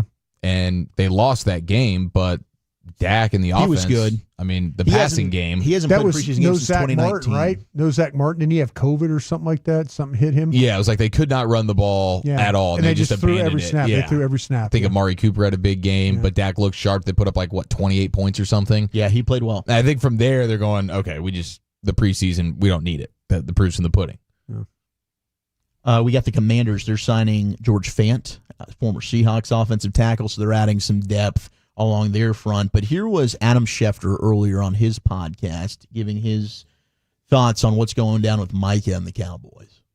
For all I know, the two sides decide to sit down at the bargaining table and they hammer out a deal that makes Micah the highest paid non-quarterback in NFL history. Could that happen? Yes. There's zero indication, that that's going to happen, that there's going to be a reverse. And it sounds like at some point in time, whether that's now, after the season, after 2 seasons, it sounds like the two sides are headed towards a divorce at some time. It sounds like, and a lot of people were, I've seen on the social media here, Adam Schefter, he's just looking to this is promote, this is propaganda, this is all for. I started to make some calls after I heard this, and Bobby and Sean broke this in the morning, and we know that there's been some harsh feelings on both sides of this. We've talked about it at length here. Sure they have. And we also know from talking with Stephen Jones that the Cowboys, they're kind of open to the franchise tag here. Sure they are. And I do not envision a deal being done prior to the season right now where we stand. I think Mike is going to play on this thing, and then we reevaluate next offseason. But at that point, I do think that David Mulugheta and Micah's side of this are very much, we want to be traded, and I wonder if the Cowboys are starting to maybe feel a little bit differently and more open-minded to the idea of like, okay, we'll cross that bridge when we come to it, and maybe we were saying we're not trading you, but maybe we will. Yeah. I first off, I think that Adam's speculating. I think he's trying to read tea leaves. I think both sides since, have kind of calmed down on, letting information out and stuff like that, but I just, to me, this, the Cowboys have the opportunity to tag Micah Parsons, and I said it yesterday with you guys that we call him the caveman and all those things. And here they maybe trying to draw the line in the sand and maybe reverse how they do contracts and maybe show a little toughness and a little backbone. And no, we're not going to, I do think there's some people in the organization that have told Jerry and Steven that listen, this would be a mistake to sign this guy. And that's the one thing I always tell about Jerry and Steven and working with them is that Jerry solicits a lot of opinions. And, if there's somebody in the organization that he trusts that's saying, hey, I wouldn't do this because, then he's going to listen. Is it the right thing? We'll see. But I think the Cowboys are totally comfortable making Micah Parsons play for $24 million this year and see where this takes him. Yeah, I mean, it's a situation where there's no real deadline, and they won't cave until there is a deadline. I think it comes in, I guess, March of 2027 when he'd be going into franchise tag year number 2. But we're still in a situation where money will make the hard feelings go away very quickly. And I've seen no indication from Micah that any of this is, unreconcilable. The teams most likely to regress, according to Bill Barnwell on ESPN. He's got the Kansas City Chiefs, 15-2 last year. It's incredible the tally of games that he lays out for you, like 7 games that really could have gone either way. Well, and 10-0 in games decided by 7 or fewer points. Yeah. And we were breaking that down, like how good are they? Is this sustainable? Like there's something about Patrick Mahomes and also Chris Jones. I mean, I was advocating, I think they were the 2 best closers in the NFL last year. Chris Jones would come up and make a massive play on defense. Mahomes will do whatever he needs to do to find a way to pull it out and win it. And the refs in those games were the 3rd most clutch. The refs could, they certainly helped. But there are a lot of moments, you're right, when he goes down. And he even says, at the end of it, like, of course, it's not suggesting the Chiefs are not going to be good or a contender, but could they go from 15 to 12 wins? Yeah, absolutely. I think it's the same thing with Washington when he talks about that later. Like Washington's on here, 12-5. They were 8-2 in games decided by 7 or fewer points. But if they go from 12 wins to 10 wins, like he's right, which I think is probably likely, but I still think Washington could very well end up winning this division. As of today, I would pick them to win the NFC East because of the quarterback. And defensively, they're going to be a little bit better than I initially thought they would be. I still don't think they're a great defense by any means, but they've got some DBs, and I think Mike Sanderstill is a guy that's really going to burst onto the scene this year from Michigan that are pretty stingy. They can play some sticky coverage on you. Yeah, I mean, the problem Lattimore is just a guy that you can't depend on.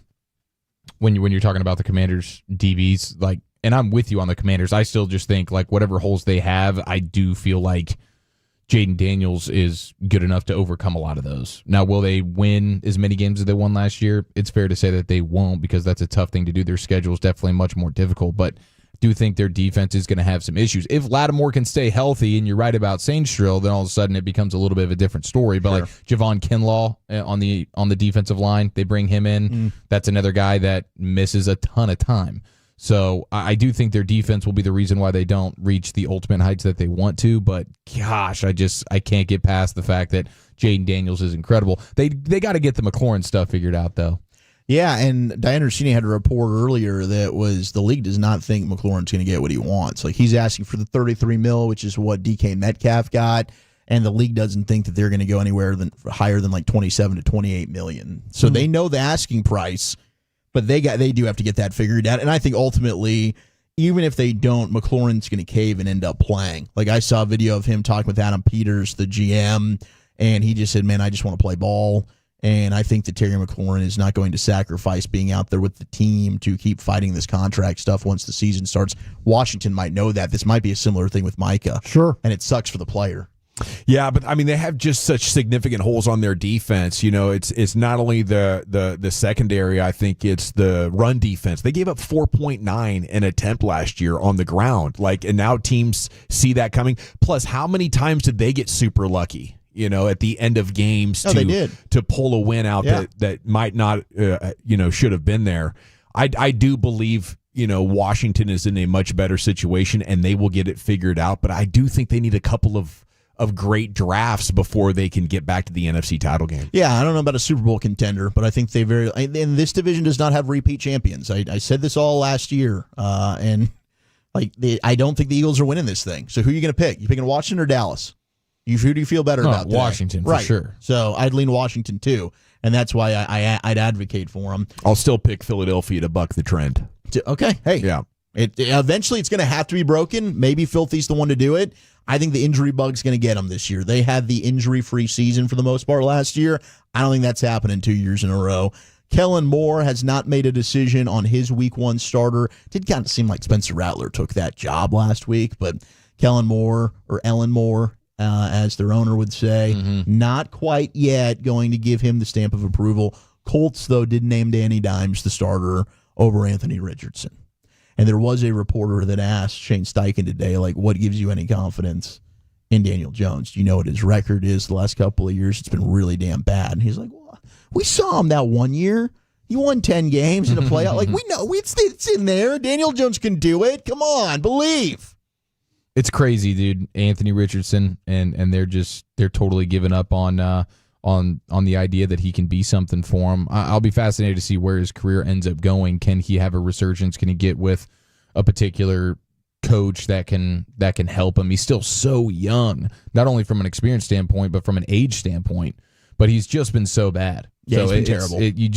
You can't really make the argument unless you were a coach that was still super secure in your job and the ownership understood where you were at. But Steichen's fighting for his life right now, and it sucks that he's got to throw out Daniel Jones to be the savior. That is. I mean, being a Colts fan would just suck right now. Yeah, it'd be bad. But I mean, it was over as soon as he tapped out of that game. It was done for Anthony Richardson, at least in Indy. Maybe he can get a fresh start somewhere else. Trey Hendrickson, according to Laura Rutledge, during their broadcast yesterday. Yeah, they might. The Cowboys do like this. And I saw Joseph Hoyt put out the quote tweet, future Cowboys backup, Anthony Richardson. I would not put it past the Cowboys whatsoever. But I guess Cincinnati and Trey Hendrickson have agreed on the contract length and the average amount per year. It's, again, the guarantees. And we know that's really the important thing for Hendrickson here. But the guarantees is what is the holdup here on getting that deal done in Cincy, as they're still looking at possibly maybe trading him at some point. But I think this gets done. I'm going to say Trey Hendrickson gets done before the season. Micah, no. Hendrickson, yes. I mean, they're just so cheap, and they don't want to give him more than 1 year of guarantees, which is nuts. It's crazy. It's not like he's 37 years old. Yeah. He's 30 years old. 30. Like, sure, he's not maybe a spring chicken, but he's got a few more years of being a damn good player. And he's got back-to-back 17.5 sack seasons. Like, go out there and make this thing happen. And your defense is awful. Did you see what Jaden Daniels did to it yesterday? God awful. And again, it's kind of like Micah with the Cowboys. How much can one player make a difference? But You can't sit here and act like you're trying to compete for a championship and leaving those guys on the sidelines. No, if I was Joe Burrow, I'd request a trade today. Say, get me the hell out of here. Last thing here, crazy stat. This is from orangebloods.com, which is a Texas Homer account. But this is an amazing nugget. If you're looking to bet this game against Ohio State, in the last 20 years, when a quarterback makes his first start against the number one team in the country, they're 0-18. Ohio State quarterback Julian Sain will be making his first regular season start against number one Texas on August 30th. Lock it up. 0-18. You're getting a couple of points, too, against the spread. Sure are. Hammer it. Thank you, Wolchuk. Put them up. Top 10 storylines to look at the new show that went live if you want to binge it. We got Sands coming up at 4:40, and we're back here. It's the G-Bag Nation, the Fan.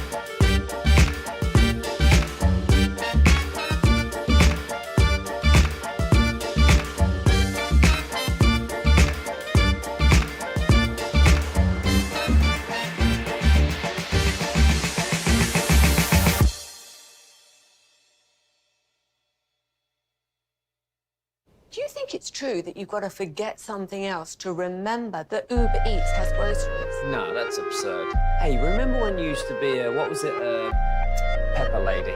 Pepper Lady? Wasn't it Cinnamon Sisters? Saffron Squad?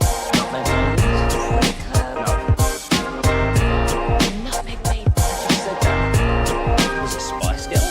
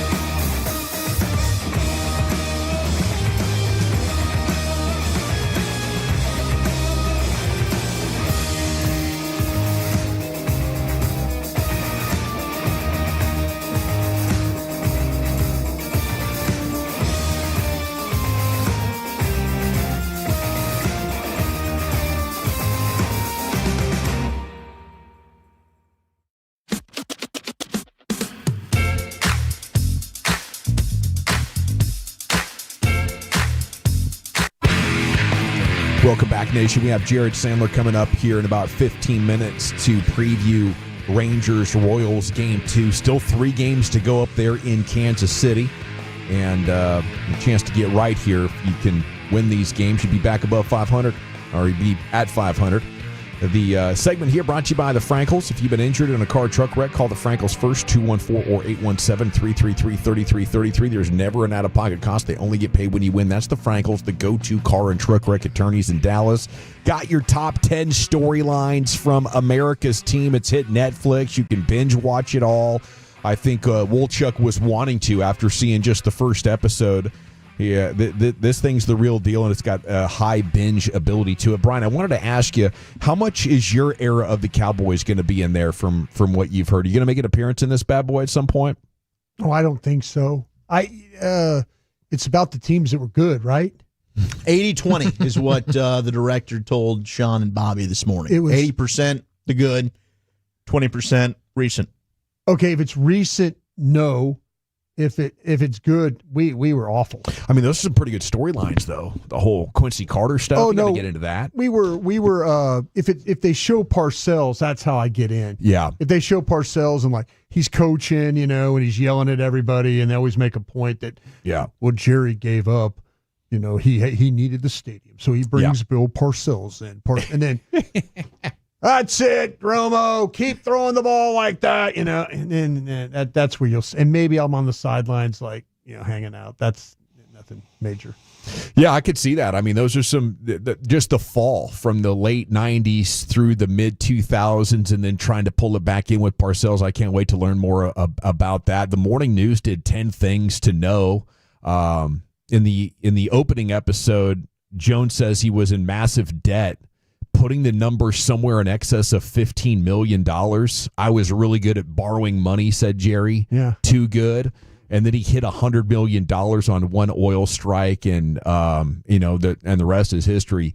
He restates in the next episode, the Cowboys were losing $1 million a month in the early days of the ownership. Yeah. So, I mean, I think the interesting thing about that is just how leveraged Jerry is in his businesses, right? Mm-hmm. And how, maybe that applies today. And I think it's difficult really to grasp how maybe cash flow could be an issue. But if you are a master at borrowing money to try to fund ventures that you think you're going to hit, that Wildcat spirit is still inside of him. So however much money you're making on the Cowboys, you're using to invest in other businesses to try to become a quintuple billionaire, or, maybe 100 billionaire or something. You're trying to get to Jeff Bezos land here, right? Sure. You're a couple of billionaire. You want to join the big game with Elon Musk. You got to be aggressive. You got to be wildcatting. And Jerry's still in that mode. And that is how you could be making a $500 million a year on the NFL alone and still be worried about giving a coach $5 million to not coach. You don't want to overpay coach. You don't want to pay 2 guys $5 million a year. You only want to do one. I just find that fascinating. And I think no matter how old you get or what tax bracket you hit, like your relationship with risk and living paycheck to paycheck, probably isn't going to change that much. Michael Irvin was tipped off about the Cowboys sale and him getting drafted. You know this story, Brian? I have not heard this one. So he's at Miami, and Jimmy's like, hey, I got a buddy who might be buying the Cowboys. And if they call you, it's because I'm going to be going there, and this is real, and, we could take you. Yeah, Tom Landry drafted Michael Irvin, which is interesting. That is very interesting. Yeah. He drafted Aikman and Jimmy drafted Aikman.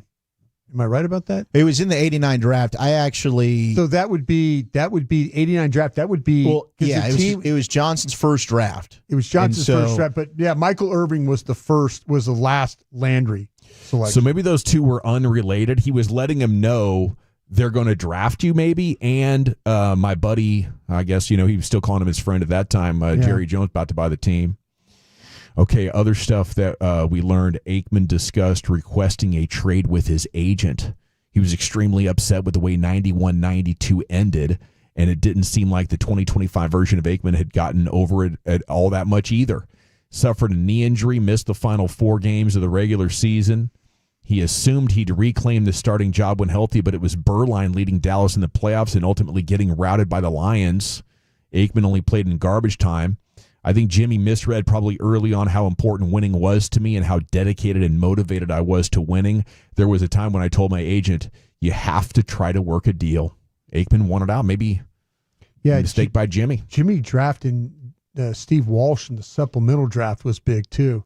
Sure, that ticked him off. That really messed with him quite a bit. You're drafting Walsh. Yeah, drafting Walsh, it messed up Aikman. Why do you think it wasn't clear? I mean, Berline not a bad player. Walsh not a bad player.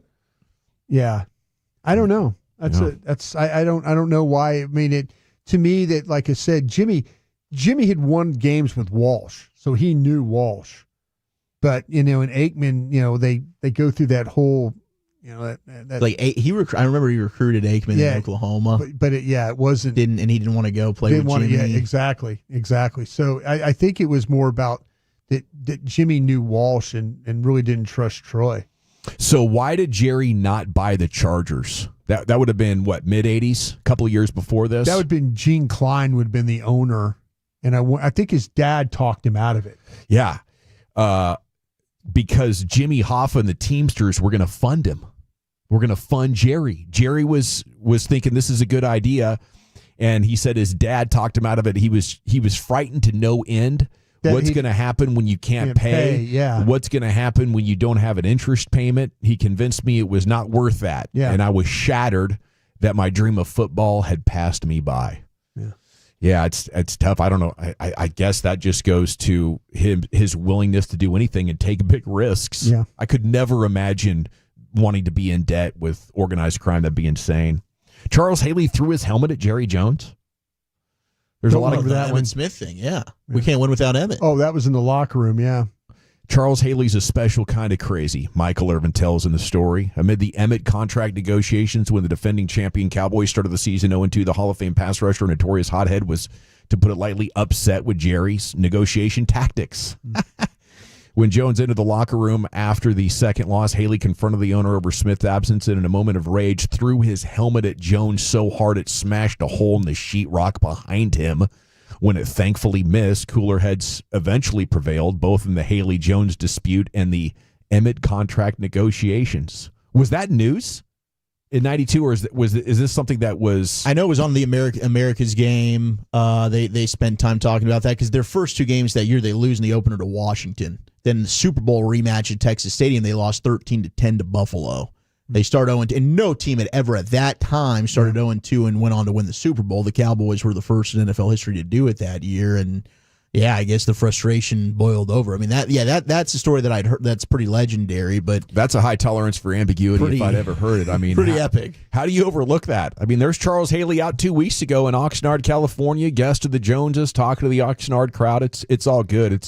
It is. Well, Jerry got him into the Hall of Fame. Yeah. By putting him in the Ring of Honor, that gave him credibility to Hall of Fame voters. Yeah. And so Jerry was the one. And what's so disappointing was that Haley didn't use Jerry as his presenter.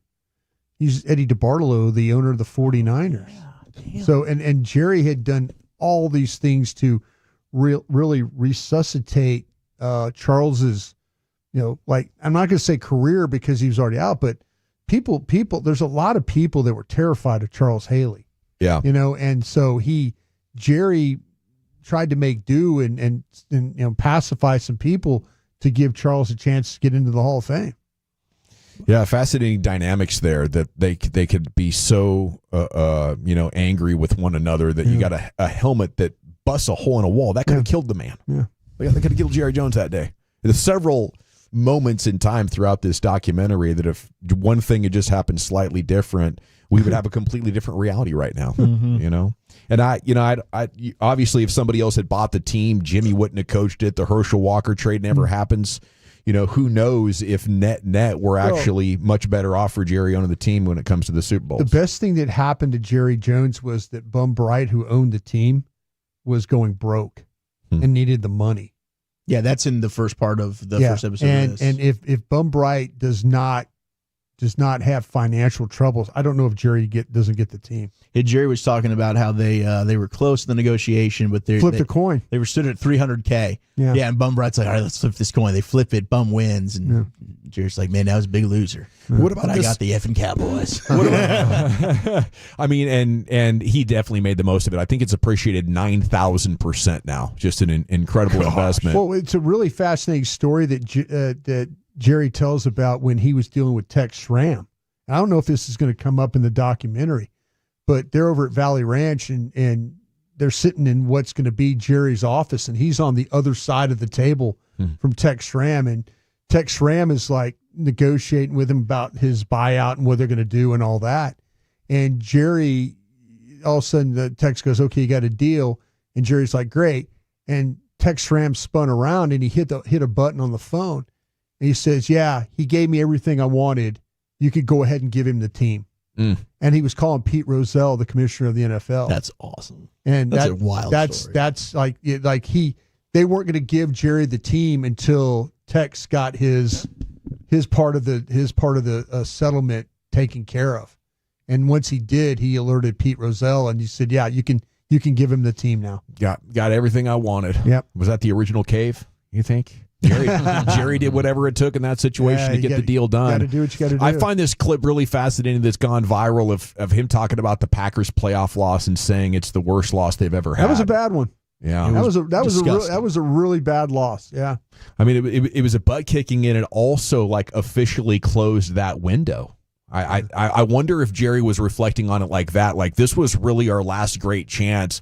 Now we're kind of in salary cap hell, and our offensive line is totally transitioning out. Obviously, they knew they weren't going to bring back Tyron Smith. I thought that was, a massive development in Dak Prescott's career arc. Okay, Jared Sandler joins us next. We'll talk Rangers baseball with him, and he'll tell us what needs to happen tonight to beat the Royals. That's coming up next year. G-Back Nation on the Fan.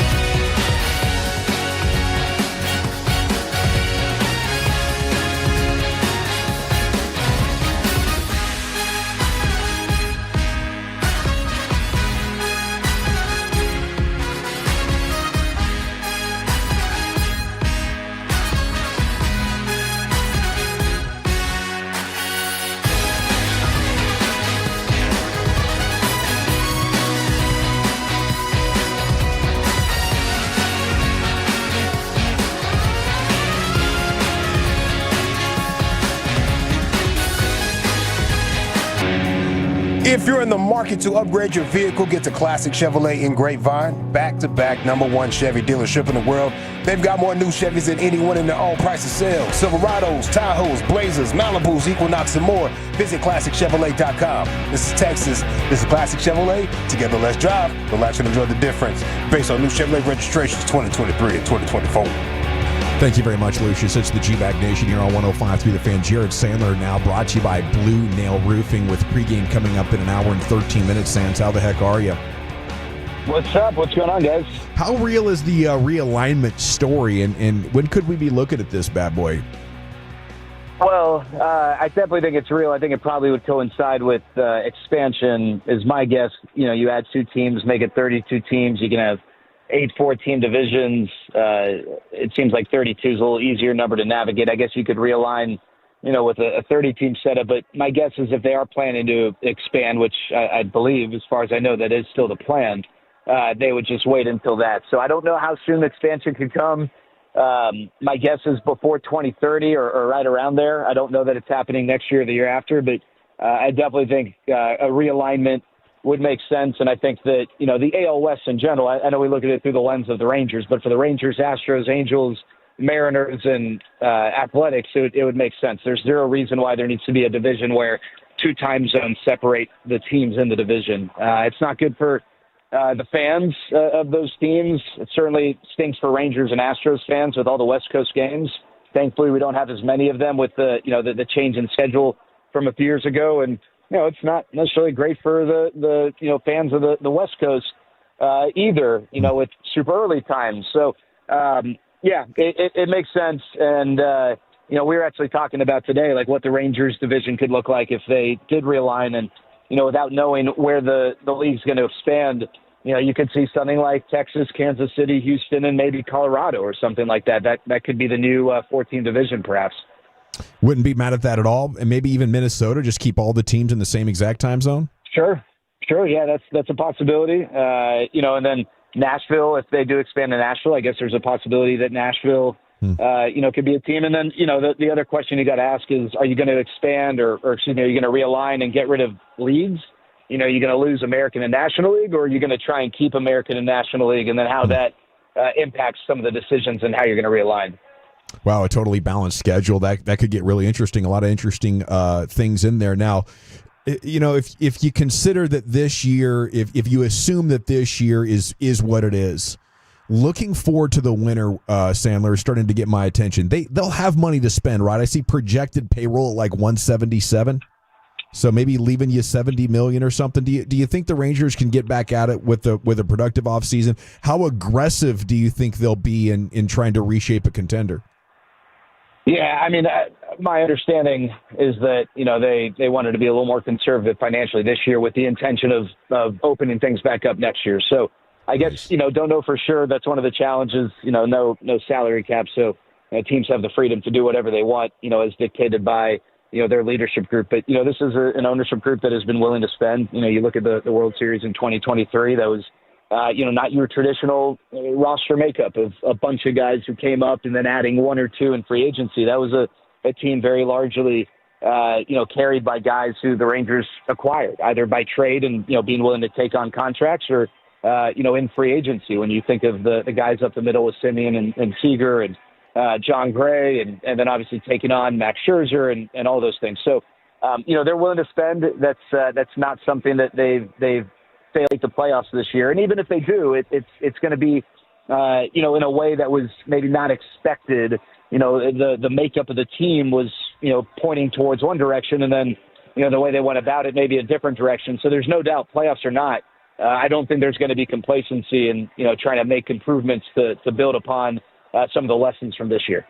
Josh Smith will be playing third and leading off, so no Josh Young in the lineup again tonight, Jared. What's the situation with that right now? Well, they need to win, and I guess right now they feel like this is their best option. Now, Coach did say that Josh Young will be in the lineup tomorrow. I believe they're still supposed to face a lefty, so you'll have Josh in there. But I mean, they've talked about inconsistency, and right now, it's go time, and they feel like the consistency or the lack thereof is influencing their decision. I think there are a lot of people who believe that Josh still, has a really bright future. But right now it's, this is the difference, obviously, when you're playing to try and make the playoffs, when you're playing from behind, right? When you're, let's say the Rangers had a 5-game lead in a postseason race, or maybe they had, they were fighting for a division, but maybe, securely in a playoff spot. Let's say if they didn't win the division, then you're going to see Josh in here, because I think that people believe that the highest ceiling for this team is one in which Josh Young is contributing in ways that we believe that he can. But that's not where they are. They are in a position where they have got to really go on a run, like we talked about yesterday, to get into the playoffs. And so they got to make decisions for the now, and they'll worry about the future later. How does Merrill Kelly match up with these guys? Well, I would hope well. He's just in general the type of pitcher that the way he mixes pitches and his arsenal, it's certain teams maybe match up really well against a certain pitcher because what the pitcher does best is what they do best, and that pitcher doesn't have other directions to turn. But that's not really Merrill Kelly. It's not to say that there aren't teams maybe that aren't a great matchup for him, but there's nothing about this Royals team that make me feel like this wouldn't be a good matchup. So hopefully they get a big start out of him, and they can get back and win a game this series and maybe go on a run. We talked about it yesterday. 5-2 this week seems like something that would be a necessary level of production, and they still can do that. They got to win 5 of their next 6, but you lose tonight, then you got to win the next 5 against a team that's you haven't beaten yet this year in the Royals, and a team in the Guardians that it's a good ball club too. With DeGrom skipping the start, is this the beginning of load management? Well, I don't think it's. I mean, I guess I'll say this, Gavin. Let's say the Rangers just have a terrible week, right? And all of a sudden, come Monday, it's just clear, hey, it's not going to happen. I think you could see them just be safe because there's no reason to push a guy that's barely pitched the last 3 seasons, and you want him ready and locked and loaded for next year. I don't think this is so much load management. I think this is, you look at his last start, 5 innings, 84 pitches. I think they started to see things slow down, and I think they just want to be safe. So I guess, in that regard, yes, load management. This wasn't like hey, you feeling good? Yeah, I'm feeling good. Okay, hey, we're still going to skip you just for load management's sake. Like, I think there were legitimate conversations that led to this, but I do think that the Rangers are playing this conservatively, and the fact that they didn't put him on the IL, the fact that he's already been tested and everything checked out, and they're planning on him not only making his next start, but in the more immediate time frame, throwing a bullpen, while he's in Arlington in the next day or two, I think is an indication he's fine. He will make his next start. I just think, at the end of the day, if you would have told me we're August, whatever date it is, and Jacob deGrom will not miss the single start and be leading your team in innings, you take that. And so I think that's been a big positive. And, the fact that he's missing a start after 3 years of largely not pitching shouldn't be a huge concern. It's unfortunate that it's, right now with where the team is in the standings. Yeah. But, I think at the end of the day, they got to make sure that they're not pushing him too hard so that, things do become in jeopardy, because they got to look at the big picture. And I would say, whether people want to hear this or not, but, the calculus of where they are probably does play a role, right? The fact that, they have a chance, but it's not like they have the best chance in the world, and so I think that they want to be smart. Yeah, Jared, that's a difficult decision for the front office then, right, and for everybody involved, because they've got to have wins, and every time he goes on the hill, that gives you a chance to get a win. How do they manage that? Is that something you just grit your teeth and just say we have to do it? Yeah, I think so. I mean, it's not ideal, obviously, for the reasons you just mentioned, but again, one game. For a guy that you hope to, help carry your rotation next year, and a guy who's, coming off Tommy John. There are a lot of pitchers who are coming off Tommy John, whether it's their first or their second, and, they will have already missed multiple starts. I mean, heck, I hate to say this, but, look at Tyler Mahle. He hasn't thrown in a few months now, right? And so I just think they want to be smart, and, it's unfortunate, but, it also would be nice. We've had so many of these games, we've talked about it, where the pitching does their part, but the bats, maybe having a tough time. So it would be nice to kind of pick up, I guess, the organization tomorrow with the decision made, and, have a game where the bats, go crazy, and it doesn't really matter who's on the mound. And then you get Jacob rested and ready to go for his next start. Jared Sandler brought to you by Blue Nail Roofing. Thank you so much, sir. Have a great night. We'll catch up with you tomorrow. Hey, Gavin, if you don't mind quickly, tickets for our Swinging for a Cause event went on sale earlier today. You can go to thesandlot.org/events. Tables, individual tickets, sponsorships back at Globe Life Field. If you guys allow, we'll share more information in the weeks to come. But if people are interested in jumping on board, we'd really appreciate it. You can either check out my social channels, the link's posted there, or go to thesandlot.org/events. It's the event of the year, Sands. Cannot wait. And again, we'll chat with you tomorrow. Give him hell. Have a great Appreciate night. it, fellas. Yep. There he goes. He's at Jared Sandler on Twitter, a must-follow for Rangers fans everywhere. What are we doing next, Chief? Do the Cowboys have any players on the 25 and under list, plus some college football darty action for you next year in the nation? Batolo.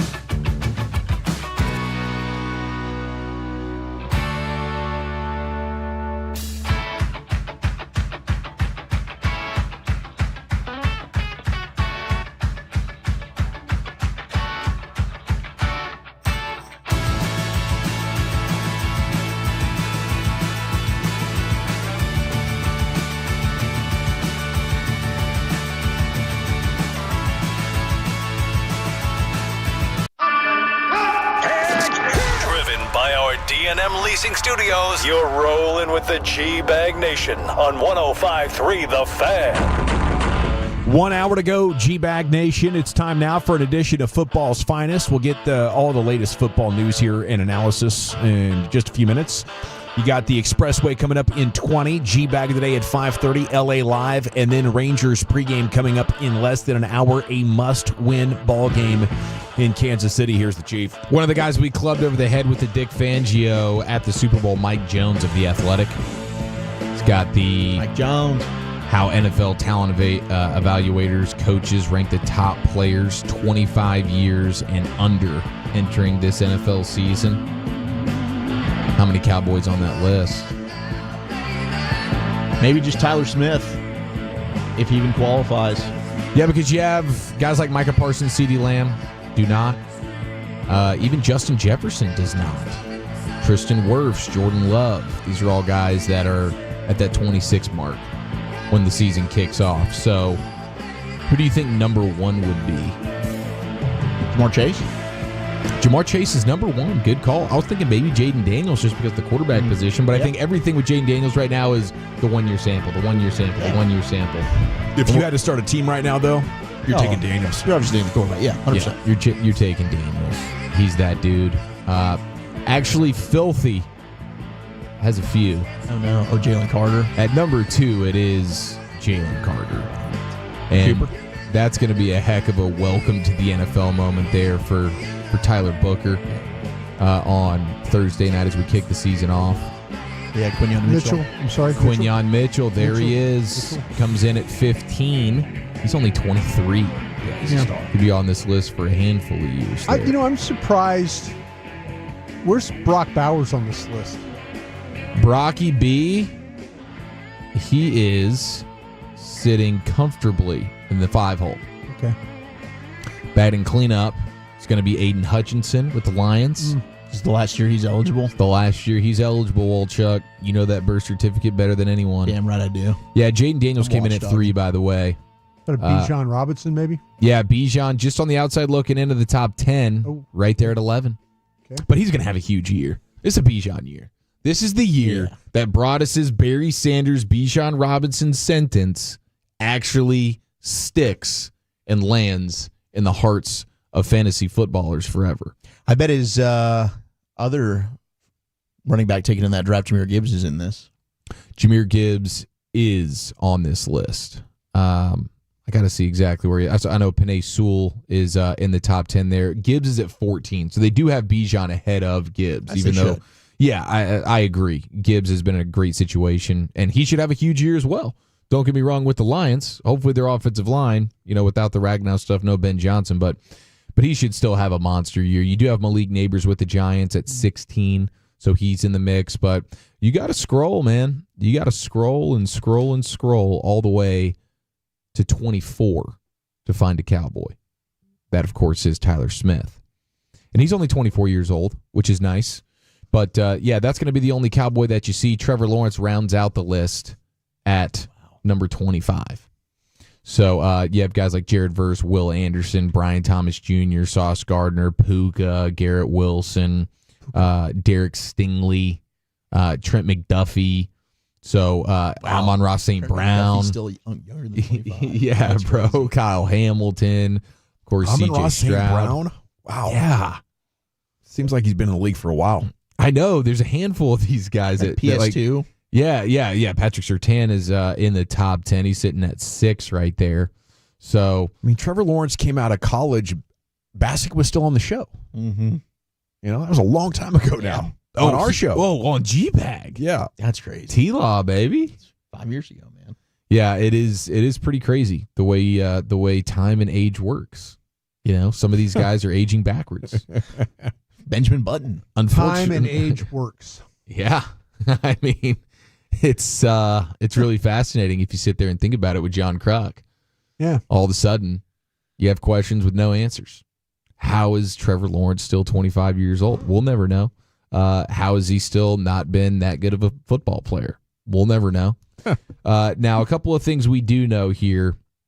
Greg Olson, he was talking on a podcast, and he was talking about his gig as a color analyst for Fox, and he was saying that, as much fun as doing the games are and being in the atmosphere and the big moments and all that kind of stuff, he's Travel sucks. The thing he loves the most is the interactions he gets with the coaches before games. Oh, yes. When, sometimes it's conference calls, but a lot of times it's face-to-face, and you can actually pick their brain on just the way they go about their business. And he's like, countless times a year where I hang up off some coaches' conference meetings, and I'm like, I get why Sean McVay wins a lot. I get why Kevin O'Connell wins a lot. There's a handful of guys. Then you also get some other calls, and you're like, they have no clue. They're just making S up. And it's amazing at the NFL level, but that's real. So that's the interesting part. So he's like, you talk to some people and you're like, man, you totally get it. You're sitting with coaches, GMs, front office personnel, and they give you a clear vision of why they've done certain things, made certain decisions over the last few years to get to the point that they're at now. They give you this unbelievable insight and process into the time and thought that is put into the way, they build their team, and then other teams, and you're like, these guys have no idea what they're doing. Yeah, and I would love to truth serum this thing. And like, he gave us the good. He's like showing love to McVay and O'Connell. Why don't you just flick us with a couple of those like head scratchers? Flick it to us, man. Come on, Greg. Don't you tell a story from back in your day in Green Bay like Ron Wolf told you only competing against like 5 teams? Oh, that's Bill Walsh. Bill Walsh told Bill Walsh said you only competing against 6 teams. Everybody else doesn't know what the F they're doing. That's what he said. He said they said the others don't know what the F they're doing. Like, who are the consistent teams right now? It's like Baltimore, the Chiefs, obviously. I guess Philly is in that mix. Yeah. And Buffalo, because they've got their quarterback, but otherwise, it's pretty roundabout every year. It's why you need one guy in the organization with strong influence and autonomy. Like that's the biggest downside of Jerry wanting to be the GM isn't that he wants to be the final sayer on decisions. It's that no coach with skins on the wall, or who takes pride in being in control of everything, and that's what coaches are, is control freaks. You can't be that guy with the Cowboys. No, it's so true, and you want to have real football people making football decisions, and guys that really know what they're doing. And there's only a handful of them out there. That's the thing. Like, all these jobs are so extremely difficult. We talk about being NFL head coach, GM, quarterback, and there's only a handful. It's probably just like the quarterback stuff. There's like usually 3 or 4 truly awesome quarterbacks, and then the gap from like 5 to 12 is not that large. And I think it's similar with the coaches and with the GMs and stuff like that. Now, to the college world, we were making fun of Hugh Freeze the other day, right? Because he's got a first down play caller, a second down play caller, and a third down play caller. And Hugh is a crier. Hugh is the second down play caller, but he can also void and just dunk on any play call and say, no, I want to do something else. But they have 3 different play callers, okay? That's the first thing. And now he's telling people that in their opener versus Baylor, they might play 3 quarterbacks as well. He is just fooling everybody. Do you think he's surprised he hasn't been fired yet? Yes. I think he's trying. I think he's doing bits here, and none of this is true. He's going home, and his wife's like, honey, I thought you told me you were going to get fired 2 days ago with that thing about the coaches calling plays. Yeah.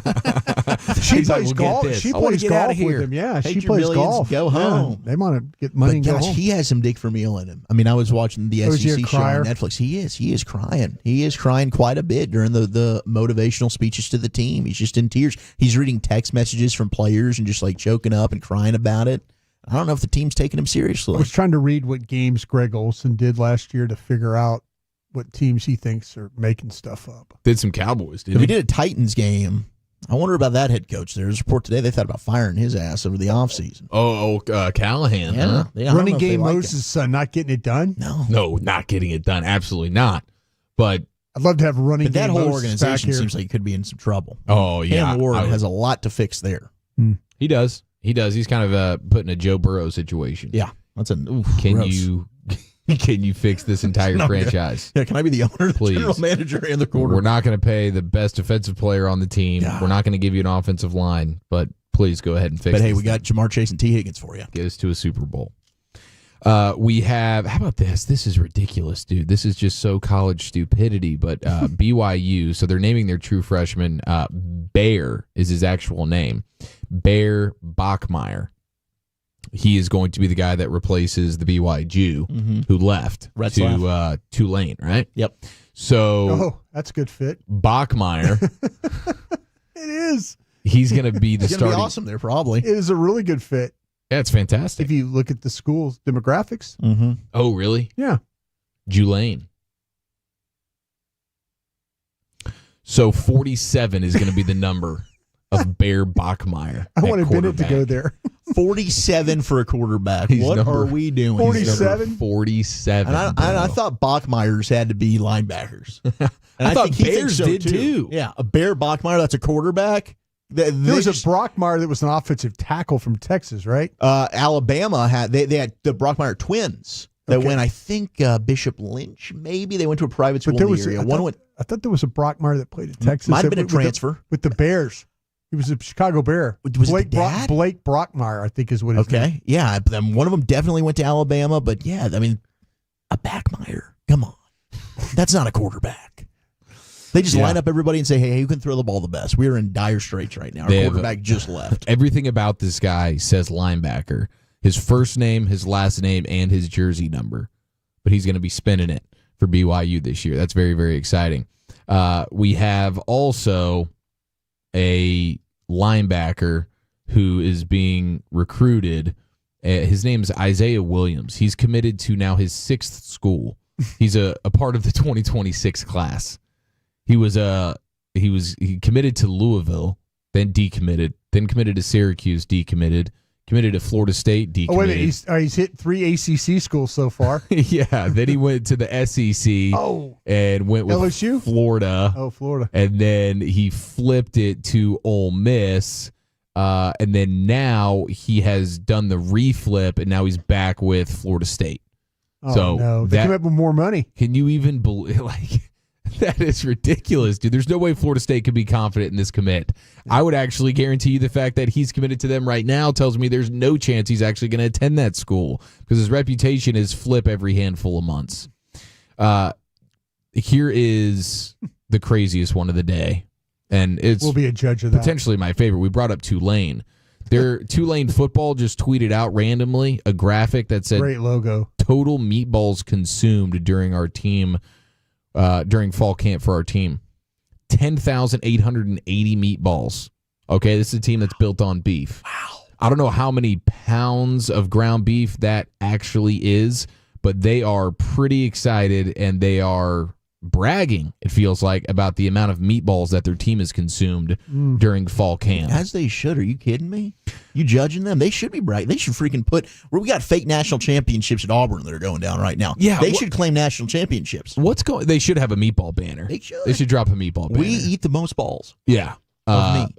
What is good? How is that even possible that Auburn's allowed to do that? That you can just decide when you have national they're all doing championships? this. I mean, this is the new thing these days. Like That's UCF so did it fraudulent. It's ridiculous. I mean, like we just wake up A&M one day and now we've decided we have a lot more national titles than we actually did. Would they do 2-9? Like they just decided out of nowhere we got 7 other natties. How did this happen? This is ridiculous. Like there's got to be some type of respect for the natty. And nobody's respect. Everyone's doo-dooing on the natties. They really are. It's not even Eagles fans would do this. You know, they're not trying to claim NFL championships. No, I wouldn't put it past them. So this is even beneath Eagles fans. I think they should look in the mirror. Tulane's got the meatball banner, and the Eagles have the poo banner. Yeah, for consumption. An average meatball size is 1.5 ounces. So how many do we do? 10,880. The crap ton. It's a lot of protein. I think the meatball is really underrated. It's like a mini meatloaf. Oh, yes, dude, I love it. Get a little egg sear rolls on and them. meatballs, man. Sign me up. My mother-in-law makes this meatball soup that is like freaking to die for. Wedding soup. I think it's underutilized. It is, man, Yeah. but not at Tulane. Well, thank you, Chief. Yes, sir. There you have it, an edition of Football's Finest here in the G-Bag Nation. When we come back, we need to talk about a Ranger who's... Wait, give us the number. Give us the heading meatball the wrong number. way. 15,000 pounds. Meatballs. A lot of meatballs. 15,000 pounds of meatballs just during fall camp. This is like friggin' 4 How many weeks. cows is that? Is that like 50 cows? Probably, maybe more than that. Ready to find It's out a lot how of much cows. an average cow is? I think it's a buttload. Ask if ChatGPT can tell you how many cows that approximately that would take to generate that much. I'll do that. So that's good work. Okay, we'll come back, give you the latest on Arch Manning. How long is he going to stay? The Ranger who's not dialed in at all and is sitting the bench again. That's coming up next year. G-Bag Nation on 105.3 The Fan.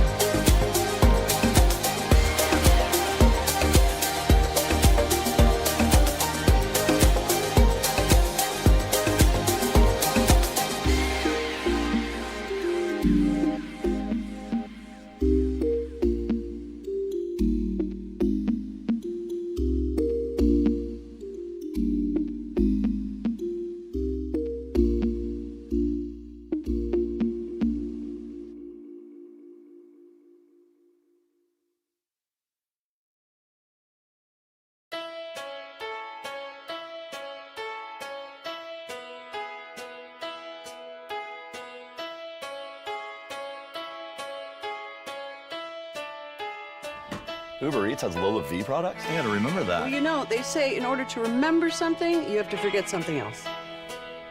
Okay, now that is a very cute haircut. That's like a little shag. I've never seen it before. Well, I mean, of course you have. It's the Rachel. Oh, is that your name? No, I mean, what's your name? No, I'm Jen. My name's Jen. Right, but I feel like this is your haircut. But that's hair on your head. I'm not saying this is your hair. Okay.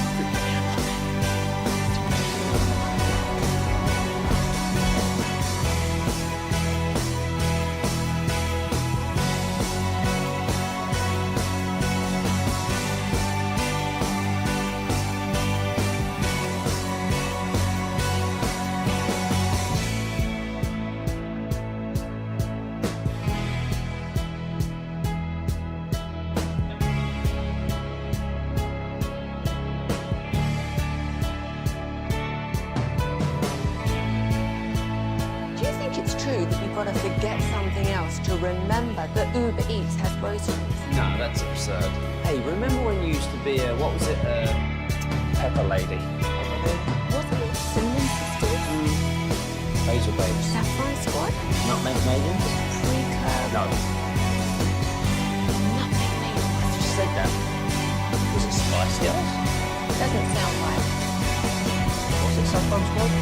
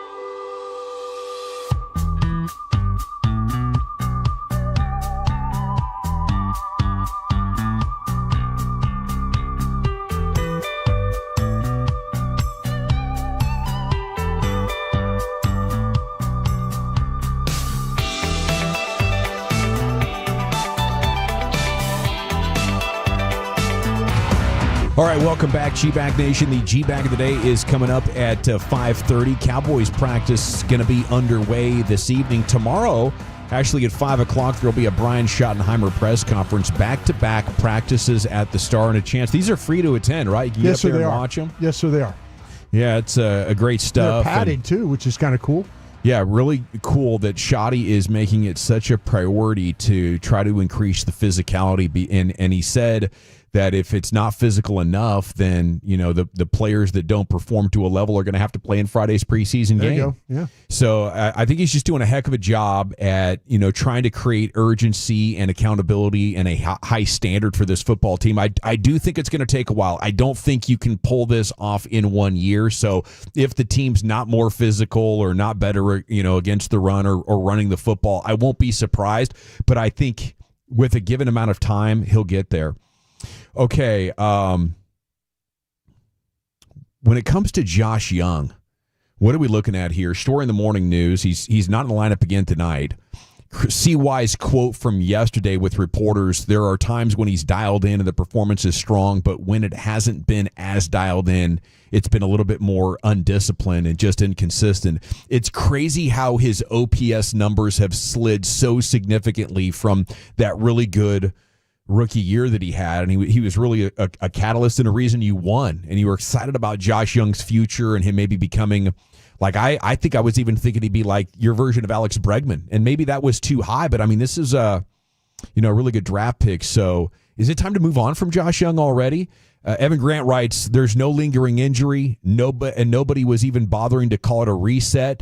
This is the guy that got sent down to the minors for an extended stretch, came back, he was on fire for like 10 days, and now it's worse. Now it's worse than what it was before even.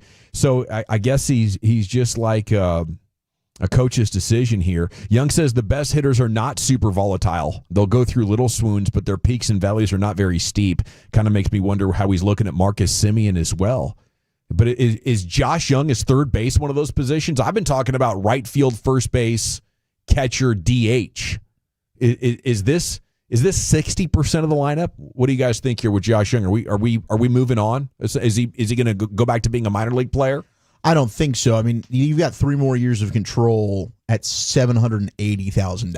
So he's very cheap to still keep around here. And I think the Rangers are going to give him every opportunity to try and develop into the player that they thought he was. I mean, they have seen him do it early in the season before he got hurt again. I thought he was arguably the best hitter that they had until Seager and Semien started to find their swing. So I guess the good thing is you've got Josh Smith, and Josh Smith doesn't really have an everyday starting spot as of right now. So if Josh Young is not playing well, you can just then play Josh Smith at third. But I don't think this is a move on, but it's certainly one where I am concerned that he's just not going to develop into the player that we had hoped and thought that he could be at one point. 27 years old, I guess you can always be on a Nelly Cruz type of trajectory and really hit your prime in your 30s. So we'll keep our fingers crossed and hope for the best. Guy that, for every reason is super easy to root for. And we've loved our interactions with Josh Young, humble kid, baseball historian. But reading deeper into CY's quotes, I wonder what's going on in between the ears. He says all the right things, but we're talking about like lack of discipline and unfocused, kind of like how we talked about Adolis Garcia earlier in the year. He is the opposite from just kind of asking around with people. Like Marcus Semien every day has the same mentality, same approach, doesn't waver, even keel. Josh Young, absolutely, you can tell he's wearing his emotions on his sleeve, and when things are not going right, the way that he associates to other people changes. So he is not always the best person to be around if he is not playing well, is kind of the best way to put it from what I've heard. Gets highly frustrated. That's good insight there from a long-time Rangers pre- and post-game show host Zach Wolchuk. That's good, yeah. Okay, Arch Manning on when he's going to leave. We had the audio earlier. He said, I don't know where he got that from. Archie had some more interesting quotes actually in this story about it, but Arch saying he texted me to apologize about that. I'm just really taking it day by day right now. Archie said that Arch and I have a really good grandson-grandfather relationship, but I haven't been part of this football journey. And he also said that Arch says whenever he hangs up, Says, those hits add up. My grandfather is hobbling around these days, and he ends every phone call with, get down or get out of bounds. Yeah, that's really good, man. He got smacked. Wasn't it Ohio State where he got absolutely smacked and they thought he fumbled it? Yes, it was. Yep. You got to be careful. I thought he did fumble. He is a tough runner. Don't get me wrong. Like, he's strong and he converted some fourth and shorts or whatever that worked in his favor. But man, you're playing with fire doing that. Mm-hmm. Do you think he comes out as kind of a plan to run guy? Because if he's willing to do that, and he'll run over a guy, like he's got a little Josh Allen in him there, but he's not Cam Newton that in there. big. No. It's like He not that big, surprised you bro. how big he His is. No, for legs sure. are It's not. pretty- I mean, like he's small, he but- was looking down at me when I met him. I mean, like he is. You think like the Mannings are kind of like skinny, kind of skinny. Yeah. But frail's the best way he's to got put it. some. He's got some kind of toughness to him with his running style. He's No, not I afraid to agree. lower the I agree. shoulder, and I kind of But felt Caleb like Downs is going to smack your face off. no, I felt like he was too. He was probably going to be too thin and not very athletic. But it's kind of the opposite. He does have a little size to him. He's got the height, but he's got the ability to run over you a little bit too. Maybe not a full 300-pounder below the waist, but like $190. Is he going to be good this year? Maybe 2 bills. Long shot Heisman. Bennett just keeps telling me but him and Bennett are friends, and I'm like, whoa, Bennett's betting the house. Yeah, Bennett's probably he's thinking like, well, I said, well, what about the other quarterbacks in the con? Oh, he's not. No, these guys, but he's the Texas Homer guy, Right. and he totally believes that Arch is going to lead them to a national championship. It's hard not. I mean, Dane. Okay, so Dane. It all starts with belief, man. Dane Brugler's doing his NFL draft summer positional. Is he working series. with Hellman? Did I see that? Yeah, Yeah, Building on the The Beast podcast. Yeah. It's great. Wow. Look So at that. quarterbacks, he ranked him today, and this is the final position group, and he does have Arch Manning as the number 1 potential quarterback in next year's class Good for if he decides Absolutely. to come out. Absolutely. Sounds like that's a lot more possible than we thought it to be. Okay, so stay frosty. And I guess if those Cowboys losses start piling up, there's a number of quarterbacks that'll be coming out that would be quite attractive. There could be, with the way Broadus talks about him, there could be a new girthquake in town with Arch Manning. yeah. I go with Norris Sellers for my girthquake. And what a compliment that would be. Mm-hmm. Let's go into the Pimp Cup where Lucius Alexander has your G-Bag. Crazy place to be, I'll tell you what. Hey, this is G-Bag of the Day. We do it every weekday on The Fan at 5:30. It's presented by Berkey's Plumbing, AC, Electrical. My name is Lucius Alexander. I go by LA. You can hit me up at Lucky Lucius P on social media if you see anything that I should be playing, floating out there on the timeline. Maybe you hear it on the radio station. Maybe it's a crash out on a TV station. I don't care, man. Hit me up. Lucius Alexander on Facebook. Follow us all if you find G-Bag Nation on Twitter. This is day 2 for this champion audio. Coach Ballsack, Mike Bassett. He motivated the Rangers, or he tried to motivate the Rangers and the Rangers fan base. A little bit of hope and a little bit of motivation. Mike, I'm going to turn it away. All right, so if you followed me for my career on 105.3 The Fan as a sports talk radio host, you knew that I got a nickname here in Toronto, and I will say it was Coach B. I will not say the rest of that because I don't think I can. Ballsack. But hey, this is it. You have 38 games left, and I don't care about games 37, 36, 35, all those anymore. I care about today, and I care about one pitch at a time. When we get on that bus after the game today and after every game, I want you to feel so mentally tired you have to go to sleep because you worked so hard on every second of this game to be the best possible player that you could be for your team. And when this is over, we can be something special. You guys know what 23 was about. A lot of guys were here on 23. You'll be remembered forever for 23. You don't want to be remembered for what's happening right now in 2025. You can change the script. There's time. Time is running out, but the time is now to change it. You can do it. We can do it. Ranger fans, give them everything you got. Ranger players, give it back to them. Give everything you got every second you're on this field. What did you want to do when you were 10 years old, when you were 15 years old, when you were 20 years old? You wanted to be a Major League Baseball player, and you wanted to play in the biggest games. The only way you're ever going to play in a big game this year is if you figure out these next 38 games how to win 24 or more of them. You can do it. We can do it. Let's do it. Go Rangers! Are we the laughing stock imagery? Go Rangers! I mean, are other, you can do it. We can do it. Let's do it. Are there other color commentators and play-by-play people laughing at us right now for this? What did you want to do when you were 13 years old? Yeah. You can do it. We can do it. Let's do it. You see, like Harry. Let's have fun and play together. Let's have fun and play together, boys. All right, let's go to the NBA today on ESPN. Udonis Haslem. Oh, is he talking about Asalytics again? Now you have everything you need. You go out and you go get Kennard, who's 44% from three. You make the trade for Porzingis. You got your young coin, Jalen Johnson, and Rosh Hashanah, however you say his name. Excuse me, I'm sorry. Rashashi. Zachary Rashashi. You have all these pieces. Now, are you going to make Atlanta? Listen, I messed up his name. I'm sorry. Listen, don't be mad at me, Kirk. I took a page out your book. That was brutal. Yeah, that was brutal. Rosh Hashanah. My man said Rosh Hashanah, number 13. You know Rosh Hashanah. Rashashi. They got that. Yeah, Rashashi. Rakiki, whatever that fool's name is. Kiki. They got a hell of a small forward. He was doing so well, man. You rattle off the roster, you're like, I know these guys. Rosh Hashanah. And then you get to Rashashi. Yeah, he was on that flow. He was on that flow state. Hey, by the way, the Expressway is brought to you by the On-Time Experts. Salute. Salute to you fellas. Now, this is not one. Winner. It's not one. I don't want to play it over and over again. So the Indianapolis Colts have a backup QB named Jason Bean. Oh, my gosh. Yeah. This Former is North wild. Texas Mean Green, Mansfield Timberview, I believe. Great nickname. What are we doing, bro? What are we doing, man? This is to the Indianapolis Colts broadcasters. Gave him a nickname. I don't know which one of these fools did this. Let's go to work here. Go to work. And Riley Leonard's numbers. No, it's going to be Beaner. Jason Bean's going to get his first Beaner's going to be in there. Second year with the team. God, dude. He had to hit it twice. Absolutely not, bro. Absolutely not. Was that McAfee in there? Kind of sounded like him. Definitely McAfee inspired. That is crazy. Maybe Clay Travis inspired. Wow.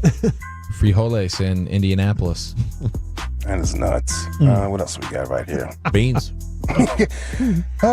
Fruit. I'm surprised he ain't came out and apologized yet. With a little tweet, just a tweet. He's only like, this guy's probably one of those TV guys that only does it for 3 games, and then he goes away. Oh, yeah. The former player guy. It was only for 2 games this year, though. Yeah. Who is Scott Braun? Scott Braun is the Foul Territory host who is the shock jock. Shock jocks, huh? Okay, yeah, okay. Hey, shock jocks.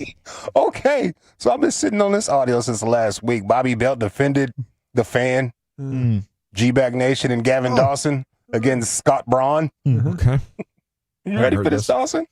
Yeah. All right. Well, I cut off a little bit of it. I wish you could hear the whole thing, but I cut off a little bit of it just for saving us time. Yesterday for him to come on Twitter and go, one of our producers who lives in the area sent me a clip from your show the other day. Why does he talk Thanks like for that. Because you look at his picture. That's how he talks. He goes, sent me a clip the other day. Thanks for the shout out. It's an honor. Okay, so what are you like? Are you trying to like tell him like, oh, I was listening. So just know that I'm listening to anything you say. And I told him, I replied, I said, if I'd known you were listening, I would have said more. So I'll go ahead and say it now. You look like Dillard's cologne samples and Twitter bio pronouns, dude. You are a guy who puts. You look like a guy who puts Emmy winner in his LinkedIn job title and edits his own Wikipedia page. And I only say that because I know that's exactly what you do. You edit your own Wikipedia page and you have 4-time Emmy winner in your stupid bio. Damn. Now I know you couldn't stay in the broadcast industry on your own since you got fired from MLB Network and NHL Network. You're the 2-time fired. So it's easier for you to think it must be because you're not a shock jock, that's why you couldn't stick in the industry on your own. But you don't have a job because you're not good enough. So... And I called around about you yesterday. I got a lot of friends in media, too. Called around. Way to go, Robert. And there were a lot of people who wanted to talk about you. Okay? So I'll holster it for now because I know you're the exact type of person who's going to go, by the way, it sounds when somebody screen records that S for you again today. And so I'll have it for you with your little passive-aggressive ego because it won't allow you to shut up. But just know people in the industry talk about you. And I'm sure you know what your reputation is. So take that dorky little chain off of your Twitter bio picture and, like, grow up and be an adult and do something for yourself instead of, like, leeching off of AJ Przinsky. I didn't see this. Pathetic loser. I didn't see that. Hey, Robert. According to Bob sources, you suck. I've been calling around about him. He does suck. That was a great rant. Great Incredible rant, Bobby. Thank you. Man, way to go, Robert. He's got our back. I did ask Scott Braun if he wanted to come on the show. He declined. He doesn't like Shack Jacks. Shack Jacks. Did he say no damn way? Shack Jack stuff. Well, I went through the producer that lives in the area that he didn't want to know name by name, but we all know who it is. Shout out to Michael Beer. You're a badass. And Scott wasn't into it. Okay. We tried. Yeah, that would have been an interesting interview. It would have been. Could have asked him about brisket sandos. Could have cleared the air. It could have been great and been off the rails. I'd like to hear Bobby interview him a little bit more, though. Yeah. Bobby really did tweet back at him. Like, if I know you were listening, I would have said more. Don't screw with Bobby. That Adderall got him going, baby. Bobby, dude, he was fired up. I did research on you, buddy. I made some calls. Doing rail holster it for now. The console. That's all time. All right, man. Is it Mike Bassick? Is it Udonis Haslam? Is it the Indianapolis Colts broadcasters with an interesting nickname? I mean, no surprise coming from the land of Hoosiers, I suppose. Bobby Belt defending the fan against Scott Braun. That's my vote, Chief. How about you? Samesies. Lucius? Absolutely. It's 3-0 with Bobby the Belt. I'll go with Rosh Hashanah. Okay. And Broadus. It's already 3-3 whatever, right? Yeah, let's go with Bassick. How about that? By a score of 3-1. And your new G-Bag of the Day champion. That sounds like you could go 5 to me. Yeah. If I've ever heard of an instant 5-time champion. It's or just keep him at 4. I will not. Honorary his ass. I refuse to do that. I don't want to get on his bad side again. Into the Pimp Cup. Here's Lucius with your G-Bag of the Day. All right, with your LA Live. That's weird. Nah, you good, bro. Hey, it's a Toxic Tuesday in LA Live. Let's get into it right after the great Rick James. Franchise. All right, you squares. I'm fire up this funk and let's have a talk. It'll make you dance some everything. Everybody get high. Goody. Was that a little worth all that money? Right. See, Shannon Sharp suffers from the same thing that Dennis Rodman suffered from. What's that? I'm ugly, but I made it anyway. You think Shannon's ugly? Yes. He has a really nice body. You have to admire his body because he wears his clothes so obviously tight. It's a little sus, if you ask me. Yeah. And his little dog. Wait, he's got a little dog? He's got a little dog. He was wearing a mysteriously tight outfit. First of all, Shannon don't care nothing about me. I don't care nothing about Shannon. I say what I want. Shannon Sharp, we tried to get on your show. When you was popular, he didn't want me. Back then, they didn't want me. Now he's losing, and he's all up on me. Want me to do the show. I'm not doing it, Shannon. Talk your talk, Lunell. Jeez, that's comedian Lunell right there. Shout out to Lunell. Always going hard in the paint. This is LA Live for Tuesday, August 19th, 2025. It is a Toxic Tuesday here at LA Live. Welcome into the first time, last time, and long time listeners of the station. LA Live is sponsored by Greystone Roofing and Construction. That is greystone-roofing.com. More on Shannon Sharp in just a minute. But this. I gave every friggin' thing in my life and then exposed probably 2 or 3 times that to get to sit up here. And I did that when a lot of things weren't going right financially for a lot of things, sports, NFL, a lot of things. And I danced with that devil, and I've danced with it a few other times along the way.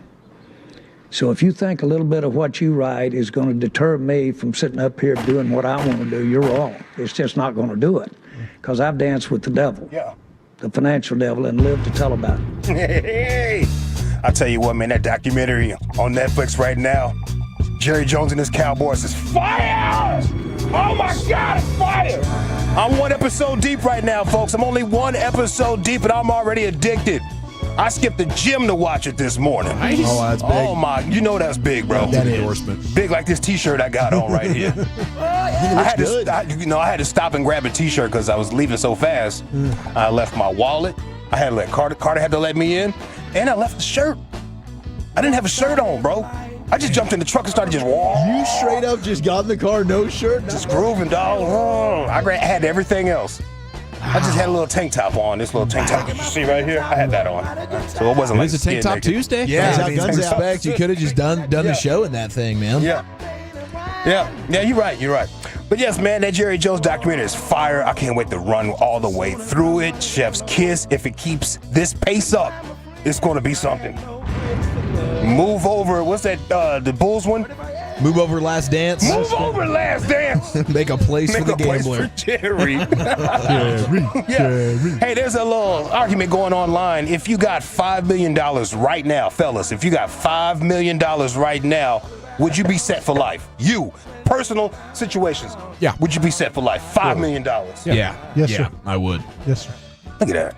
I'd probably have to do some good investing. you know. Trajan Wealth would hook it up in a big way. That's true. Trajan Wealth will help guide us in the right direction. It's good. You guys are quick on it. Some people were pushing back. I'm thinking, you put the $3 million in the bank. Yeah. Let it sit on its 5% interest. It's about 46 to 50 a year per million. So you got 150 million. I mean, 150K a year. It's not me doing math. Yeah, You got passive. Yeah. You're good. You can live off of that. Plus, you got that $2 million sitting over there. Don't buy you $1 million house. You ain't got it like Let it that. sit. Okay, yes. A lot of people's pushing back on that. I thought that was kind of strange. I thought, bring that. Market's kind of down though. I might buy like a $700,000 house right now. Sit on it until they drop the rates. No, you're right. You know, Yeah, you're right. make me another quick $500,000. Probably a lot of young people that are worried about it, right, Lucius? Like a guy like me in the over 60, we're cool. The young people were saying they need about 50 million, Yeah, 20 million, yeah. 35. I was like, that's a lot of millions, I'll bro. take my five. Like, what and are you doing? My NFL pension too. I'll be fine. How about that?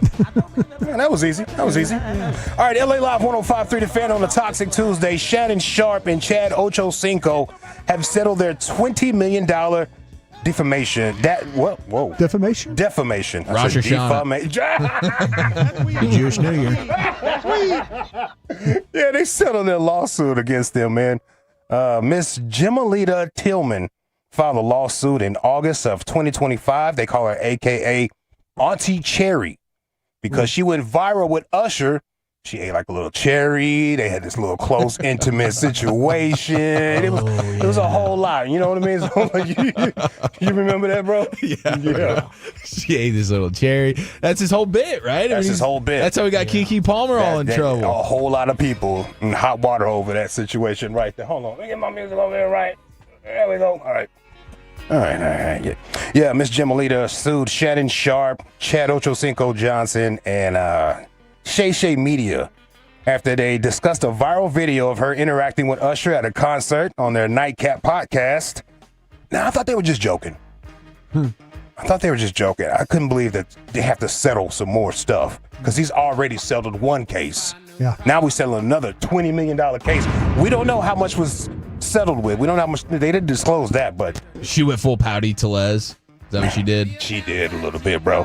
The lawsuit stems from Shannon Sharp allegedly making false statements claiming that Tillman was married and her husband was filing for divorce because of her appearance in the Usher video. She wasn't married at the time, and that's not true. Maybe they were just joking, but it seems like it's costing their asses. She claimed the comments caused her emotional distress, damaged her reputation, negatively affected her personal and professional relationships. But it seems like they're taking it in stride. Listen to Shannon Sharp and Ocho Cinco. Shannon's going to press Ocho about some money that he was owed. Yeah. Jerry ain't returned no calls. On purpose. Absolutely. On purpose. Absolutely. To prove a point. What point he's trying to prove, I have no idea. I run this show. I'm a show. I'll pay you when I get ready. Like you do me. I'll pay you when I get ready. Like you do me over here 5900. Me? You basically told me I'm gonna pay you when I get ready. Oh no, I ain't say that. I mean, No, your actions did. I'm gonna take care of you, baby. I'm not Jerry. I don't like that comparison. Don't do me like that. We come up on a year. It's a penalty for being late. I got you. I got one thing about it. Right? You know what? I got you. You got it, but I need to get it. Right. Pocket's light right now, Ocho. Pocket's light right now. Just say pocket's light. Pockets light. Because everybody's tapping them pockets right now. But yeah, you got to be careful on these microphones and what you do in these situations. Clearly, they got sued for what I still think is just cracking jokes. Yeah. I don't think they believe that woman had a husband that was actually leaving. It was just saying, you acting like that. Yeah. You know. Yeah, that's tough. If you can get sued like that for cracking jokes, I feel like anybody could get got. Yeah. Facts, homie. Facts. LA Live 105.3 The Fan, Toxic Tuesday. The National Guard is being sent out to every damn near American city to crack down on crime. Started with LA, now DC. There's governors from all over this country